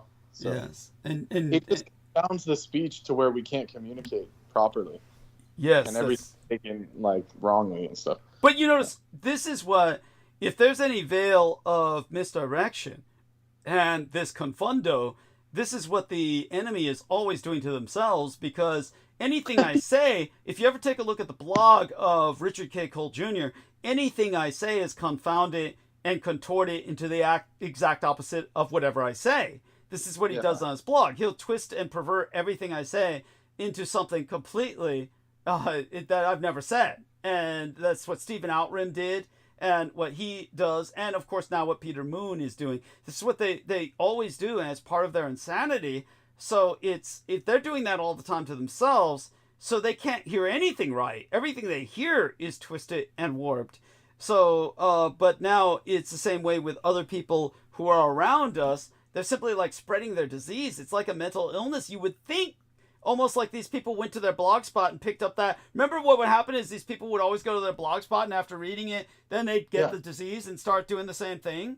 And couldn't understand a word I was saying after that, and then everything was twisted. And when I would don't even go to it, then they'd be like, "Are you sort of elitist?" Yeah. Oh yeah. Then of course you're acting as a gatekeeper. That's you can look at it, but I can't. It's like, and I was trying to explain to her the parallel between herself and you. I don't know. Did she get it? Or it was right after that Crystal came on? No, all blew. All blew away. Yeah. God, well, hopefully it comes back. All I can say is, we do our best, and we're trying to help. So with this individual that our man Nemo was asking about, so I'll read Nemo's question. Give me a second here to do a few checks. I'm going to take a check into the live stream, and we're going to take a check into just the numbers and decide whether or not I'll even go into monologue tonight, or decide if it's worth it. But when it comes to the numbers, they seem to be recovering. And in terms of, let's see, so let's just go to the question Nemo asked. And this way people can get a little education here. Okay, so I like this one, Nemo. That one's nice as well. This is a stylized representation. So feel free to send me a copy of that one, Nemo. That's nice if you've got that as a wallpaper. That'd be nice. You could send me that one. And let me take a look at the Nemo private messages. So here's what Nemo said. It was, okay, so here's what he said. What do you know of, this is Nemo speaking. What do you know of Captain Joe Cortina, Green Beret? Yes, I know. Red flag. He did a testimony over 10 years ago about the brutal crimes being committed by the U.S. military, but I don't know if he's sincerely legit, trying to expose the shit he got involved in, or if he's pretending to be a whistleblower, possibly a disinfo agent, in parentheses. Apparently, he disappeared after these testimonies. Just wanted to know if you know anything on this individual that most public would not be aware of about him. He goes on about the Jews, but that feels like bait to reel in amateur anti-Judeo researchers to misguide their investigations. I agree. That sounds very suspect automatically. Is he one of those scum who had a change of heart and then went public about the corruption and brutality he saw, or was he always one of them till the end? And so apparently this individual is missing now. What I'm going to do is I'm simply going to cut and paste his name, enter it into real quick while you're doing that. I'm sorry, can you do what? Can I add my 2 cents? Please, by all means. But usually when someone leads a conversation with saying, I was this, or I was something in the military, like a commander, or it's like that's automatically means they're still working for the system. That's what I would say. Because Doug's never led with that. He's always said, you know, I'm a whistleblower, whatever. Yeah. But when I first discovered you, you didn't say that stuff to introduce yourself. Thank you. It was more like, you know, what did you call it? Renegade historian, stuff like that. But usually if people lead with like, I am a Green Beret or something, or I'm a Marine, like I always get skeptical, kind of like how that Dale James guy was doing. Yes. Yeah. You know, it's like, that's like the classic, like. The funny thing about Daryl James, aside from saying he was in the military, I find it hard to remember what Daryl James was trying to claim he was. I don't even know. I have no idea. Apparently, he claimed he was stationed to guard these buildings or whatever. No, I understand what you're saying, Nemo, but it was like he never gave a title. You get what I'm saying? Right. Yeah. He never gave a title for his job position, like no ranking. No rank status. Or title or status. Yeah, it was weird. It was just like sergeant something, didn't he? Like colonel. It was like something weird. He wasn't no colonel. He was. Would have been a low level. It would have been low level. He claimed he was low level, which is what made it even more bullshit when he says. That's right. He met with the colonel. He met with us. The XO. He said the XO was talking. Right. Yeah. And it was like, XOs don't do that. They don't give a shit about enlisted men are all just peons to them. Unless they're not fucking. They're not going to have a heart-to-heart and send you to a kino. It's like, come on. Yeah. Oh, yeah. Of course not. No. Unless they're fucking you. See, I was on a ship where the captain made me his cabin boy for a very specific reason, okay? That's totally different. That's not like he was investing into me in a heart in some fatherly sense. So all that being said, that's one thing. Let's go back to Nemo here and his other question. So Nemo follows up by saying, sorry to be a bother, might have been a little gem, in parentheses, truth, in the sewer of shit, the internet, probably still shit. Video title is Dustin Nemos with Victor Hugo, Will Trump Betray First, Second Amendment, No Justice Under Trump, topic about Trump being an antichrist, space wars means a war among the cosmic beings, and Trump serving the Edomite Jews, biblical history, only goes for around 10 minutes. Of course, I always take what is said with a grain of salt. I'm going to send this to Ian too, because I know he will hate this dude. He loves sucking Trump's dick. Laugh out loud. Got a fair use, a disclaimer on it. And then Nemo follows up with, these dudes could have been listening to your live streams when you were addressing those Trump topics. I'm not certain, though. More Mark Felton's, quote unquote, possibly. And then he says, I always assume people like this are disinfo shills until I can prove otherwise, that they're legit in trying to inform the public the truth unimportant subject matters. Then there's 2 screenshots here. One of them with Dustin Nemos. That's Dustin's BitChutes page. Yeah, it just shows all the shit. Like, this guy is not legit. He's being paid to be a fucking phony public informant. Yeah, he's even writing like somebody who's been through a mind control program. So that's the Dustin Nemo thing. I don't know if you've seen this stuff. Could you send these screenshots to Brendan for me? Send them to him in his private messages. Thank you. And I even called him out in some of the videos, like, just saying, yeah, this isn't legit. Yeah. If you look at the other 2 screenshots of the comments I posted. Right. So I'm taking a look. This is what I found. And by the way, while you're getting ready to... They're like battling the fake... I call them fake flat earthers, because there's like a real concept, and then there's their concept. But like you're like out there like battling those guys. Like, thank you. Don't engage them. It's like it's a waste of breath, honestly. Yeah. Oh no, this is the different screenshot. That image I showed you of the flat Earth, that was from a completely different video. Some idiot. Yeah, I know. I was just telling you. Yeah. So So I know you probably think it's fun, but these people are so... Oh yeah, it's a waste of time, definitely. Yeah. Then Nemo goes on to say, did some digging on that guy. He's a fucking disinfo puppet. He says he has children, and that is a well-known big no-no when it comes to being a public informant. You know, in all fairness, let me tell you something, Nemo. It is so fucking crazy.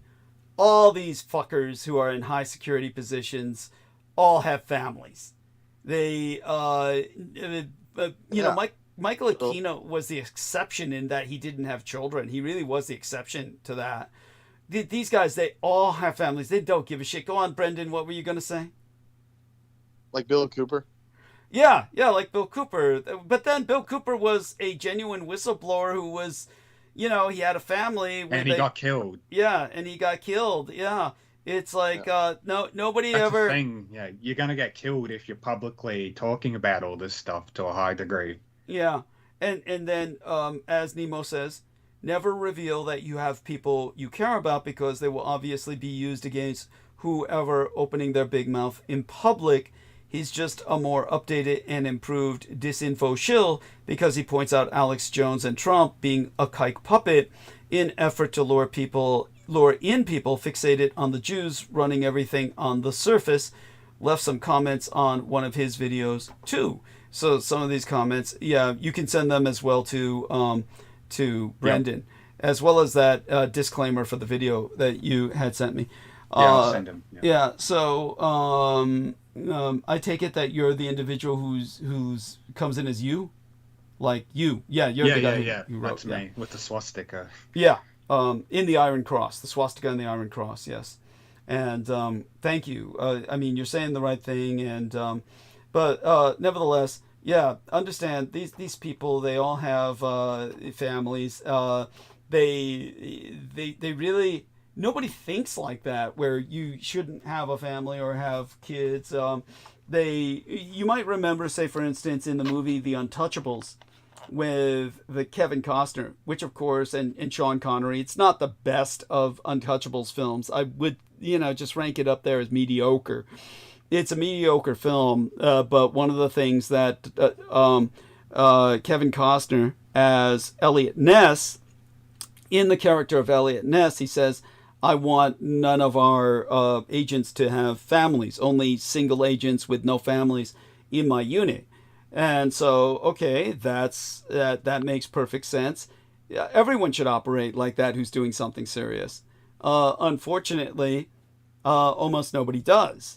Very few people think like that. It's the people who get that serious, they just aren't, they just aren't with the program. The majority of people really aren't doing anything serious. And so I understand what Nemo's saying. This guy having a family wouldn't be a whistleblower, but then we get the example. And showing your face on the internet too, like revealing your full ID. That just means you're being paid by these cunts to play this role. You're not a true, genuine public informant if you're doing all that.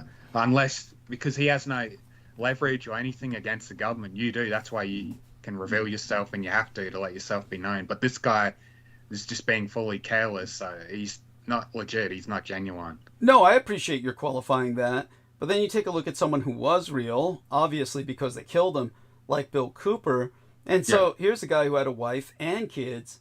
And it's just like, it's all I can say is there's a lot of people with wife and kids who should not have them.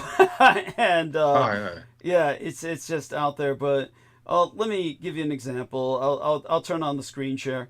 So I'm going to turn on screen share. So Brendan and Nemo, this is what comes up. So I look up Captain Joe Cortina, and this is what comes up. That image with the flag, that's what was in the video. Yeah. Okay. So and so this is like obviously an idealized type of look. I figured it was this guy or this guy, really.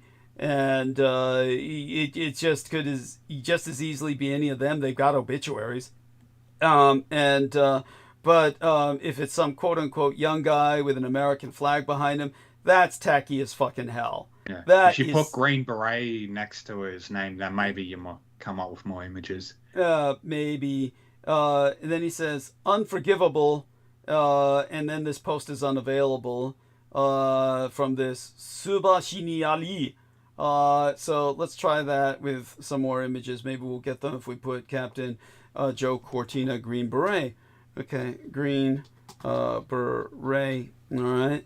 And let's see what we come up with.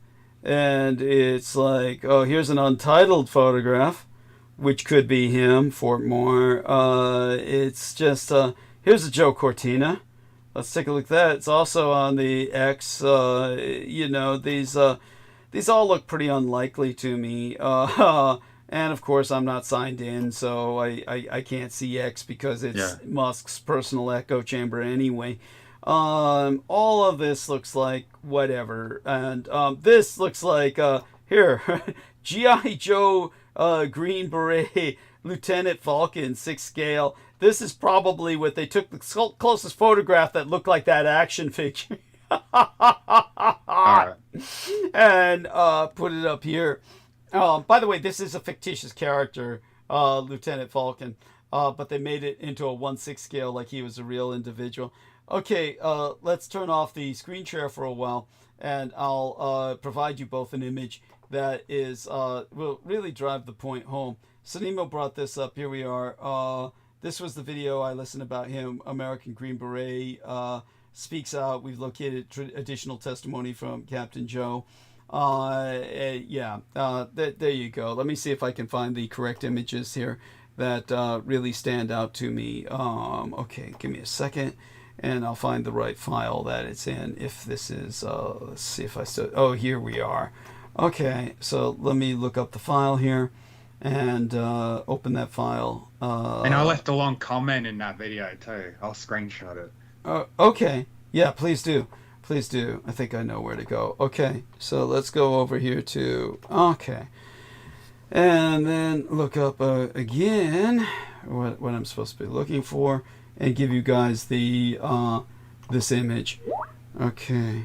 All right. Nemo's giving us another image. Thank you. All right. And then let me look up this guy. I have to go down to my M section. L, M, and O.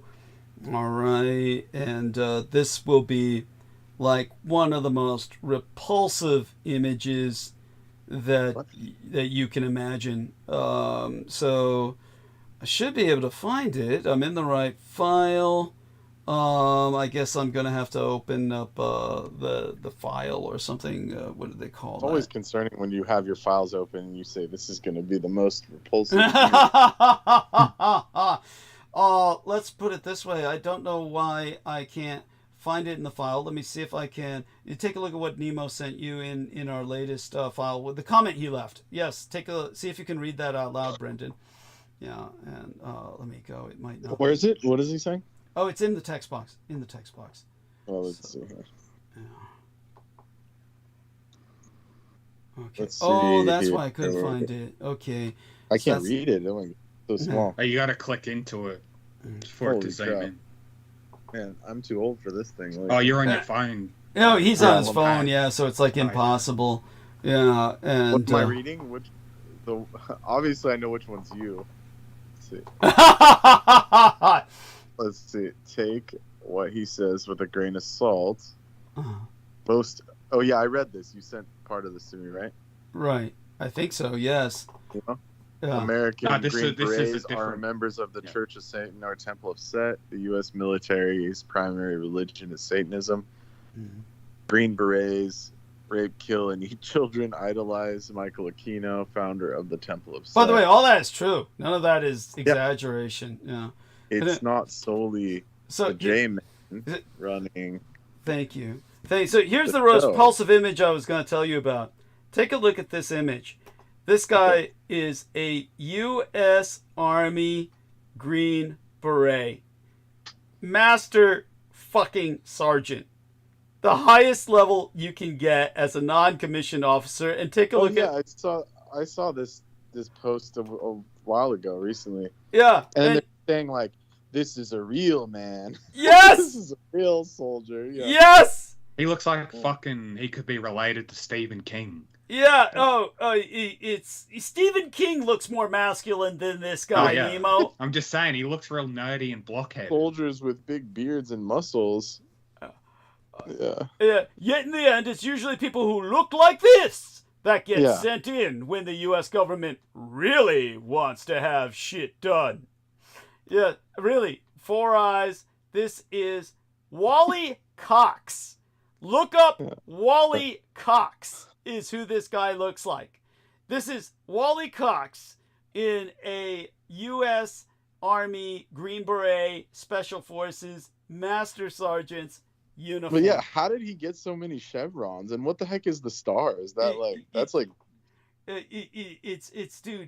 the chevrons mean he's a Master Sergeant. And like he's the chief master sergeant. The star means he's like general level. Like, how did he get so high up? Right. Well, what it means is like he's what would be called the sergeant major of the Marine Corps. This is the U.S. Army equivalent of the sergeant major of the Marine Corps. This is So this guy is like the highest level of a non-commissioned officer who's in charge of all other non-commissioned officers. And basically, so this is like what crawls. You know how scum floats to the top of a soup? Yep. This is the scum that floats to the top of the Green Beret Special Forces U.S. Army food chain soup. Top of the food chain is scum like this. They all look like this. So the ones they show you that that shit in the movies where they're all buff and look like Rambo, that's all fucking bullshit. Oh, that's all bullshit. Oh, that always was. It's always what they look like this, or it's beer belly and butt crack all the way. It's either beer belly and butt crack, or it's skinny little cadaverous motherfuckers like this. That's funny because when I saw this come up the other day on whatever I was scrolling through, I was like, I'm trying to send this to Doug, but apparently you already found it. Oh, dude, it came to me like it was, it's like the Dietrich just threw it at me to have a laugh, and so I just want people to understand that when it comes to U.S. Army Special Forces, by the way, Brooke is going active again. I blame Brooke. I blame Brooke for that yeast infection I had. It's that yeast infection I had. It was Brooke, Brooke Gibson, because she told...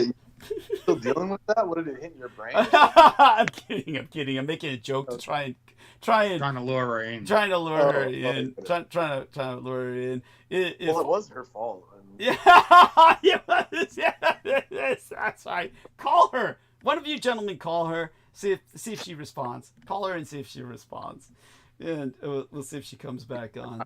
I mean, oh my God. Hopefully she's in a better mood than she was. And so are you calling her, Brendan? She hung up. She said it says unavailable. We tried. Oh, come on, Brooke. I can't call you because my screen will go white. But yes, in terms of yes, just so people know, I no longer have a yeast infection. That was like 2 years ago. But there you go. At the time it happened, I blamed Brooke because she was telling me about, shaved muffs, that she was obsessed with having muffs shaved. And, one of my escorts actually had to shave hers, which I don't prefer, and that was because she had a client who wanted it shaved and it hadn't grown back yet. And then after I had sex with her, I contracted a yeast infection, which just goes to show, see, that little hair is necessary around the pubes to have a healthy biome. You want a healthy biome down there, and without that hair you don't have one, and then you not only endanger your own pubes to your own publics or pubics to a yeast infection, you endanger your erstwhile lovers. Now Brooke Gibson has gone unavailable or something like that. Jesus. Yes, what does it say now? It says, I guess it means away or whatever that symbol means. Anyhow, we love you, Brooke. Jump back on if you wish, anytime you want. Other than that, I'll consider whether or not to go into monologue tonight. But the point I'm trying to make is that when it comes to U.S. Army Special Forces and the kinds of losers that are in them, and this guy sounds like exactly what your instinct tells you. First off, he suddenly disappears, and it's like after dropping a bunch of Judeo-phobic slurs along with whatever he's exposing. If you're going to expose atrocities, you don't need to render them further controversial. They're controversial enough to expose the atrocities. You don't need to render it more controversial by adding in other controversial topics. So he definitely is approaching this from a Judeo-phobic angle so that he can discredit whistleblowers like myself. That way people think we're all Judeo-phobic as a fetish, which, I am not Judeo-phobic as a fetish. People may take it that way, but honestly, people, I've always been quite restrained when I've spoken of the Jewish question. And such being said, like Aaron Tice said, and we don't even have anything against the real Jews. It's just the people pretending to be Jews. There we are. No, it's true. It's true. These are posers who are Semitic, unlike the actual Israelites, who were Semitic, yes, but not the modern posers are not Semitic. Actually, they're mostly Hazar in the sense that they're Turkic. They're Turkic as opposed to Semitic ethnically. The only ones who are Semitic would be, of course, those Orthodox ones that have moved into Israel, but, they're just a bunch of parasites. As any Israeli will tell you, they're just a bunch of parasites on the Israeli system. And if Brendan, anything else to add to that? Apparently Tarantino's in Israel, is that true? Yes, thank you. He loves going there. Oh, yes, of course. Oh, of course. Probably to get access to those Russian sex slaves. Yeah. Oh, no doubt. No doubt. Yeah, he's always about being a creep. I mean, yeah, he was the original foot fetish guy in Hollywood. Yeah, I had a dream of him eating a child, and I had to cut his head off. Cool. That was satisfying. Sorry, I don't know why that's funny, but yeah, that's funny as hell. Yeah, he's one of those people. Yeah. He looks pretty bad, I'm gonna have to say. He looks dude, just looking at him, his face drips shit. His face drips shit when you take a look at him, and yeah. Why does he look like that? What did you say? Why does he look like that? Yeah, because he's a fucking creep. That's why he's just inbred family, probably. Yeah, he's just disgusting, and throwing sulfuric acid on his face would be an improvement. Yeah, and so. It's just there's no words. He just is slime, and so aside from that, now the question is whether or not I go into monologue. We've got a good 24 people listening. Which we know it's always more than number. Yeah, it is a good number, and we know it's always more than that, much more than that. More than it shows. Yeah, more than it shows, by far. But what do you guys think? Should I go into monologue now or save it for if you have the energy? If you have the energy, go for it. Okay. And I myself have to retire, but okay, you can do. I think you can do it. All right. Wait, what is the topic? What is the topic? I think it would be kind of inescapable. I would start off with Trump and the economy. I want to point out, that's going to be boring as hell, right? Just throw some dark jokes in there. Well, that. I mean, it's good to inform people, but I can't stomach it. I'm sorry. Well, did you hear what Nemo said, Brendan? He says throw some dark jokes in there. Dude, the administration is a dark fucking joke. It's a dark joke.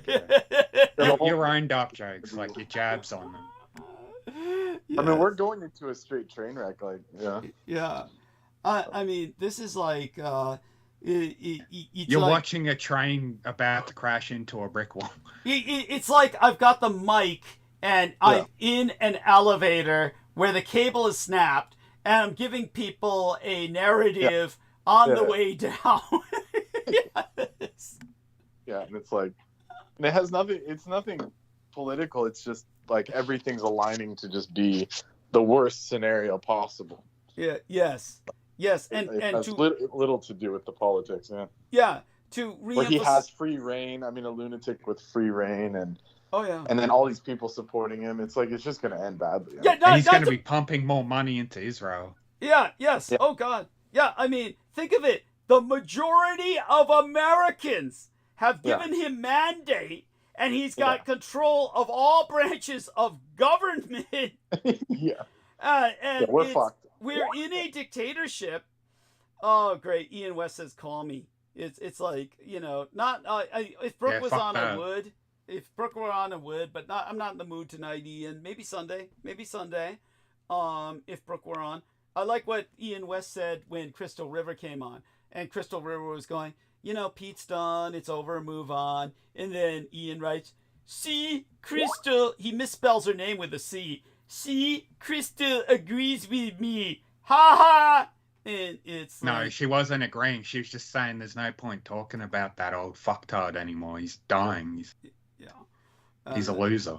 But you have to, because he's trying to steal your shit too. So you have to talk about him. Yes, thank you. That's what a lot of these people don't seem to get. It's like, come on, get it. There's like, it's an inescapable topic. It's not like I want to, but you know, there's certain times you need to. And obviously, I'm hoping it will be less and less as time goes on. But you know, he's doing his best to try and prove he's still alive, even though it's laughable. And, you know, because his views are like shit. Of course, there's, and it's cheap AI. Yeah, yes, the fucking cheap-ass AI and shit. Yeah, it's... Yeah, kids look at that. And then he shows kids! He shows kids in a classroom. Yeah. I want to learn about whatever he's teaching. Yeah. Oh yeah. There's nothing he's teaching they want to learn about. Colonics, kids. Colonics. It's not nauseous. Yeah. Yeah. Pump all this shit out of your ass and then time travel and then put it up. You know. Time traveling colonics. You can clean out your ass from last year. You know? Yeah. Oh, we gotta bring that up when Aristides and Aaron Tice are both on. Then we'll bring that up. That's funny as fuck. There's some dark humor for you. Time traveling colonics. Yeah. Yeah. Where it goes backwards, where the film goes backwards, and instead of the flowers wilting and reblossoming, it's, you know, the shit's going back up your ass with tube. Yeah. The 30-year-old enchilada. Yeah. It like rematerializes. Yeah. Into the actual food, yeah, like. Yeah, that's so appetizing. Yes, it rematerializes from fecal matter to the actual food. Yeah. The time traveling colonic machine. Yeah. Yes. Yeah, that's Pete. Yeah, that's a good idea for a fucking fictional comedy story right there. Yes, there you go. Look, Pete Moonshine's whole life is a fictional comedy story. Oh, yeah. Yeah, that piece of shit. Oh, well, there we go. Before you go on, Muller, I just want to... I don't think Brendan... I sent you the picture, though. A friend of mine messaged me just earlier today, and he said, yesterday, a kid... He lives in America, in a rural area. Not in the city or anything. He said, yesterday a kid got shot right outside of my house as my father was walking to the front door. It was a drive-by shooting. His father was the first person on the scene attempting first aid on the kid. The kid lived. The kid was shot through the shoulder above the heart. The bullet went through and out the back. And of course I had to ask what his ethnic background was. And he says, no, it was a local white kid. He was just riding his bike and the shooters were Hispanic. They just shot him. Yeah. That was in Australia? No, in America. Oh, okay. And I'm like, oh, okay, Yeah, good on your father for saving his life. And yeah. Yeah, I was gonna say that's like that. Welcome to America. Yeah, there you go. Yeah, and that was in a rural area. Oh. There's gang shootings there. Yeah. Oh yeah. Yeah, and let's see what Ian America's a nightmare. America's a fucking nightmare. Oh yeah, yeah. America's a. Yeah. I felt safer in London, like downtown London, chilling at like random like midnight and shit, walking down the street, than I ever felt in California. So all those people that were like, I still regret going to London. It's so dangerous, and it's like I would rather be there at this point. It's so dangerous. Just Sacramento is just another like a whole nother ball game. Than people don't understand that they don't live around. Just in America in general, it's dangerous. It's dangerous here. Yeah, no, it really is. By the way, I'm responding to Ian West. I have no power to bring you on, Ian, because Aristides is asleep. He's saying, okay, Doug. First he says, call me. Then he says, okay, Doug, just be ready for tomorrow. And don't say I didn't warn you. So now he's making threats? Holy shit. Yeah, I mean, really? Come on, Ian. So I have no power to bring a... Yeah. Yeah, what the fuck? Yeah, you on, Ian. Is it supposed to, like, keep up the pretense that he's not the enemy? Like, shit. Yeah, I mean, really, come on, Ian. At least fake it till you make it. Yeah, really. Aristides is asleep. Okay, let me see if I can get this over to him. So there we go. Hopefully he understands it. What does he say? Like, so let me show you on screen share. So I'm screen sharing now. We'll go over to the great Ian. Until I get to you tomorrow. Yeah. So here we are. So here's screen share. It's like here. Oh yeah. Oh, look at this. So here we are. Here I'm home. This is at 7:36 p.m. Call me. You are my bitch. This is wow. He really knows how to just get on a person's good side. Anyway, he literally said that. I thought you were joking. When he said that. Yeah, yeah. What's wrong with you, Ian? Yeah. Why would you talk to someone like that? It's like you see, give a person a mile, and he used an R is just the letter R, which is like talk about crazy. Yeah. Anyway, I got good news. Fuck you. OMG. Oh my God. God damn it! I do not do meth. Call me. Do you see a pattern here? See, Crystal, her name's spelled with a K, Ian. See, Crystal agrees with me. Ha. And then, call me. Okay, Doug, just be ready for tomorrow and don't say I didn't warn you. He spelled it with the C because he was thinking of the meth. Yeah. Yeah, exactly. I said, I have no power to bring you on, Ian, because Aristides is asleep. No, I'm not threatening you. They're doing D-class tomorrow. Okay, any idea? What the fuck's D-class? Well, I have no idea. You're the closest we've got to a dark web expert, Nemo, next to Ian.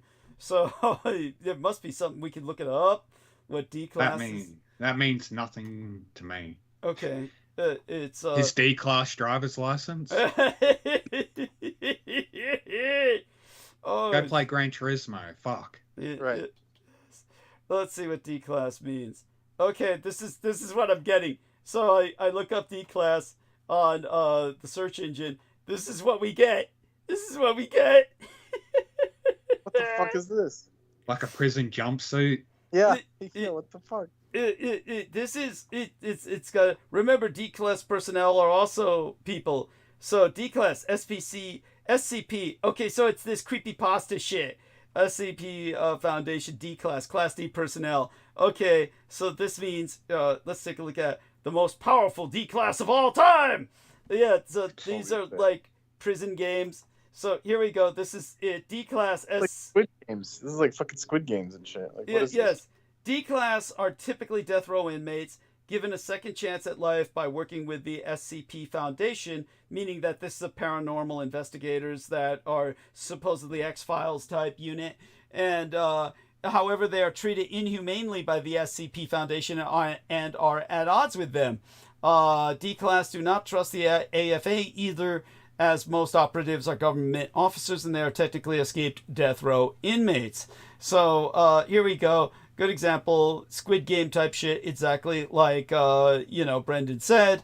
Other examples of this, unique identifiers. So these are expendables.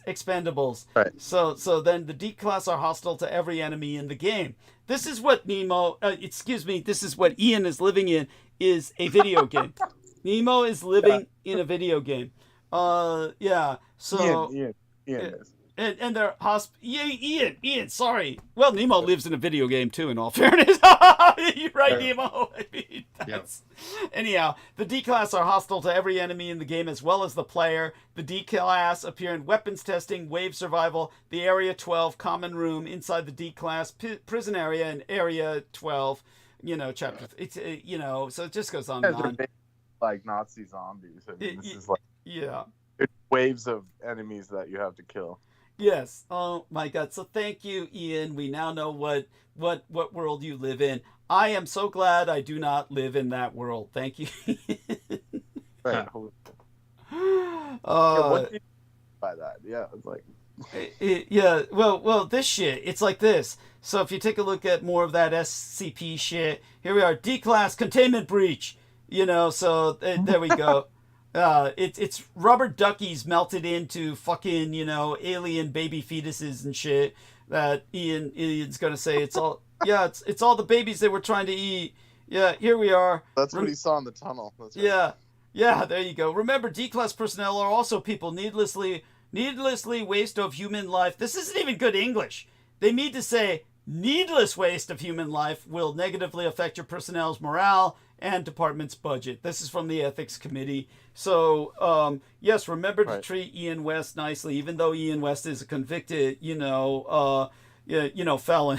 He's saying he's gonna be an expandable pawn.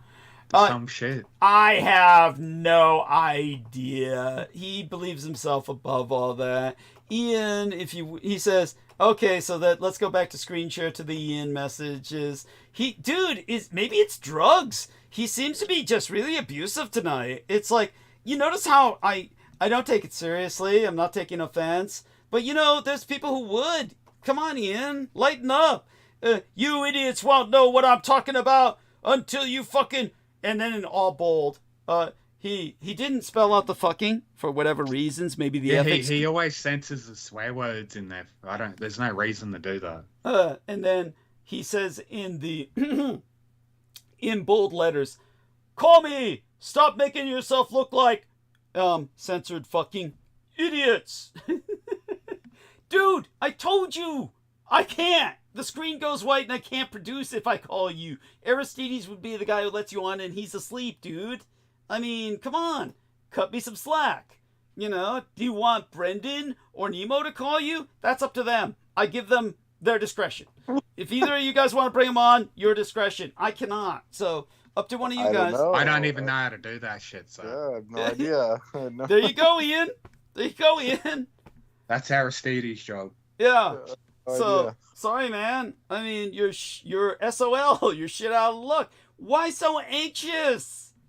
Dude, I get it, because he's one of the D-Class. He's one of the D-Class. Now, he's finally been arrested. They've made him an expendable individual. This is his last night on Earth. So he wants to, come on and say goodbye to all of us. Poor bastard. I'll shed a tear for you, Ian. I'm shedding a tear. Oh, we're going to miss you. Yes.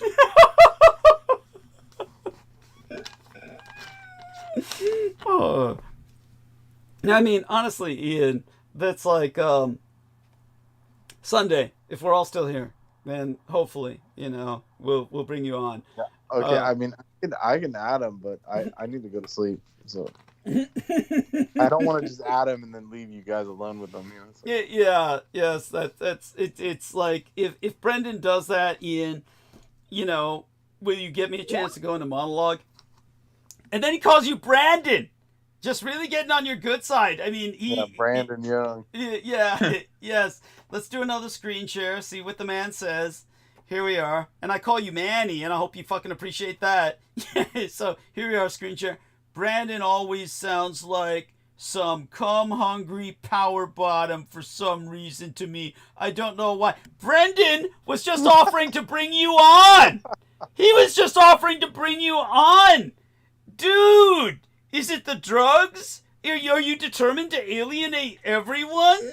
I don't understand. What's your strategy? It's like, don't you want to get on the good side of the people who you want to get on a platform? You should be a little placating. Yeah, what the fuck even is that? Yeah, like, what is that? Yeah, he misspelled cum. It's C-U-M, Ian. He said C-O-M-E. Brandon always sounds like... It's like saying to Howard Stern, let me on your show, you fucking toucan face, hook-nosed Kazar. Yeah. Ian, it's like that sentence doesn't even mean anything to me. What is it? What is he saying? Yeah, Brandon always sounds like some cum-hungry power bottom for some reason to me. I don't know why.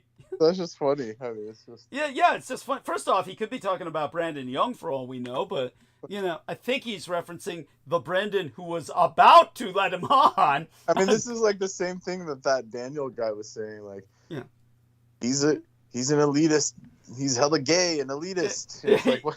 Like, I just offered to bring you on. Like, dude. And it's like, I've never said anything against these people. Yeah, and so people know who Daniel is. That is Meth Head Larry. That's Brooke Gibson's, that's right. Jailbird boyfriend who, when, our man Brendan called to help her out, this guy started saying, not only did he start insulting Brendan, he starts demanding money after he insults him. Yeah. After he insults him. Holy shit. Yeah, he's like, is that elitist cocksucker? And then she's like, yeah, it's Brendan. And then he's like, and then he gets on the call and he's like, hey, bro, give her money. Give her money. And I'm like, dude, no. Fucking drug junkie piece of shit. You need to be thrown in a death camp. Yeah. He's in a worse place now. Nemo. He's in American prison or jail. Yeah, where they're all fucking him up the ass right now. He's being butt fucked and raped and face raped and everything else. Enjoy that multicultural cock. Poor son of a bitch. Yes. I mean, Ian started the night bad already. I'm home. Call me. You are my bitch. Anyway, I got good news. Yeah, why is he on such a rant? Yo, Ian, chill. Yeah, chill, Ian. Jesus Christ. Why not specify this good news? He never does. He never does. Because you know why? If he tells us what's going on, he knows we won't let him on because we'll all find it completely inane. Whatever he's got is going to be completely inane. Yeah, I found out this train going by my house has kids in their car. Did you rescue any of them? What will be his answer? No, I kidnapped them and kept them for myself. We all know that would be true. We all know that would be the case. That's what all these QAnon people are. They're just these are fucktards who are jealous of the elites getting away with fucking kids, and then they're like, why can't we do it? We want to do it. So that's why they're just shitting on the elites doing it, because they want to do it. It's true. It's true. It's all they ever talk about because that's their sex fantasy. And because they can't get into that inner circle because they want to go back in the days where it was open to do so, but they, the elites know better to do it in secret instead of openly now. Yeah, but all credit to Ian. He's honest about it. He puts it to music, and he admits it. So all credit to him. He doesn't hide his philia. He doesn't hide his philia. And the oddly specific detail about the whatever he just called me. It's like he's got it down to a T. It's like he's got the video pulled up right now, the porn vid. Yeah. Oh. He reminds me of this oddly specific, this oddly specific. Remember what he said about pants? Remember what he said about pants? Yeah. Yes, he suffocates the kids in a bag. Yeah, pants. Yeah, that's As if he was there filming the shit. Yeah, that's what Nemo said. I said, Ian, how do you know that? And then Nemo said, Ian was filming it. Yeah. He's like the next Rusty Nelson. Yeah. Except he didn't get blackmailed into it. He just willingly joined. Yeah, he just jumped in. Yeah, there you go. Yeah, here, look at this. Now, here's what he says. I got screen share going. I'm listening now. Call me so I can defend myself. Dude, you alienated the guy who was going to bring you on. I was going to do it, but it's just whatever. Yeah. You asked for it, Ian. Don't blame us. Maybe Sunday. Maybe Sunday. By that time, we would have forgotten it. Yeah. It's Doug's problem. It's Doug's problem. Yeah, just be glad we don't take you that seriously. Be glad we don't take you that seriously, or we'd actually... And Brendan's one of the nicest people you ever meet. You have no reason to fucking talk shit about him or say anything nasty about him. It's me. Yeah, insecure and jealous and all this shit. Yeah, seriously. People are just insecure, yeah. Yeah, like Meth Head Larry Daniel. What was the other thing he said? Is that cocksucking elitist? There was something else he said before he started to ask for money. What was the other shit he said? It was some other... Basically the same shit Ian's saying. It's like they always have the same... I want you to meet...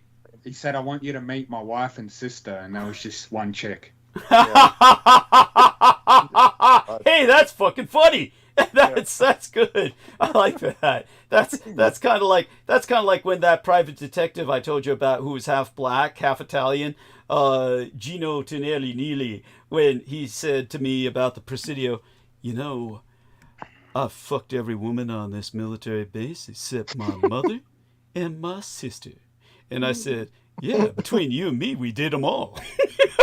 Wow. Yeah,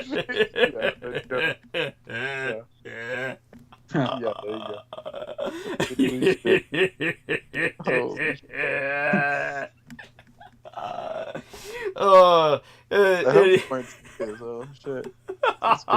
What was that again, Brendan? I said, I hope you weren't serious. No, I wasn't serious, but no, it certainly got him at that point. That was funny. At least he could appreciate that's funny. See, he had a good sense of humor about that shit, though. But he was a perv fucking anyway. Like I said, he eventually made the pass at me, and after that, our relationship was never the same again. I always had to be guarded with him after that.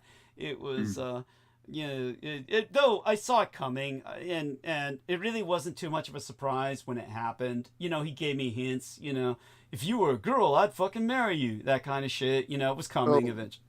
Yeah, and the same, but with him at least, it was more blunt and direct, so you could handle it, as opposed to with Peter Moon. The sick part of it was all of these, like, mirrors, all of this deflecting. It was all this deflection and mirrors about, and then all coming back down to his suppressed. Ian fucking messages me. He says, he's telling me to tell myself to stop stealing Bill Hicks joke. And that joke's been around way before Bill Hicks, you fucking idiot. It's an inbred joke. Bill Hicks didn't create that joke. God, many comedians say that same shit. But it's a good one. I'll use it. I'll steal it from this point forward. There's nothing new under the sun. Yeah. No, there never is, really. And people who claim they're creative, they really aren't. Take a look at Moonshine with his bullshit. It's like trying to claim he's creative and shit. From everyone. None of it was original. Yeah. There's not an original word from that guy's ink. He never dropped a. He's just so fucking pathetic. Did you even were you able to watch through those things? We should. Yeah, we'll talk about it privately. It's like What? We'll talk about it privately. Nemo, I want you to know that. No, of course not. That AI shit you weren't able to see. Yeah. Well, what is it? We'll share it with you. We'll tell you later. It's so boring and lame that it's not even worthy of bringing up. Yeah, we don't want to advertise for them. Let's put it that way. So we'll tell you privately some shit the Moonshine did. Trying to make himself relevant again. Oh my God! Just die already. Yeah. It's like, and we know he didn't do it. He's getting help from somebody because Oh yeah. It's like he's too incompetent to do shit like himself. So somebody's doing it, trying to make. I'm sure he's got a lackey. No, it's more like the cabal. They've the coven has stepped in and they've just like probably home invaded him at this point. At this point, for all we know, his body, his body could be rotting on the bed while these Edomites. It's like fucking Weekend at Bernie's. They just got him propped up somewhere. Yeah. Well, Richard K. Cole Jr. moved into his 5-bedroom toe home. Dips. It'll cure your 1,000 diseases. Yeah, the toe dips, Pete. Toe dips. Do them on a video, Pete. Let's see you doing those toe dips, motherfucker. He still hasn't came on camera, yeah. No, he'll never come on camera again. He sure as hell can't come on audio to do interviews either because his voice is all slurred, his face is all droopy and shit. Yeah. Like I said, it's the guy from the Goonies who got paid in Baby Ruth. You said it was Baby Ruth? It was Baby Ruth. For some reason, I thought it was Snickers, but it's actually Baby Ruth. I like Baby Ruth better myself. I think haven't seen one in a long time. Jesus, it's been a long time. What were they made out of? That shit, Baby Ruth. I can't remember. I think it was just peanut butter and what was that? Was it just peanut butter? No, peanut butter. No, good. Just peanut shit. Yeah, probably had some nougat in it. Probably made it a little better. I don't see him around anymore. I don't know if Baby Ruths are around anymore. Because they still make them. It's like candy bar with caramel, milk chocolate flavored nougat and peanuts. Oh yeah. Okay. There you go. Yeah, that's cheap. Not worth eating. Yeah, sad. Fucking sad. That poor guy from the Goonies lived off that shit. Yeah. Jesus oh my God. No wonder he died. No wonder he fucking died. I wonder. Yeah, I always wondered, was that actually a bit from the movie, or is that like something that was really like he was really like that? It's a mystery. It's a mystery. Because some like autistic kids and stuff, they like get like monofocal with food, where you can't like they can only eat one thing. Yeah. Well, you do know he really did look and talk like that. That was how he really looked to talk. Yeah, that was not that's what I'm saying. But maybe they put that in the film because they couldn't feed him anything else. He just had to eat it. Well, I'd like to think they made the story up as a marketing gimmick. But we all know better. We all know it's probably fucking true. That's the worst part. That's the worst part of it. It's like, honestly, if you give him money, he's not a competent adult. Yeah. So it's kind of like you can't give him money, right? Because so it's almost like you're stuck with pain. Paid him in candy and shit. Yeah. It's awful. That's so fucked. Yeah, it is. Like the 80s movies have some really fucked stories, like all those like what they did to that Asian kid from Indiana Jones and shit. Yeah. Oh yeah. What did they do? Short Round. What did they do to Short Round? They just forced him to do a bunch of fucked up tricks. Like all the stunts were done by him apparently. You're kidding me? How's that legal? Those fucking bastards ought to go to jail. They just did it. I don't think they cared. Yeah, they don't give a fuck. Yeah. And those were the bigger movies, and all those like smaller movies like Weird Science and shit, where they like. They're like in a shower with a naked chick and they're all underage. I don't think anyone cared back then. No, it's true. Yeah, it's true. Well, you remember that's non-threatening naked chick. Yeah, well, there you go. Well, they loved it. Of course, the kids loved it, but I'm just saying. Yeah, well, you remember. There's no oversight. Who is the woman who played the sex bomb in Weird Science? She was the woman who played. Oh, I'm trying to remember. I remember what I remember about her was when she was interviewed, she said she broke out in sweat all over her body with anxiety. Kelly LeBrock? Is that her? I don't think so. Let's see. She broke up out in sweat all over her body in anxiety when she was kissing that underage boy. She said she felt so like she was going to get arrested kissing this underage boy in that film, tongue kissing him. I mean, she's basically. What movie was this? Weird Science. Weird Science. Weird. I don't think I've seen that. Weird Science. Where these creepy nerds, they can't get laid, so they make like a robot or something, where they like clone. They clone a chick. Yeah, they basically produce her in like a alchemical tube. She shouldn't feel Kelly bad LeBrock. Kelly LeBrock. Yeah, and so there you go, and So that being said, we'll see if there's no threat of an older woman kissing a teen boy. That's like just completely non-threatening at all. Every boy is wants to do that. Oh, dude, you're preaching to the converted here. Look, if I ever get to secular power, there's not going to be any arrests for older women fucking younger boys. It's like it'd have to get really extreme. As soon as I was 13, I was thinking of fucking all of my hot teachers. That's all I wanted to do. I never had any hot teachers necessarily where that fantasy was ever even came up. There was one adult woman who wanted to put the make on me, but there was never ever any opportunity for something to happen.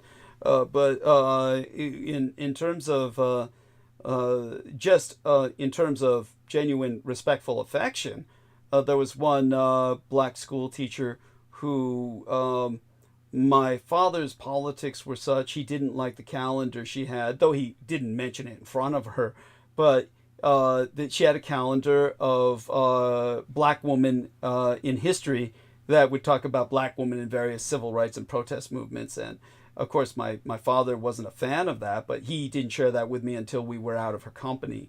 But while I was in her company, my father was very respectful towards her, and she was always someone who was extraordinarily kind to myself and was trying to adapt myself into a very hostile situation where there were many kids who couldn't decide what gender I was and were very hostile towards me. And so she was very much a defender of myself, which was why my father had such respect for her. So that was, I don't remember her name at all, but that was, I do remember her as a individual that stands out in my mind.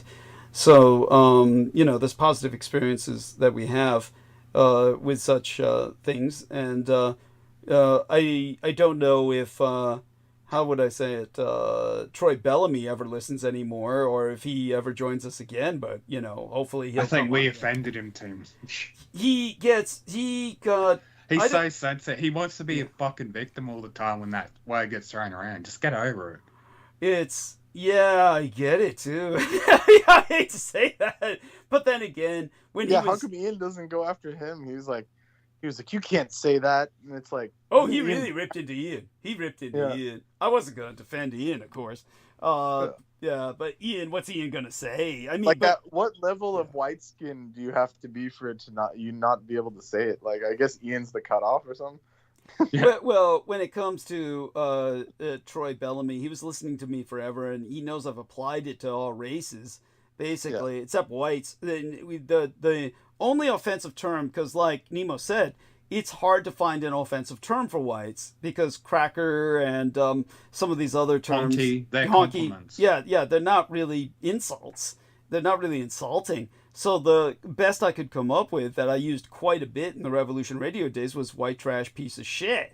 That's the best. Yeah, that's the best you can use. Yeah, it's just white trash piece of shit. I remember V telling me, "I'd kill you if you called me a white trash piece of shit," which exposed to me right then and there that she was insecure about that.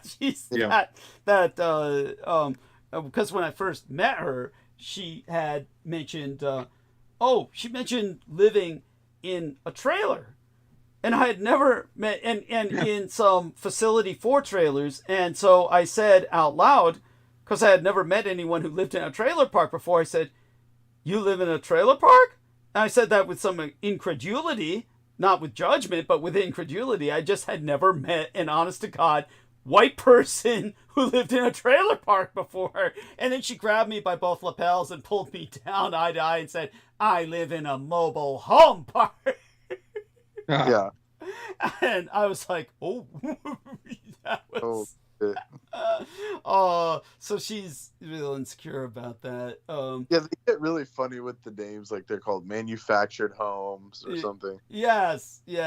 And Brooke can go into that because she had a relative who was into selling them. So like she said, I might have to buy one with my current situation. It's like, fuck it. Yeah. Well, that's what Jennifer Hawkins is stuck in. Right? She's stuck in a fucking, trailer. Except hers is... She actually has a trailer where she's like out in the middle of the woods. Thank you.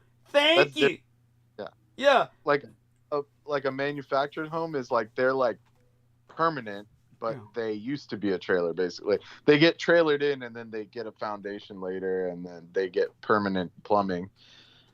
Jen didn't sound like she had that. It sounded more intense. Like she had like an outhouse or something crazy. It's no. You're thinking about when she lived in a fucking farm out in the middle of nowhere with her family.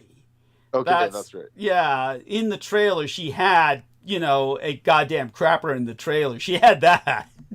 Yeah. Right, go on. I said, I hope Jen's all right. She was really cool. Oh, let's pray for her. I mean, I always pray for her. I mean, you know, she's a saint. You know, Crystal River is a saint, generally. Yeah, I'm glad Crystal came back. That's nice. Yes. And sounds like a nice lady. The protection magic from something. Yeah, and I'm trying to look up this. He was the original person that helped me break the hex from that other evil witch.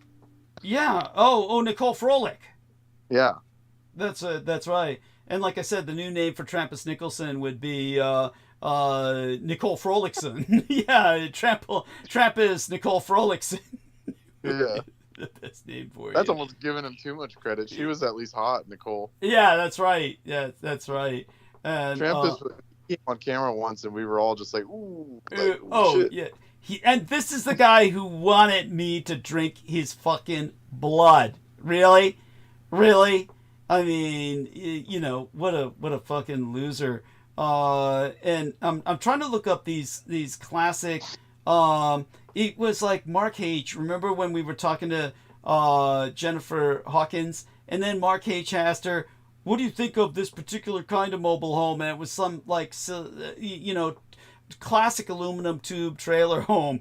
No other word for it. And I've been looking for it.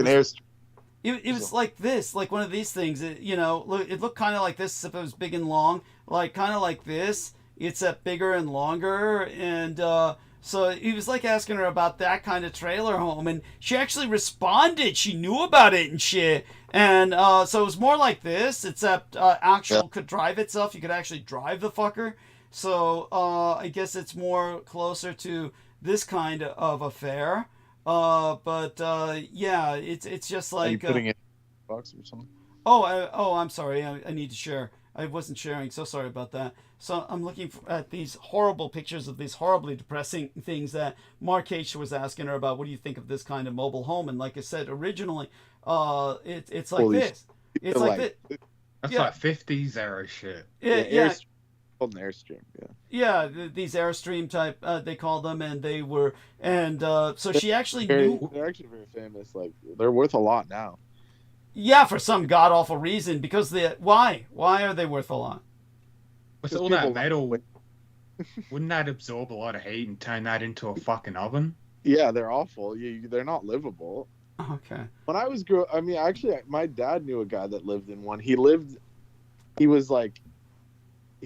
near the train depot, like off a military base, off of Mayfair or something. Oh, God. He lived at Mayfair in one of those for like 20 or 30 years or something. Why? I mean, it's like he's some crazy old man that looked like Santa Claus. Oh, Jesus. Yeah. And he for whatever reason. So you're telling us that truthfully they do absorb heat and turn into an oven? Yeah, it was awful. He parked it on. When he like married some chick and moved into her house, He parked it on our property for a while, and you couldn't even go in there. It was just like stuffy and all moldy and shit. It was horrible. Yeah, this is what I think Mark H. was asking Jennifer Hawkins about. What do you think of this Airstream kind of, you know? Yeah, they're worth a lot. The guy sold it for like 10 grand or something, and it was like needed a full renovation. Oh, Jesus. And it's like, but then again, why? Simply because they don't build them anymore or something? Yeah, because they don't make they don't make them like they used to, and then also like rich people will make them into like Airbnbs. They'll like park it on their like big property, and then people live in them for like, you know, a couple $100 a night, like it's a hotel room. What idiots. What fucking idiots. Walk in California, you can sell anything out here. It's quite true. I mean, oh my God. So there you go. Like I said, Mark H asked her, and she actually knew what it was. So I was just shocked that she would know what it was, and that he would ask her such a fucking stupid question. But I guess it just goes to show, you know, anything to start a conversation. Yeah, that's so aside from that, let's take a look again. Because that's what someone who's stuck in a trailer park wants to talk about, other trailers. Yeah. I'm being facetious. Like, that's a stupid thing to ask her, Mark H. He's a fucking idiot. It's like he did that on purpose in some weird way as like a subtle diss. Oh, you live in a trailer. Let's talk about trailers. That's almost giving him too much credit. You know, I would assume that for anyone else, except him, he's just plain stupid. And he's retarded. Yeah, and that guy had a job, and you know, good jobs. Every good job he had, and he never contributed a fucking dime. So, by the way, credit to KP. We'll just call him KP. He doesn't want to be named out loud, so he did contribute. So here we are. 25, quarter of 100 United States dollars. He says all the best. So thank you, KP. Definitely your $25 is appreciated. And certainly Heather Holman's boyfriend Vinny contributing $100 was a pleasant surprise, and what a wonderful guy. And Semper Fidelis, dear brother.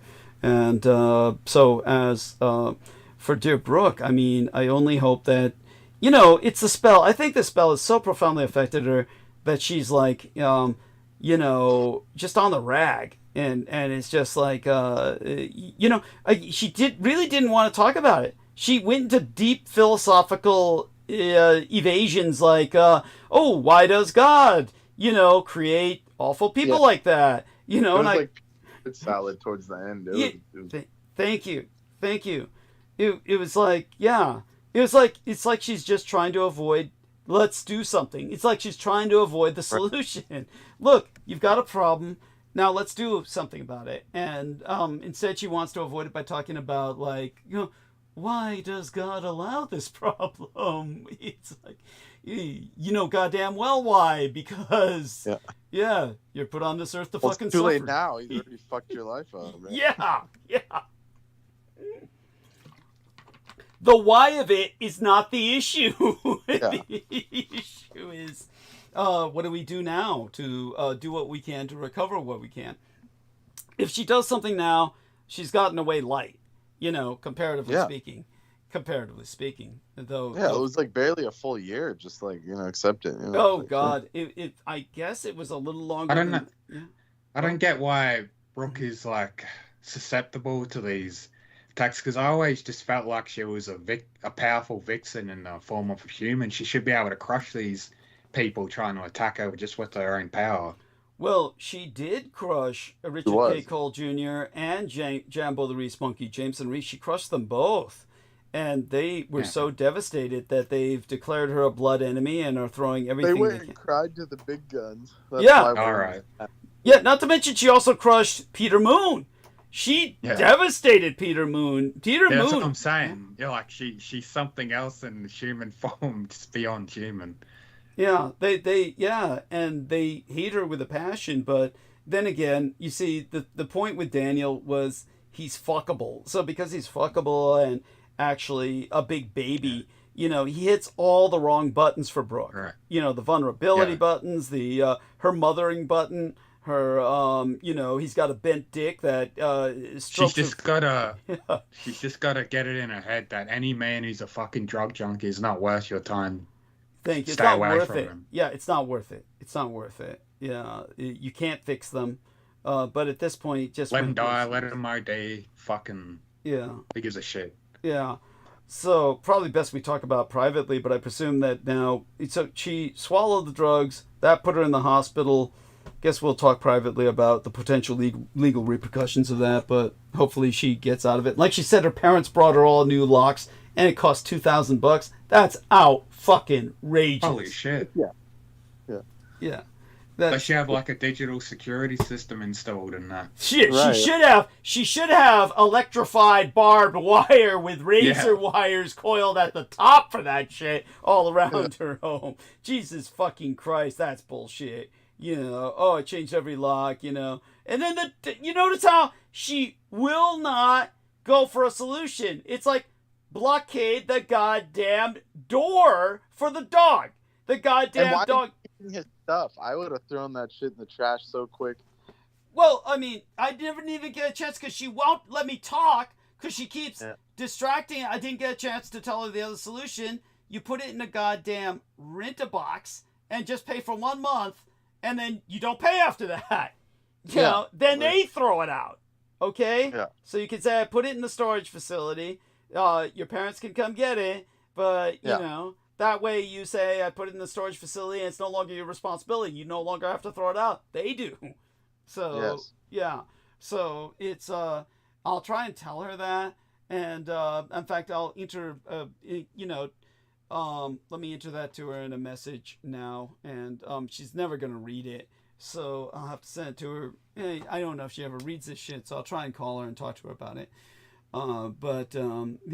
See, I don't get a chance to say that because she went on with all this other crap, like you said, just to avoid the topic. She doesn't want to hear the solutions. She doesn't want to be helped.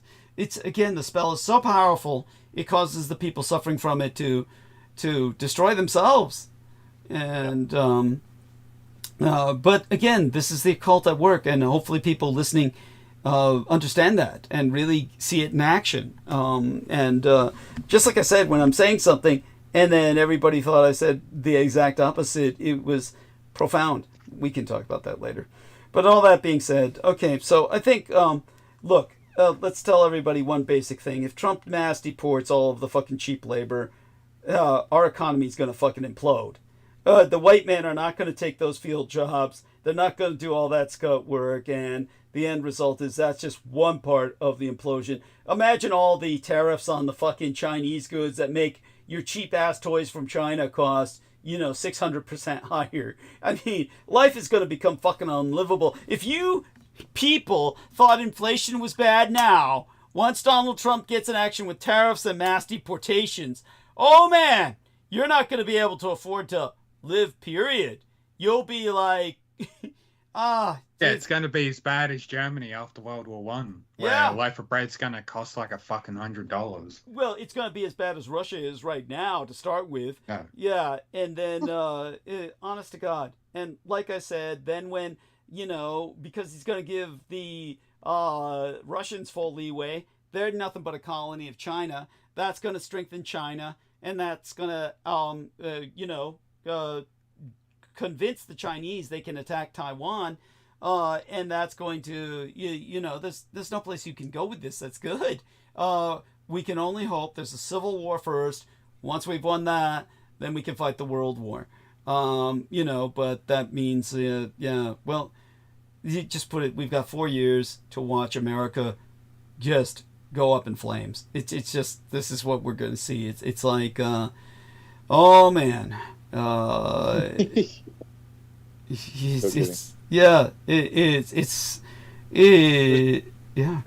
just, we have to watch it happen. Like, what are we gonna do? I can go into this in a kind of acute analysis that explains it intellectually. This is why I strongly believe the Japanese should have exterminated all the Americans, because in the long run it would have worked out better for them and the rest of the world. Go on, Brendan. They would have had no one to sell there. But in the long run, there would have been no more of those. They would have taken over the whole land. They would have been able to build and establish better things. It would have taken ages, but it would have been better for us in the long run if they just did that. I understand what you're saying, and I certainly appreciate that. At any rate, well, with what we've got now, we'll work with what we've got. And like I said, we'll see the world ultimately. Certainly, if I secure secular power, the world will be divided in a more just and equitable way. It says just and equitable as we can make it. That is, obviously, there's no utopia, and we're never going to have utopia. And even if we did, believe me, there wouldn't be utopia. There's nothing utopian about utopia. If we had utopia, it would be hell on earth for the majority of people. Sheer boredom, what would be utopia? What would we define as utopia anyway? If everybody had enough food to eat and... eternal youth, immortality, super strength, and no poverty. Stuff like that. Well, I mean, that's fine. I'm thinking about, also eternal boredom, devastating ennui. Obvious. You haven't, well, if you're mortal, you have sex for eternity. Yes, that's that sounds awful. Having sex for eternity. Well, I mean, I'd like sex with breaks. Yeah, of course, but it's never gonna. You never have to worry about not having sex. What I mean. Yeah, death by. Well, let's put it this way. Say if you're immortal and you look like Ian West, how are you going to get the sex? Just find someone as ugly as you.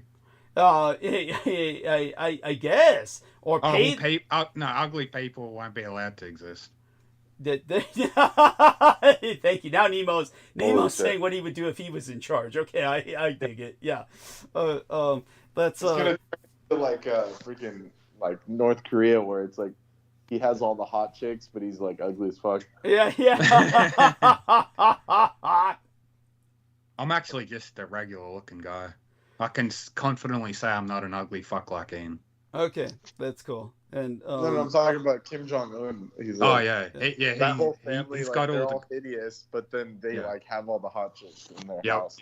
Yeah, I mean, for what it's worth, I mean, the Kim dynasty, they're not raving beauties, but they're not that bad. I mean, okay, they're not that bad. I don't know. The last one, his father was pretty sketchy looking. He's real ugly. Okay. But maybe that's just because he had really bad health or something. Probably. Yeah, he looked like he was dying from fucking cancer. Kim Jong-il. Yeah. Kim Jong-il. That's right. Yeah. And actually. Yeah, this new cunt, he looks like he's about to die from a fucking heart attack. Just fucking stuff in his mouth in front of all the starving Koreans. You fucking fat piece of shit. Oh, yes, that's awful. It is. Trying to turn on YouTube right There's now. There's something Jong-un, though, honestly. I don't know what it is. It is what it is, I guess. He's like, let me look up Kim Hulk, Kim Hogan rap battle, because that was the funniest fucking thing ever in the world. And you guys review that in your spare time. Yeah, there we are. So let me see if I can. This is from 5 years ago, back when the poor fucker was still alive. And let me see which one would be. Kim Hogan versus Kim Jong-il. Yeah. Did you see that Hulk Hogan versus Kim Jong-un rap battle? Yeah. They're pretty cringy though. Fuck. Those epic rap battles. Yeah. But they can be fucking funny. There's some of them, of course, that are not. But there's some of them, of course, that actually are. So you've seen this, but I guess Brendan hasn't. So let's give Brendan the link. And you've seen it already, right, Nemo? You've seen it before? Yeah, I've binge watched all those years ago. Okay, yeah, but Brendan didn't. So here you are, Brendan. I'm giving you the link, and so there you go. And that's I wonder if they're still posting videos. Oh, they are. I'm sure 2 weeks ago, Donald Trump versus Kamala. I'm gonna have to check that out later. It's gonna be. I'm gonna get douche chills watching it. Yeah. No, I'm sure that's funny. So, everybody listening, we'll probably be back Sunday for a much more serious and, shall we say, just a long depth analysis of the economics of where we're heading, which is nowhere good. By then, Trump probably would have fully picked his cabinet, and you can just dissect them individually and shit on each person he elected. Oh, that'll probably be too boring. I mean, that's like going through a prison of the most high security prison, and just pointing out each one of the criminals and what the rap sheet is. That's like saying, here's this guy's rap sheet. Here's this guy. Do you think that would be uplifting? I mean, by the end of this exercise, well, you should point out that they're all Khazars. Pretty much. And then, what Vinny was saying earlier about the Doge, apparently that is real. No, that's quite real. No, he has an official title now, Department of Government Economics or something. Yes. Or efficiency. Department of Government Efficiency. No, outrageous. Which is Doge. The abbreviation is Doge. Yeah. Well, I actually spoke of that on the latest episode. So I don't know if you were able to listen. I spoke 4.5 hours. No, I can't listen to that. I mean, the politics, I can't do it. I'm just it's too depressing. I get it. It's too depressing for many people. But just letting you know, I brought that up on the latest episode before tonight's. Like, you could tell people, but I know where it's going. It's nowhere good. Yeah. It's like I do it for the sake of our listeners and for all the government workers that are listening, including those that are not necessarily hostile. We know who those are. Some people in England we know of who are not hostile, but seem almost sympathetic to my cause. Anyhow, what is that, Nemo? Go on. I don't know. I was talking about how Dogecoin doubled since they announced it too, and one guy's like, it's crazy how these crypto coins provide no value outside the value of blockchain, but yet people be acting like they're successful entrepreneurs because they put money into it.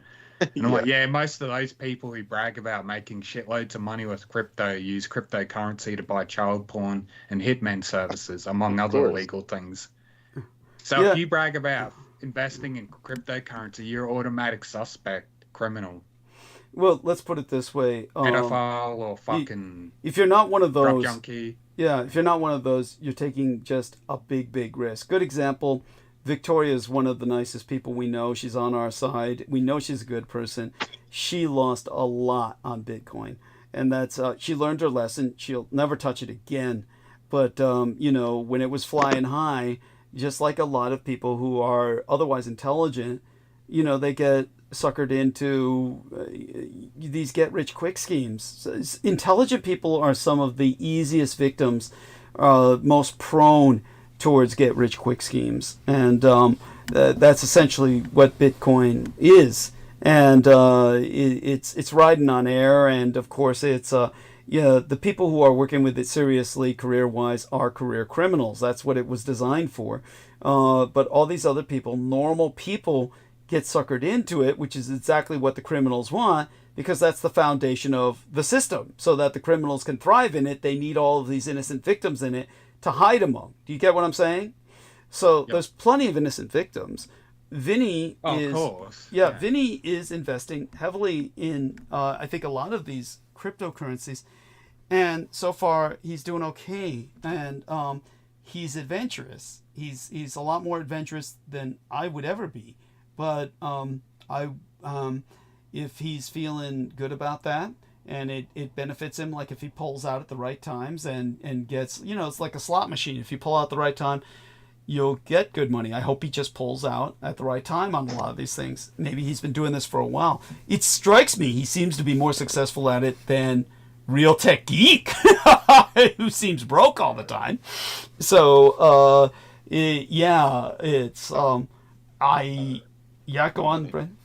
It's feng shui money, the Chinese feng shui money. Yeah, there you go. But that's with Amy. Amy's got that. So as for just remember, it's there's plenty of people who are. I mean, the blockchain. The Germans prove that. The Germans prove that the blockchain technology was being used to hide child porn on a lot of this cryptocurrency. I mean, it's just crooked from the ground up. It's like Las Vegas. It was built by gangsters. So So it's just not beyond that. You're in it at your peril. It's just But if a few people can gamble and win, okay. Some of them do. Most of them don't. Most of them don't win. They just lose. No. So my best wishes to Vinny in doing what he does with it. But when it comes to the other stuff going down with it, listen to what Nemo says, but believe me, without even any judgmental, value judgments on, or valuation or value judgmentalism, just understand, Bitcoin is, it's not real money. You're not dealing with real money, and you're dealing with this kind of play money that you can make money on, like is as if you were buying and gambling with tokens. It's like gambling with tokens. You're not gambling with real money, and you might win real money, but in the end, yeah. It's like if there was just a market for anyone that has fucking monopoly money to spend. Yeah, but in the end, the house always wins. Just remember that the house always wins in the end. So just bear that in mind. So pull out when you can if you're going to gamble with it. But just remember, like he was saying, like Satoshi has like 1 million of them, and if there's only 5 million that can be made, it's like, yeah, it's rigged. Yeah. I mean, Jesus Christ. Yeah, but okay. So all that being said, and but like Aristides said, they can mine Bitcoin. You can mine it, so you're literally creating new currency bits or new coins. But it's you need a powerful rig, and you got to have it running 24/7. Oh yeah, it's awful. It has one flaw that everyone it seems to overlook, is that if there's no electricity, you have zero wealth. There's no money to be found. Yeah. Well, if you get a big enough crash societally where the grid breaks down, you're losing it, and there's nothing. Yeah, which is why they've inflated gold so much. It's like it's artificially inflated to the point where even if you're rich, you won't be able to buy it. Oh, yeah, and in terms of just pull the plug and you're just screwed, Oh yeah, and of course it's not clean. It is environmentally catastrophic. Bitcoin is anti-environmental. It's anti-green. It's completely dark. Gray would be the term they used to use in environmental politics. Gray versus green. Yeah. What did you say? Black soot, like the old days. Yeah. That's real solution. Yeah. What'd you call it? Black soot? Black soot, like when they were burning coal in the 1800s. Yeah, black soot. Got it. Entire towns were turning black and shit. Yeah. It's like that. It's black soot. It's like that, but you can't see it all. It's just eventually it'll all cumulative. Yep. Oh yeah, no, it's awful, and it's got to stop. Really, to tell you the truth. Of course, electricity is unreal. I mean, I never noticed it when I was younger, but I mean, the amount of electricity that just these schools waste, or just like the sports fields with their giant lights. It's like, and then they want us to change to those like compact fluorescent bulbs. It's like so offensive. Well, there you go. Use like a 5-watt light bulb in your house.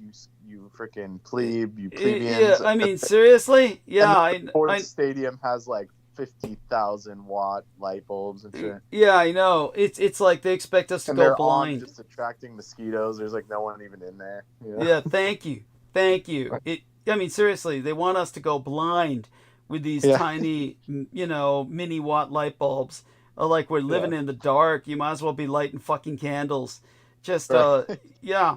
And honestly, the with Trump being pro crypto and all of his new government being pro crypto, we're gonna see pro guns, pro crypto, and by the way, I love guns. I love guns and ammo, but I mean, this guy's gonna go all out and just let you buy anything. Believe me, people are gonna be buying bazookas. All this stuff will be legal now at the trade shows. They're gonna be selling bazookas and shit, rocket launchers and shit. I shit you not. You guaranteed. They're just gonna go. It'd be a free for all. They're gonna pull back on everything. Yeah. So if they're pulling back on crypto and just letting crypto with no regs, and then they're gonna let everybody buy guns. I mean, this is like a gangster's paradise. This is like that'll fuel the civil war. Everyone's gonna have all these fucking guns to rip each other apart. Yeah, but it's only a few kinds of people. It's all the radical rightists that buy all these guns. Yeah. So they're just, and they only got 2 arms each. That's the point. Doesn't matter how big their arsenals are. They've only got 2 arms. So it's an insanity. You see some of those crazy gun nuts that try to combine a bunch of weapons into one. They'll do shit like that. Oh yeah, they'll be doing shit like that. But I mean, all it's gonna make is like a Swiss Army knife. It can do a lot of things, but none of them very well. You get what I'm saying? Yeah. So have at it. But when it comes to the Trump, we're gonna have. So imagine a gangster society where the gangsters have taken over. This is it. Everybody gets the crypto, which means that everybody can gamble. Everybody gets to buy guns.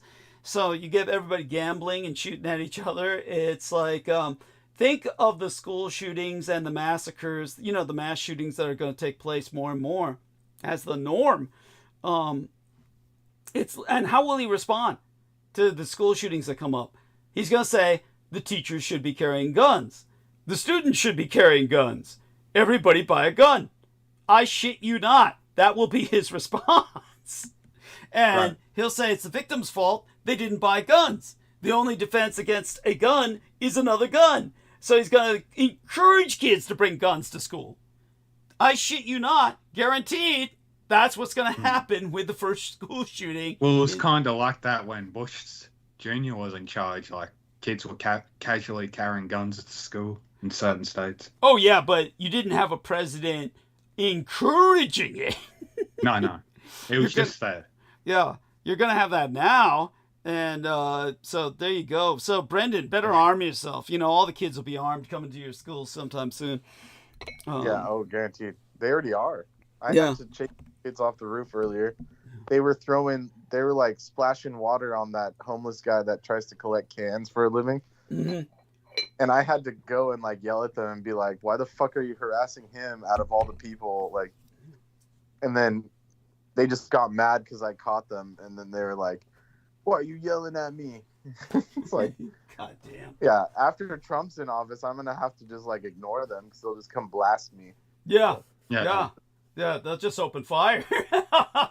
Matter of fact, is what my Lord and Savior Elon told me to do. Just blast everybody. Yeah. I mean, you wouldn't need to worry about it because you wouldn't have to confront them because they would just kill the guy with firearms who's looking through for the bombs. Instead of water, it's just the dudes trying to collect cans and they're like opening fire. Like, they'll just open firearm, just bam, bam, and they'll just keep shooting at like the body. Full auto. No, that was full auto. No, you reckon they'll bring back full automatic weapons under his reign? Oh yeah, of course. Hell yeah, absolutely. Like California is going to be the only place without it. It's just California will be. We already have it. I mean, we already have it. It's just you just go over to Nevada and you just buy the little piece of metal that goes in there and it's done. Yeah. It's like that, but it's still difficult. It makes things more difficult when you have laws. Gun control laws really do have an impact. So California will theoretically be less impacted. By the way, I've been up to the mountains out here. I mean, everyone has everything. It's just, like Red California is a whole nother world. Red California is just that's. Yeah, I was like 12 and we were like shooting like M1 Grands through trees and shit. I mean, lucky. Yeah. It is what it is. I didn't think it was cool. I wasn't one of those people. I was like, I would have loved to. I was like, are you sure we should be doing this? And they're like, what do you mean? And they were telling my dad, what's wrong with your kid? He doesn't want to kill these trees. There you go. Oh yeah, shooting at trees is stupid, but shoot at some cans and some bottles and shit. Yeah. No, it was fun, but it was just like, I didn't see the point in it. I was like, why are you guys? Yeah, it's pointless. Yeah. Yeah. Not to mention, actually set up a small target to practice your aiming, train on your precision. No, it wasn't like marksmanship. They were just drunk. Yeah, they're just fucking around. Yeah, they're just fucking around. It's like one time we went like up north somewhere. Well, this was in high school with my friends, and then there was this camper van and this family of like they were basically clampers and shit or ICP heads or something. And the old grandpa's in a chair listening to ICP, and he's like hella sketchy. And it was like me and my black friend, Michael, and the guy was like, "What are you boys doing?" And we're just like, "Oh shit!" And then the old guy or the son of the old guy comes out and he's like, "You guys want to shoot this gun?" And we're like, like that was his introduction. Like, yeah, there you go. He didn't have any candy, so.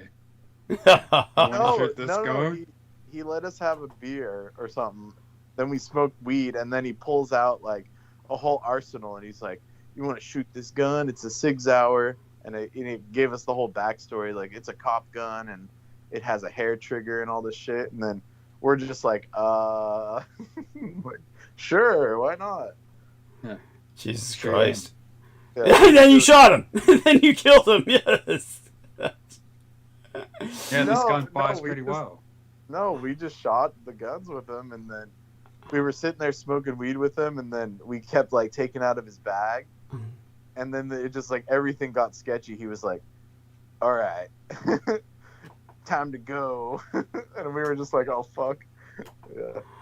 Yeah. There you go. Well, I mean, yeah, there's Red California for you. That's drugs, guns, yeah, clampers. Yeah, that's Sketch. It was sketchy. yeah, that, and of course that's where, you know, Penny Bradley fucking lives.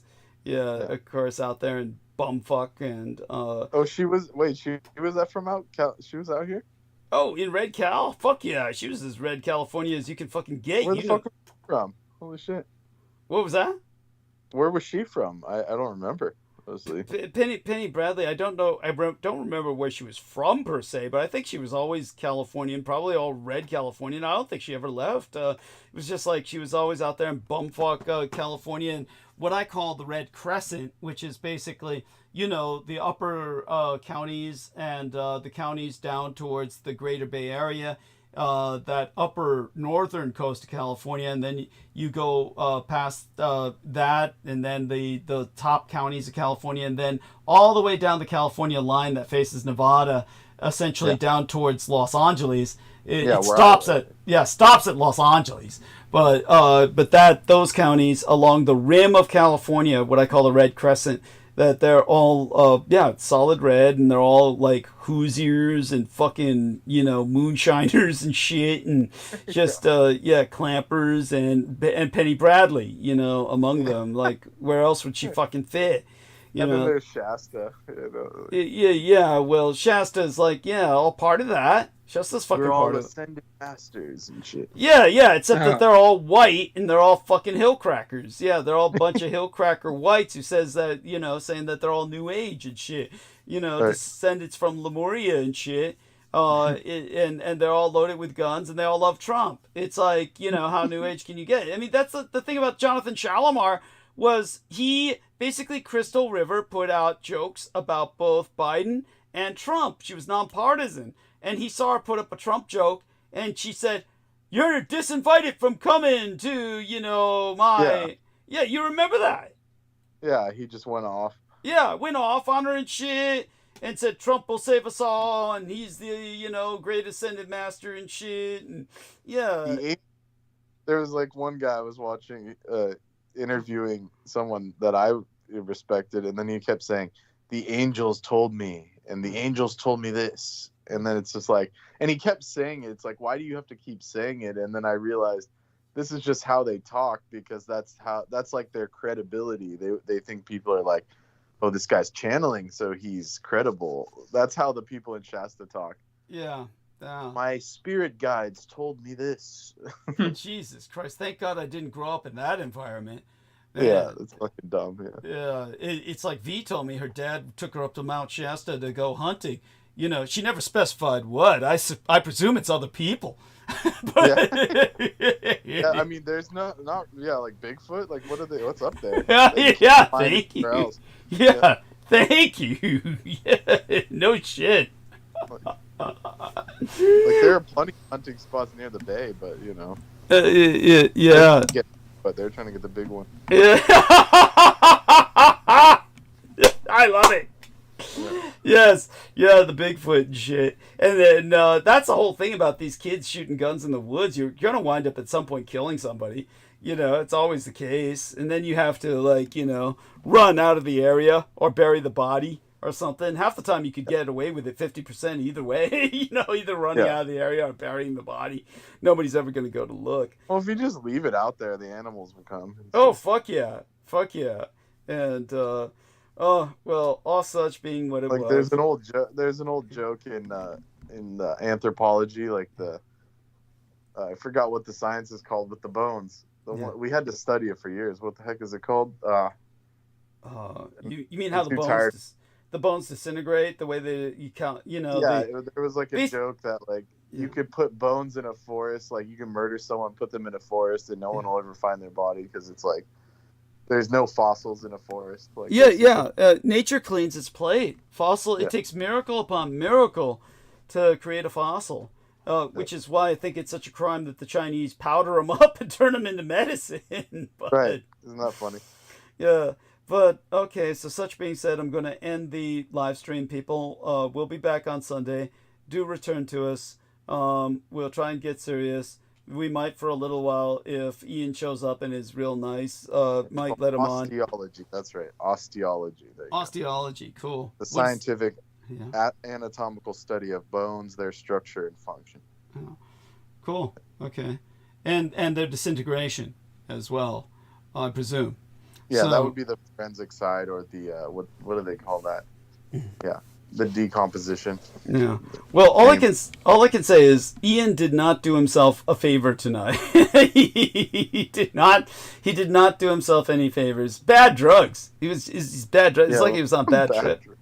Yeah, it's like his new roommate probably gave him some shit. Yeah, definitely. Yeah, either that or got him all pissed off by, butt fucking him or something. And left him all sore. It's my turn to be on top. Yeah. Right. Plot twist. He was actually the power bottom. It's like... it's like, what's with the oddly specific, like, insult? Or what? I mean, I don't even know how that was supposed to be offensive. I don't understand. It doesn't make sense. And the fact that he would say it right after we said, Brendan's considering letting you on. Yeah, I'm like trying to bring him on, and then he's like, fuck him. Yeah. So gay. Yeah. Like, what the... It's like, dude, you don't know what's good for you, do you? Why does it always happen? Though I do appreciate what he introduced us to, that whole, what was it again? Deaf one? What the fuck did he call it? What was it? Class D class. That's it. I appreciate his introducing us to that because it's funny as fucking hell. Yeah, D class. I mean, was that really what he was trying to say? I don't even know. Who knows? We'll never know. Maybe it depends. Yeah. They're doing D class. They're doing D class tomorrow. Yeah, I thought he was talking about dick, like he's taking a class about... He's taking a class for taking dick. Poor son of a bitch. Okay, to all of our listeners, we love you dearly. You've been very supportive. Please continue in your support. Join us on Sunday, and we'll continue with something that will probably get a bit more serious. I think we were fairly serious tonight. Hope everybody appreciates that we were trying to help Brooke. It's not like she's very cooperative, and all we can do is wish her the best, and hopefully she'll come around. And Sammy Romero, I appreciate the fact that he's very optimistic and says he's got a feeling she's going to pull through. So, and as for that, let's pray for Jennifer Hawkins and hope that she's been listening and follows Brendan's instructions and is putting all those words up as well. As for all of you out there, I'm concerned about George Knight. At least he showed up in the chat, so hopefully he's all right. Why he didn't come on is a mystery to me, at least to say hello. Let's hope he joins us on Sunday. Either way, we pulled through over 9 hours, and a lot of it was just entertaining ourselves towards the end, but I think we were pretty serious through a long part, and we caught up with a lot of people, and simply the fact that Crystal River reappeared is good news. So I'm going to take a look at some of these photos left by Nemo, and okay, great, thank you for that, and as well. Okay, everyone, see you Sunday, same time, same place. Everybody say good morning. Brendan? Yes. Good morning. Gute Nacht. It was a blast. I mean, yes. What can I say? Yes.